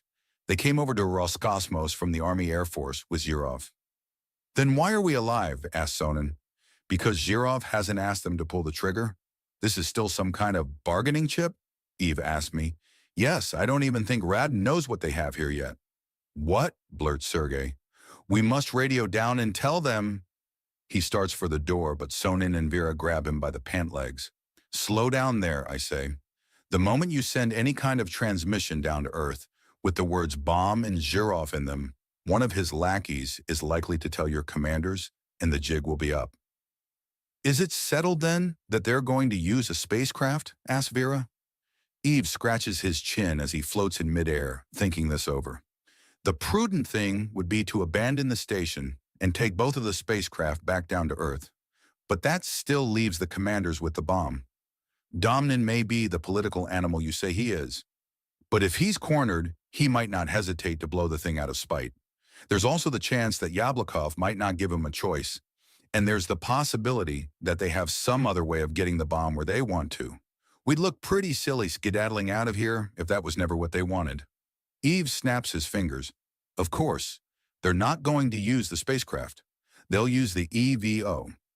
EVO, I reply. Extravehicular Orbiter. It's basically a small satellite launcher as big as a trash can. You eject it from the airlock. When it gets a few hundred meters, its thrusters fire. After it reaches the right orbit, a mechanical pusher releases the payload. Domnin said ours had malfunctioned, but I believe he was lying. How fast does it go? Maybe 2,000 or 3,000 miles an hour after a full burn. I think it over for a moment. That would give us 5 hours before it's far enough away from the station that they can set off the bomb. Regardless of which direction they send it, we'll run right past its orbit 5 hours after that. So when they launch it. There's no going back. We have to stop them from getting to the airlock, says Sonin. Not so fast. We don't know if they have a dead man's trigger on that thing. We could yell surprise and the whole station goes boom. So what is your suggestion? Asks Vera. I think it over, then shake my head. It's not a very good one. Chapter 74. Sting Operation. Captain Baylor calls into my ear. David, are you okay? I completely forgot I still had the microphone and earbud in place and think I'm having a psychotic breakdown. I'm all good, I reply. My Russian hosts look at me like I'm even more insane than they already believe me to be. My friend's back on Earth. Give me a second. Hey, Baylor. So I met some new friends. Yablokov and Domnin gave them a forced time out and locked them into a storage section. Have you been able to capture one of the other commanders? Well, no. It seems they decided to barricade themselves behind 2 doors in the secure module. There's no way to get to them without a plasma torch and catching their attention. That's unfortunate. Unless you can think of something soon, I suggest that you and your friends make it to the nearest vehicle and hightail it back to Earth before the nuke goes off. We just got intel that Radin placed Zhirov's puppet candidate under arrest for unspecified reasons. Wait, what? Markov takes the comm. Hello, David. It would seem that Radin has decided to play his hand on a 3-dimensional chessboard. Does he know that Zhirov has a nuke? He hasn't taken any direct action to suggest that he does. Arresting Milov is a typical Russian maneuver. We should have seen it coming. What does this mean for us? Not good. By going at Zhirov indirectly, Radin is chipping away any advantage to using the nuclear weapon as a bargaining chip. This likely means that Zhirov will have his men detonate it sooner rather than later, which could be any moment. There's a cheery thought. The crew here seems to think that at least one of the commanders, Domnin, wants to get out of this alive, and Yablokov wouldn't mind either. And how would they do this? The most likely scenario is they use a small rocket called an EVO to send the nuke away from the station and detonate it when it's on the other side of the Earth. Could you use this rocket to get it to a higher orbit where the nuclear device wouldn't be a threat? Not likely. Right now, we're trying to guess if they made a dead man trigger or not. If they didn't, then all we have to do is wait for them to pop out of the secure module and bum rush them and take the nuke. And if they did, well, that would be the dumbest of dumb ideas in the history of dumb ideas. And what is your plan for that situation? Something? I look at the Russians who have been patiently listening to one side of the conversation. My boss says Radin just arrested Milov. He thinks Zhirov is going to go nuclear very shortly and make it look like it was Radin's fault and stage a coup. You bet I'm at, says Sergei. No kidding. So we need a plan real fast. If they don't have a trigger, we ambush them. If they do, we think of that when we get to it. Any suggestions? We need to know if they have a trigger they can set off right away, says Eve. Yes. I thought I just said that? He shakes his head.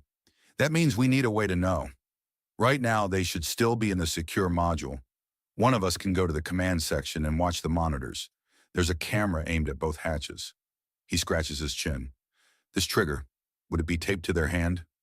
Probably that's what I'd do if I was suicidal and homicidal. Okay, we need someone to go to the command center and watch. The rest of us should wait here. If they don't have a trigger, we can make it to them before they finish opening the inner airlock. Sounds great. I want to kill these men, says Sergei. Man, he sure flipped the bit fast. I know where you can find a crowbar to do that. And what if they do have a dead man's trigger? Asks Vera. We hide, says Sergei. Basically, I think it over for a moment. Yablokov would be the one with the trigger, right? He probably thinks Domnin won't push it if things go south. They still have to get to the EVO, right? Where are they stowed? There are two directly above us, says Eve. I passed right by them without noticing. The airlock faces the other side, right? I doubt Yablokov is going to do an EVA alone with the bomb. They'll probably both go up there. Perhaps, but what good would that do if Yablokov has the bomb and the trigger? Asks Sonin. Yeah. How are the EVOs programmed? They're not, says Eve. They're controlled from the command center. Each one has a frequency. That's it. Those two have to go outside to load it. Then they have to come back inside here to send it on its merry way. We do a little switcheroo while they're coming back into the airlock. A switcher? Asks Vera. One of us is already outside. We unload the EVO without them knowing. When they send it away, we dismantle the bomb. Outside in space? Asks Vera. I was thinking inside here. Oh, right. Yablokov still has his trigger. Dumb idea. What if we take it into one of the spacecraft? Asks Sergei. The one you snuck aboard? There perhaps we could dismantle. I think it over for a moment. I'm a little surprised that he was the one to figure that out. Yeah, that could work. There are a lot of ifs in there. Let's just hope they don't have a dead man trigger. Chapter 75. Hide and Seek. I've got bad news, says Sonin as she sticks her head through the open hatch, carefully keeping her voice low. The helmets, they're gone. All of them. We'd sent her out on a reconnaissance mission to the upper airlock section since she was the smallest and most agile. 2 minutes later, she returned with the dire news. What do you mean, gone? Asked Sergei. Gone as in they probably locked them up in the secure section to keep you guys put, I reply. Smart move, and bad for David. This means that there's only one astronaut working for the forces of light with a complete spacesuit. This one. Unless one of the Russians knows how to breathe vacuum, this operation just fell squarely back on my shoulders again. Okay, we need an alternate plan, says Vera, casting a look at Eve. Suddenly, Sergei perks an ear up like a mastiff listening to the sound of a can opener. I think the secure section inner door just opened. I don't stop to question how he could tell over the cacophony of Darth Vader sounds that fill the station. As a pilot, I know to trust the instincts of someone who is familiar with their hardware. There's no time to think. I have to react. Stay here, I say in a harsh whisper, then kick myself towards the open hatch. I grab Sonin by the shoulder and pull her through, then slam the door on her crew behind us. What are you doing? She says, casting a nervous glance towards the other end of the station where the secure section is located. I ignore her for a moment, grab the crowbar and wedge it back into the wheel that keeps the door shut, locking her comrades back inside. I pat her on the back and make a downward gesture towards the intersection. A quick thinker, she gets it and pulls herself along by the straps, then takes a dive down the docking spire. With my nose inches behind her feet, I follow her as she descends into the module. Clank! The outer door opens above us. We're still only halfway down the module. If Yablokov and Domnin catch us playing hide-and-seek, this game is going to be over real quick. Sonnen yanks on a cargo net and sails faster towards the bottom. As soon as she reaches the lower junction, she does a somersault like a cat, lands on her feet, then presses up against the recess under the wall. There's some muffled Russian talking above me, growing louder. I reach the junction, but not as gracefully as the Space Princess. I try to find something to push from, but she saves me the trouble by scissoring her legs around me and pulling me under the overhang. I grab a handle by a hatch leading to one of the two remaining vehicles and try to make my body go as flat as possible. Sonnen puts a finger to her lips. I guess I was being too noisy. Then points to a reflection on the window at the bottom of the junction that overlooks Earth. It's night below us, so the window acts like a mirror, showing the top of the main junction as a white disk. One shape flies by towards the storage section. Another appears to go up towards the command section just below the upper airlock. Sonnen looks at me wide-eyed and nods. She instantly gets why I put the crowbar back in place. If the commanders found that missing, they wouldn't just know that their captives were free to roam the station, they'd also know that somebody else had let them out. In the category of things that would cause Yablokov to pull the trigger and make things go boom. An unknown person on board the K-1 is probably pretty high up. We wait a tense minute as the commander checks the storage section. Finally, his shadow crosses back over the white disk of reflected light, and he pulls himself up into the command section. I whisper to Sonnen, "We have to get into separate spacecraft." "What?" she mouths. I point towards Ivanka. "My spacesuit is in there. I have to do an EVA. You need to hide in the other one." She nods her head in agreement. Out of nowhere, there's a loud banging sound like a pipe hitting a radiator. Over and over. I give her a confused look. "My crew is creating a distraction," Sonnen whispers, "so we can get inside the spacecraft." Got it. Back in the storage section, they must have figured out our only course of action. I give a nervous glance upwards, afraid Sergei or whoever's ape-like banging is about to bring Domnin and Yablokov running. Sonnen shakes her head. "We did that the first hour they locked us in there. They don't care. Ready?" We go to opposite ends of the docking section and check our hatches. Sonnen gives me a thumbs up. We both pull the handles open at the same time, then carefully close them, doing our best not to make too much noise. I spin the wheel until the air seal is secured, and here I am, back inside Ivanka. I work my way into my spacesuit as I bounce around the cabin, trying to avoid smacking my head on the bulkhead and failing. Helmet finally on, suit lights all good. I vent the air from Ivanka and pray the commanders think it's just one of the many sounds coming from the station. After the ship has reached a vacuum, I open the side hatch I dismantled just a little while ago and drift outside. Using the handrails outside the docking junction, I work my way over to Sonnen's ship. She's got her face pressed up against the window. If I was hoping for some kind of silent words of wisdom, I'm out of luck. She looks just as confused and scared as I feel.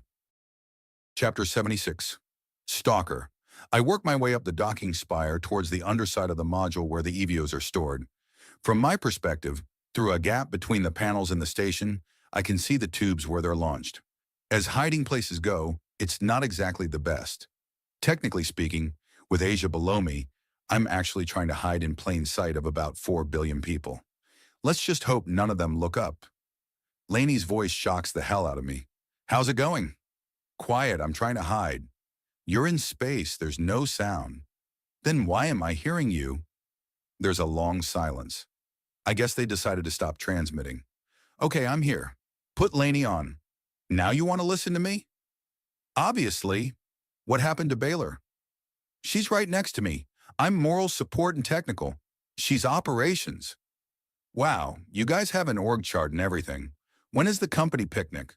"We don't know when yet, but my money's on Guantanamo for the location." "Great.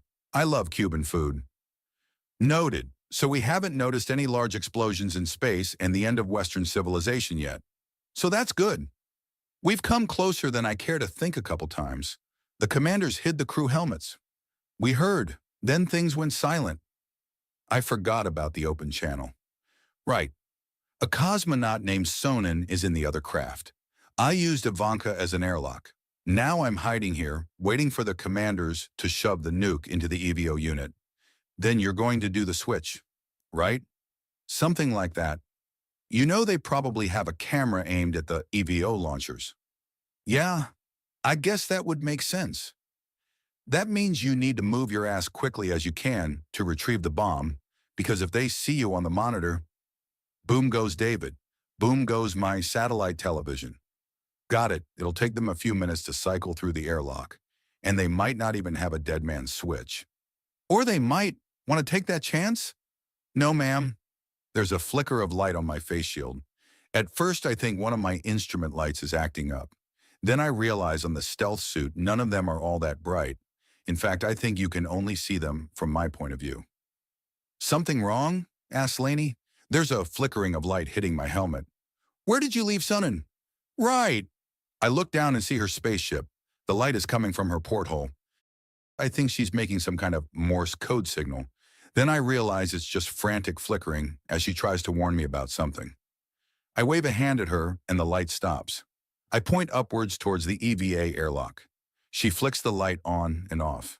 Is it aliens? Asked Lainey. I wish. I see a glint of light from overhead. Hold up. I think they're on the move. I slide my helmet's black visor into place.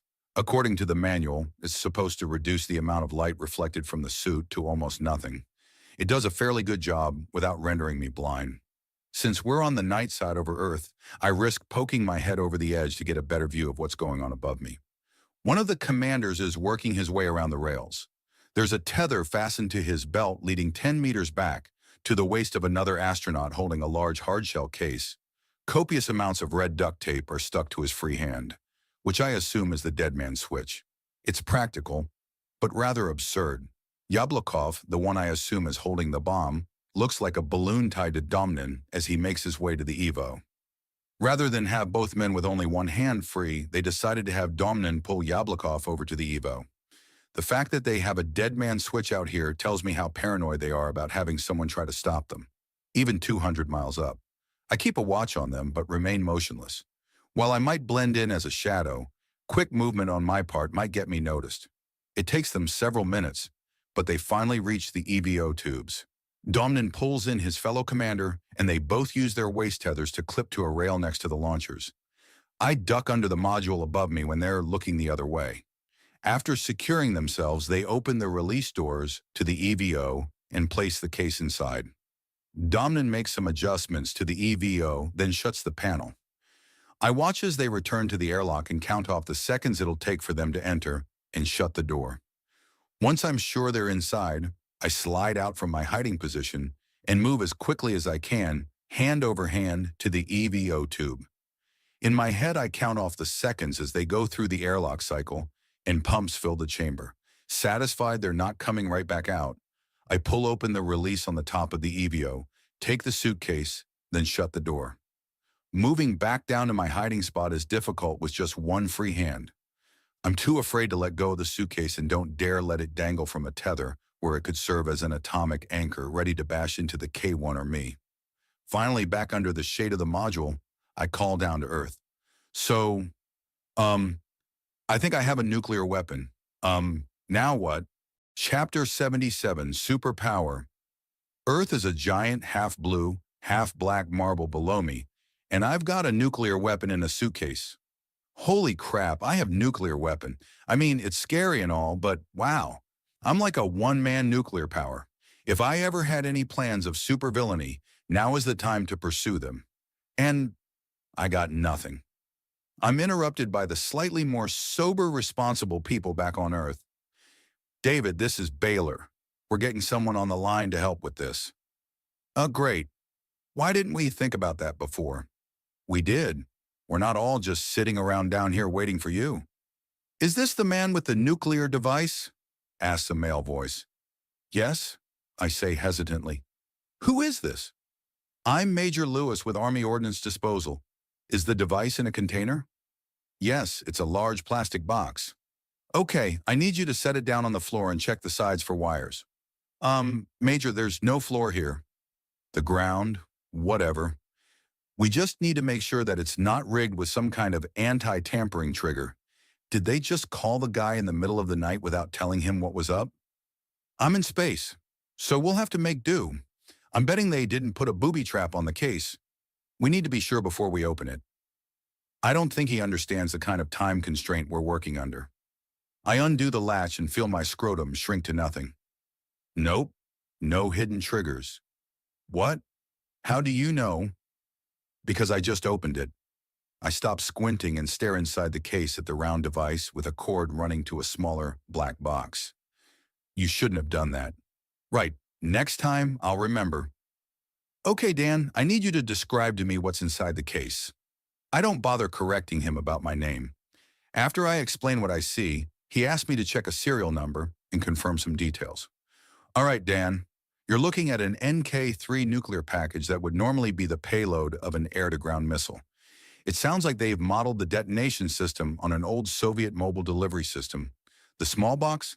That's the detonation trigger. It can either activate a timer or go off immediately.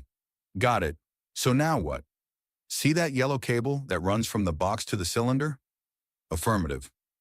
I need you to pull that from the cylinder connector. Let me know when you've done that. I reach a nervous hand to the cable, afraid I'll screw up and grab the wrong one. Slowly, as if the fate of the whole world, not just half, depended on it. I unplug the first cable. Beads of sweat drift off my face and splatter on the inside of my helmet. Done. Okay, now what? Did you detach the cable? Yes. My fingers are starting to shake. What's next? There is no next.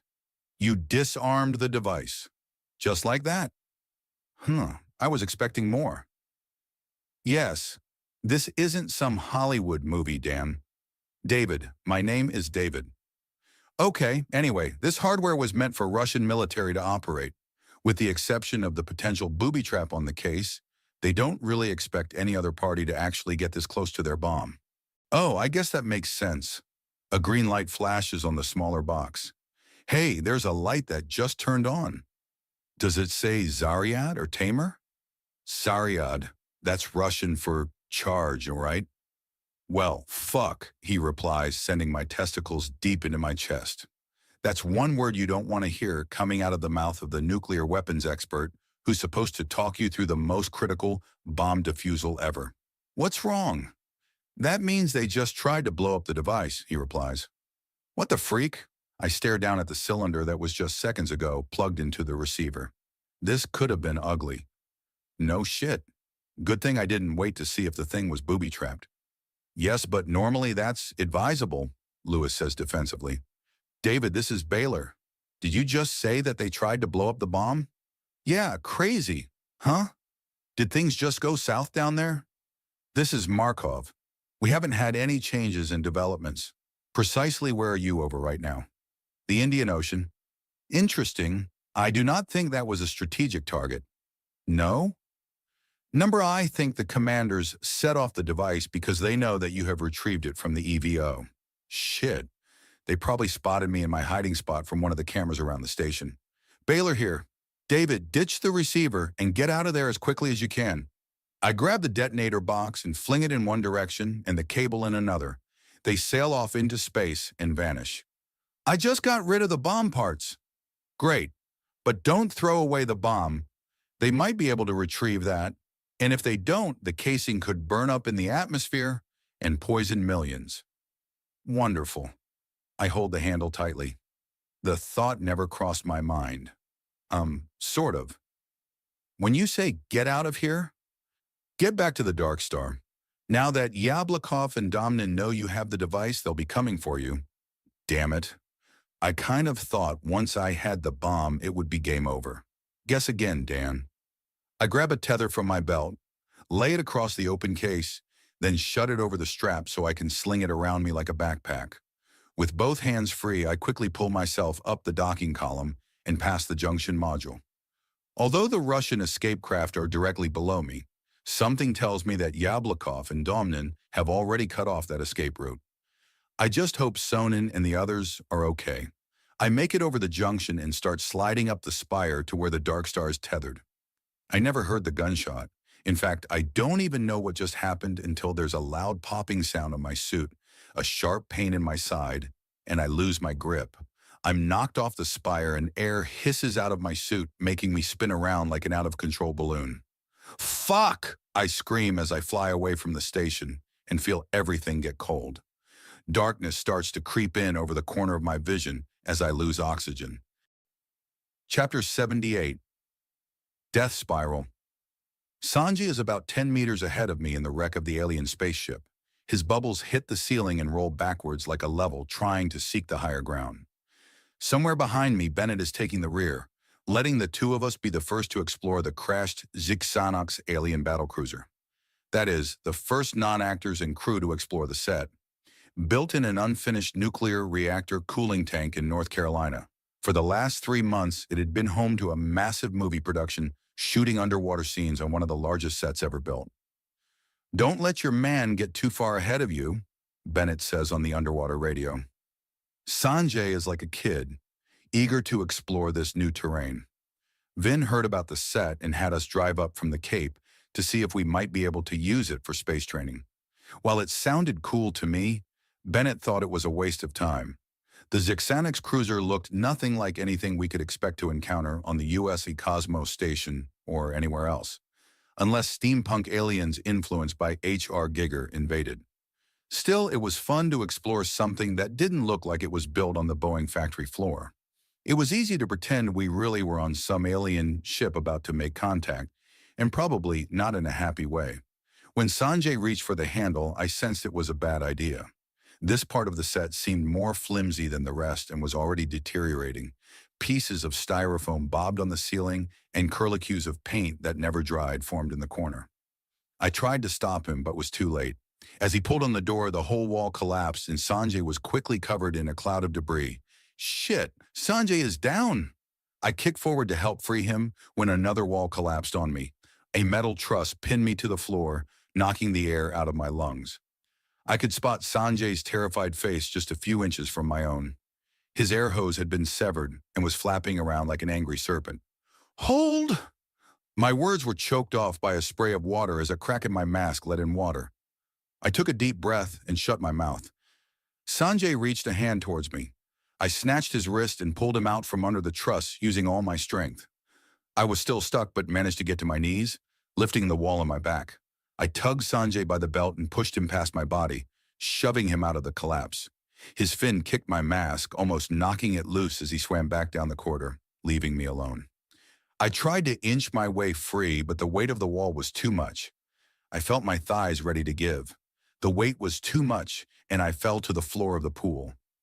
Water trickled into my mask and everything went blurry. Fuck, I thought. This is how I die. Underwater in a pretend spaceship. As I resigned myself to my fate, a powerful hand grabbed me by my ankle and yanked me away. It was Bennett to the rescue. The entire rear section of the set collapsed and a cloud of dust rolled past us. Not waiting to see what else was going to go wrong, he pulled on my shoulder and pushed me towards the way we came. He followed me all the way to the edge of the concrete pool and waited until I rolled onto dry ground before getting out himself.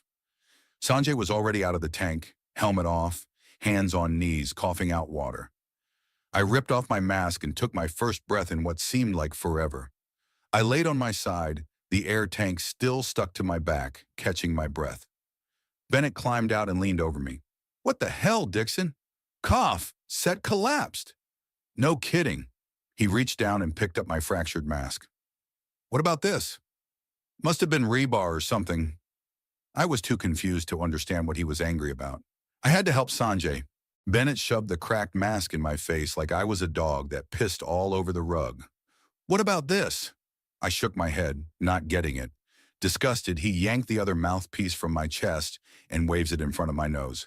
"What is this?" "Back up," I said between exhausted breaths. "Why didn't you use it?" "No time." I made my way into a seated position and pointed to Sanjay. "What about him?" "He's dead," said Bennett. "What?" Sanjay blurted. "You left this idiot down there." "I had a torn hose," Sanjay protested, understanding that Bennett was talking more than metaphorically. While this wasn't an official astronaut training test, It was clearly enough of a trial by fire for Bennett to see what we're made of. Bennett shrugged him off and turned his attention back to me. How did you fuck up, yoga boy? I saved Sanjay. I would have made it, said Sanjay. Go back to fantasy land, growled Bennett. Dixon, tell me how you fucked up? I needed to secure my own air supply first. Why? Because I'm under extra stress and increased exertion. Not doing so could kill us both. If this had been a... Bennett glanced over at the underwater set and rolled his eyes. A goddamn whatever. You'd be dead because you panicked. I didn't panic. Oh, you didn't? You acted perfectly calmly and rationally. No. You goddamn panicked. He shoved a finger right between my eyes. You acted, but you didn't think. The impulse was right, but the instincts were all wrong. I'm sorry. Get this gear loaded up in the truck. I'm going to go call our boss and tell him this was a stupid idea.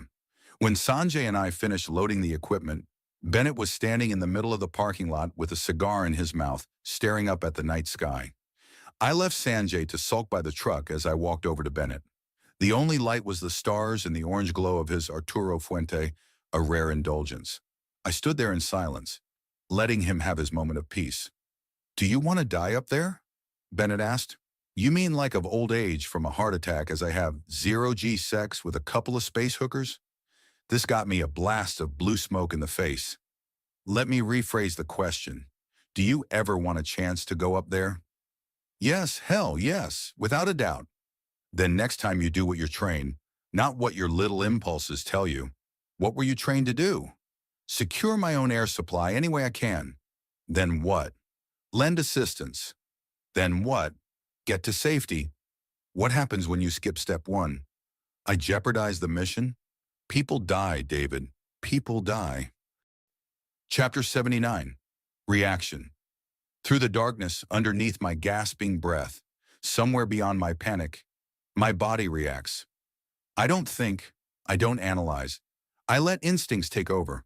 Not the ones I was born with, but the hard-earned ones from spending countless hours at the bottom of a practice pool, floating in midair in the vomit comet, with a blacked-out helmet, or dropping from an airplane with my eyes closed and no sense of up or down.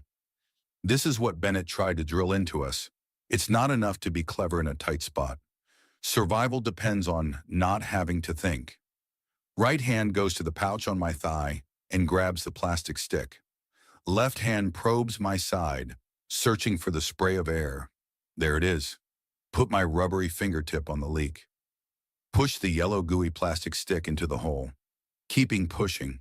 This is just like fixing a tire, except I think the puncture went through the passenger. One step at a time. Let the stick do its job. The hissing is starting to slow. That's good or the air is completely gone. Wait a beat. Take a breath. Yep, there's air in here. I'm still spinning. Spread my arms wide and slow down. Something white is flying towards me fast. Deep breath. All right, I'm spinning less. There's the white thing again. It's a cosmonaut in an EVA pack going full speed. Is this a rescue? Number. This is an attack. That's probably Domnin heading straight at me while Yablokov is somewhere with a gun. Not Bennett's gun, but some specially modified thing with a wide trigger for an astronaut glove. Damn it. They shot me. Stay cool, David. Turn your body so the suitcase is facing towards them. Use it as a shield. Jesus Christ. I'm using a nuclear bomb to block gunfire. OPS. This is David. I've been hit. I have the hole in the suit sealed. I have a hostile inbound. Question. What happens if a bullet hits the nuke? Lewis takes the comm. The slapper detonators won't do anything. Hexanitrostylbene is very stable, but if you get a leak in the plutonium casing, that could cause a contamination issue, but you're in a spacesuit. However, if the bullet hits the plutonium and goes through you, well, you'll be dead too soon to care. Right, I'm going to assume these assholes would rather not put a hole in the bomb, so I'm using it as a shield. I spin until my suit jet stabilizes my rotation, so I'm facing away from the K1. Bam! Something, probably Domnin, just slammed into my back. He's trying to pull the case away from me. The strap is slipping over my head as he lifts it free. Hold up. Let him. I go limp and allow Domnan to get the case off my shoulder. As he slides it along my arm, I grab the strap with my right hand and give it a yank. Although this doesn't free it from his grasp, it sends me flying backwards behind him where I hit his Eva pack. I slip my left arm under his left shoulder, grappling him from the back. All right, I don't think he saw this move coming. Neither did I. Now what? In any moment, Yablokov is going to start shooting, regardless if his boy's in the way. The world starts to spin as Domnan activates the thruster on his pack. Flames lick my visor and I quickly let go as his side rocket nearly burns a hole in my suit. Damn it. Dumb move on my part. He almost melted through. Good thing this stealth suit is heat resistant. He's already flying back to the K-1 with the nuke. My suit rockets have only a small amount of burn left. Better make it a good one. I light them up and chase after him. From my left thigh pouch, I pull out the black blade used to cut through straps and anything else that gets in the way. It's my only weapon. Bam! I hit the back of his EVA pack. I quickly grab the handle on the top with my right hand and use it like a pommel horse to swing over him. With the knife blade in my left fist, as soon as I see his visor, I slam it into the plastic as hard as I can. The tip goes in about an inch, just over his eye. Domnan goes through a range of emotion from terror to elation as he realizes the blade stopped short of touching him and the self-healing polymer in his helmet has sealed around the puncture. Enjoy the moment, pal. I know how these helmets are made. I give the knife a twist and the slit ruptures, cracking the glass. His entire face shield explodes.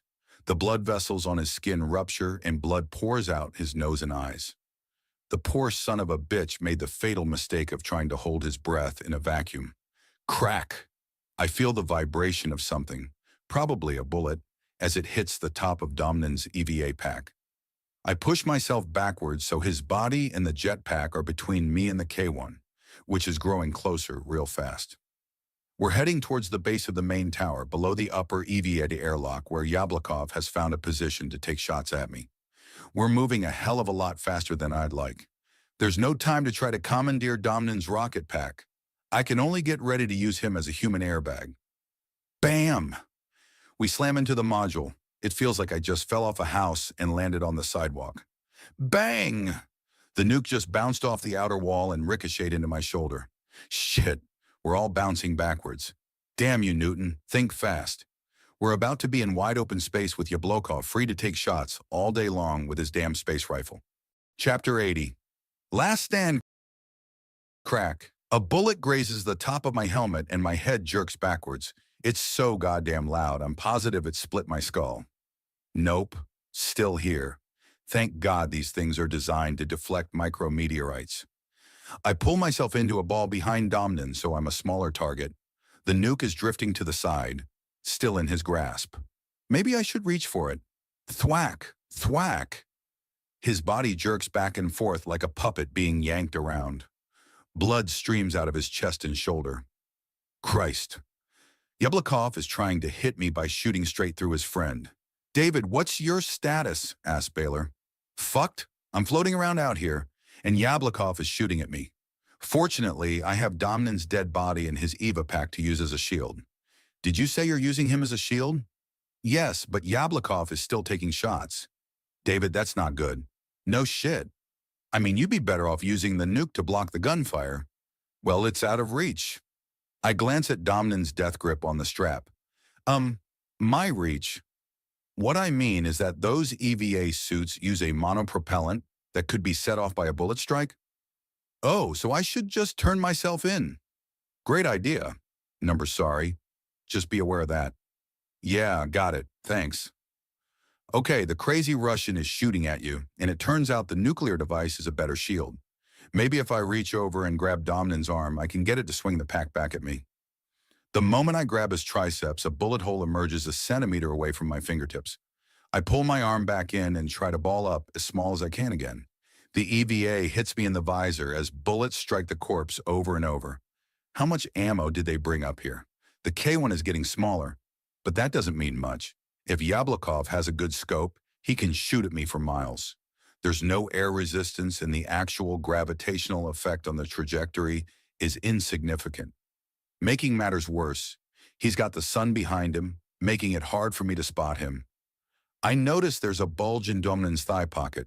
It's a gun, stainless steel and specially designed with a wide trigger and some kind of funky recoil suppression.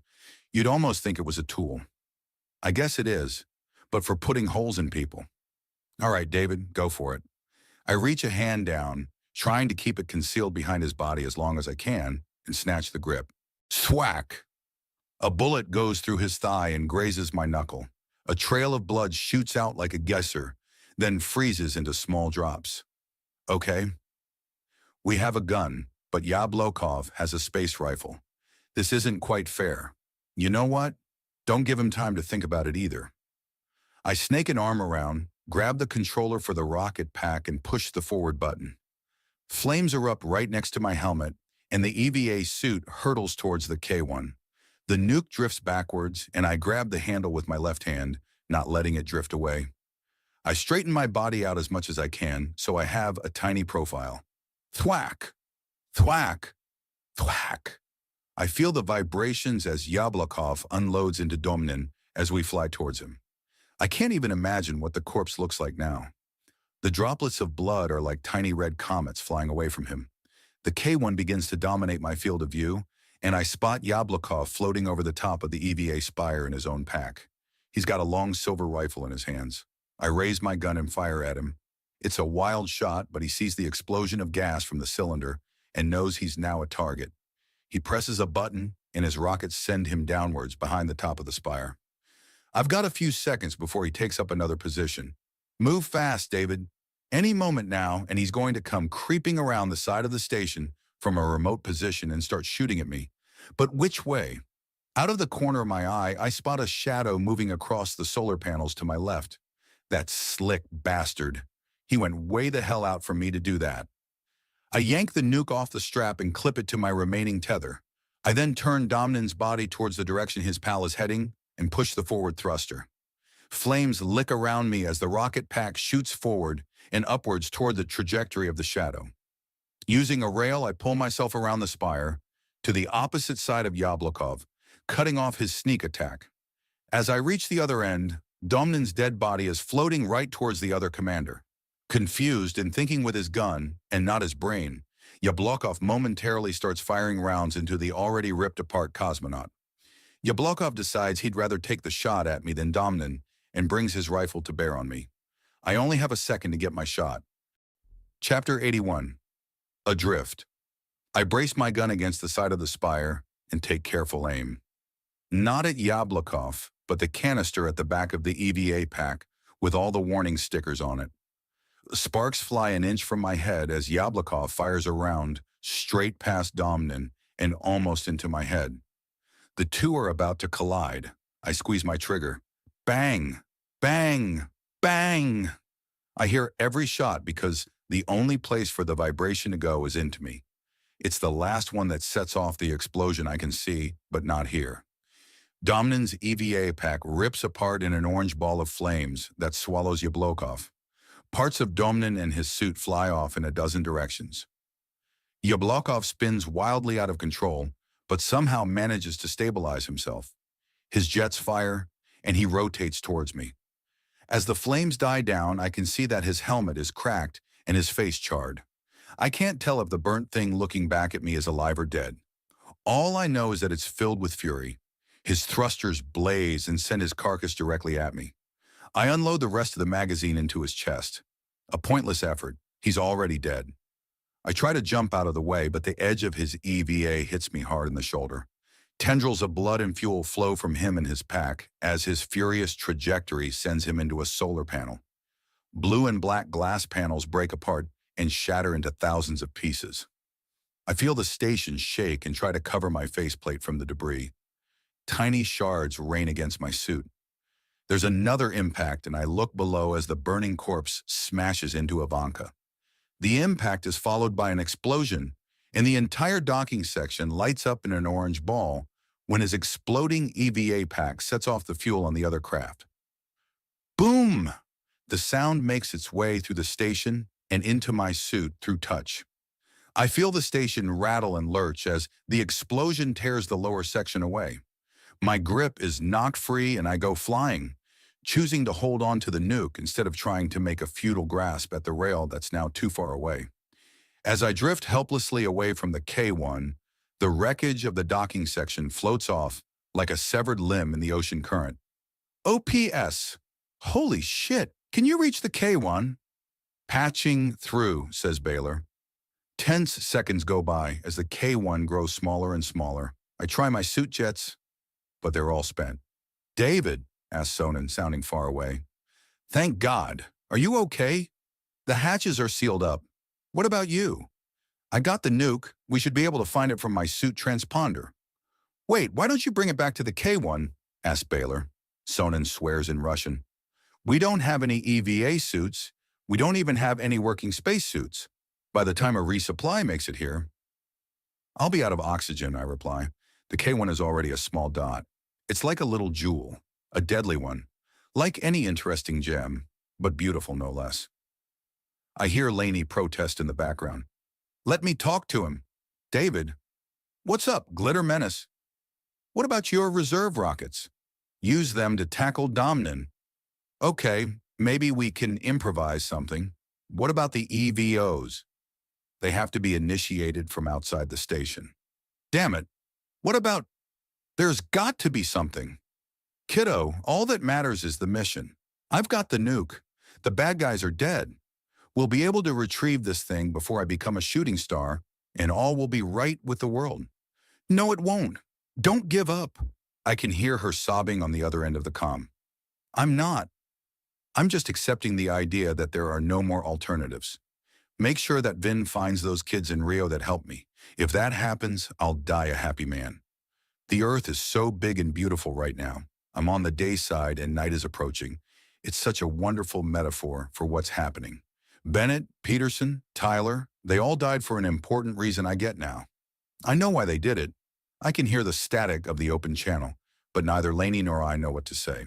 David, says Markov, you've done an admirable thing. Thanks. Look after Washburn for me. Opes goes quiet as they try to figure out what you tell a guy about to die. Finally, I speak, trying to put a brave face on everything. Hey, Laney, it's so beautiful up here. I can't wait for you to see it one day. Chapter 82. Fallback. I look at the lights down in the night side and imagine each one is a living person. Maybe they are. David, cries Laney, tired of the silence. If only the Dark Star hadn't been destroyed.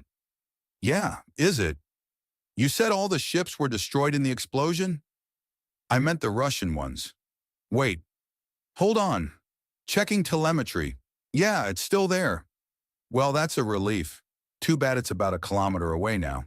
I can control it remotely. Wait. What? Yeah, dumbass. If you tethered it, I'll use the control rockets to burn through the line. Hold on. We're logging in now. Got it. Shit? Are you saying I'm not going to die? Not from lack of oxygen, but you'll still have to do the high-altitude re-entry on the inflatable heat shield.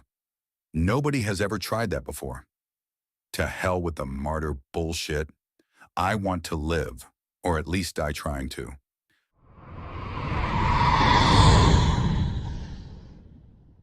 Cosmodrome. Drops of blood trickled through Natalie Karatinova's fingertips and splattered into the puddle below. She caught her distraught reflection in the pool of water and the glow on the horizon as a RD-300 rocket engine fired on its test stand, lighting up the night sky over Baikonur Cosmodrome. Bracing herself against a silver sedan, smearing blood across the door, the roar was a distant hum under the sound of her own difficult breathing. Don't run, said the thick-jawed man from the window of the black Mercedes as he rolled up. Natalie pushed away from her resting spot and stumbled further into the parking lot, trying to find someone to help her. A minute ago, she was reaching for her keys when the two men came to a stop. Natalie, the driver had shouted, feigning familiarity. When she turned to look at who was calling to her, he fired his pistol. The noise startled her more than the wound. She thought a rock or something sharp had flicked her. It was the growing numbness and the sight of blood on her palms that told her what just happened. In an instant, she knew this was about what she had seen a few hours ago. It had been a clerical error. As a payload supervisor, normally it was her job to inspect all cargo before being loaded onto the Baikal rocket, except for military cargo. But this wasn't a military payload, or at least she hadn't thought so. There was no certificate from the Army, much less a liaison officer from Roscosmos. Clipboard in hand, Natalie had donned her clean room scrubs and entered the sterile chamber just like she did for every other launch. When she saw the plastic case sitting on the table, there was nothing indicating it was military. But when she cracked the seal and looked inside, she realized immediately there must have been some mistake. She quickly closed the case, but it was too late. The escort assigned to the cargo had re-entered the room, having momentarily abandoned his post. There were no words exchanged between them. Natalie made a quick exit, not even bothering to throw her garments into the bin. She headed straight for Supervisor Volodin's office, Roscosmos Chief Zurov's right-hand man, and told him what she had seen. He listened carefully, made a call, then gave her a warm smile and told her it was just a mistake. Everything was fine. There had been a mix-up with some sensing equipment. Natalie thanked him, laughed it off, pretending the best she could. She knew he was lying. Having an engineering background, there was no mistaking what was in the case. She wasn't sure what she was going to do about it, if anything. Then the Mercedes pulled up and the man shot her. Natalie managed to weave through another row of cars, but her legs were betraying her. Darkness began to encroach her peripheral vision as she continued to bleed out. She made one more stride, then collapsed on the wet pavement. Unable to move, yet still somewhat alert, she heard the footsteps of the approaching men. "Get her into the bag, then place her into the trunk," one said to the other. Natalie felt their rough hands as they picked her up and laid her inside a plastic pouch, the kind they keep on board a spacecraft in case of a fatality. The scent of the material reminded her of a spacesuit, which set off a mental trigger in her mind. She remembered where she'd seen these men before. Their names were Yablokov and Domnin. They were cosmonauts. They weren't supposed to be here. They were supposed to be getting ready to launch in just a few hours. That thought faded as quickly as it came. When they zipped the bag over her head, she worried about her daughter, Elena.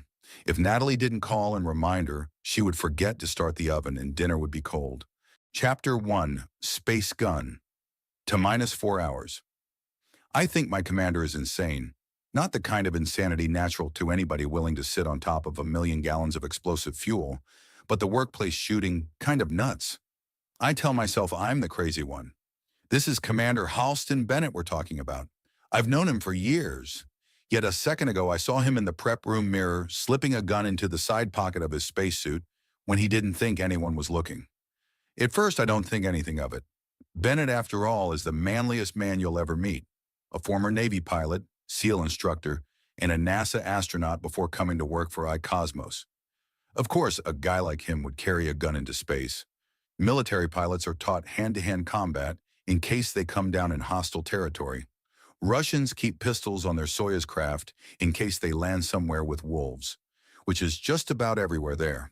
Maybe Bennett is just planning for any contingency. Hell, maybe he wants to shoot Martians. I try to put it out of my mind, but I can't. I should say something.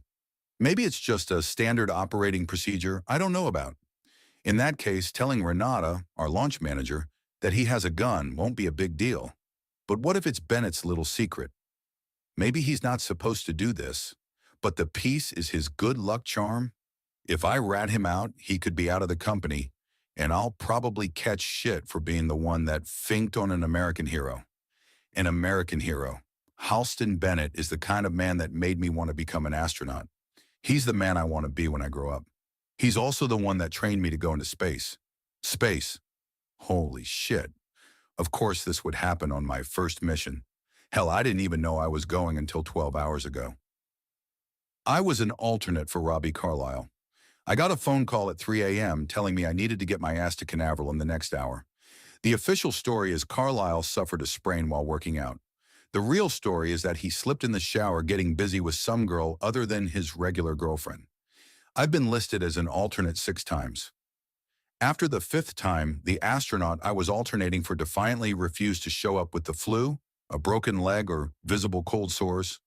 I kind of gave up and decided I'd be going into space after about the 10,000th rich jerk-off tourist flew out of Mojave in one of those suborbital tin cans they call a spaceship. Then I got the call. I'd been waiting for that call ever since I decided I wanted to be an astronaut. Not because I wanted to set foot on Mars or perform earth-shattering experiments in microgravity, but because I wanted to fly things. The faster the better. My heroes have always been pilots. From Chuck Yeager to Han Solo, I wanted to be the guy at the controls. A guy like Bennett. Bennett. Damn it. In some alternate universe, I was going to be a military guy turned NASA astronaut like him. Imagine my disappointment when I was 17 years old and walked into an Air Force recruitment center wearing my Coke bottle glasses and was told in no uncertain terms the only way I'd see the inside of a fighter cockpit was if there were paper towels and a bottle of Windex in my hand so I could clean it for the guys with perfect eyesight. Pissed, I worked 2 jobs that summer, getting up hours before dawn to fold newspapers and deliver them. I can still smell the wet ink and feel the warm newsprint in my hands as it sucked all the moisture from my fingers. After that, I worked at Burger King during the day, getting laughed at by my friends as they came into the place, imagining new and ridiculous ways to have it their way. Har har, guys. I used the money I earned to buy myself laser surgery for my eyes, which was something my parents couldn't afford. Trying to raise 3 kids on one teacher's salary as my mother finished up her master's degree. With beyond perfect 2010 vision, I walked into the Navy recruiter's office and was told, "Sorry, kid, LASIK was an automatic disqualifier." They changed the rule later, but it was too late for me. Uncle Sam wanted no part in making my dream a reality. I'd never be a guy like Bennett, a real American hero trademark. Dejected and rejected, I decided I'd find other ways to take to the sky. I studied engineering and aeronautics in college and found that as a student you could get cheap pilot training. I learned how to fly fixed-wing, rotary, single-engine, multi-engine, and even no-engine gliders in a hot air balloon. One summer, a couple of my flight school pals and I even took a trip to Russia and got to take control of MiGs. I did a crash course in Russian, afraid I'd try to change the air conditioner and end up ejecting myself over Siberia. To pay for it all, I spent my spare time volunteering for medical studies where they poked me with different chemicals as I sat around playing flight simulators. When it came time to graduate, my friends all went into commercial aviation. I didn't. Flying a jumbo jet wasn't the same as going to the stars, so I